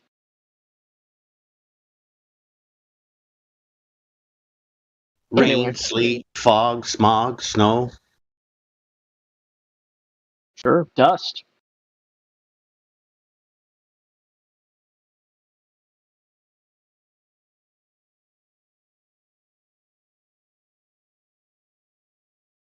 You never see a weather report that says visibility today 7,000 miles. That's not something I've ever heard. Nope. That will say 10 plus, though. I have seen the plus sign after the 10. Hey, if you can see 7,000 miles, I'd contact Marvel. You just might be Superman. Yeah. Do you have any questions based on what I told you so far? No, I don't. I'm just stocking up on notes here, learning some more than I expected. But yeah, no, I don't got any questions. Okay. The main thing is that the claim of Earth curvature has been refuted, and so there's these two fancy words: disputed and refuted. Disputed is when somebody says, "I disagree with that." That's called disputing a claim. Refuting a claim is when you demonstrate why the claim is false. So when we make these long distance observations, we are demonstrating how and why the claim is false. So that's that. And then as far as like note taking, that's fantastic. But keep in mind, if you scroll down in this server way down below, there's this whole section called additional resources. And you'll see rooms that answer all sorts of category questions that you might have on the stars, on the water, on the moon, on all the sorts of things that people ask about on a regular basis. There's all right, thank you, man. Appreciate it. Thousands of hours of resources. Yeah, man, of course.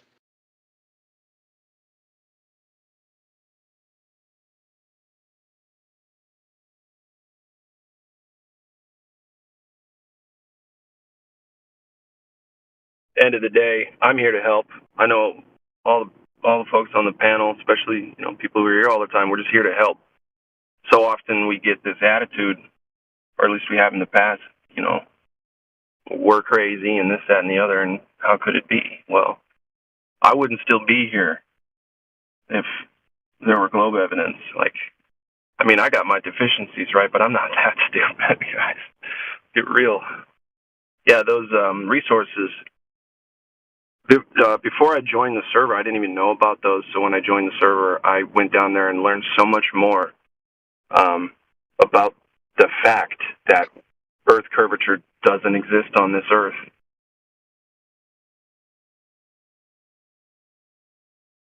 Well, they have evidence of their for their belief, but it's just, do you believe their evidence is the question. Yeah, Devin. Yeah, that's a good question, though. So evidence is proof and proof is evidence. They are synonyms. The problem is it's not evidence if it's a lie. Correct me if I'm wrong. I'm pretty sure that's how that works.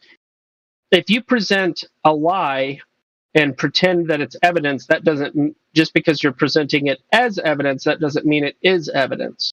Well, I mean, you have to first prove it's a lie, though. That's the thing. You're talking about the NASA fake space Yeah, I'm stuff? talking about the NASA. Yeah, I'm not talking about the flat Earth part. We can all prove that. But see, the thing, what keeps people grounded in this belief system is the whole space.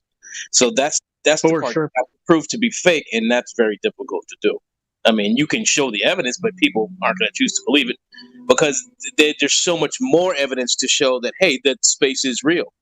Aside from what's there, that space is not real, you know. So, of course, the very first step is to, and I think Baby is, yeah, he's deafened, but the very first step is to establish the fact that it's not a photo, that it's an image, and then, of course, they claim, well, this one single solitary thing is a photograph, but all the other ones are images. It really begs the question for any intellectually honest person, why after 50 years or so, there would be one photograph of Earth.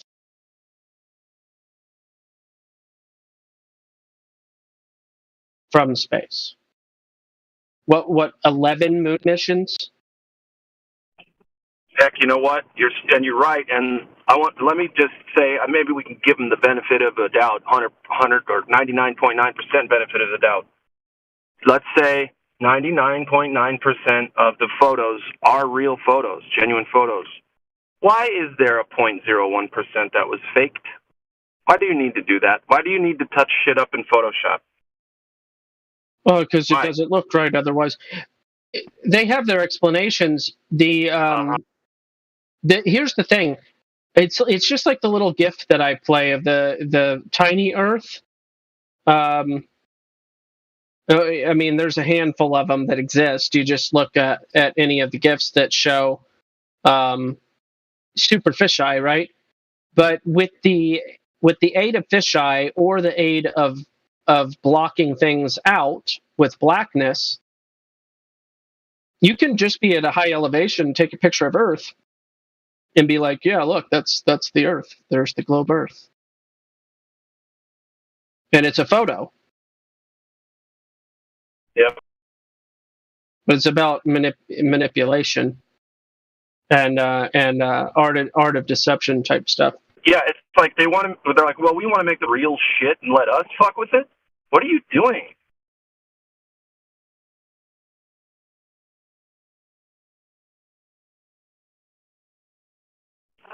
Are those photos? Well, not really. Okay, were they taken from space? Oh, absolutely. But, okay. We're done talking at that point. Mm-hmm.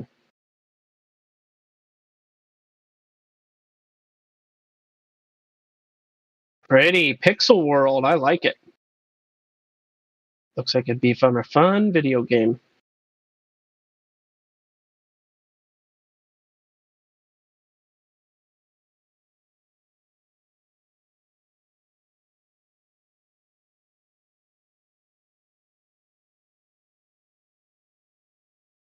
I mean, I got to be honest. This is why the propaganda works so well. I still have on my phone a game called Alien Shooter, and it's outer space, laser ships shooting each other, and it's so fun. It's amazing to level up and to do better. It's based off of nonsense, but I love it. You mean like Galaga type game, or it's just the same as Galaga? Yeah. Is it Phoenix? It's more advanced. Phoenix. Phoenix was the TI-83 calculator version of Galaga. Oh no, but nice call. No, that game was super cool. I had a friend that had the TI-80. I never had a TI-83, but I had a friend, and in math class, that's what I looked forward to because I was like, I already know all this stuff. Give me that to calculate. I'm gonna play a game. Yeah, we had. I don't think I remember that one, but because it was all the smart kids with a lot of money at our public high school that had the TI-82s and 3s. Yeah. And the 3s you could play more video games on. And they had this one that was like a drug runner video game where it was like role playing. It's like an RPG on the TI-83. And you could be a drug runner or you could be a police officer. It was like cops and robbers. And it was a story and with graphics. Fucking crazy. Yeah, that is wild. Bomberman on the TI-83, Phoenix, which is the Galaga type game, and then there was like there was a handful of other ones. There was some racing games and other stuff, but definitely the Phoenix was like the number one favorite for me. Did that come out? That was after Game Boy by a few years, right? Yeah, I was in high school from 99 to 03. Yeah, and I was in high school around the same time I graduated in 01. And the TI-82s and 3s, when they came on the scene, kids wanted to play those because, you bring a Game Boy into school, it's getting taken away within the first minute. But sitting there with a TI-82, 83, you look like a nerd just trying to get further in school and shit, like figure out some math problems all day. Yeah. Yeah, some of the teachers, I know what you're doing over there, kid. Put it down. Yep. And actually, after a while, it was against the rules. No, I'm not making this up. It was against the rules to use your calculator during a time when the class wasn't using calculators for anything. Exactly. Yep. Yeah. It was crazy.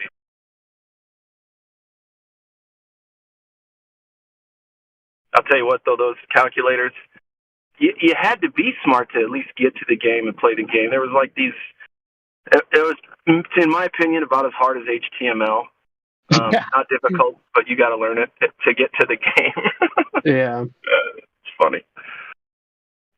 Any old way. Well, baby, whatever, left just just a minute ago, but he'll be back sometime. I'm sure. He seemed genuine.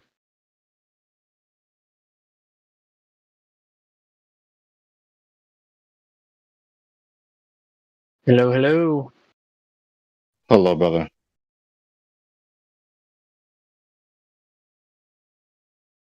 We're just enjoying the silence in here. We were reminiscing about. Well, we've been reminiscing a handful of different ways today. That's what we do when there's not. There was a dude that I was talking to briefly, and then he got sidetracked. He deafened himself, and we just started chit-chatting again. I just came from Earth Awakenings. Once again, had the excellent God debate, which included other metaphysical and epistemological and logical points of discussion. And Andy and the Moyoc man, they decimated. Because you cannot justify materialism. Neither can you justify dualism, especially the particular dualism where abstract entities are somehow emerging. This is what Andy told me. Emerging from concrete entities. It's not possible. So they don't make human experience intelligible. They don't have the preconditions for knowledge. They don't have any justification for knowledge claims at all. Especially when concerning the origin of the universe, because everyone's worldview consists of, the four basic things: origin, purpose, morality, destiny. They can't even get their worldview going by their own concession. What do I mean? Because they say to you, I don't know. The scientists don't know what caused the Big Bang because they believe in this Big Bang. They don't know. They don't know. Okay. So by your words, what you just told me is that you concede that you have no account for accounting for the origin of everything to even begin being real, let alone the present condition, let alone history. Okay. So you have no justification in your worldview. You can't even get your worldview going. And it goes back to the thing I keep saying. Some people just don't care. You go through all the logical, syllogisms or whatever, and they just okay, well, I don't care. People just want what they want to think. They want to think, and that's that. Yeah, and they wonder why the Lord said in His Holy Writ, the fool does not seek wisdom. They don't care. They don't seek God. They don't care. They put on this pretense of seeking the truth and being objective and following the evidence where it leads. But when it comes down to it, when you finally scrutinize them, that's their answer. I don't care. Apathy. They don't care, and they never did care.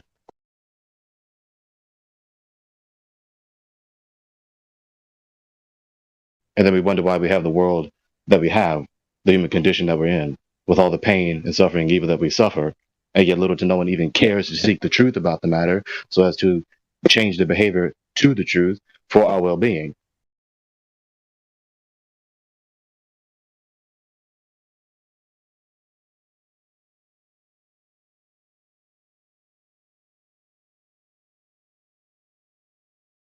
So that's what happened earlier. To the glory of Yah, to the glory of Lord Yahushua, and for their benefit.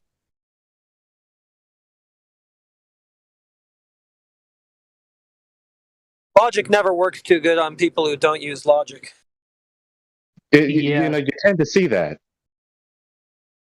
That puts it pretty simply. Bruh, how you? People are so weird. Oh, they sure are. Speaking of, I'm just browsing. I can't afford any of this stuff anyway. I'm window shopping on this classifieds thing. But like, how can a brick and mortar store like Sportsman Warehouse or something be selling something for $350? But then on the classified, you say, I have this same thing and it's used, and I'm going to sell it for $325. I got nothing. I mean, people, and this is happening with all sorts of things. I'm seeing people selling boats and houses. Well, houses is a little different, but boats and RVs and other things for like 5% less than brand new retail. It was like, it's like 5 years old. It's like 10 years old. It's like, bro, how do you expect to sell this? How do you expect to sell this to anybody when they can just get the brand new one for literally 5% more? How many things do humans do where that question is so loudly begged? How, when you do this, do you expect this effect to be caused? If you keep turning left, how can you expect to turn right? Good question. Ooh. If you keep doing the thing that caused the problem, how can you expect the problem to stop being real? Mm-hmm. Wonder about this brand, Heritage.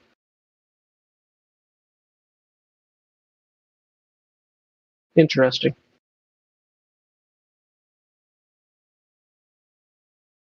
Anyway, I'm done on that. Close that tab. I have so many tabs open. I'm still at only 32%. Oh yeah, you've probably seen on my streams and stuff. Well, not probably, certainly. Yeah. I didn't even see the web browser. There's so many tabs. Yeah, that's only one of the windows. Like, how many windows do I have? Okay, on that profile, I have one window with 1071. 30 tabs, and on this one, I have 4 windows with probably around 90 tabs. I'm at 32%. I have 80 tabs open on my phone. Oh, no, yeah, that's a... No, you don't. No, you don't. Yes, I do. You need screenshots? No, you don't.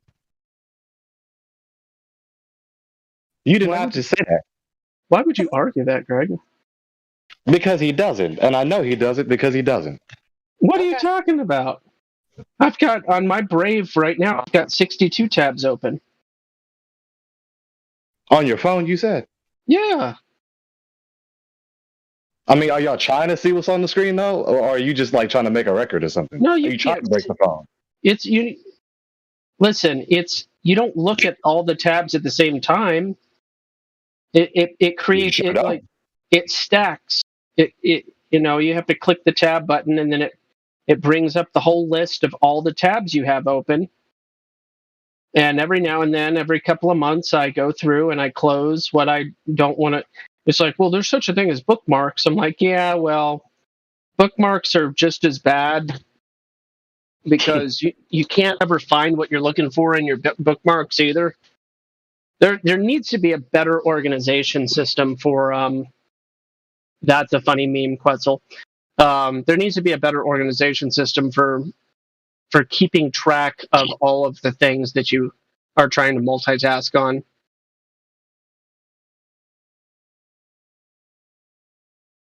Visual bookmarks or something like that. Graphic, I don't know. But you ain't got to be ridiculous though. Yeah.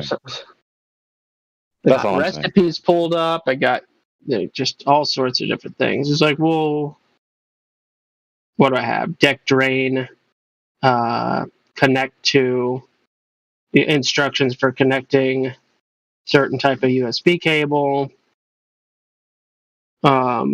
What causes the different colors in stained glass? A recipe, prices of lumber. Like I could close a lot of these. I'm closing some right now. Where to find sheep's milk. Instructions about how to use JB Weld. I know that's pathetic. I'm going to close that. I have a bunch of tabs. The ones that I posted are from my work phone. It's not as much as on my personal phone, but on my personal phone, I usually keep open like retorts for arguments. Like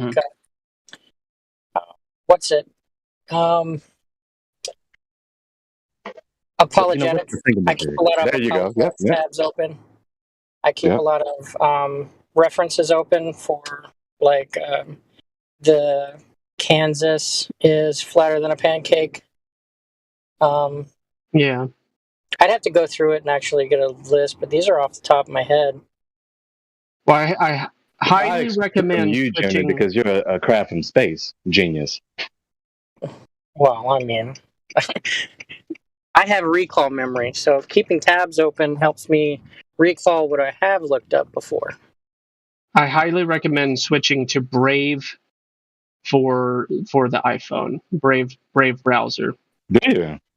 Yeah, I mean, Brave browser is literally the best browser that has ever existed. Brave is it's all right, you know. It's extremely high quality as far as security goes and functionality. It is it's lickety whatever liquid fast. I messed it all up. It's super fast. I never have any problems with it. I've been using it, and I was just bragging to somebody the other day that here I'll show my BAT token balance from just when did I sell my BAT last? Was it like last August? I think it was August. This is how much I've earned on my Brave in a little under a year. Be jealous. Be very jealous. I beat you to it. I am jealous. This guy. How does one engage in said Brave rewards system? So when you download Brave browser on the PC, now unfortunately you can't link. Like when they first started, they were going to do Brave rewards on your cell phone Brave browser app, but for some reason they have not included that functionality yet. But anyway, I'm on my PC 50 hours a week minimum, and as a result, I only use Brave.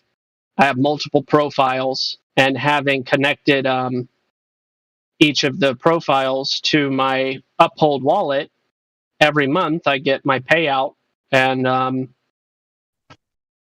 it's been pretty good. I usually get in the neighborhood of 5 to 7 BAT per month, but every now and then they'll just like the advertisers just go crazy, and I'll get like 20 or 30 BAT in a month. And usually it's like happens for 2 or 3 months at a time. So like from March to June of 2020, advertisers were paying tons, and so people were getting huge BAT rewards, basic attention token. So using Brave browser means that there's going to be a pop-up on your screen every 15 or 30 minutes or an hour, or every 2 hours. You can set how frequent. And as a result of that pop-up of an advertisement on your screen, you get rewarded for having not paid attention, but like having it on your screen, basically. So it pops up in the corner like a Windows alert. And the compensation for that is... I've got a question for you, dude. Can you hear me? Yeah, I can hear you. What have you tried Windows 11?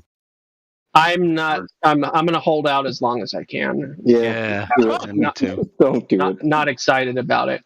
I was just wondering because I've seen some pretty bad reviews about it, so I was sort of thinking about it, and then I was like, I'll ask somebody who knows more about it than me.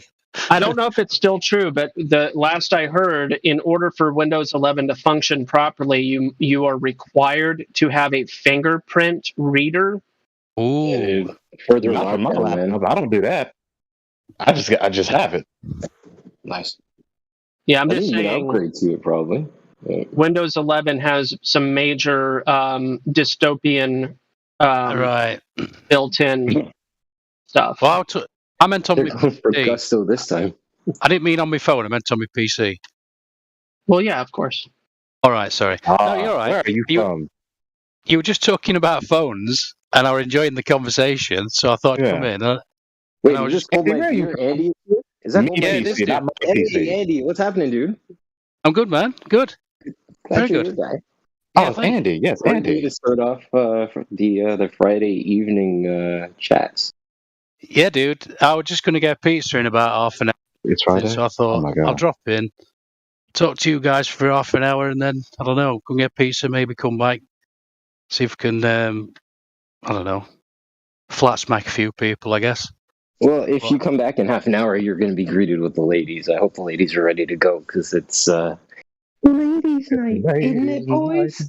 And the feeling's right. What? Oh, right? Sorry. Yeah, in half an hour, if you come back, you can chat to the ladies of the channel because they'll be here, fresh, ready to go for you, man. 23 minutes. I'm confused. And counting.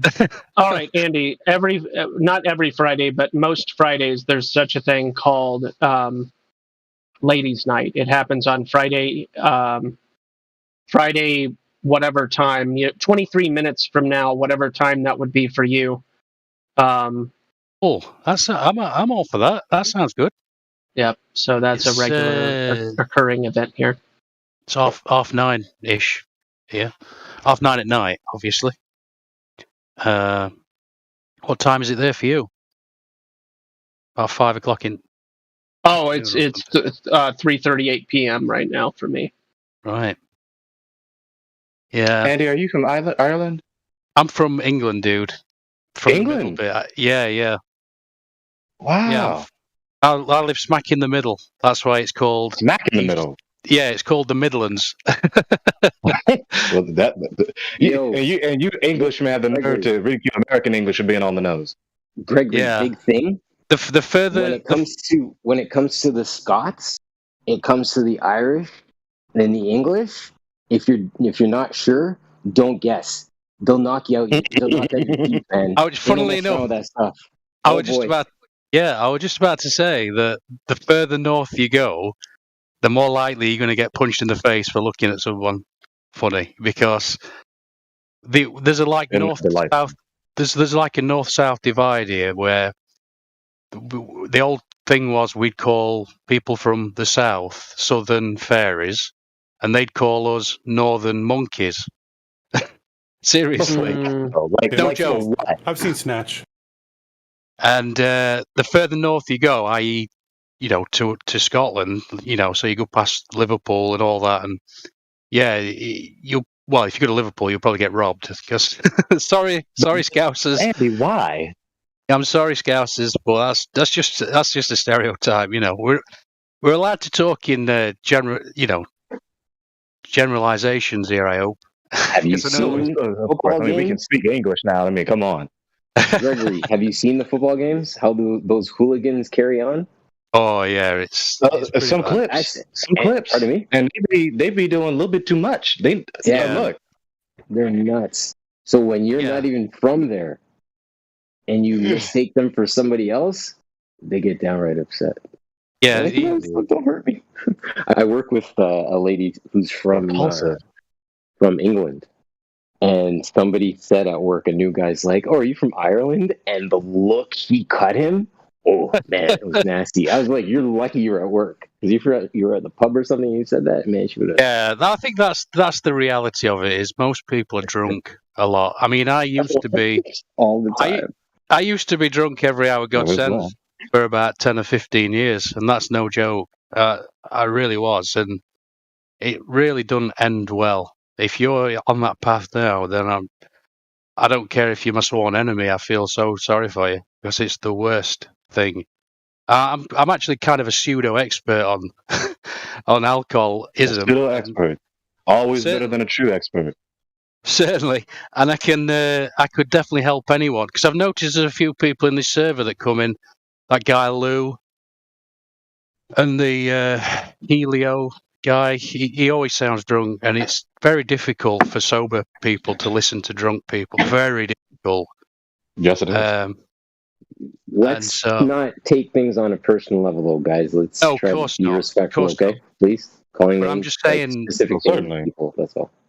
I'm just saying I could put some really good information into chat, and like certain vitamins and certain things that could really help someone get sober. Vitamin C, vitamins, not vitamin C in vitamins. particular is wonderful. It's I could talk about that for hours, to be fair, but I'll spare you that because it's kind of boring. But yeah, I think you've got to humble yourself to God first and foremost. Always give it to the big guy. That's my first bit of advice. Get down and pray to whatever you think's out there. That'd be my first piece of advice. But after that, well, you might just get nudged in the right direction for doing that anyway. Okay, so you raise a good point, because I see that your name is green. So what do you think of the shape of the Earth, Andy? What does my name's green mean? I don't know what that means. Well, I see you dropped into the chat. So have you been part of the server for long? A couple of weeks, I think. I don't know. Something like that. So what do you think? What do you observe? What do you think that the Earth is round? I think it's certainly level. Yeah. Okay. I like level realm. I think that's good. Doesn't set people off. Well, because you mentioned the creator. So what I wanted to kind of just do to pull things kind of back to the main steer here is talk about, just for a quick second and touch on it, is what he created on the second day. Now I know you're Canadian. Yeah. Oh, I'm from Ontario. The wannabe. You said about. So you said about. Toronto, I knew you. So, yeah. Yeah. But you don't say Toronto. Do you say Toronto? No, I say Toronto. No, I do my best to say Toronto, because I was born here, but I was raised in. Well, I try to be as. I try to be. I'm going to say it how it's supposed to be said. Toronto. And I'll tell you how we say it in Ottawa. T.O. Oh. T.O. I love it. What's going on, Flat Man? Good to see you, guy. Or hear from you, guy. Chilling, listening in. Nobody from Georgia says the T. Nobody from Georgia says the second T in the city that is the capital of the state of Georgia. Atlanta. Yeah, that's right. Say Atlanta. I will say that's one thing that really interests me is language. Language, really. I mean, I told you guys all before that the science shit, you got it down. I'm not going to fucking argue with any on you. All you nerds, you got the science stuff down. I love listening to it. But the stuff that interests me is why we do what we do. and the language. Teleology. Yeah, because it's still there in the language if you look back. Because obviously all of history is a lie, as we know, but it's still there in the language. Of course. Very good.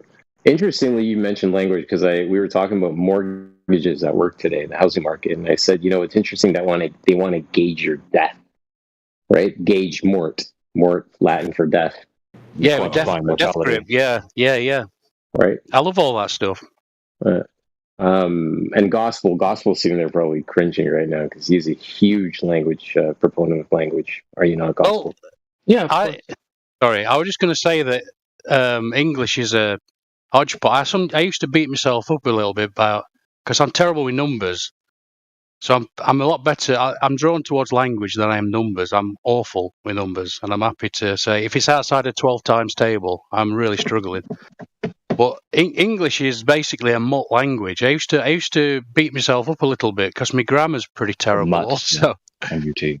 But then I realised it's just the stupidest language. It really is. It's amazing and it's stupid all at the same time. And it's a hodgepodge of French, German, and Latin, obviously. And the guy I used to. This is a real weird story, but my mother married a parson who was educated at Cambridge, and he was brilliant. He was brilliant with language. Oh, guys, you should have seen his writing. For every time he wrote me a birthday card or something like that, I wanted to save the card just for the writing. And I told you, I inherited his library. I didn't really want it. I didn't ask for it, anything like that. I've got my own bookshelf, and I'm quite happy with that. It's got mostly medical literature, I guess, but I realise we can't talk about that here. But I inherited this library, and it's got all these old Bibles and stuff. And some of you guys, I imagine, was into that kind of thing. You'd be straight. Bibles?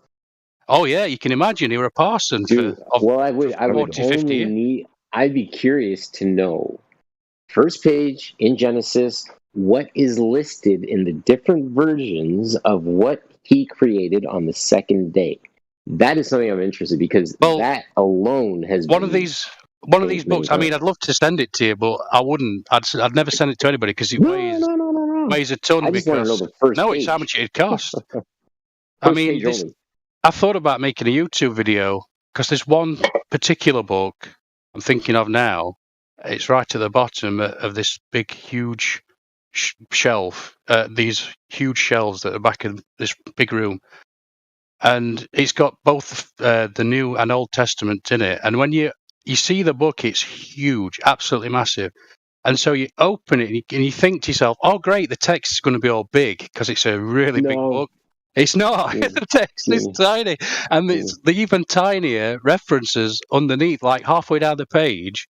It's just reference after reference after reference, and you're like, "Holy shit!" It's really intimidating. And that was one of the modern era, late medieval era, reference Bibles. That's one of the things that struck me with when I got actually engaged and I bought my first copy of the Bible, literally, and received it. I looked at it and I thought to myself, "Where'd the rest of it go?" Because 30 years ago, when I was 10, and I saw the version of the Bible that my mother had and my grandmother had, they were huge. Yeah. Where'd the rest of it go? Did the print get small? No, it looks like these books. Some of these books are like 1800s and shit, so I think they're probably worth something. That's amazing, dude. I ought to make a YouTube video and just go through them slowly and get someone like Gregory or whoever it is, because I know you know a lot. I could talk to you all day about Zen Buddhism, and I don't know why I was drawn to all that stuff, but I were. I just spent like 15 years of my life shit-faced drunk studying the weirdest ancient spirituality. I don't know why, but I just weren't really drawn to my own, and there's a million reasons for that, I guess, but I just think I don't know. I can't really explain why. I think it's the Catholic Church, probably, because, well, don't get me started on Catholic Church, but I just saw this old fellow with his weird hat on going around in his, bulletproof greenhouse, and I thought, I don't want no part of that. It's just weird. So, yeah, I know we've got them scriptures thanks to Catholics, haven't we? And they ultimately come from Jews, I guess, but I need to go through them because I know there's some gravy in there. There's some good stuff in there. I'm sure there's a lot of bad stuff too, but I'm sure there's a lot of good stuff in there. So I'm kind of the guy that comes in and tries to tell people to beware of ideology because you see how it grabs a person and it takes them over. What is ideology? It really does. Do you mind defining what you mean by that? Just a dogmatic view, like this ultimate thing that, you know, I always say the same thing to folks. You've got a divine spark inside you. You know, Jesus said the kingdom of heaven is within. What more do you need? You don't need any more pointer than that. You've got the divine spark inside you, haven't you? Clearly. And is it the ideology that grabs the person, or is it the person that grabs the ideology? I suppose it's a bit of both, but I was watching some guy on a stream the other day on Jim Bob's, made by Jim Bob. I was watching this dude and he was just banging on about chapter and verse and he was just all over the place and I just felt so sorry for the guy. I really did.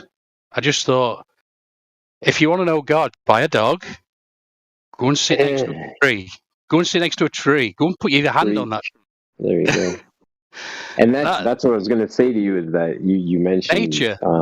Taking it, right? And I'm going to ask you a collective consciousness aspect question. Is it more of an alignment with something that exists and you're just aligning with that alignment? Exactly, yeah. We all know it. It's written on your heart. You don't... As soon as you write something down, it's dead, effectively. Yes, it can have amazing power in it, sure. But it's dead. You're alive, aren't you? I hope. I look around and I'm not so sure. But the three wisest people we think of didn't write anything down, did they? Jesus, Buddha, and Socrates, they never wrote anything down. So, I don't know. But why is empirical sense experience better than propositional recorded revelation from the God himself? Well, I think of Jesus as a man. I don't know if that's bad. I suppose it is. But you got to remember, you're not going to take Jesus as an idol, though, right? Jesus is not the idol. You're not supposed to worship Jesus. I just see him as some. He's it's okay. He's the dude that was sent to break the matrix. Or he's not, and this is the topic of a completely different voice chat, like JJ said. Right. Because maybe he's not what you believe, and maybe people have a misconception. I mean, you're obviously an extraordinary man. There's no doubt about that. That cannot be debated. But people dispute all sorts of things. That is also without question. I just think he had a colossal moment of consciousness, and it would 1,000, 2,000 years ahead of his time. We're not even ready for his teaching now. Maybe we're 3,000 years ahead of his time. Earlier you said ideology is a problem and that it groups people, but isn't that very assertion in ideology also? Oh God! Every time, Gregory, you lock me up. Well, he's not the only one. I'm sitting here thinking, how does one avoid ideology? That seems like a logical error. Furthermore, the concept of collective consciousness as a thing is also illogical to me because have you looked at our current state of affairs? Even if you don't believe any history at all, like even your family history, where you think about your family history of disputes, right? Feuds and disputes.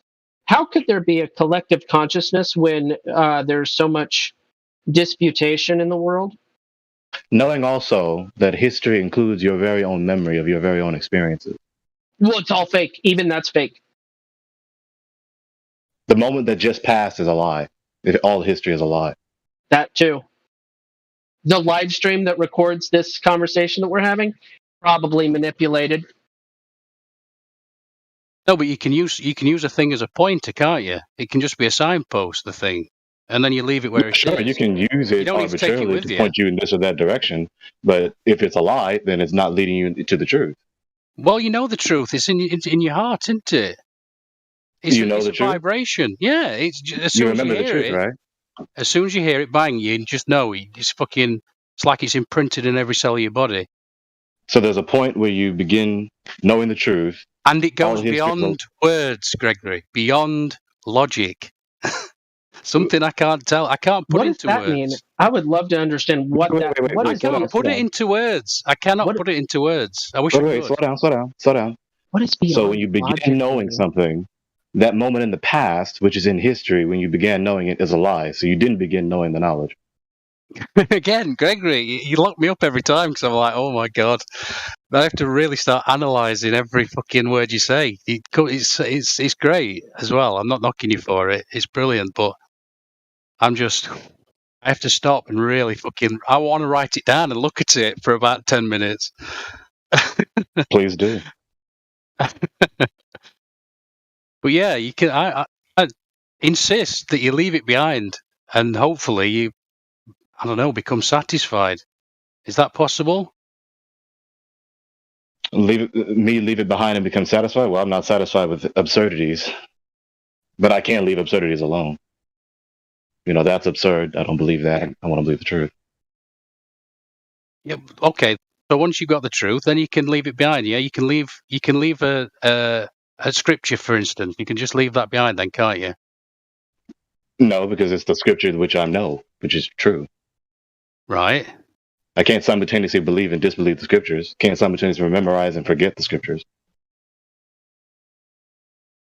But isn't the whole point of it to point you to something sort of greater than yourself? Well, the authors of the text inform us that the purpose of the Holy Writ, the maker of the Bible, is for doctrine, for reproof, for correction, and to instruct the righteous man for every good work. And that all scripture is given by inspiration of the God, it's God-breathed, and it's not of any private interpretation, and the scriptures cannot be broken. And man shall not live by bread alone, but every word that proceeds out of the mouth of God, which includes the word that he bothered to record. Yeah, that's a lot. That's a lot to take in, dude. Plus, you also got to keep in mind if you have an epiphany of truth, right? And then you go on your life, and then you come back to that epiphany of truth, and you realize, oh, that was wrong, and you have another epiphany. Does that supersede the previous? Does it nullify the previous hopefully one? Consciousness is evolving, isn't it? That's isn't it? That's the point. It's logically inconsistent. That's my statement. You get an emotional maturity from it, though, don't you? That's my point. All right. Emotional maturity from an incoherent belief. No, any ladies here? Are you guys doing ladies' night and you need an event created, or is it not happening? I don't know. Gospel. Ladies, I'm not one of those. Not this year, at least. I don't think we're making it official. It's just if any other ladies show up, then we'll make the event. All right. Okie doke. Carry on. But I'm here if there wants to be a ladies' night, but then it's just one lady, so.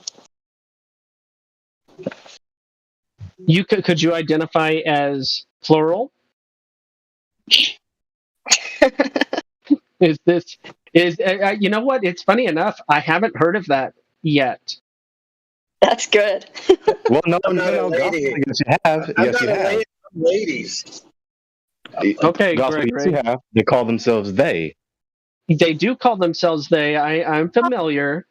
But what I mean is, imagine reading a news article where they say 100 people died, but their name was, and then Stephen Johnson, but 100 people died, so it was a mass shooting because Stephen Johnson identified as 100 different people, and therefore it was one of the most tragic mass shootings of the decade.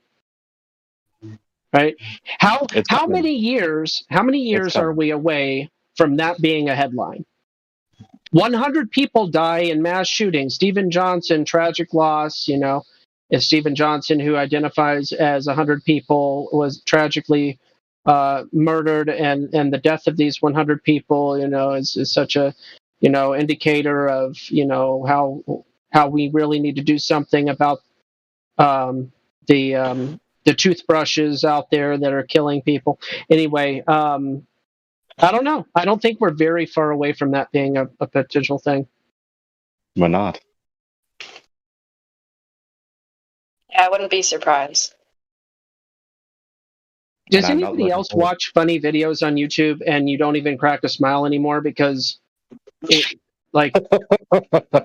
they're just, you can imagine how it could be funny, but because of the content, it's like not really actually funny. Then you had one job. Why have you failed? Right. Yeah.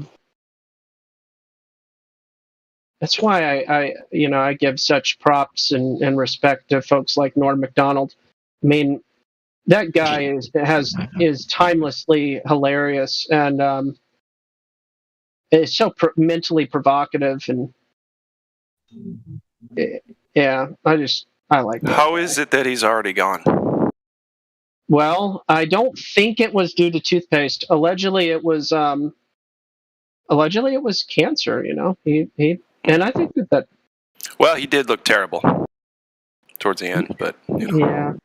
Anyway, that coat. Yes, I agree. He was. Hold on, I wanted to agree with Gospel on that one.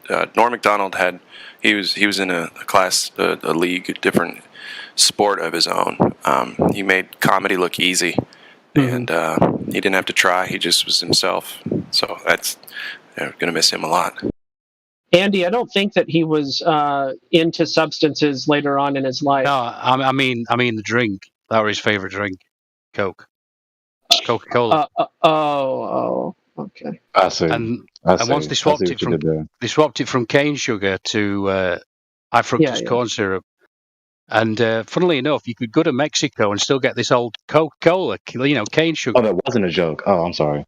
We're super familiar with no joke, because the Mexican Coca-Cola. Yeah. Tells the story of when it went away, Coca-Cola, and then came back. And he says it's because his little conspiracy theory was that they changed the type of sugar that they put in the Coke. Anyway, I'm going to agree and highly recommend his book. Is it called an autobiography? I think it is. But yeah, if you haven't listened to his book, I'd highly recommend it. Yeah, he was he was a special guy. Anyway, it is now 4:01, so. Oh, what a night!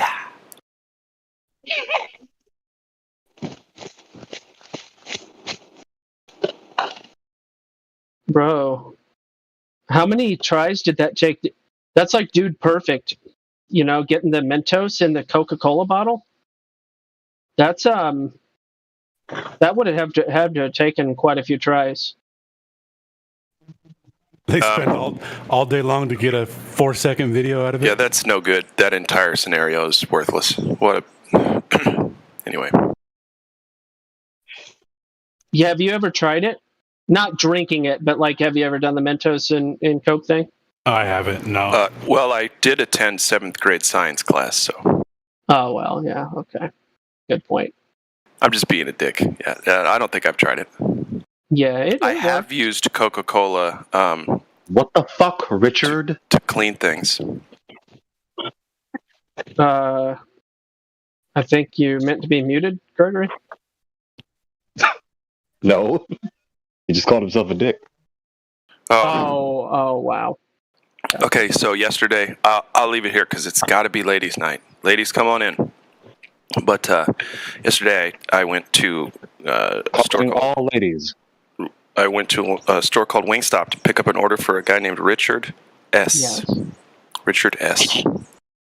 And nobody in the whole restaurant, I yelled it, and there was a lot of people. It was lunchtime. I said, somebody didn't think that name through. And everybody just looked at me like, what's he talking about right now? Mm-hmm. Richard S. Unbelievable. Anyway, ladies' night. Let's go. Calling all ladies. Enter the room. For the record, mint in Coca-Cola is nasty. Just want to throw that out there. I've never tasted that. It doesn't taste good. That is amazing. That is all. I love you, buddy. Love y'all.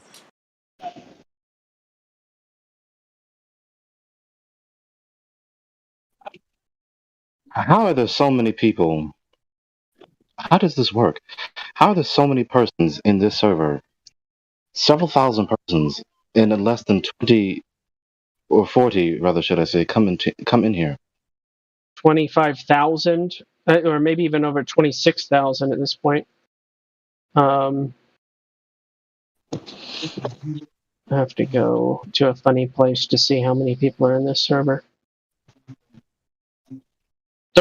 26,208. Yep. 3,100 online right now. Elsewhere, not in here. 3,100 online. Yeah. Somewhere. Their Discord app is open. And their profile status is online. 12. Yeah, that's about 12-ish%.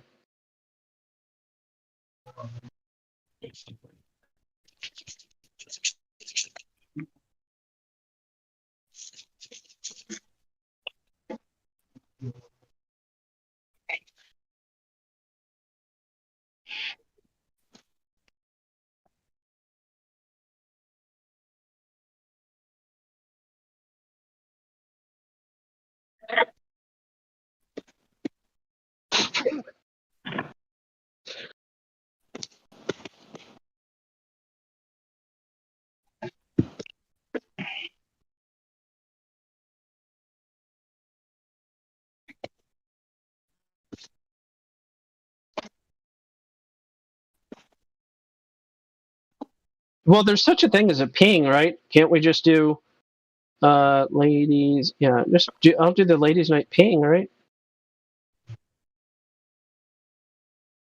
I mean, at least that would be. Let's get with Winnie the Pooh. I don't know, man. He posted the Winnie the Pooh and Piglet thing, and I was just like, I like Winnie the Pooh. I don't like that quote very much, but I do and I don't. It's all fine. But I do like Winnie the Pooh as a cartoon, and what is happening to Winnie the Pooh in here? Bro, he needs honey. He needs that honey.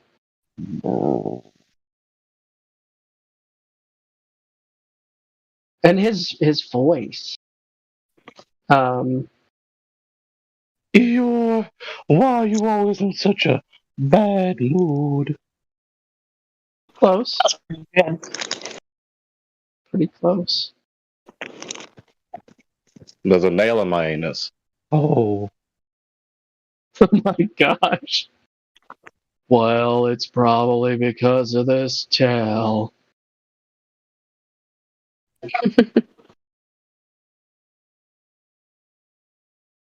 Nobody cares about a donkey.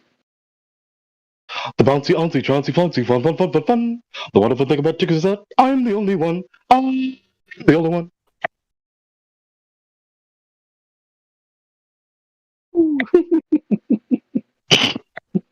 Oh, that movie tripped me out too. The Winnie the Pooh movie with all the tripping elephants and pots and stuff with the rainstorm. Ooh, that entered into my dream life at a young age, and I was having some crazy. No wonder I never did drugs. I saw enough things as a kid. Needing drugs was the last thing on my mind. I had more than enough material to go to weird places. And that Winnie the Pooh movie is a great example. You know what? Since you mentioned it, I'm going to find the video from probably Alexandra. Oh, the 90s kids one? You already know what I'm talking about. Doggone it, Gospel. Yeah. You know, and I grew up with some of those cartoons. You know, they continued from the 90s into the first decade of the 21st century. Syndicated television. That was made in the 21st century also. It's called syndicated. You know, trauma-based mind control for everyone. Yay. The most traumatizing for the very special people.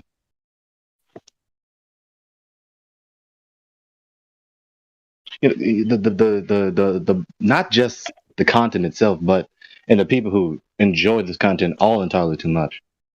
But the people who make the content. It didn't just spawn into existence out of nothing, unlike some believe the world works. It was a personal entity behind the creation of this moving picture content. How do I ping all those people? Because that's I'm gonna go look at the numbers because I know that there's there's 165 people with the Ladies Night tag. So I pinged 165 people and it resulted in 0. That is, I know what that is. It's because everybody has their Discord settings with notifications turned off. I mean, that's what that. I got it. What, you have Ladies Night tag? Yeah. Why? I was some men do. I was doing it for some research for them, and then so I could post topics and stuff in their channel. Gotcha. Yes. That's why. It was at some point there was like to do some background stuff and some screenshots and citations and whatnot. I understand. Good to go. So I was like, oh shit, that's right. Ladies Night, I totally forgot about it. Oh, I was doing something else. I was gonna probably be late.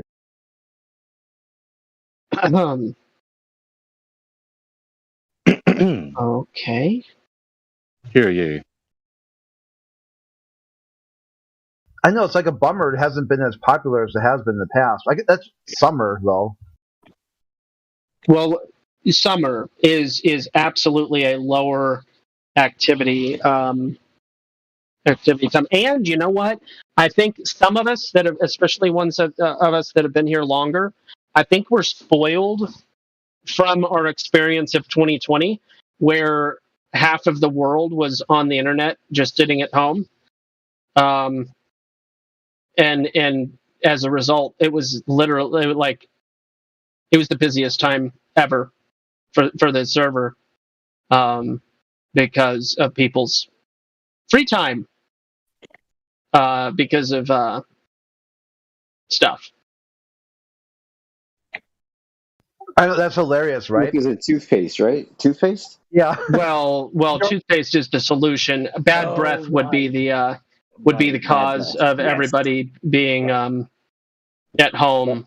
Wait a minute. I thought flossing was the key to removing bad breath. I think bad breath is maybe part of your tongue, and I don't know though. I mean, halitosis is one of those things that's hard to deal with. All that good odoriferous stuff in your mouth, on your teeth, on your tongue. Yeah, I think on the roof of your mouth, under your tongue. Go ahead. Oh, then they made rules where everyone's online for one reason, but you can't talk about that reason. It's like the elephant in the room. The actual irony. Well, we're talking about it, Crit. Toothpaste and bad breath. That's why we're here. Well, no, that's not the purpose of the server. It's just, euphemisms and stuff are valuable, and they make life exciting sometimes. Metaphors and euphemisms. Yeehaw. And onomatopoeia. That's not related, but it's a fun word. It is. That's why I said it.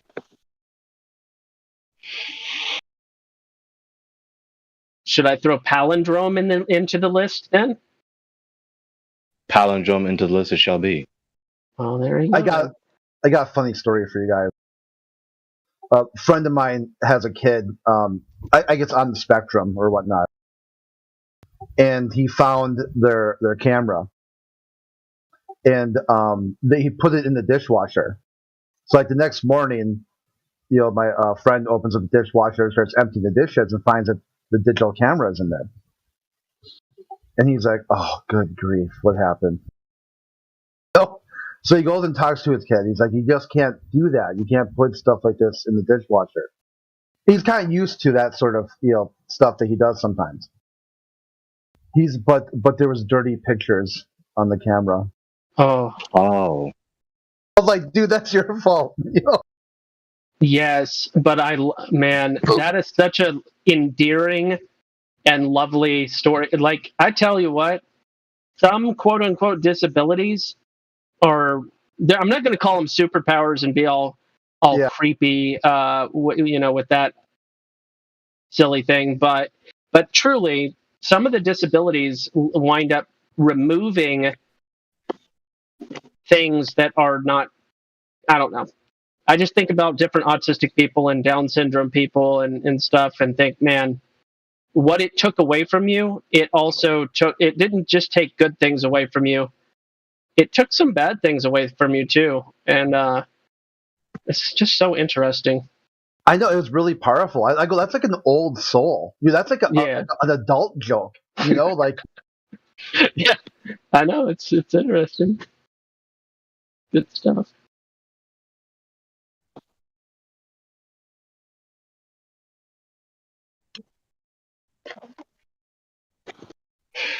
Why is it so hot here? Bruh. May I breathe? We're almost about to be to 90 degrees. And I know that there's people in like Morvis and stuff. He was showing his temperatures off. He's in the 1-teens down there in Texas. Apparently Texas is converting to 1-teens. to hell. Yeah, 1-teens. But that's the first time I heard that too. 90 is oof. Where I don't like it. Yeah, Fairfield. Forgot where I was. 82 degrees. Thank you. Let's see what my day to day is here.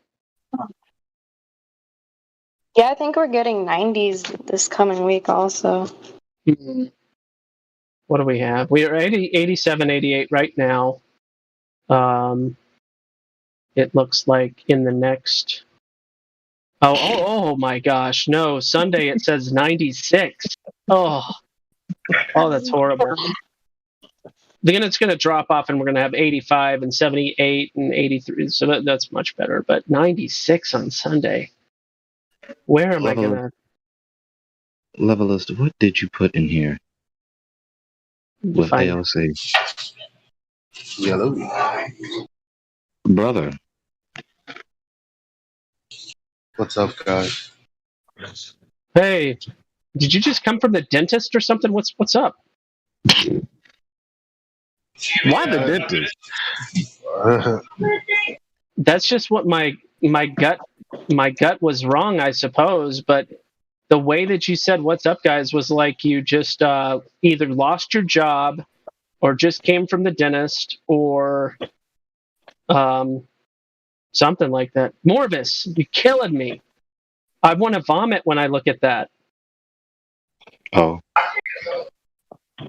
Yeah, no, I'm just chilling. Okay. Yeah, like Morvis, your lows are too high. Like your lows are what I wish summer's maxes were. If 80 degrees was the hottest summer got, I would be happy with that. Yeah, well, 90s like very easy to deal with. Well, Elijah, you're a dragon, so of course you can say that. No, I mean, because in the city there's a lot of shade, but if you're in a rural area, probably not. That would, I can't do no shade. And no air conditioning. Yeah. That is crazy. His lows are higher than my highs. How are you on a mountain, Brett? No, Minnesota. Oh. Well, not quite. 84 was the high today, so it was a little bit of exaggeration. Yeah. Are you on a mountain, Crit? Yeah. North Dakota is sending you some hot weather in a few days. You'll get I saw that. You'll get our 96-degree day, and probably on Monday or Tuesday. What? That's so funny to me. Yeah, the forecast, it's going to go up to. Well, just think about it, guys. This is where I'm going to segue. This is why, because this is what's happening. Earth is spinning at 1,000 miles an hour, and that's why from North Dakota to Minnesota, it takes anywhere from 1 to 3 days for the weather to pass by. Yeah, Thursday next week it's going to be in the 90s. What were you going to say, KJ? Oh, I just said makes sense. Makes sense. Yeah, it's just going so fast that's why the next state over, it takes 1 to 2 days, sometimes even 3, for you guys to get our weather, and so on and so on. Yeah, and I'm right next to North Dakota too, so I get it faster than all the other folks. Yeah. What y'all should do is compare your temperatures for today from last year's on the same day. Last year is colder than this year. Yes and no. We had some 100 degree and 102, I think, is what it got up to already by this time. It's gone back and forth. I've tracked that because last year there was a heat wave. Where I live. Yeah. But, I tracked mine and Bristol, UK. I think around the 15th of June, the temperatures was real high this year and real low last year. Like last year for my area, the high was, I'd say, like 95. I'd have to look at my screenshots, but then the low was also like 67. And this year, my high for that day was in the hundreds, but the low was also like 80 something. I'd have to look at the screenshots. How about this? Where I live, temperature history for July 15th, 91 to 63 today. So it was 63 this morning. It got up, or it's supposedly going to get up to 91. That's probably still 2 or 3 hours away. The average is, so we're 9 degrees above average. All right. Last year it was only 2 degrees cooler as far as the high goes. The record high, 99. The record low, 43. There in where I live, there has been snow every month of the year at some point in recent history, in the past 100 years. Could you imagine 43 degree low July 15th? So I didn't know you two were meteorologists. Who knew you two were so enthusiastic about the weather? Well, I don't know. I wanted to be a meteorologist. I could tell. In '98, and then my whole life changed, as the Lecrae song goes. Then you realize that you're a man. Thank you. Well, I mean, TV meteorologists, aren't they all women? There's some men meteorologists, and they're Yes, usually in California, yeah. They're usually they don't look like me. I have to state that was low key a pretty ruthless statement, though. It was hilarious. They usually look like Ken, like the Ken Barbie doll. Maybe not all of them. I mean, I guess I've seen exceptions to that, but oh my gosh, Sorry, 3.5 years ago, I had gone to this donut shop in Washington, D.C., and they're just now sending me a text message. You have 3 stars expiring soon. Track your district donut status in Cash App. That was 3.5 years ago.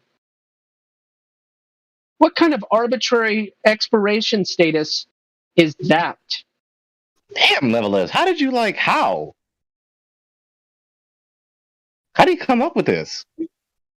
Are they just readily available? Am I just thumping on the GIF? You can hit this button called GIF and then type in keywords. And I mean, you just finished the sentence, and here it is in the chat. Yeah. Well, some people are on it, man. It's like Creation Bear, man. Some people live for the soundboard life, and the GIF life.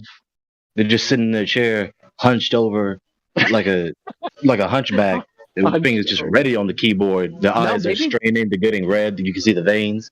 maybe they're crouched or not crouched. Maybe they're leaning back, and they've got like this like the scene in the Matrix, like have 17 TV screens or computer screens and like 5 keyboards and. I think everyone's on voice command. It's like insert emoji or insert GIF, go, and it just happens.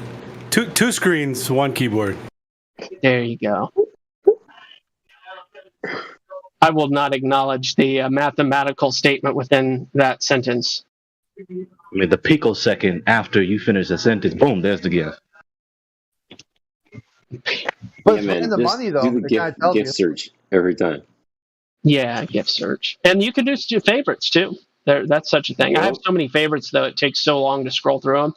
But I have to say, Levelist, you did an amazing job sharing the commonality of weather women, and you did it to the exponent of 4 because there's 4 of them. So well done, my friend. Well done. Isn't it the same woman? Is this not in Mexico? Look, whether she's wearing... Is it? It is. Damn it, I'm wrong. But it's still... No, it's 4 different women, isn't it? Is it 4 different? No, I think we need to move on to Bert Kreischer right underneath. He looks like he's lost some weight. Hey now. Let's go. This is recent. I needed to balance it, right? Sun and moon type stuff. Yin yang. Well, whatever the case, Bert's almost looking kind of good, right? The little dad bod. I can't believe you got on TV. I just wanted to move away from the objectification. So, where is Flat Earth in all of this? Was Al Roker? I tried to segue back to that earlier when I was discussing how my weather gets to Minnesota in like 2 days' time. Wow. Elijah. Sounds like Elijah is trying to show us his weather in his area. He's falling down a mountain. Who said they lived near us? Somebody said they lived near North Dakota, like that story? Yeah. Neighbors. We have neighbors through KJ and Crit. Well, we gotta have a meetup, man. Like, for real. Yeah. Yeah. These are big states. Just keep that in mind. But yeah, I know what you mean. Like it takes me 5.5 hours to get to Fargo, you know. Did you say Fargo? But I'm on the other corner of the state. That's a big reason why. Gospel, did you say Fargo? Yeah. Oh my gosh, Elijah. Wow. Are you in a hurricane? Where did you get the ability to fly?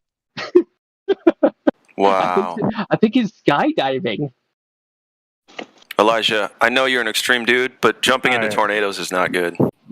This may or may not be better. It's better. It's better. I'm not moving yet, though. But it should be somewhat better. Anyway, yeah, it's blowing now, so if you don't hear it, then it's definitely better. It's better. I mean, we can hear a little bit, but it's still better. But goodness, that was some ear violation there for a moment. Yeah, I mean, Kirby is terrorizing Manhattan right now. Kirby, oh my God. That's good. Thank you. Yeah, I was just saying that, being single and all, the Bible definitely does say that you have to find your wife. Putting it out there, I would definitely love to meet a flat earth girl. If you're out there listening, get some Eli Daddy. Dude, do you hear that? You said it? Yeah. Listen, Eli, listen, you said it and a car honked. That's the universe confirming that it's listening, man. It's going to happen real soon. Correct. Oh, the universe listening. Flat Earth brought me the greatest adventure of my life, so could do the same for you, no problem. I like you, Eli. Hey. What the fuck just happened? Oh boy. Well, definitely requirement number 1 is a voice that I can wake up to. That's setting the bar really low, in my opinion. But okay. Gospel, you should know better. Gotta start somewhere. Voices are something else now. It's not always every day you come across a quality voice. Oh yeah. Yeah, that's why I was with my girl for 4 years. She was messaging me on this dating app, and I was like, whatever. But then she sent a voice note, and I was like, what's that? 4 years later, we breaking up. Oh. Maybe get the Flat Earth app. Maybe then you find someone. I guess it's not. I think in New York there must be a lot of Flat Earthers. I'm totally a relationship guy, so it would. If I met a flat Earth girl, she would be able to finesse me so hard. Like I don't need that. Yeah, I actually don't search at all. I'm just waiting. That's all. You know. I'm getting mixed. I'm getting mixed Bible says you got to get out there. I'm getting mixed messages, Elijah. You said single, and now you're saying you're in a relationship. No, he's a relationship type. I am out in reality, right? Like I'm around people. No, not Clay. Not Clay. No, I'm talking to Elijah. He said the Bible says you need to get out there. But I'm saying I'm not trying to. No. It specifically says you have to find your wife, and I know this because when I was telling the story of how I met my ex, immediately my best friend's mother said, "Well, that's your problem, because you didn't find her." Okay. Yeah, I mean, I've talked and seen and had many interactions so far, but nothing where I would say that's someone I want to be in a relationship. Yeah, it takes time. Yeah, sometimes. That's just what I'm trying to say. I'm just sure that the Most High has the right person to create a family and multiply for me. But I just need to be patient, you know. Some things just don't come that fast, you know. You know, I might act all sedity and all, but I mean, I like the ghetto stuff, man. What did he say? Sedity? Yeah. I might end up with the flat earther, not who's on the intellectual side, but who just got out of jail last weekend for a bar fight or something.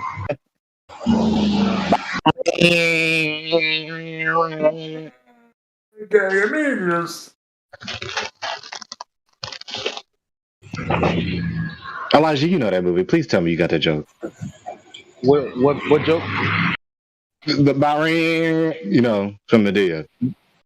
Oh no, I've seen it, but I don't know. You ain't shit. You should be ashamed of yourself.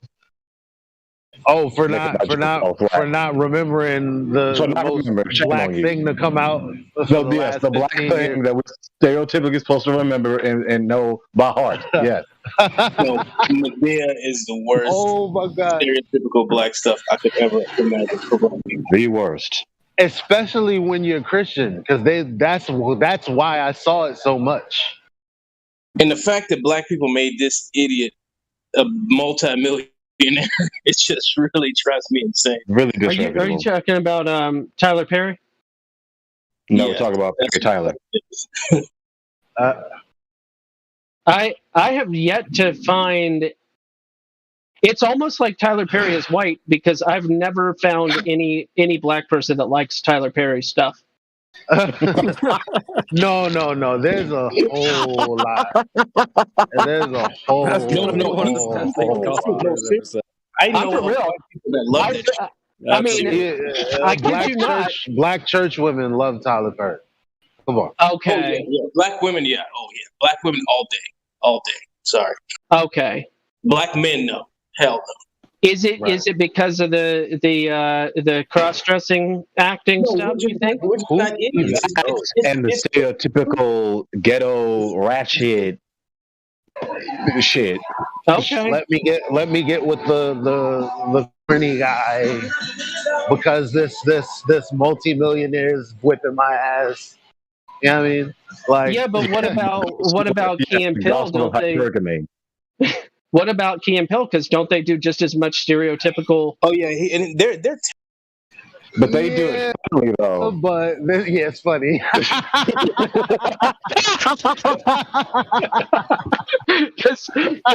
Keeping it real. Because Key, when Jordan Peele does Key, her name is Megan, I guess. Megan, when he plays that girl or whatever. I mean, that's some super stereotypical stuff that he does with that character. Yeah.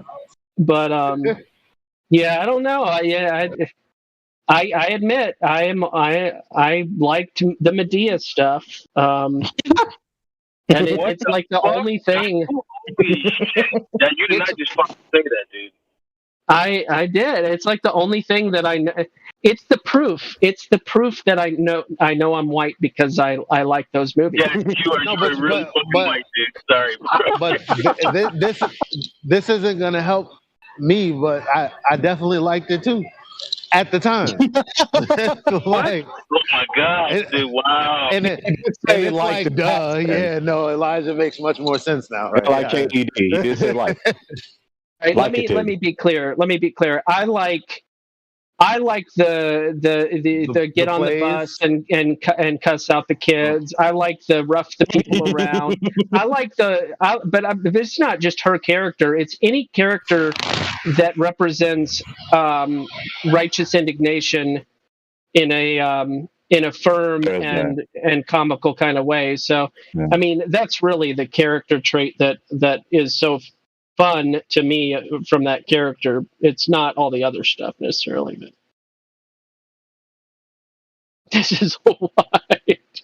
That's a pretty good gif for wow. No, and I hate the Wayans that stupid movie. I didn't like that movie at all. Oh yeah, I love those. Blink Man. Oh what? Man. Come on, bro. What's wrong with y'all? Abominable. No, Blink Man was the shit. No, I like Major Payne was tight. I like that. What's his name? Blink Man. That's hilarious. Yeah, I like Major Payne. That was fun. Major Payne was good. Okay, what about Life?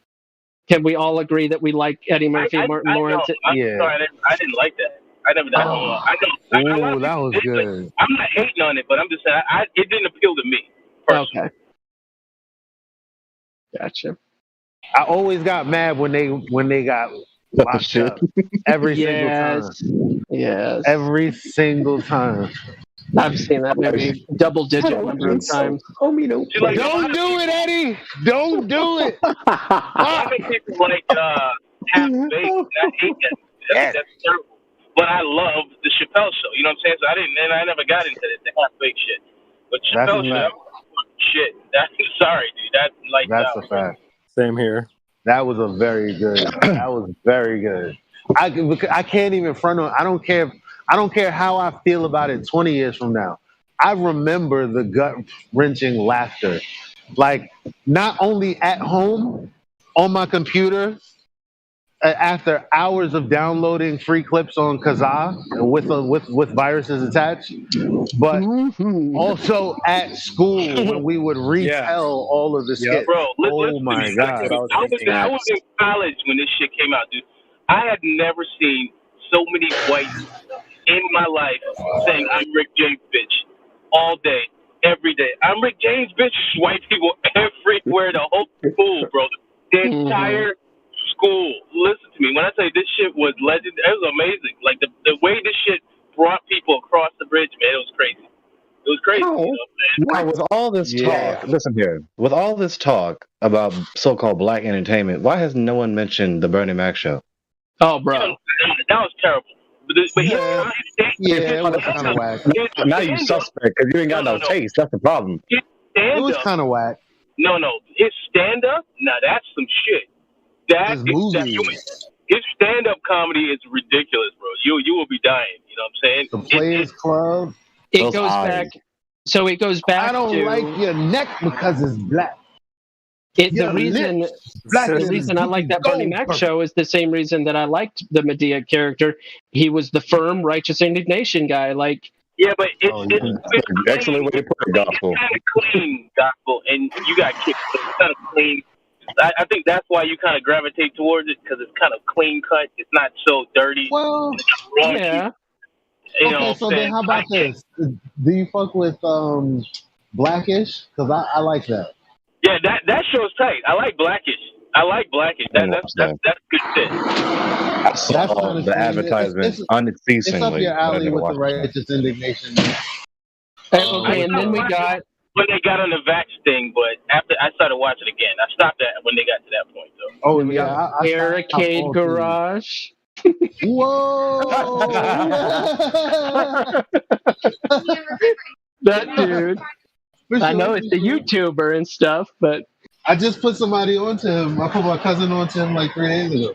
No, man, that dude will mess somebody's world up. Get him like gardening and being a real man and stuff. That'll mess you up. It's like, hey, I play video games, and now I've got $100,000 operation and a huge garden. Barricade Garage is the stuff. Dude, you ever see the skit that didn't make it onto the Chappelle show where they show the like what if you had a black gay gardener, right? And so he all you see is this lawnmower going past, and this black gay dude is dancing. The song's going ass and titties. He's dancing behind. Bro, you got it. Just pull that shit up. I tell you, you would not stop laughing the rest of your life. Yeah, I mean, it was so funny, bro. That song that we are capable of making. It's so many different. It's so many different just sounds that make you remember that show. How about this one? The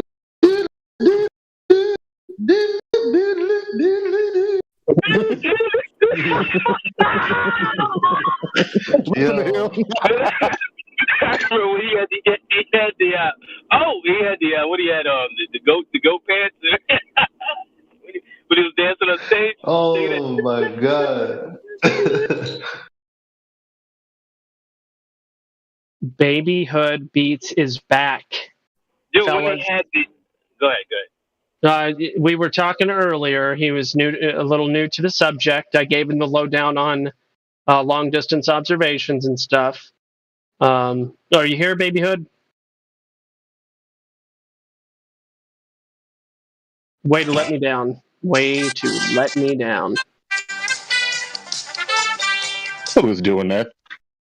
Creature. Yeah, I think the best one was the puppet. Gregory, we have a soundboard now, dude. Sorry, Fraud, I was just saying. Telling Gregory, we have a soundboard now, dude. Yes, we do. He is in the house. It's an amazing thing. Fraud, go ahead, man. My bad. No, I'm saying like the puppets, where they did the puppets on STDs, how you can contract STDs. They had Snoop Dogg. They had Snoop Dogg's voice. They had, my god. Bro, the first time you saw that, can you remember the first row? I'm telling you, dude. I'm telling you, man. Yes. I dropped, dude. I fell apart. Isn't that the episode with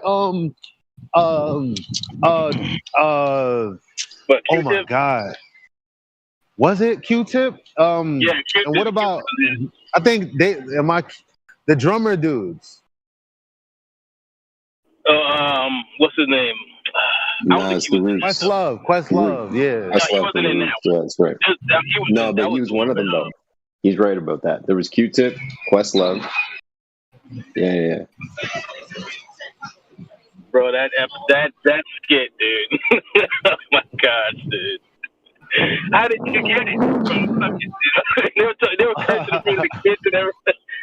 Yo, when he popped out of the garbage with all the needles on him, fam. Yo, come on.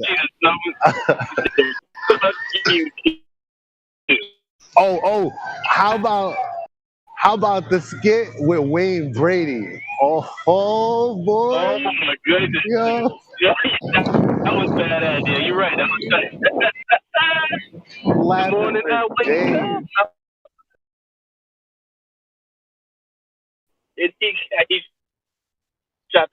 he He broke the cop's neck. When your wish. Say again, you're breaking up a little bit. Dave.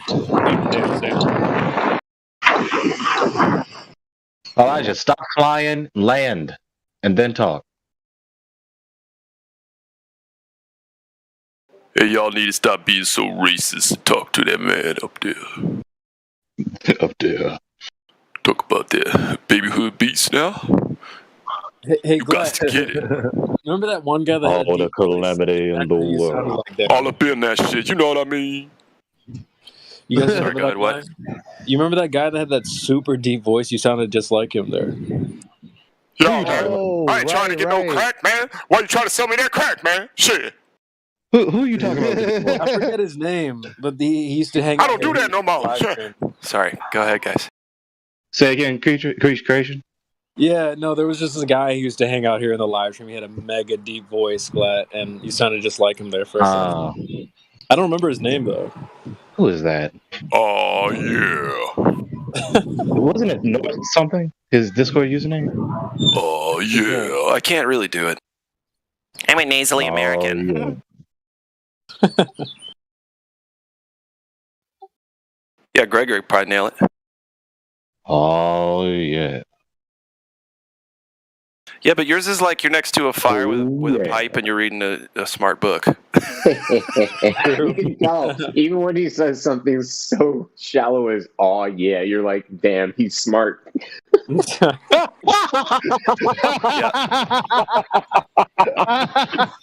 Got him.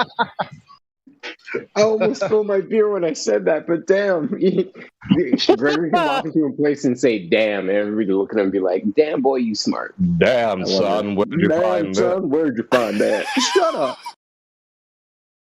This shit bussin'. That was good. That's really good. Yeah, yep. Don't make me point at my elbow. Son.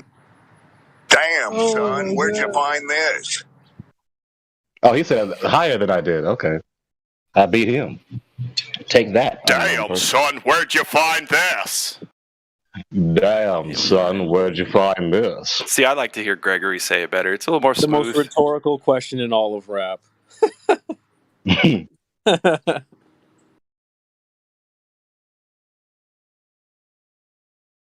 Keep on doing it. You know, we can owe trying not to write disco music anymore. We can blame that. We can blame hip hop on that. There we go. Whew.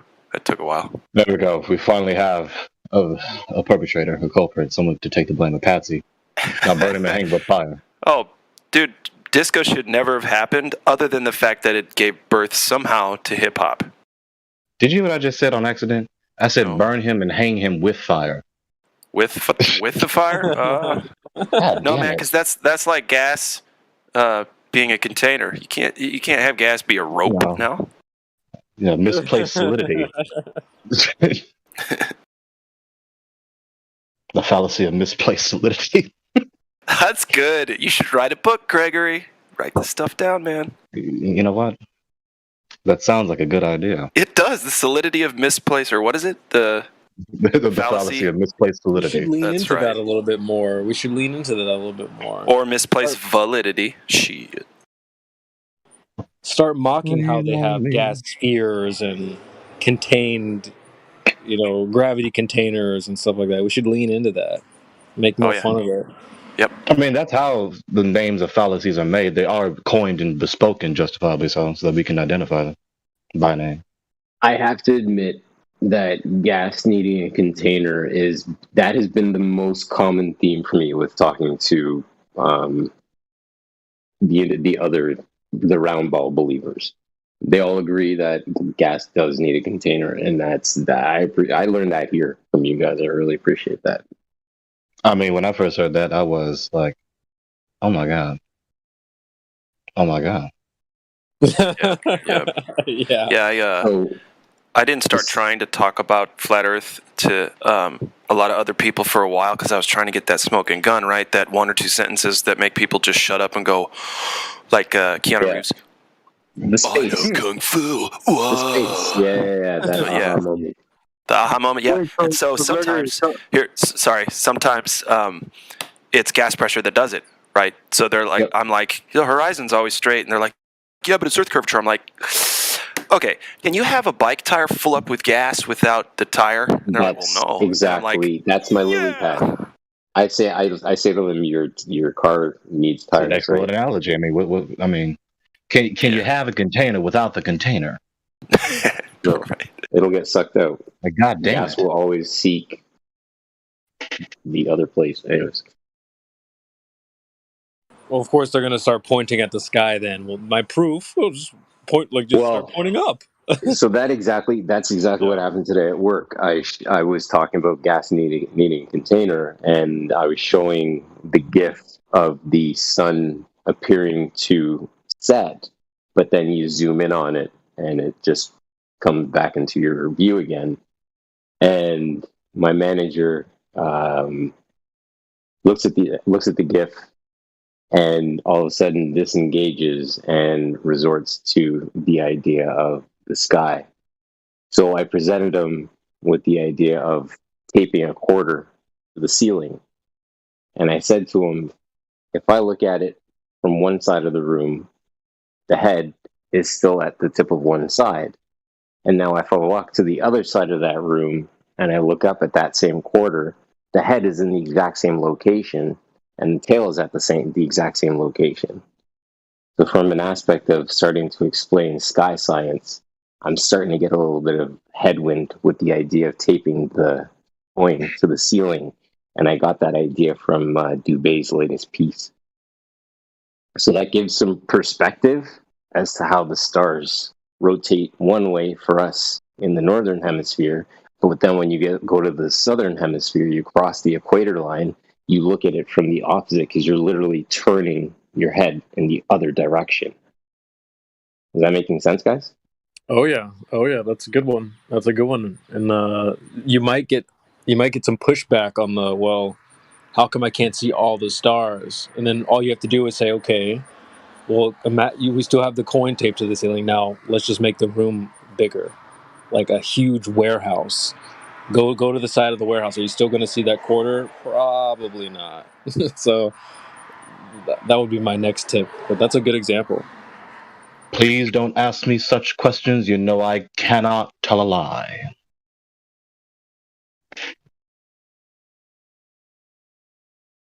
No one got that one. All right. Take a note. No one got that joke. They need to. That one was over my head like a quarter on a ceiling. You know, when you do.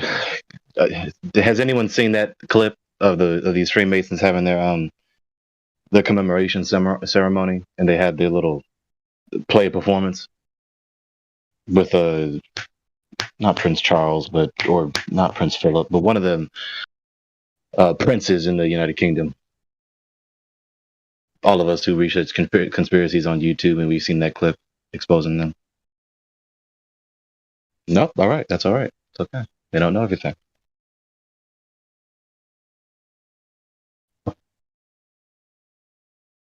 Why did I say that? Because I did get lost in the explanation. But here's the question. The analogy with the necessary antecedent with a gas or a container containing gas. You know, can you contain your flatulence without your buttocks? You know, to phrase it for the common person.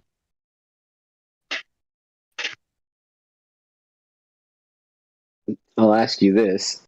Can you have flying rocks in a closed system? If there's space in that closed system.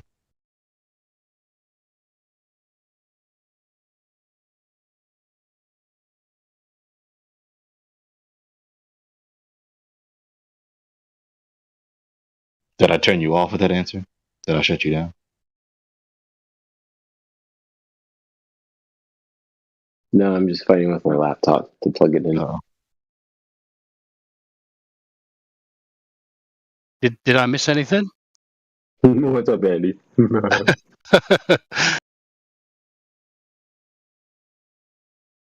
I don't know. What do we all think of this James Webb telescope images? Did you feel excellent? This is an excellent. You know, This is an excellent drawing. It's fantastic. Just more bullshit. I mean, I'll I'd be like to buy stare at ticket, it. get a refund.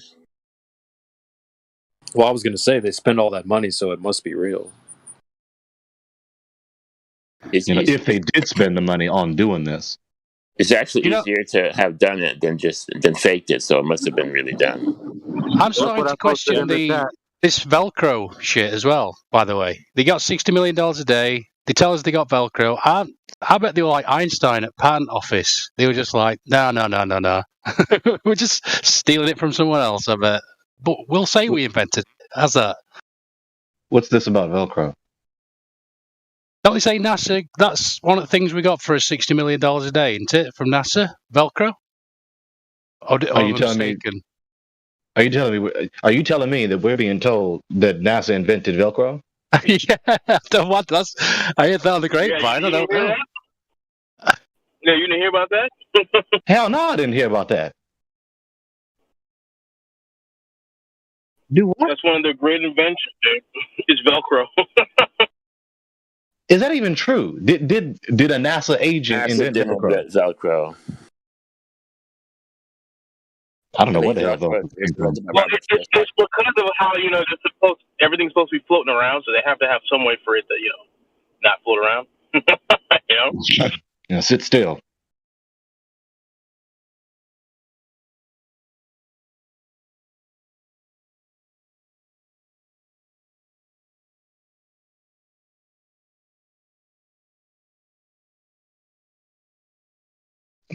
Shout out to Cut. I got the full reply in that one. That countertop shot is amazing. It really is.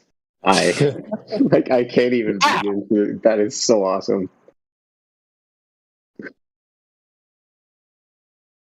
I mean, wow, if this is really how they made the picture, it is a photograph. What are you talking about? We took a photo. Yeah, of the counter in the kitchen.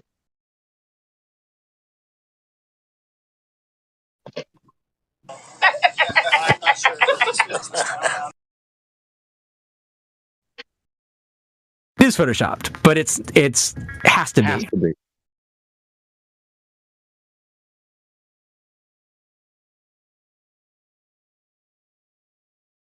They have an entire department that does this. See, the more y'all keep talking about this, the more I get pissed. Crying. Just pure pissed offness. Oh, jeez. Pissed offity. Of Putin's kleptocracy.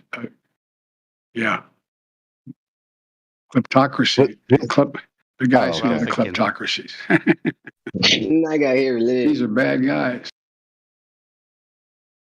Come on, man. I'm like, what is he trying to say? The plutocracy.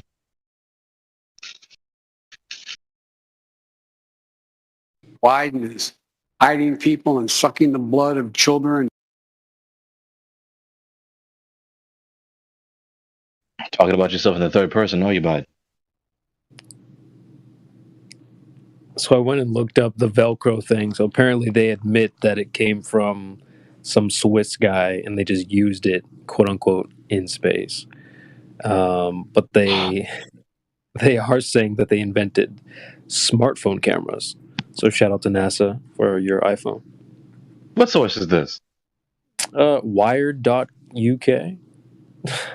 Yeah, the last name starts with a P or something, doesn't it? The inventor of Velcro, I thought. Let me see here. George de Mistral came up with it in the late 1940s. Some Swiss guy. Yeah. Thanks for looking that up, man. Velcro. What a rip-off. They're also claiming they came up with baby formula. They're saying they wanted to make some space food, but it led to baby formula. So shout out to NASA. NASA. NASA told me that this will hold anything. So why did I plummet to my utter dismay and injury when I tried to hang off the Empire State Building? Houston, we have a problem. You're damn skippy we do. So Houston solved the problem.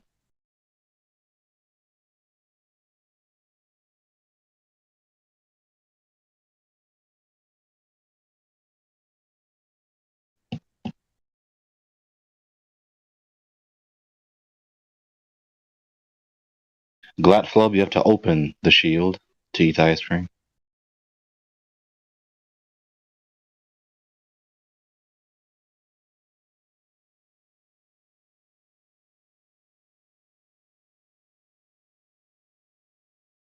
What is all this?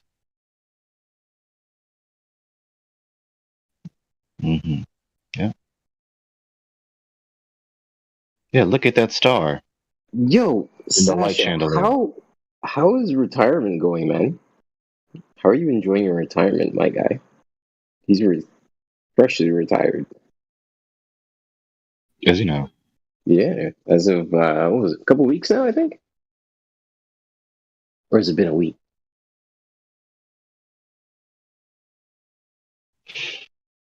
Well, he's not talking because he's retiring. Kiwi, did you ask me? Yes, Sasha. How has retirement been, man? Oh, it's so difficult. Is it? Are you bored yet? Are you going crazy? Oh, really? Look, I don't know what to do with myself. You go back to work. You make more money, no? But I decided like this. In 10 days, I will go on holiday. Oh shit, boy! Party's gonna start. I love it. Hey, I never told you, but my middle name is Sasha. Oh, mine's spelled Sacha, a different way. Yeah. Too funny. Because we have for every letter how to say sound. Ah, that makes sense. So it's phonetically. Yeah, if you learn how to Pardon, say sir.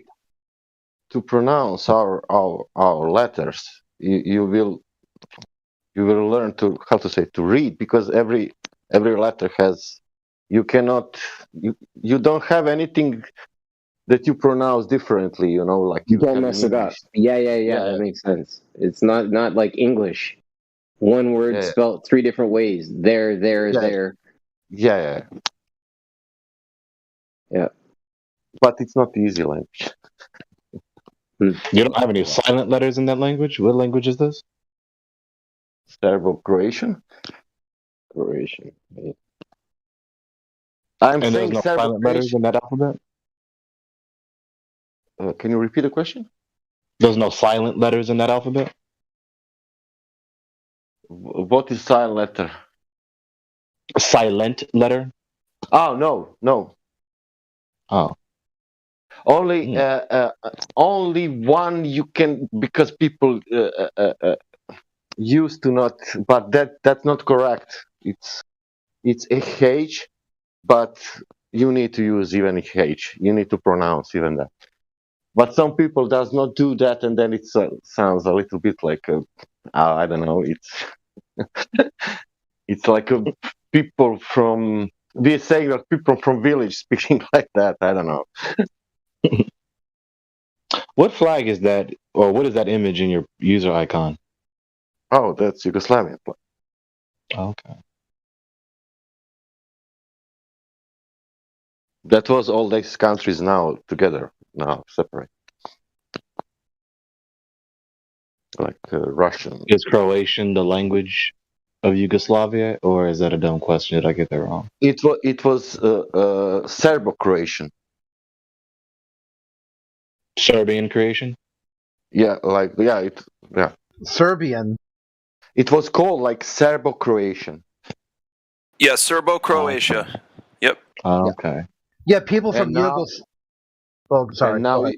you have that two languages like Serbian and Croatian, and they are different in only some ways. I can say verbs are totally, almost 90% of verbs are totally the same.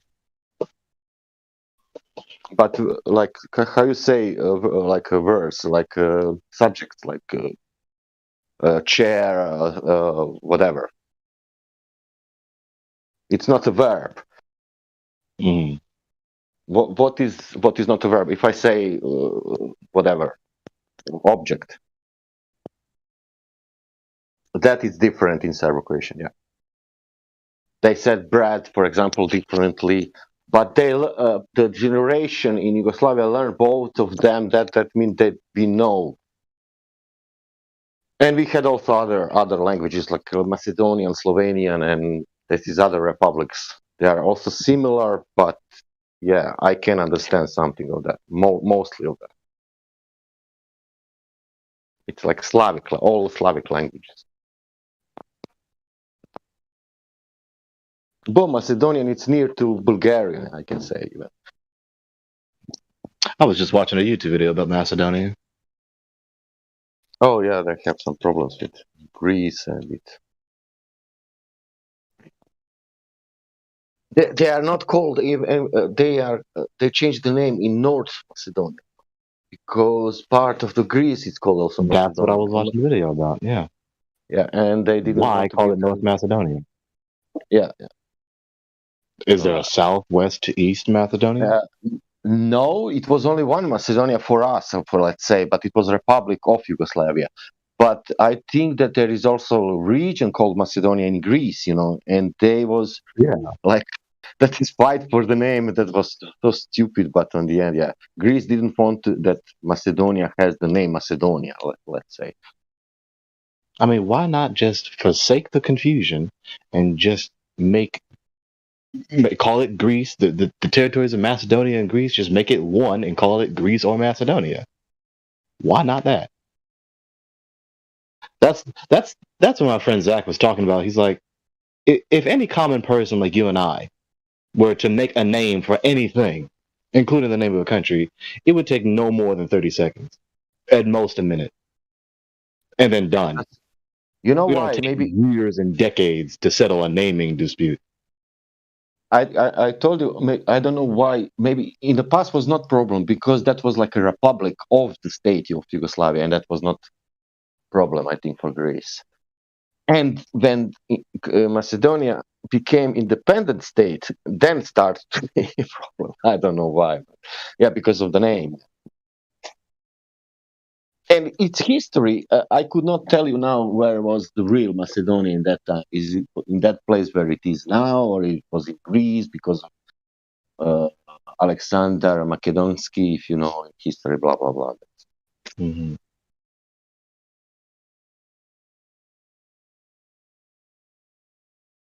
I think Alexander the Great, it's that one. Yeah. Yeah. Alexandros the Great. And I think Macedonia, that his second name was Macedons, or at least we call him Makedonsky. I don't know why. Because it was Macedonian or... Yeah. Son of Philip, King Philip of Macedonia.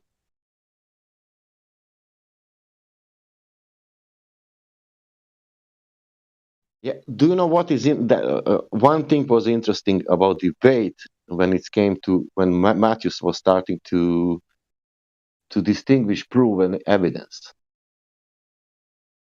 That in my brain was like, oh my god, what is going on? How I will translate this because both in my language is the same word, and it was like, what he's saying now, what he means with. I was totally confused. Did you grow up learning English? No. No. No. Yes, through the movies, let's say. How do y'all? There's another foreigner telling me. I'll say foreigner, relatively speaking, relative to where I am.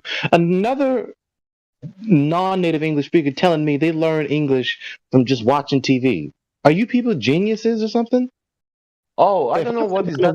Telenovela. I will not learn a single word of Spanish. Oh, I don't know what is. Sorry about Slavic people. Sorry, I wanted to answer to me.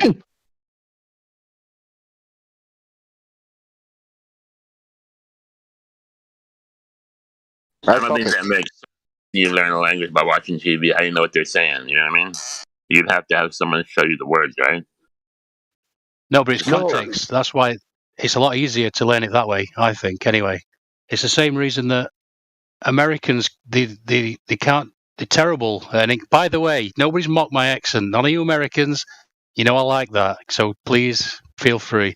But that's why we can do an American accent really well because we watch your telly, your television. I used to anyway. 2015, I stopped watching TV, but I still watch selectively. And what was the last show I watched? What was that Korean show where they were all killing each other like in a game? I watched that. Can't think of the name of it. Delightful. No, it's terribly terrible. The Squid Game. Squid Game. Yeah, that's the last thing. That on Netflix. Wow. Okay. Wow. I didn't watch it on Netflix. I probably shouldn't say that. I don't watch. I always just download everything. I probably shouldn't say that, but I'm gonna get taken away now. I don't really download everything. Oh, Andy. Compulsive liar. We lost him. But Gregory, to answer you, it's not only from movies. We had also in school music as well. Yeah. German, Russian, and English. Yeah, but people, I don't know, at least from my country, I know that they like it to speak English and to learn. I don't know. It was like and it's mostly American. It's not British because when I came to live in England, and it was different, difficult, even accent, everything like even words for some things like I cannot remember now, but some normal things like they are saying mate. I will say hi, mate. Yeah. There's so many dialects. It's absolutely it's so bad. Scousers, they're all like, "Ah, Jimmy's a murderer." It's terrible. It's shocking language. There's some of them languages. If you learn American, Jimmy's a murderer, but they'd say, Jimmy's a murderer. The Scouse accent is awesome. Yeah, the thing is, the Beatles were posh. They were extremely posh. Scousers don't sound like that at all, and that's quite pleasant on here. But Welsh is also, I find, really easy. The Beatles didn't write their own songs. No, I don't think that's true. I think I do. I think they wrote the majority. I'll tell you what happened. They had the idea behind the song, and so they had the concept of the song, and then George Martin basically did the composition of the song. That's what happened. I also read Rolling Stone as a kid. Listen, I don't know. You could be right, man. You could be right, mate. You could be right. I came in here, that fucking idiot talking about Paul McCartney, that Captain Pepper parts. I'm going to call him that from now on. The old Dr. Pepper album, hell yeah. Honestly, it's just really, they replaced him. Why didn't they replace John Lennon in 1980 and make a fucking $1 billion? And what makes you think any of that's true? Cold heart. That's what I said to the guy. I tell you, these people, they love murky in the waters. The waters are true. They just fucking throw much shit as they can into it, and that's why I said to him, I didn't want to say you're a fucking idiot, but he just kept going on like, well, you did. He does this. Yeah, no, I didn't. I just did then, yes. Oh. And I hope he comes in because there's nothing I won't say to someone behind someone's back. I won't say it to his face. I would definitely say it to his face. And I'm going to call him Captain Pepper Potts from now on because he's like, this guy's name's Billy. Captain Pepper Potts. Hey, this dude, he's got his own band, Billy and the Pepper Potts, and that's who Paul McCartney is apparently. And he's a genius. He just couldn't let it go, could he? And I'm like, what the fuck? Self-explanatory. Is there pepper in the pot? Shit. The name of this band, I don't know, but I'm just like, look, dude, you're telling me that this guy who learned to play left-handed, who just happened to look like Paul, he makes fucking Da Vinci look like a jerk. That's what you're telling me. He's such a genius. It's a simple doppelganger. Doppelganger. There we go. It's just Australian. Sorry, go ahead. Yeah, so don't nobody. You haven't no idea what you're talking about, Glaflow. Please, more of the If you can do the oh God, what's his name? The guy out of Mary Poppins. I can't think of his name. Dick Van Dyke. If anybody does the Dick Van Dyke, I love that. That'd make me very happy. I don't recognize that by name. Hello, Mary Poppins. Chim Chim Chiroo. All that. I love all that. Chim Chim Chiroo. Takes me back. Can you imagine that? That'd make me very. Dick Van Dyke's pretty cool, actually. I do like him. He's a funny guy. Also an ex-alcoholic, by the way. Well, duh. Listen, if you're against drug use and alcohol abuse, take all your this man has records. been alive a long time. Take all your records, all your tapes, CDs, 8 tracks, all your MP3s, whatever, and burn them. Guys, because all of those artists, your favorite, most influential artists, all of them were real fucked up on drugs. Hey, Glaflow. Hey, Glad. Yeah. You know Pete Drinker, right? Yeah. Hey, did you know he had a brother? He has a brother. Is he Poop Eater? Yeah. Sucks. It is Oh no! Come on. He has a brother, and his name is Don P. Don't pee? No, his name is Don P. Listen. He has a brother. He's gonna tell you how great it is. I can't wait to hear the story. Can't wait. Get him in here now. Listen. Turn yesterday's coffee into today's coffee. A cup of coffee. Cup of coffee. A cup of coffee. I can't believe you didn't see the coffee in an engineer designing a spacecraft. How do we make our proper cup of coffee? You start off with the toilet to a proper cup of coffee. Is this really the astronaut? Is that the astronaut? I think they told him to lean into the accent. They're like, float around the corner to where the galley is, and you can hear all the machinery. The pumps are pumping, and it's going chugga chugga chug and whirring, and you can hear gurgles and things. And you make yourself your proper cup of coffee. He almost said 3 chuggas, guys. I He like almost to had the 3 call chuggas. The This is where we are. coffee machine. Coffee How can you machine. be a mascot? How could they allow this guy to be at the forefront?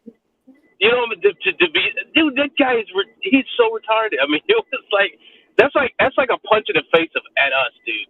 That this Was that? Yes, thank you. It's mockery of us. Yeah, it's mockery. Exactly. That's their man. That guy. And I tell you, listen, as Don Pettit, I would tell you that you're being very stupid listening to me, Globers. Thank you. It's the guy. Oh my gosh. Like, do you speak with any haste? Like, are you trying to unnecessarily draw out your sentence? Don Pettit here from NASA. From NASA. I'm at home due to the Corvette. I'm not even going to say that. If there's a hole in the ship, It's a painful process to build it. I used to have a sex drive, but it's a painful process. I'm just kidding. Oh my Lord, have mercy. I mean, I had to do something. Okay, so where are the Globers? It's supposed to be ladies' night. We don't have any ladies in here now, other than myself. Oh nope, KJ's back. I've always been here. Gosh, I wish they were. Dude, chick got better things to do than to sit here and talk to others. You guys talk over them and they went away. You guys, she's been baking me cookies, and let me just tell you, Like, this shows how that's much you're way paying better attention than to Black arguing Hole. I haven't even about left the room stuff. not once. Is that like a personal attack or something? That was good. Cookie baking. Yeah. She tells me she gave them swag, which is true. She showed me pictures, and these are swagging, snazzing. Yeah. Instead of the typical crisscross, I used a different technique. This some serious gourmet shit. That's right. Who gave you the right? Who gave you the right to make such an accurate quotation of that? Right there. That's a good snippet right there. Say wow. Wow. Yeah, that was really nicely on time and live and on time. Live and direct. That's what they said. Gourmet shit. I mean, are you trying to audition for being a DJ for a radio show? I mean, hey, I'm just showing you professionalism. now. Yeah, because he's it. He's the one. That's some real radio DJ shit. Let's go. Yep. Shit. Notice I didn't actually say SHIT. Shit. Yeah, you don't have to curse really. If you don't want to. Shit, I'm doing it. You could say motherfucker. You know, I guess that's fuck. But mother's not in the well anyway. Fuck, you can use a That G. was Jim Carrey. Use a G and get away with it. Oh, righty then. Motherfucker. Yeah, motherfucker. Yeah, 2 G's.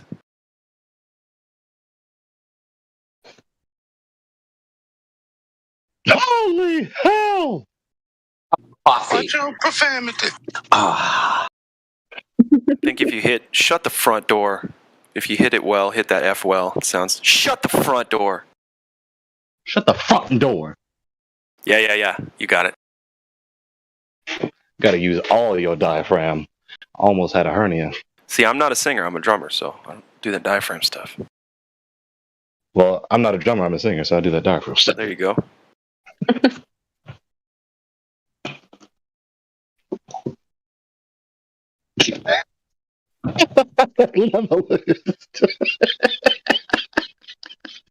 That's one of my faves right there. Monica. Space station is a serious place. We're doing serious research, scientific research, and engineering research. We have a regenerative life support system, which is a fancy way of saying that we've got a toilet that you use, and then a machine that goes chug a chug a chug a chug a chug, and then you go to the galley and you make yourself a cup of coffee. And that's exactly what you are thinking it is. And this is the kind of engineering research that we're doing on space station. A cup of coffee. It's even worse when he does it. Like, it's even worse when you listen to him. You can't even make fun of that and make it sound funnier. I get a little nauseous. Yeah, I get kind of sick to my stomach about him. I flat smacked the crap on my uncle, like actually using that video. Because in his mind, he had thought astronauts are these amazing people, the cutting edge. Best of the best. The best of the best, right?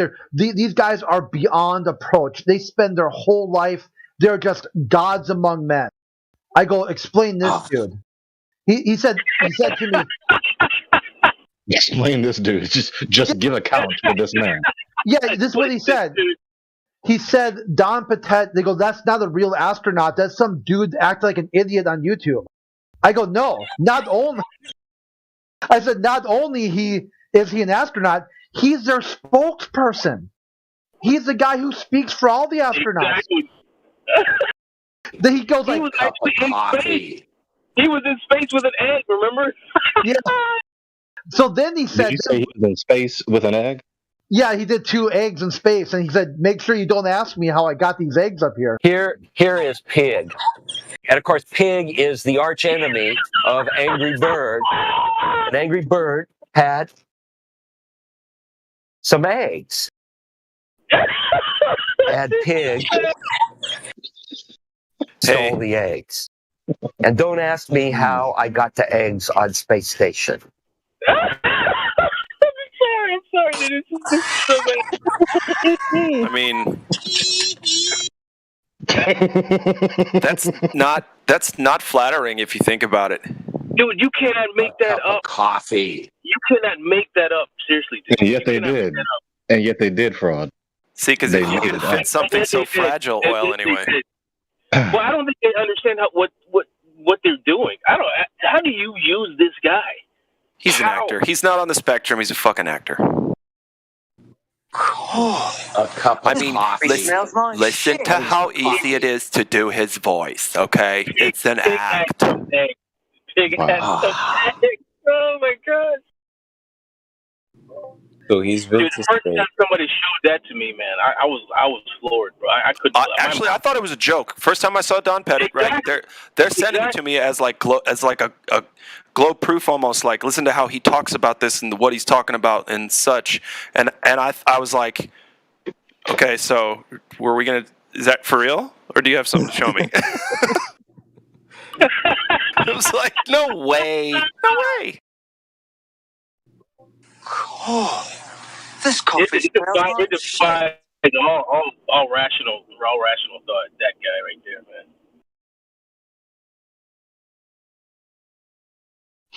How he's the spokesperson for NASA. Even that DeGrasse is a loon too, man. That dude's crazy too. We just don't. That was good. That was really good. That was actually what I was gonna pull up. We just what? Don't? Everything we know about the universe, all the galaxies, the planets, the stars, the Milky Ways, all this stuff, that's right here. Okay? So, according to this pie chart, we are 96% stupid. Oh. How do you even quantify that? Next question.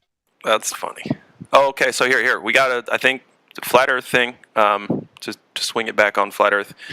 The screen name NDMS, like Nancy, Delivery, Michael, Samuel, says in the chat, I sent a black swan to Glober.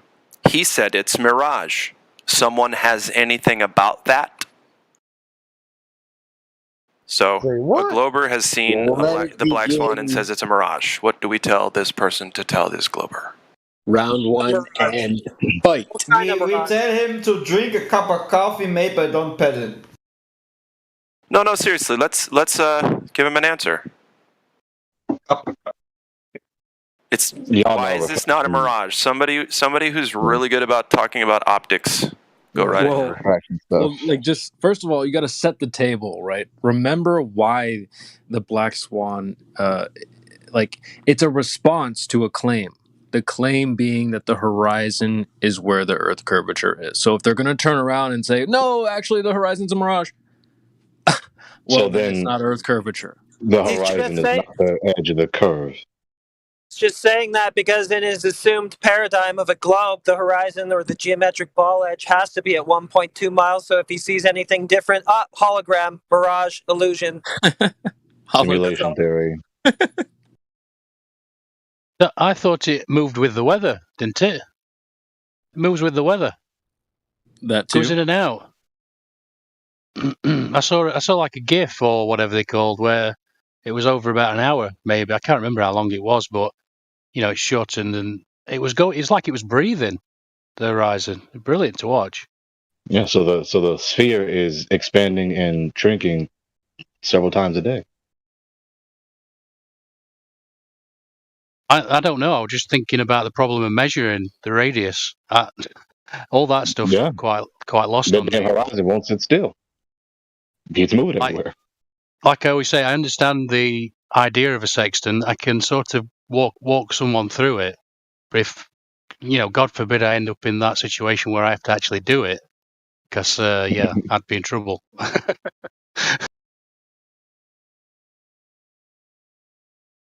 So, I mean, you really don't need to give this, eloquent presentation about this is refraction, here's the different types of refraction, this is what happens in this. You ain't got to do all that. So, in other words, what you're telling me, Globalist, is that the horizon is not the curvature of the Earth.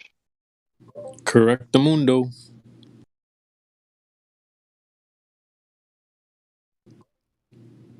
So, this is just them attempting to move the goalpost. They thought they had already kicked the field goal. Earth curvature right there. And then when we show that that's not the case, they have to move the goalpost a little bit. And maybe retry the kick. I have a question. Thanks for admitting that the horizon isn't a ball edge. Go ahead. How far offshore is the Black Swan? 10-mile horizon, and the distances of the oil rigs are given on the picture. It's 6.1 miles and 9.4, I think. So that would be a presumed depression of how much? Well, do you understand what you're looking for first? Well, what I'm saying is, based on the observable depression, would we observe it sunk? We're not talking about depression. We're talking about horizon. So, are you talking about horizon? Okay, so the black swan, what does it show? Do you understand what you're looking for in that picture or video? Do you understand what you're looking for? No, tell me. Okay, Please. somebody tell him, please, because obviously he's talking about something he doesn't know what he's talking about. You're looking for the horizon. And the reason that the rigs are in the picture, I had it backwards. I guess it was. Anyway, it doesn't matter. The reason that the rigs are in the picture is basically just to give you a distance, right? Something that you can judge the distance of the horizon by. The furthest one is at 9.4 miles. The horizon is behind it or beyond it. So therefore, the horizon is definitely not at 1.2 miles. It is much further than that. And it's supposed to be at 1.2 miles. Understand? So when you see something beyond that, that's a problem. And the issue that I'm having with that, looking at that, is I see the very bottom of the supports of Listen, the you're not supposed to see it in the first place. You're not understanding. Hold on, slow down, dude. I'm understanding what you're saying, right? And now I'm explaining what I'm seeing it from my perspective. All right, but you're not understanding, dude. Did you hear what I just said? You're not supposed to see the rig. Do you understand that? That's what I'm saying, and I'm further reinforcing what you're saying by saying that I see the bottom of the supports, and I'm going to go further and say that the platform height that's only like, what, 30 meters, I believe? 40 meters to the very top of the platform. Brother, none of this is relevant. It doesn't even matter, though, because they're just there to judge distance. They're just there as measurement, right? So that you have an idea of how far you're looking. You know that the furthest one is 9.4 miles. You know that the horizon is further than that. That's all they're there for. To give you a reference of distance to the horizon. Correct. Otherwise, we're just looking out over the ocean, and you don't know how far you are looking exactly. So we know that those rigs have known distances. They're not used for seeing the bottom of it or how tall they are. It's about the horizon, right? Because they're claiming that the horizon is Earth curvature. Right, and understanding what I'm saying, gentlemen, again, and understanding from my perspective, when I look at structure, I look at a structure like that and I associate numbers to it. So I start putting numbers to it, saying this is the height of things, and it makes no sense that you can see all of those numbers, those heights, so to speak, from such a distance out if there was in fact a curvature involved. All right, as long as you're on the flat Earth side, that's fine. That's fine. Rod, you know from jump I'm on the same side as you. I don't know your voice, bro. I'm sorry. My bad. I understand. I thought you thought he was a globalist. You don't even have to worry about the heights of the platforms, though, because in the globe scenario, the thing that is supposed to be obstructing them is the horizon, which was supposed to be at 1.2 miles. But since it's behind them, it can't obstruct anything, right? Exactly You don't my even have to point. worry about that. My thing is that, again, I look at that. Why can I see to the bottom? That's my question. Which is a valid question. Is that no one needs to be resisting that? Yeah, I had hopped out of hop back in, so I thought you were a Glober. So my bad. You thought? Yeah, the fact that I can call out your voice now from the group chat and you can't call out mine, I'm slightly unimpressed, my guy. Kill you sound like everybody else. Kidding, man. Fuck, I'm messing with you, man. You know I love you. Hold it. How about the Mets? You said how No one about says the that anymore. Mets. The Nets? You mean when you talking about the basketball team? No, METS. Oh. I would say the Nets are in a whole heap of trouble. I would say the Nets are in a whole heap of trouble. A whole heap of trouble. I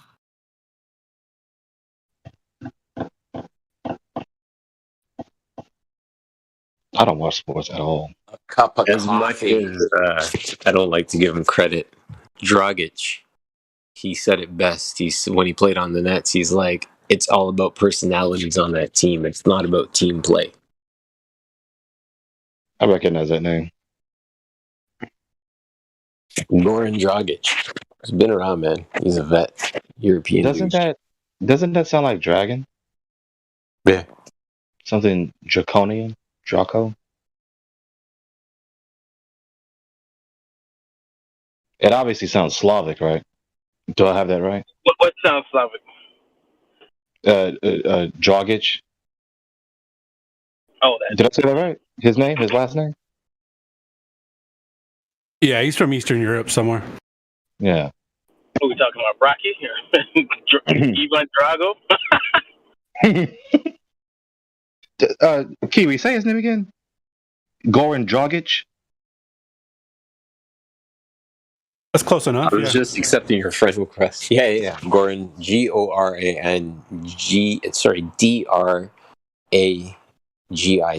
Dragic. Yeah.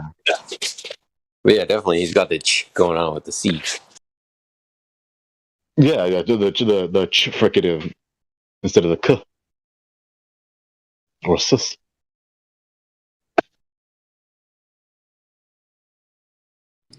I just want to talk about the reason why people may have jumped on you there for a moment about the rigs thing, because you'll get ball earthers start to talk about, well, what's the height of the rigs and how come I can see the bottom. They'll start to divert away from the argument. So we want to focus on what the argument is, which is about the horizon. Yeah, all they're going to put refraction. They're going to say refraction. That's all. Oh, why is this distortion here in the foreframe, and not even focusing on the fact that the horizon is behind the oil rig. They're looking at some distortion, with the heat and the water bouncing. I mean, it's just crazy. Nah, I mean, I've always had the opportunity to visit Lake Ontario, and look down the Skyway, not look down to the Skyway, but from the Skyway Bridge. Then you get Burlington, which is a waterfront down Lake Ontario, to the Sky Dome. Now, the Sky Dome has a height of 85 meters. Convert that, it's approximately 280 feet. The distance from Burlington to Toronto is approximately 65 kilometers. There should be a definite observable depression from that distance. But yet, the Sky Dome, which is the Rogers Centre where they play baseball in Toronto, is a white dot. You can't not see it. And again, it's 300 feet in height, yet you can still see it when you look down the lake shot on a clear day. So, yeah, I mean, the world is made sense. It really has. Again, from an observing what I observe in my purview.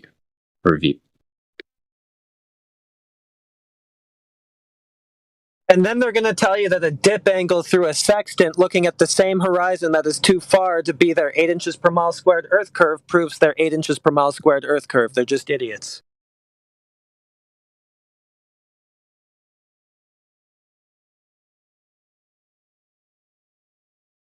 And don't ask me how I got to eggs on Space Station. You say on the space station, on Space Station. Why does that make sense? Launching Redbird into space. Well, hey, we're already into space. But when I hear them say that rebuttal against when y'all mentioned that last point, I just cannot help but ask myself the question, sir, how does this make sense to you? I mean, how? They got a pizza delivered to ISS. I don't see why eggs would be a problem. Pizza delivery, eggs we could just call, I guess, Uber Eats. I'm being told that the curvature of the Earth begins at this distance, and so everything beyond that distance should be obstructed by the Earth. But I am seeing things beyond that distance. That's an issue for your curvature claim. Correct. So why are you talking about the optical effects of the thing that I should not be able to see in the first place? Give me what you tell me about the Earth. They don't want to let go of their sci-fi globe paradigm? Well, if they just ignore or forget that they once argued that the horizon was Earth curvature, they can claim a win now. It's like, but it's just funny to watch them do that. Guys, you were supposed to be arguing for Earth curvature. What are you doing arguing our point now? Oh, refraction. There's different factors. Weather. Yeah, that's our point, dummy. The horizon moves. It changes. It's not Earth curvature. You know how someone you debate can repeat your point to you in the attempt to refute you. Like, that's exactly what's happening. It's crazy. And the thing too with the Black Swan is a lot of times the globalists will do that. They'll talk about everything other than the horizon as their only proof that the horizon's just visible. You're like, yeah, dude, you're like, that is what Flat Earth was saying. You used to mock it. You used to call it fluorspective, and you would call it, refraction, and all kinds of, silly things. So then here's a photo showing beyond the geometric curve of the Earth. Your like bread and butter claim that things disappear over the geometric curve of the Earth. Then you get the experts rolled on now telling you, yeah, you don't see the geometric curve of the Earth. You never have. And they're like, well, what about Columbo or Christopher Columbus? Yeah, he was he didn't know what he was talking about. I mean, globalists, how is that not doublespeak? Exactly. I mean, you'll see Matthew in the chat, right? Damage control. Well, I don't think squinting at the horizon really proves anything. Wait, why were you guys claiming that was Earth curve then? Black Swan is a response. Go ahead. Squinting at the horizon was their argument in the first place. Yeah, that's all I wanted to say. Go ahead. I always like to peek behind the curtain. That's my thing. I want to know what brotherhood. That's why I asked it. I said to him, what brotherhood are you a part of? Well, of course, they're never going to tell us. But I always want to peek behind the curtain and see, because see little Grabbler there. Yeah. But anyway, I was just looking at Johnny. I was looking at the Bedford level. That old, I think it was Robotham or something like that. You guys, everybody gets it, but everybody here gets it anyway. And there's a town there called Oakley. I don't want to freak everyone out. There is a town in Bedford called Oakley. Anyway, just thought I'd blow everybody's mind. It's one of those weird things.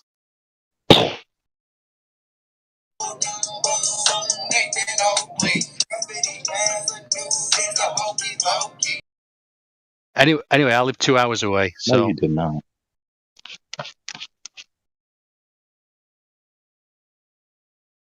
Shout out to Don Gio, one of my favorite Flat Earth songs. Oh, yeah, that's right.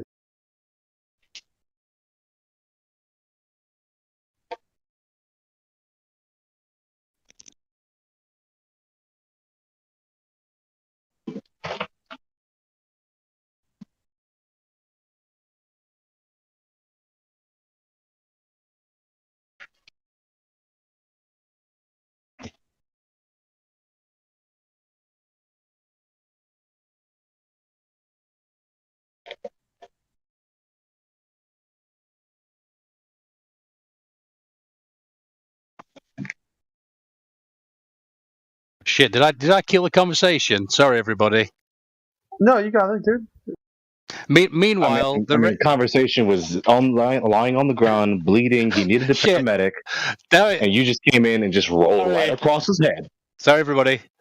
Meanwhile, the radius is falsified, so there's that. That's a problem. If the radius has been falsified, then there's no measurements. There's no measurements. There's no distances. There's no distances to any heavenly body, for that matter. So there's my 2 cents. I got one for you. A different server, but this dude tells me there's no flat Earth model, and I'm like, so I went back and looked at his text, his past posting, where he also said the flat Earth model is wrong. So I'm like, okay, which one is it, dude? Is there no model, or is the model wrong? Right, which model is wrong? The one that's real, the one that doesn't exist? Yeah, walk me through that. And then I'd like to hear about the flat Earth model that doesn't exist in the era they're in. Yeah, exactly. It's like which statement do you want to defend first? Because they actually contradict each other. So this is going to be a pretty hard battle for you. And the guy couldn't even answer that. He wouldn't even say that, a wrong. He could simply just said he considers incorrect models to not be models, or something along those lines. But he wouldn't. He couldn't even articulate that, and he just spiraled completely out of control. No, but this is how people think and live according to these fallacious patterns of thought in their daily lives, and they wonder why relationships can never be sustained. But who was he talking to, though? Was he talking to an anti-flat earther, or was he talking to just somebody who's been deceived? There's a big difference. He was an anti-flat earther. Because I've listened to one of these. I find it very difficult to listen to him because it grinds on my ears really bad. But I'll listen to this one fight the flat Earth, and I can only listen to it for a minute. But and I shit you not. Please correct me, anyone, if I'm wrong. But this guy's claim might be right. It made me laugh for a few days. He said that leaning plumb bobs are a thing due to Earth curvature. Laugh track. Anyway, I turned it off after that. Yeah, really, all that guy does, that fight the flat Earth, all he does is just wait for a flat Earther to say something, and then say "nah." If it's not all glory to gravity, all glory to Earth curve. Yeah, it's like the two things. Yeah, curve and rotation, and they really that's the thing too. This fight the flat Earth. All he's worried about is a conflict. He's trying to win something, but at the same time tries to present himself as some sort of progressive, liberal, atheist, anti-war. He's a Freemason, dude. Yeah, fully. That's what I was just about to say. What brotherhood does he belong to? That's what I want. He's a Freemason. He wanted to debate me. And I asked him if he was a Freemason. He said yes, and I'm like, I don't know, later for you. But he can't be a Freemason. He's an atheist. His big thing is he's all about science. He's not. I love that music. I love that music. Play that music. Yeah, an atheist can't be a Freemason. Like the first thing they say is like the grand designer or something like that. A supernatural. What does the G mean in the sign? Is it geometry? Is it God? It means 1,000 different things throughout each level. They don't care about consistency. But yeah, I listened to Terence McKenna talking about a group of guys in 1800s. I said this before. I can't remember the story because it's 10 years ago since I listened to it. But he was saying some guy who ended up being an important dude throughout history, and I can't remember who it was. My brain's telling me it's Nietzsche, but it's definitely not. It's definitely not. But it's someone on that scale. And they were just a private in army, and they had this weird dream. And this angel came to him, and this is obviously ridiculous, but this angel came to him and said, "We're going to take over this place using measure and number." And that always stayed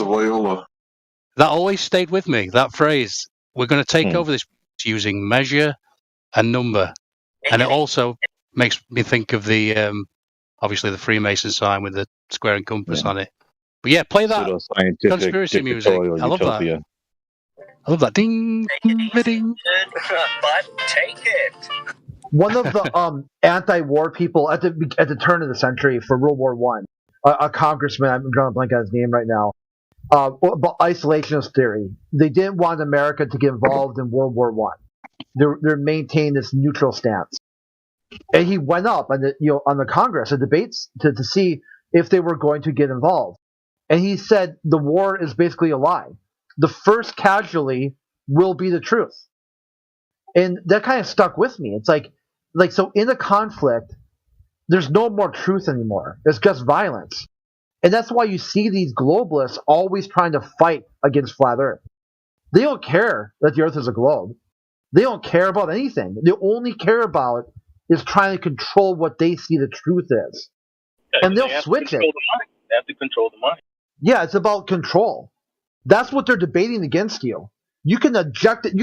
I've shown this guy people like Blue Marble 2.0 from Robert Simmons. straight up right from his mouth say it's photoshopped. It has to be. It's not an image from space. And they'll fight you over that. Well, it is an image from space because the data was collected from space. Therefore, no, it's photoshopped. It's not an image from space. No, but this is what I realised. I was trying to explain this to AI first time I talked to him. I wish I knew his actual name because I hate saying AI because it stops me. AI.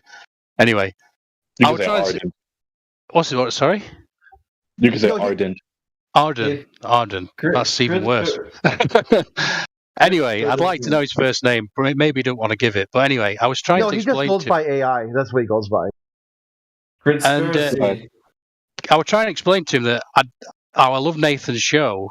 Nathan Oakley, shout out. Thanks for teaching me what science is. But I don't like the episodes where they're screaming. I just think it just ends up in this playground. My dad's Many of us harder than don't. your dad. Yeah. No, I think you'll find my dad's harder than your dad. And it's like, Yeah. it's just ridiculous. And my favourite episodes are the ones where alt panel gets involved and everyone's just passing ball to each other. And it's much more like this show is now, where everybody's just having fun with it. And I that's much better. Somebody just screaming at somebody else, it's just not getting anybody anywhere. Love you, boys. The problem is, the problem that we have with these Globers is that they believe people like this. One of the things that happens, you were telling me about, is your skin goes through changes. It does. You molt, sort of like birds molt in the spring, and human beings molt, particularly the skin, the calluses fall off the bottoms of your feet because. Well, it all happens at once. For whatever reason, the skin, all the calluses on the bottoms of your feet fall off about the 2.5 to 3 month period of being in space. Okay, yeah, this sounds actually pretty disgusting. Well, it is. But it's part of being a human. I mean, and you're breathing in their skin flakes, and you can get these allergic reactions. Yeah. A cup of coffee. I forgot about that one. I remember hearing that because they also did it in the show Away, where the first humans to fly to Mars on Netflix. The dude's heel falls off, and he tries to wrap it in bandages and stuff, and eventually heel. Yeah, like his whole heel. So stupid. He's so stupid. Unbelievable. Santa, what you were just saying earlier, that ties into what I talk about. This little acronym I have talking about conflict. I call it the TCP, the trichotomy of the consequence. No, the TCC, the trichotomy of the consequences of conflict. Number one, debate unto the truth. Number two, annihilation of all parties involved, and/or one party is left standing. And number three, the conflict perpetuates forevermore. Now, you would think that these people who claim to be beacons of reason and seekers of truth would be doing number one, but they don't. They don't do number one. They would like to do number two, annihilate the party. But what they are actually doing is number three. They just conflict. They just fight. They're not seeking the truth.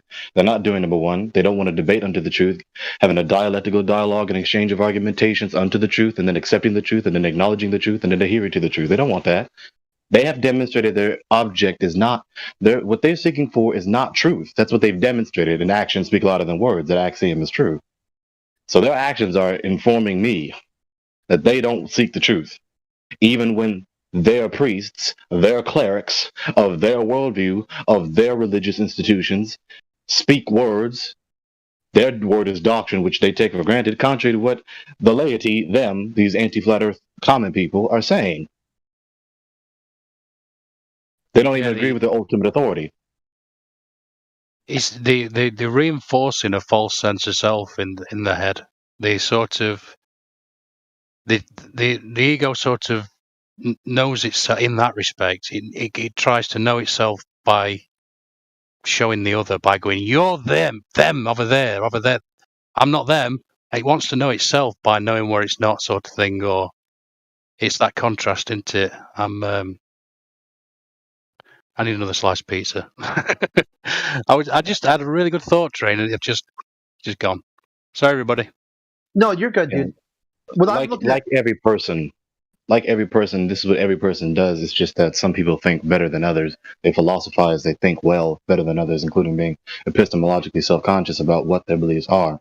And so everyone resists attacks against the most precious beliefs, against the most precious values. I mean, that's what we do. We are all religious. And so because we are not thinking well, because we don't really seek the truth and don't really want the truth, whether it's available to be sought for or whether it is available to be brought to you, they don't want the truth, they don't seek the truth, they don't know the truth, and they prefer the lie. And so any and all critique... Can we live without beliefs, though, Gregory, at all? Like, no beliefs at all in anything? That's not possible. Not possible. Not at all. Do we have to walk through the world on record? Can we look at a thing, a tree, without any bias whatsoever? No word. No word tree. Belief and bias are two different things. We can't live without belief. The only things that don't have beliefs are things that have never existed, persons that never existed or are dead. You believe something. Yeah. Everyone believes something. Exactly.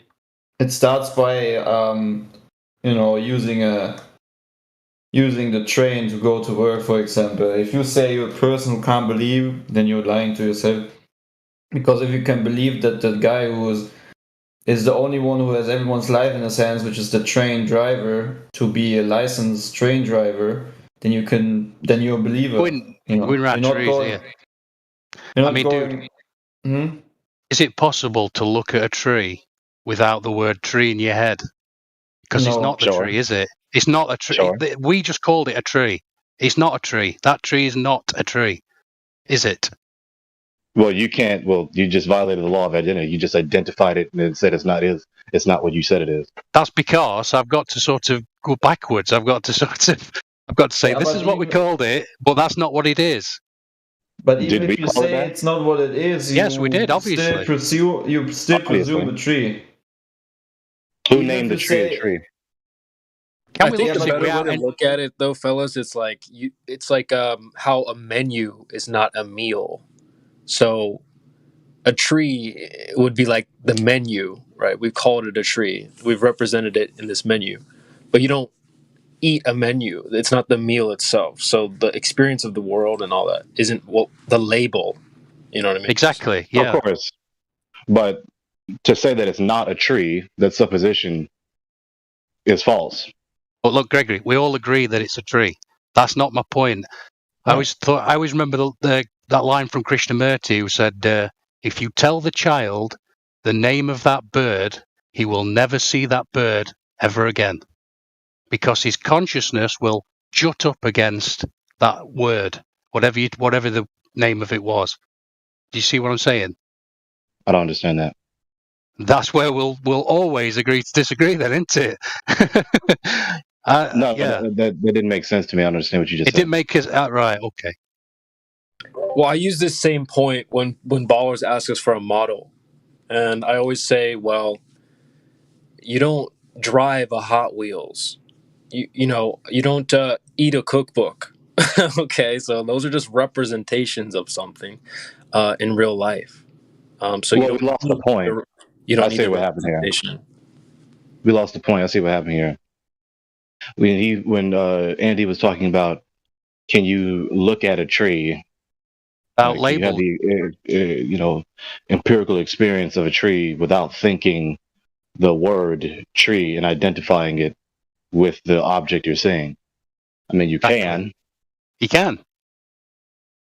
But so what? Well, it opens up a completely different dimension. This is why I always talk about ideology, belief systems. Can we? And you've just told me we cannot exist without belief systems, and I don't think that's the case. No, not exist. You can't live without them. Hey, y'all don't your need empirical the experience. too? What happened? I said, hey, y'all don't need the cookbook too? Shit. I did get hungry that one time. Tried to eat it. When you have an empirical experience of the tree, you believe the sense data that you got. If you didn't, then you wouldn't be looking at it. We wouldn't be focusing on it. You wouldn't be attempting to reach out and touch it or avoid it if you're trying to go somewhere and it's obstructing your path. So the entirety of our human experience demonstrates that we believe something. And if we didn't believe anything, we wouldn't move and we wouldn't even think. I just kind of feel that it's all belief system, all thought, it's conflict. The ego is memory, all thought is conflict, ultimately. And so that's why I always say ideology. Everyone in this server knows, more than anyone else, that ideology is clearly dangerous. That's why do you say I always thought is conflict? That's because I've been watching a lot of Krishnamurti lately. And Tell us how we're dangerous. Go ahead. But how ideology is dangerous. All belief systems are dangerous, clearly, because they grab onto it. Does that include what you just said? Well, let him explain it. Go ahead. No, dude. The thing is, Gregory, every time. Oh God, he's better with the words than I am, and I really need to write what you say down and then chew on it for 10 minutes. But yeah, I always think that I've completely lost my train of thought here. So let me just think about it for a sec. Belief systems. Yeah, belief systems are a big problem, and that's what's got us here in the first place into this. Oh, so are you an atheist? Am I? No. No, certainly not. Is there such thing as an atheist? I don't think there is there? No, there isn't. So what do you believe in? Well, I believe in God, of course. I don't need a book to tell me that, do I? Creator. Yeah. I mean, so what I'm trying to we need to pause for a moment. Hang on. We need to pause for a moment. Listen, the book wouldn't be there if you didn't need it. No, but I'm just saying you don't need a book to tell you that there's a creator, obviously, do you? I mean, that's just inherent. But wait, we need to slow down for a moment. You need a book because if you go by the Christian belief system, only the people before the flood didn't need books because they lived very long. Their brains were powerful. We are idiots. We are degrading. We are dying. So our memories aren't like what they used to be. You can't remember what we did 5 minutes ago. You lost your train of thought 18 times. All right. Oh, no, dude. I completely agree. Completely agree. I'm the same way. I'm just saying you need books. So you need books to tell you what the hell's going on. It's just how it is. So let's slow down for a moment because the first thing you said earlier is that thought is conflict. You're identifying these two things as one and the same. Why do you say this, and what do you mean by this? Well, the ego's pathological, clearly. I mean, it's the first time I came into here, that was the question posed. What is ego? Ego is memory, is it not? If you mean it in that sense, but ego, the Latin term, is referring to the I, the self. Right, it's memory. It isn't necessarily memory, but it's not. But memory is necessary to maintain identity, especially of oneself. Yeah. I mean, I thought that's what the present moment teaching is, isn't it? That's why it's tied up with time. The great German mystic. Ego is linked to pride. Pride is a problem for human beings. Right? The great German mystic. If you say ego in that sense, that's why I'm trying to clarify what is meant by what is said. So when you say ego, what do you mean? Because I understand ego simply mean the I, the self. It's locked in with time, isn't it? That's what I thought. Anyway, that's why Meister Eckhart said, what were it, 15th century or something, said the greatest obstacle to God is time. What do you mean? Time and mind is synonymous. You keep quoting man, and that's a problem, right? So if you believe in God, you need to quote stuff that the Lord wrote, right?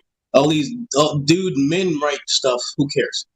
It's just what the Bible says, right? So God says to us, we're selfish beings. We're prideful. These are our problems when it comes to man. We covet things which we want to take from others. These are the issues of society, right? We want things that don't affect us. That's written by man, though, isn't it? It's not written No. by God. So what God do you believe in, dude?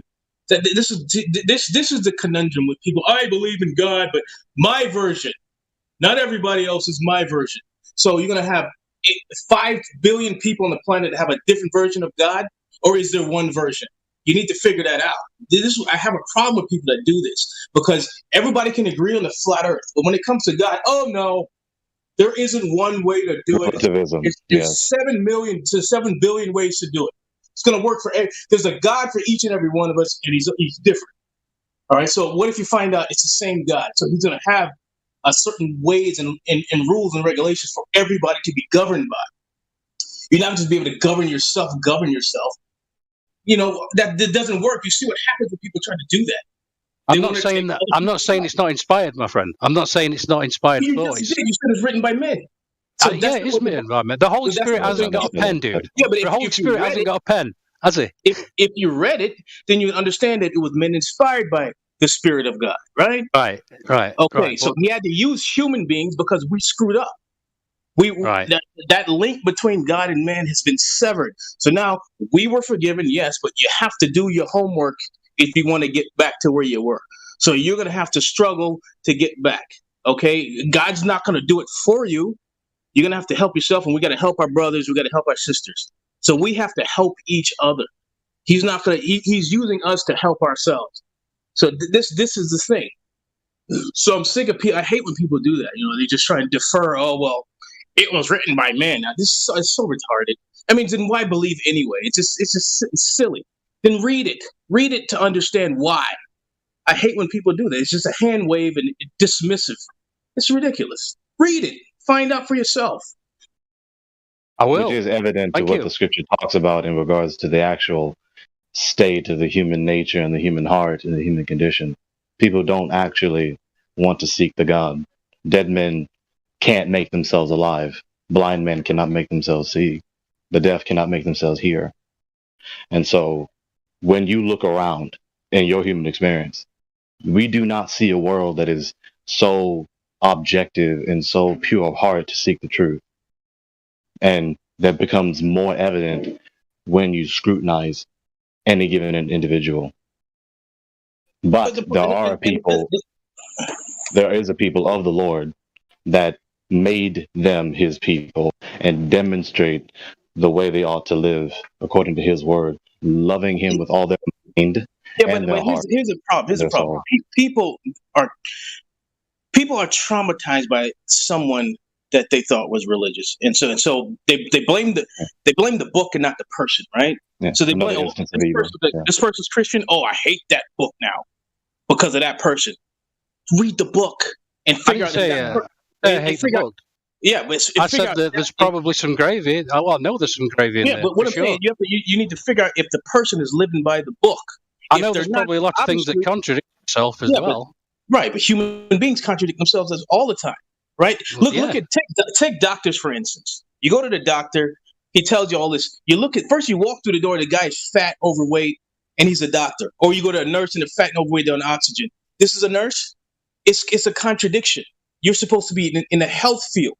So that's happened with Christians too.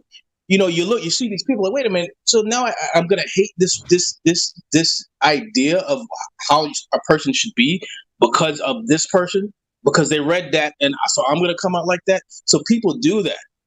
They kind of just focus on this person and how they got and what they say they are and judge them by that. I'm like, no, man. I mean, you need to read the profession. If they aren't what this says they are, then obviously they're wrong, and it's not the profession, right? It's not the book.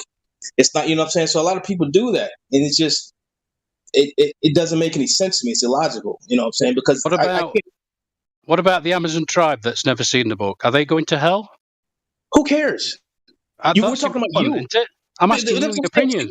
No, they're not going to hell because they're not judged by the gospel. They're judged by what their conscience is. Matter, but they're not going to be judged by something that they've never heard. That would be unfair. They're judged by their conscience. That's your concern. Your concern should be about this Indian tribe, or whatever foreign people that has never seen the Bible before. Hold on, dude. People talking at once. There are people who existed before the Bible. Am I not talking? Am I not talking? Am I not talking? Listen, this is what Globers do. The same shit. You show them. You show them you show them this black swan, and what is it? They focus on something else. We're trying to get you to look at this same shit. Did you see what he just did? What about this tribe? Fuck them. We're talking about you. I mean, it's a valid question. Dude, I'm talking about you. We need to slow down and calm down. I'm talking about you personally. I'm not. Don't worry about some damn tribe. Worry about yourself. What about somebody who's never seen it, who couldn't read it, who couldn't read this book? What does that got to do with you? Slow down. We need to calm down. What does that have to do with you? Listen, I want dude. You're stood on a fucking soapbox right now. You sound like an SJW. You need to sit down. Dude, who Gregory. is this guy? Who is Gregory, this guy? carry on. How long has he been in here? Okay, so we need to calm down and think. No, he's a little new. Prod, you're not helping the situation. You keep making the situation more hostile. Okay, listen up. Calm down. Everybody, chill out for a second. There we go. Mother talking. Yeah, chill out just for a second. Okay, Fraud is calm. This is Fraud when he's calm, and he's just trying to stay on point and on topic, which is what he's supposed to do. So was he the angry vegan dude? Conflict in the conversation that's happening here. Not so we angry. need to back up and calm down. Sounds angry to me. Jesus. It's just how he sounds, bro. This is how Fraud talks. So, were you screaming about veganism the other day? You don't need to pretend like there isn't a contention in the conversation. Guys, I'm trying to moderate. Right? I'm trying to get everything back on track. So I'm gonna give Fraud the floor, right? And I want him to speak to the British guy who's talking. Thank you. All I was saying was the focus should be on you and not about some tribe. We're not talking about a tribe. If you want to find out about the tribe, then you read the book, right? Then you'll understand what happens to that tribe. It's all contained within the book. So you're asking me, and I'm not going to tell you. You need to read it for yourself. I can point you to where you might find it, but you have to be someone who's a search. And also, when you read this book, there's a certain way you have to go about it before you open it, right? So in this book, you're supposed to pray before you open it. Or God will reveal things to you because they're hidden from your mind because our minds are carnal. This is what's contained in the book. So you won't know any of this unless you read the book and understand what's going on. So you're asking questions about stuff that doesn't concern you personally. You're not there with that tribe trying to save the village, feeding them or whatever. What are you talking about, dude? You're like concern trolling. That's ridiculous. Oh, I don't know what you're talking about, honestly. You just gone. Tonight doesn't know what he's. You're all over the place. Weren't you the guy screaming the other day about? Weren't you the guy the other day screaming about veganism? Are you the same guy? So are we going to divert again? No, I'm just asking. Are you the same guy? Are we going to understand what we're talking about? Are you the same guy who was screaming about veganism the other day? Happening here. You see how this guy is? You see what this guy is? This guy? He's trying to trigger me. That's what he's trying to do. No, dude. You've been exposed. That's what's happened. Now he's getting personal. Let's go back 2 weeks ago to what you said about this. No, the other day. Oh, Andy, that's kind of some woman behavior there. Moderation at all. Yeah, Andy, listen, dude. That's a little bit of woman behavior to bring up something from 2 weeks ago, dude. No, it weren't 2 weeks ago. It was the other day. Who cares? Yeah. Who cares? Really? Because you were doing the same thing. We were trying to. Oh my gosh. We were trying to have a constructive conversation. Have fun with this guy. No, run away. Run away. Andy, you asked him the question, and now you're not listening to the answer. Dude, we were having a good conversation about veganism. Then this guy comes in and starts. Nobody understands. You don't understand on his fucking soapbox. SJW. Okay, we get it, Andy. Social justice warrior. We get it. You don't like him, but it doesn't mean you can't address what he's saying. I don't like anybody who can't just talk about something and just ask questions about it. You know, let's just relax. We don't have to scream at each other. He's not screaming, dude. This guy's screaming. He's not. You're new here. You triggered me, dude. You're just new. Back to the subject, though. Andy, you're just new here. There's a lot of different personalities. Andy, can I try? This is why ideology is fucking dangerous. Andy, you are right somehow because it sounds that he's angry or something. But mentally unstable, yes. We're in danger. Yes, very dangerous. Andy is not a true. It's not a true because I know for myself also. That's his baseline. You will hear myself, and sometimes you will say, "Look at this, Sasha. He's angry," but it's not. It's not that point, really. That's why I like talking to Fraud. The passion, the raw passion. He's speaking from the heart. If you can't take it, just put yourself on mute. Just listen.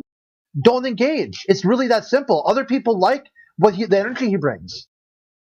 The point I was trying to make is you can't get anywhere if you're screaming at each other. You're not going to progress a conversation if you're just screaming at each other. No Yeah, one you can. screaming. You see, we're still talking about this all the way from an epistemological assertion that Andy said several minutes ago.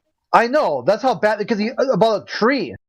Dude, this is what happened when you start talking about random stuff like a tree's not a tree. I have a question for the new guy real quickly. Did you make the mistake of calling Flat Earth a mere ideology?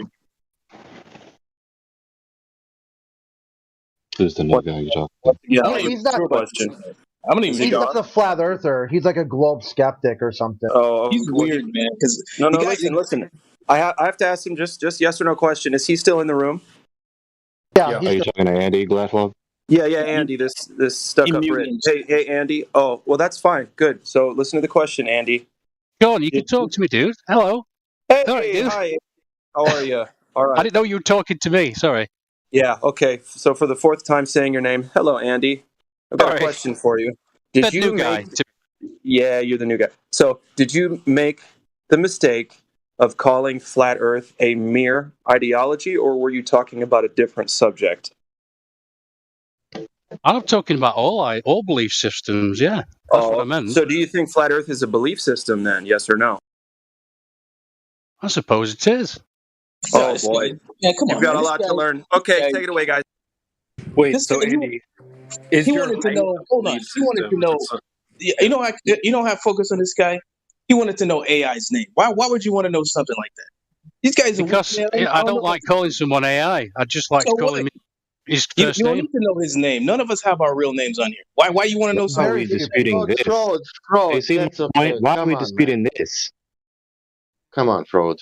I'm not a fan of this guy. No, I'm not a fan of this guy. Let me just say this, Andy. How did it devolve to this though? Grown men in a Discord forum devolving into this, just this bickering match. Because of this dude and his silly questionings. I mean, can no one take the mature choice and say, let's get back to the subject because that subject. This guy's terrified. Clearly. Let me see if I can get us back on track here. So, Andy, here's the way I look at it. In the same way that I don't believe my height, right? It's not a belief that I hold. It's something I can go and measure and know. People have gone out and measured the surface of the earth. So there's nothing to believe in the same way you don't believe how tall you are. So you can know things. So I would say we know the earth is flat. Right, now, so it's empirical. With that being said, we need to get our epistemology straight. We keep making this epistemological assertion, and it's wrong. It is not right. Now, I understand where the assertion is coming from, because when we talk derisively with the stigmatization of belief, we're ridiculing mere beliefs that are unjustified, mere beliefs that are unsubstantiated, unjustified, knowledge claims that are not justified, which is good. They are ridiculous. But if you do have knowledge, and you just do some quick research on what knowledge is, okay, you cannot know something without believing it. That's why I'm really. That doesn't help our argument, though. No matter if you're right or wrong, that doesn't help anything here. No, it certainly does. Because if we don't even believe, listen, beliefs are sloppy compared to evidence. No, let me talk. Yeah. I was responding to you, Gladflow. Okay. Let me butt in for a second. I'm sorry for interrupting. Okay. Yes, finish your sentence. It is helpful. It's crucial, rather, because if we don't even believe what we see, what we empirically experience, and don't believe what we have measured, and don't believe what we claim to know, then we don't know it. Yeah, so the flip side is I don't need to believe if I know. That's the flip side. So now what do we do? The flip side. If you don't believe the knowledge claim, how do you know it? Doesn't require belief. Go ahead, Hank. Yeah, I just wanted to say that's what knowledge is. Come on, Gregor. I'm trying to calm things down and get things back normal. All right, so the British guy, I don't know his name, Andy. He was saying that Andy, he doesn't like all the yelling and screaming. Well, Fraud, he has, headphones like me. He's always in his car. So when he mics up, he's screaming, according to his point of view, Andy's point of view, right? So Andy doesn't like that. That's just the way that Fraud is. There's nothing wrong with that. And then Fraud didn't like the fact that, he didn't want to look in the book. So that's just the way that is. It is what it is, right? And, in a relationship, you accept the other person for how they are. It's just how they are, right? Like me, I'm fucking nice. You guys accept me, even though I'm just too fucking nice sometimes, right? But that's just how I am, right? And some of you probably don't like that, right? I was just commenting the fact that, Sean, we were talking with Sean and there are a couple of others, the Dutch guy. We had a brilliant conversation about veganism. And we were just throwing ideas around, and then this guy comes in, and he just fucking lost it. This fucking guy's going to start again. And he's just like, what the fuck? You hadn't studied it. You hadn't studied it. Hey, can you guys get a room? Dude, what the fuck's wrong with you? You didn't have to do that. You didn't have to do that. Low blowing jackass. Get the fuck out of here. I reckon this guy's fucking in here just to make everyone fall out. That's what I think. Get the fuck out of here. Who's this guy, man? Come on. For the mouth, I love you guys. What the hardest Hey. I just muted him for a second. I muted Andy, right? He interrupted me, right? So I'm going to go back to what I was saying. So we don't all have to get along here, right? That's not the purpose of us being here. But we do have to be cordial. And if you guys are going to get into it, and especially bring up stuff from the past, that shit ain't going to fly here. Like, we don't have to, kiss each other's ass, but we got to keep it cordial a little bit, right? All the bickering on the air doesn't look good for the channel, right? It's okay to have disagreements and discussions, but bringing up stuff from the past... Take it outside. Yeah, take it outside. Like I said, get a room if y'all need to discuss things. And if there is an issue from what Fraud did in the past, privately message Fraud... right? And then get a conversation and then take it up with Fraud. Don't bring up the past on a live stream. Hey, Larry, that's not I'm about to DM you. Larry, on that point of it, just with the point you made just a minute ago, that if you're driving and all you can do is talk, then and you can't watch the live stream and what's going on in the voice text, you should defer to the other people that are on a PC or a phone where they're actually paying attention to the posts that people are sharing. I mean, if you just have a this wild opinion or whatever, you're not actually following the conversation.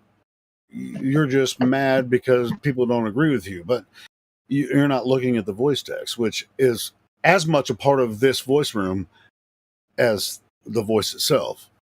So I just want to. I mean, the average age of this room is at best 30. We don't need to go through these basic ABCs of decency and ethics anymore. Yeah, dude, what are you talking about? That's going to happen. It's a bunch of dudes. Yeah, it seems we do, Gregory. Hold on. We want those people. You're not going to change that, bro. You're not going to change that, Gregory. You're new here too. Chill out. Yeah. We want those people to be here, but we are we 12 years old? We don't know how to be nice and use our inside voice. It's not going to always be like that. Grow up. Nobody wants anybody to do that. We want to have a passionate conversation, but we want it to be logical as well. Right. But my point is that we're spending too much time going over the ABCs of decent conversation. Well, everyone in here, the average age of this room is 30 years old. We know how to talk to one another. Yeah, but young people don't. So, but we want them to join our conversation, but we don't want to berate them either. We want to, find their background. But if I know that, I agree, we ought to be listening to one another. You're missing my point. No, I guess we're kind of probably talking about the same thing. Yes, I understand. We ought to love each other. I fully agree. I don't disagree with that. We don't need to go over the ABCs of how we ought to have a decent conversation. We're talking about this now instead of a more pressing issue. What new people don't realize. Here's what new people don't realize. We've been doing this for a very long time. Very long time. 5 to 6 years. So they should respect the platform more than they do. And that's why people get pissed off at them. That's the bottom line. You better take your shoes off before you come in this house. I mean, don't listen. When you come in here and you try to change the platform because you feel it's a certain way, that's nice. That's great. That's admirable, but it ain't going to happen. Certain things are going to remain the same. It's a bunch of dudes. This is how dudes are. That's just something you got to accept at sometimes. You know, It's not a justification. We've been around for a long time, bro. Before that other guy, that Andy guy showed up. Both you guys are new. Okay, don't try and act like you some OG or something like that. That's You guys excellent. are new. Right, you've been You in need to this server room understand. longer than me. I don't do And? it. Just listen, okay? That You're wasn't coming in here. directed You at want you, to Gregory. change. I respect your input That's here, fine. man. It wasn't directed at you, Greg. Yeah, I'm just saying because I know that. I'm a straight up guy. I'll tell you straight up. I don't care. I'm not trying to hurt nobody. I'm not trying to come out here and attack nobody. But you're not gonna come out here and try to call people out their name and start foolishness and start fights with some old stuff that you want to bring up over some foolishness. You know what I'm saying? You come in here, you be real. That's it. You come in here, you be real. You be straight up. You be straightforward. Be honest. And that's all. That's all that's required. A lot of people come in here, they don't like to do that. So that's what I have a problem with when people come in here and are dishonest. You know, and they're trying to pretend to be something that they're not. You know, just be real. I completely agree with that. I agree. completely agree with that. Is you fraud when you say that? Do we need to spend the next 10 minutes explaining that, or can we say 2-3 sentences in less than 30 seconds and move on? Oh, brilliant! We've been trying to move on the whole time. We've been trying to move on the whole time. Okay. I thought that's what this server was all about. We have been trying to move on. We want the new people that actually join here that are like been here maybe a week. You know that think they can. I'm new here. How's it going, everybody? Yeah, I think they can roll. How you doing, sir? You know, as if we don't understand how this shit works. You know what I'm saying? That's who I'm talking. I have good proposal. Because Larry was moderating, and for example, Larry can now speak and say, everybody who will speak anything else about flat earth will be muted immediately, and that's it. There you go. Okay. The last point that I wanted to touch on was this assertion about thought being conflict, as though thinking is an issue, as though thinking caused the problem. But they too. I'm not sure we can go there, Gregory. They too can go. What caused the issue was immaturity. That's what caused the issue. They too can go in some room and be adults and speak whatever they want, and that will be great if they can do that. And then after that, they will come again here, and everything will be all right. Sure. As long as they don't make it themselves. Is somebody about to spit a hawker? I don't know what that was me. All right, go spit your hawker somewhere else. I'm sorry. I'm working. A cup of coffee. Yeah, a cup of coffee. If you can speak with Matthew every day, that you can speak with everybody. Come on. No, sure. But, I mean, you know, the points we make, and everyone's passionate about this topic. But I mean, if we can have a logical, open dialogue about it on a constant basis, I think we can all benefit from it. The Earth is flat. Yeah, it appears to be. By the way, Andy, I unmuted you, so you should be able to control your mic now. All right. The only reason I muted you is because you interrupted me and threw me off my career. I just want to make the point that I appreciate very much a place that I can come and move all the fucking murky shit out of truth, waters of truth. That's a big deal to me, because I can't talk to anybody now. I literally cannot talk to. I'm Andy, like social pariah. Try to go into to FTFE's Discord or freaking what's the other guy's name? I'm on all those Discords, but I'll never go in there because they're not honest and they're. I can't listen to people. I can't listen to that, dude. People are lying. I can't listen to that. You already know what's going to happen when you go in there, you know. So that's what I was saying. Questions. That's what we're here for. We're not here to argue with you or anybody else. We're here to just go through the logical consistencies and find out what you might or might not discover about the truth. You know, yes. Whatever thing you know. Just trying to say that I very much appreciate a place. And by the way, the systems worst nightmare. So I can't see this staying on YouTube too much longer. I hope it does. I love flicking it on, and I will come in if it's okay with you guys. But we're going to be here as long as they'll let us. Other than that, here, I'm not sure if we'll actually be here. But it's the system's worst nightmare because it's free. It's just freedom of expression, and that's exactly what you might have noticed they're trying to get rid of. Yeah, so sure. the idea, the idea that we can play with ideas, and we can get the empirical also. That's the major strength of this server. I hope, same as Nathan Oakley's thing. That's great. But when we're just playing with ideas like jazz, that's fun to me. That's a lot of fun. Do you know what I mean? So that's all I'm trying to do. I'm not trying to upset anybody. That's not my. Oh, well, the purpose of. Go ahead, Fraud. Was that Fraud? You like jazz? Oh. Yeah, that definitely wasn't me. Okay, well, the purpose of this live stream is to actually go over similar to what Nathan's doing, but not as berating or whatever. It's a different panel. We're all here like listening and participating. We want to meet new people too. It's just Nathan has a bigger platform and then they actually do berate people, but that's not what we do. This is why I was saying we try not to unless they berate us, and then we get pissed off, and then there's a bunch of emotions involved and shit. We try to keep it on a. No, I don't care for any conversation. What I was trying to say is I think this could be better. I love what they do. I love the panel. They're great. I'm not knocking them. I'm just saying that in some ways this could be better. This can be better because they stuck with the housekeeping questions, which are brilliant, by the way. But they've got a framework for it. Whereas this, we can just bounce ideas around, provided nobody gets triggered. Platform. Yeah, we support Nathan's channel, but this is a different platform. So yeah, sure. Absolutely. So yeah, I was just going to say I appreciate all you guys. I really do. Anybody that wants to come share the truth and yeah, I love that. That's what I'm all about. Awesome. Hey, share it around with your friends. Now that's what this is all about. That's what's up. Yeah. We ain't trying to hurt nobody. We ain't trying to get in fights online. I mean, do you think that? I mean, a lot of the Globers want to get introduced. They try to recruit us flat earthers to go to their channel so they can get fucking super chats and shit and say, "Hey, come and argue with me about flat earth so I can make a super chat."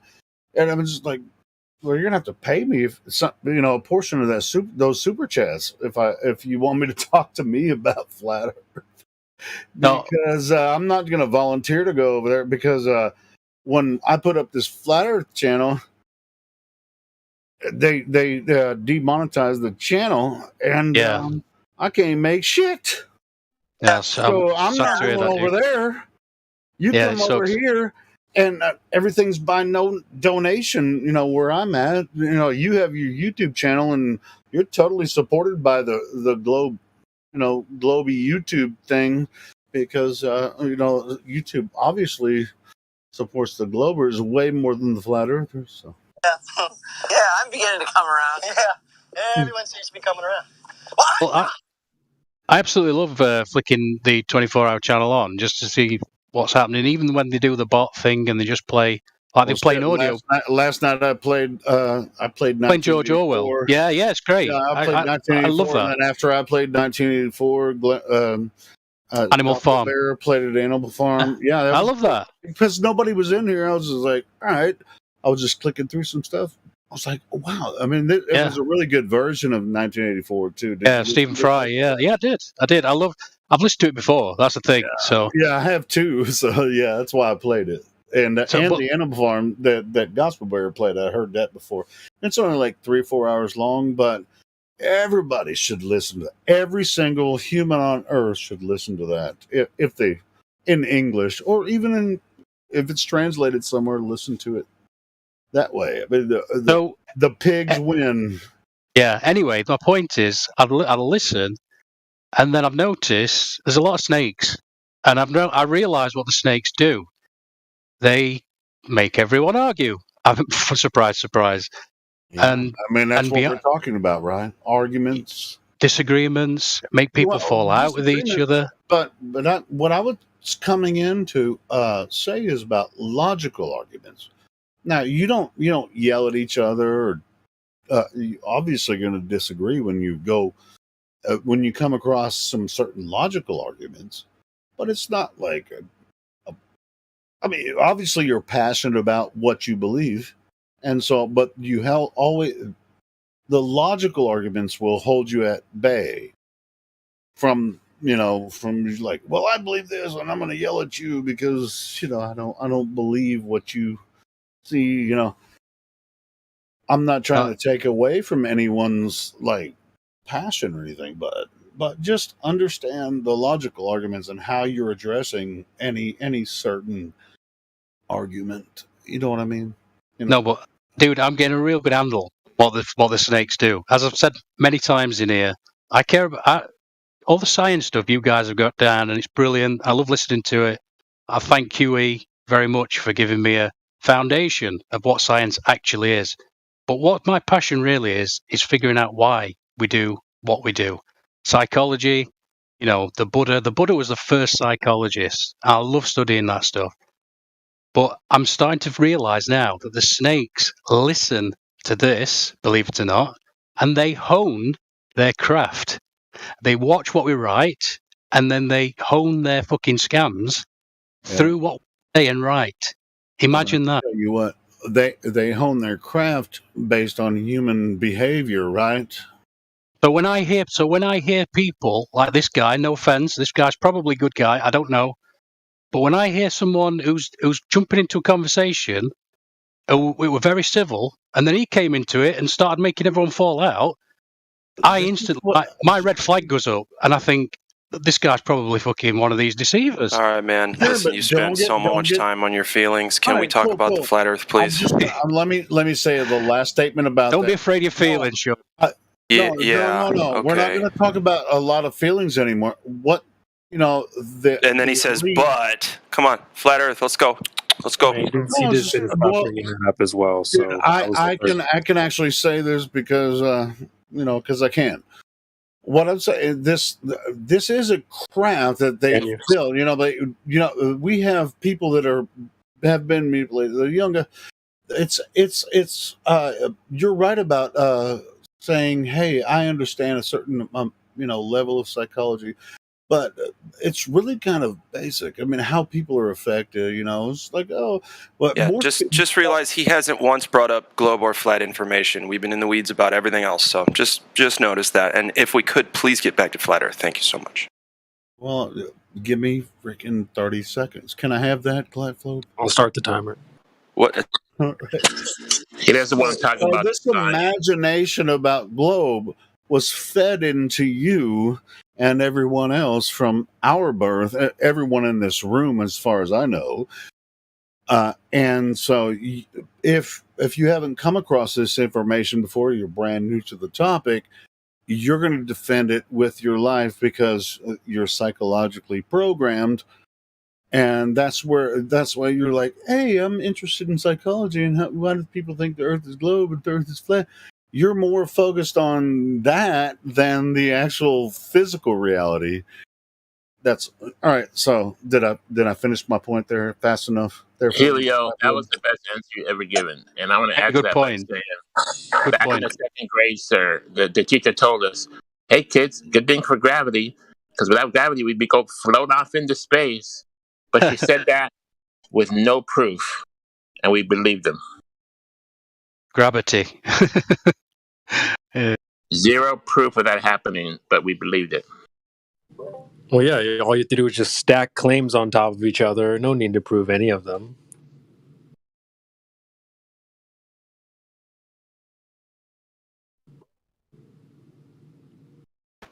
Can y'all hear me? Yep, loud and clear. Jeez, where did I leave off? Nothing. Okay. Well, okay, so what I'd like to... Is Andy still here? I sure am.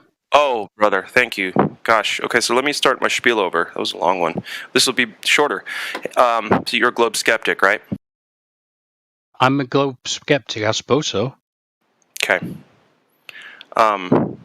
So it's kind of a black and white situation. So it either has curvature or it doesn't. So do you know of any time in history when anybody, one person or a group of people, directly physically measured the drop over distance arc segment curvature of the Earth? And how'd they do it, and when did they do it? No, I've seen enough evidence against the heliocentric model to doubt it very much. Okay, I'd say it's so does the Earth have curvature? flat. Yeah, you can't say that. So I can't say 99% flat. No, you can't. So here's the deal. The problem is we just need to go against the globe math. We don't need to do a lot of other stuff, because if you don't have curvature, you don't have a globe. If you don't have a globe, you don't have gravity, and et cetera, et cetera, et cetera. Does that make sense? Yes. Brilliant segue. The first thing I saw many years ago, over 10 years ago, God, it's way more than that, actually. Jesus, this goes way back. Falsifying the moon landings. That's a really good place for anybody who wants to start off with this flat plane that we live. I'm not sure about that, actually. Moon landings have nothing to do with the Earth measuring. Oh, listen, this is great. This describes me. Oh, I'm sure it is. Go ahead. Right, so there's a million things you can look at that falsify this daft moon landing shit. I gotta stop you right there. Correlation is not causation. Just because it looks sloppy doesn't mean they faked any of it. Right, Can Sean, you prove that they have? Just chill, dude. So there's one thing that I focus on, which is I don't need to see any of the other stuff.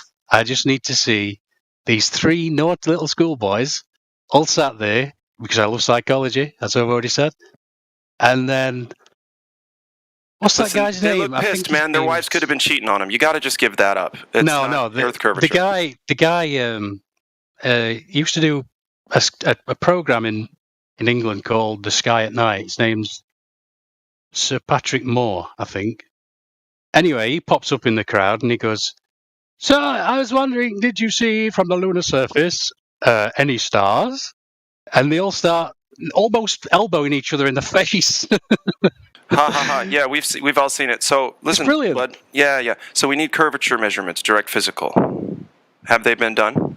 No, I don't think so. Listen, I understand if the radius. It's just yes or no at this point, because they're really simple questions. Please, Sean, are you all right, dude? You seem to be pissed at me. I don't know why. Wow, back to feelings. I just want to know if anybody's measured curvature or not. I don't think so. Awesome. Thanks for being honest. Take it away, guys. You can, and there's more than stars. You can see planets. You can see moons. Thanks, Don. Yes, if the radius has been falsified, then everything else is fucked as well. The distances to the heavenly bodies and so on. I know you've been. Andy, listen this. It could happen that you speak now for half an hour, for example, and then let's say Gene will come here, and you will say something, and then Gene will ask the same question what now Glad Flob asked you, you know, and maybe you will be like, why he is asking me this? I answered half an hour ago, you know. Do you understand me? You know what they also lose if they lose the radius of the Earth? They lose gravity. I'm only telling you because people will ask you and check you if they don't know you, they will check you every time for the curvature.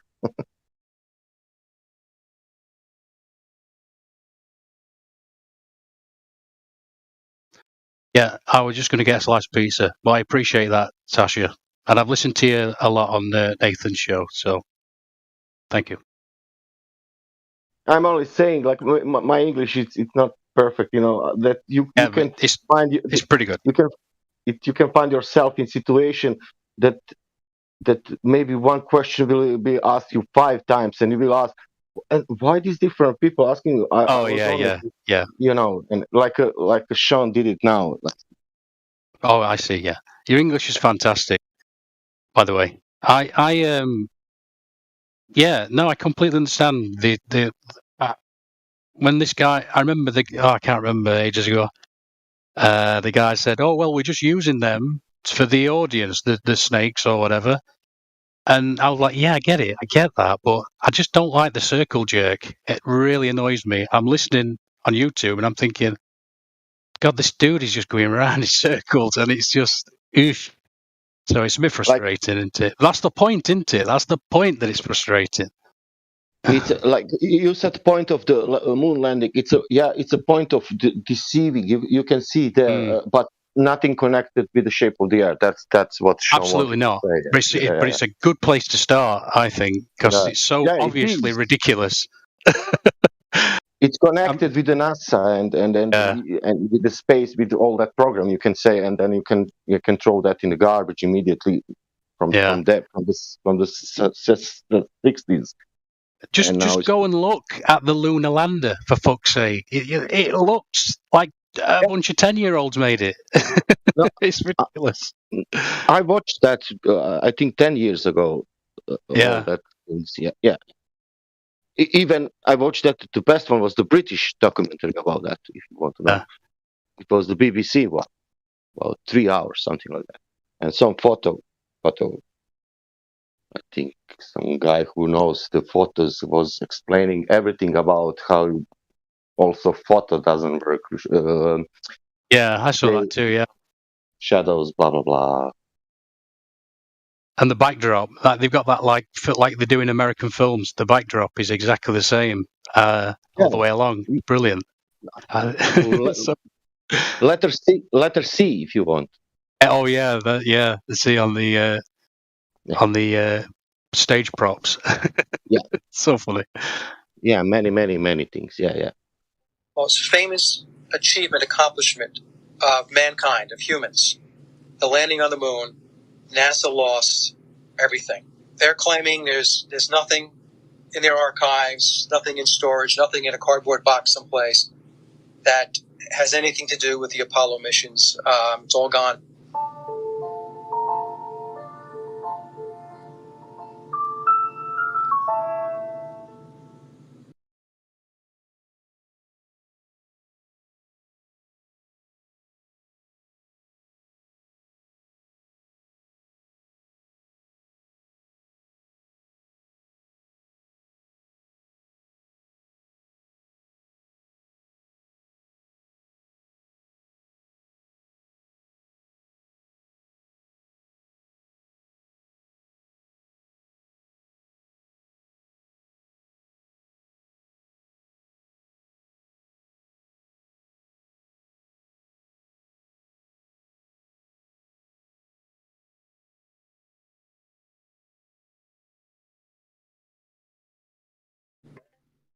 Imagine we live on a flat fucking world. All this time we thought we lived on a round planet, huh?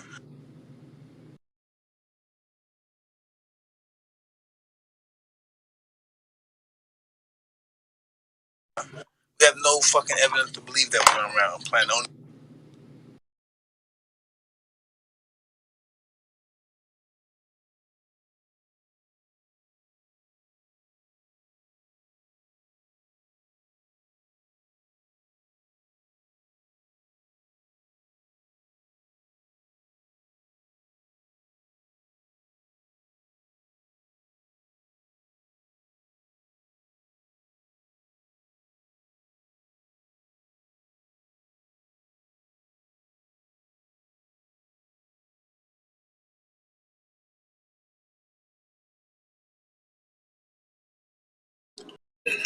This is a really dangerous belief system. You guys are just dangerous.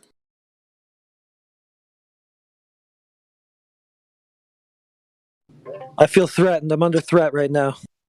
This place is dangerous. We're all in danger here. He's too dangerous to be left alive. I'm in danger. You know what happens when you don't play ball on Twitter and Facebook, right?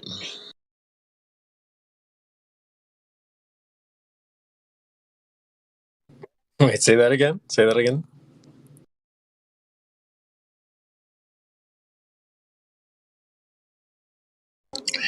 You know what happens when you go against the narrative on Twitter and Facebook, right?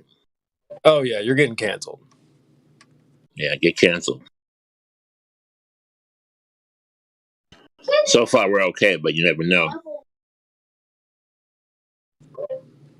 But you can't do this to me.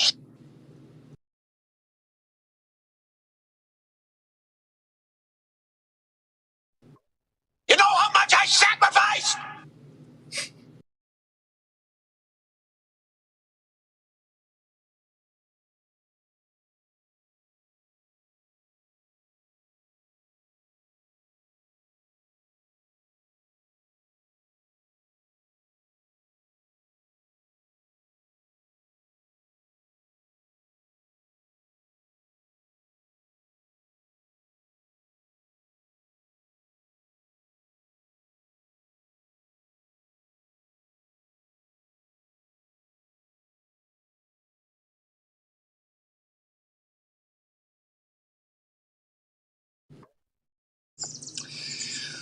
Well, I guess I'll have to take care of this myself.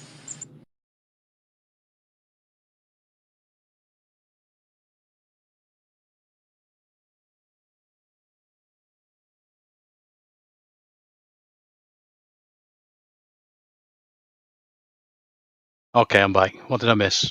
Anything?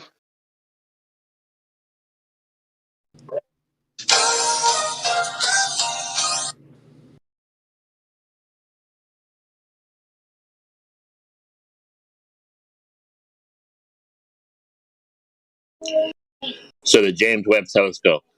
So, like, is it really better than my P900? Because I'm not so sure.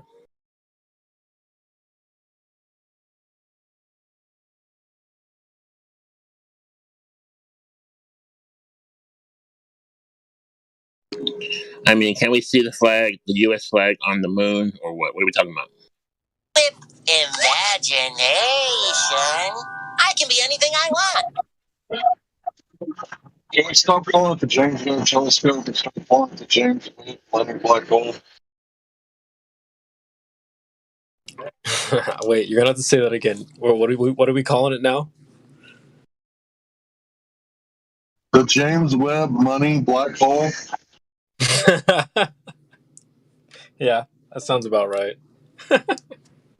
It was what, 10 bill? A good 10 billy? Billions and billions and billions and billions and billions and billions.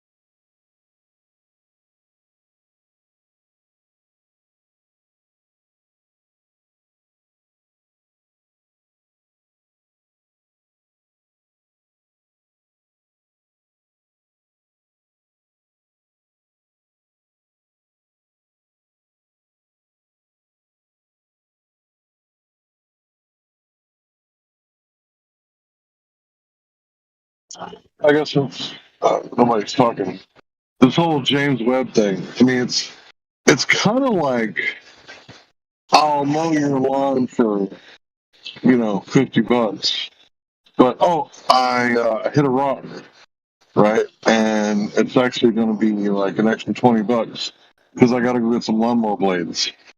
Okay, and then you come back and you're like, oh, dang, I ran out of gas. Can you spot me $5? Let's just make it an extra $5. And it's like they were like needing more and more and more money, for the thing that they're supposed to put up there. It's actually pretty good marketing. Like, I've already started your yard, man. Like, I can't just not finish it. So I'm gonna need some more money. It's like that's how you bid low, right? You bid low, you get the job, and then you raise it up. So imagine somebody comes into a small town, right? And they want to do something, right? But the guy knows, like, hey, these people got like lots and lots and lots of money. So he tells all the other plumbers, like, hey, don't bid against me. There's going to be plenty of work for everybody, but I'm going to bid, $1 million, and you guys don't bid against me. So it'll be the lowest bid. right? And they'll have to accept it. And then once I get the $1 million job, I'll hire all of you guys. There's going to be plenty of work for everybody, except for NASA's not doing any work. You made me think of something there with your metaphor about the yard work. It's like they they told you they were going to hook you up with a badass yard, and they did all that stuff. Hey, I need more gas and all this stuff. But what they ended up giving you was like some rendering. Oh, well, we just rendered it for you. Here's a printout, what it's supposed to look like. They didn't actually do the yard work. All the money they charged you was just for some like photoshopped image that they made that your yard was supposed to look like. So that's what you ended up getting for all your money.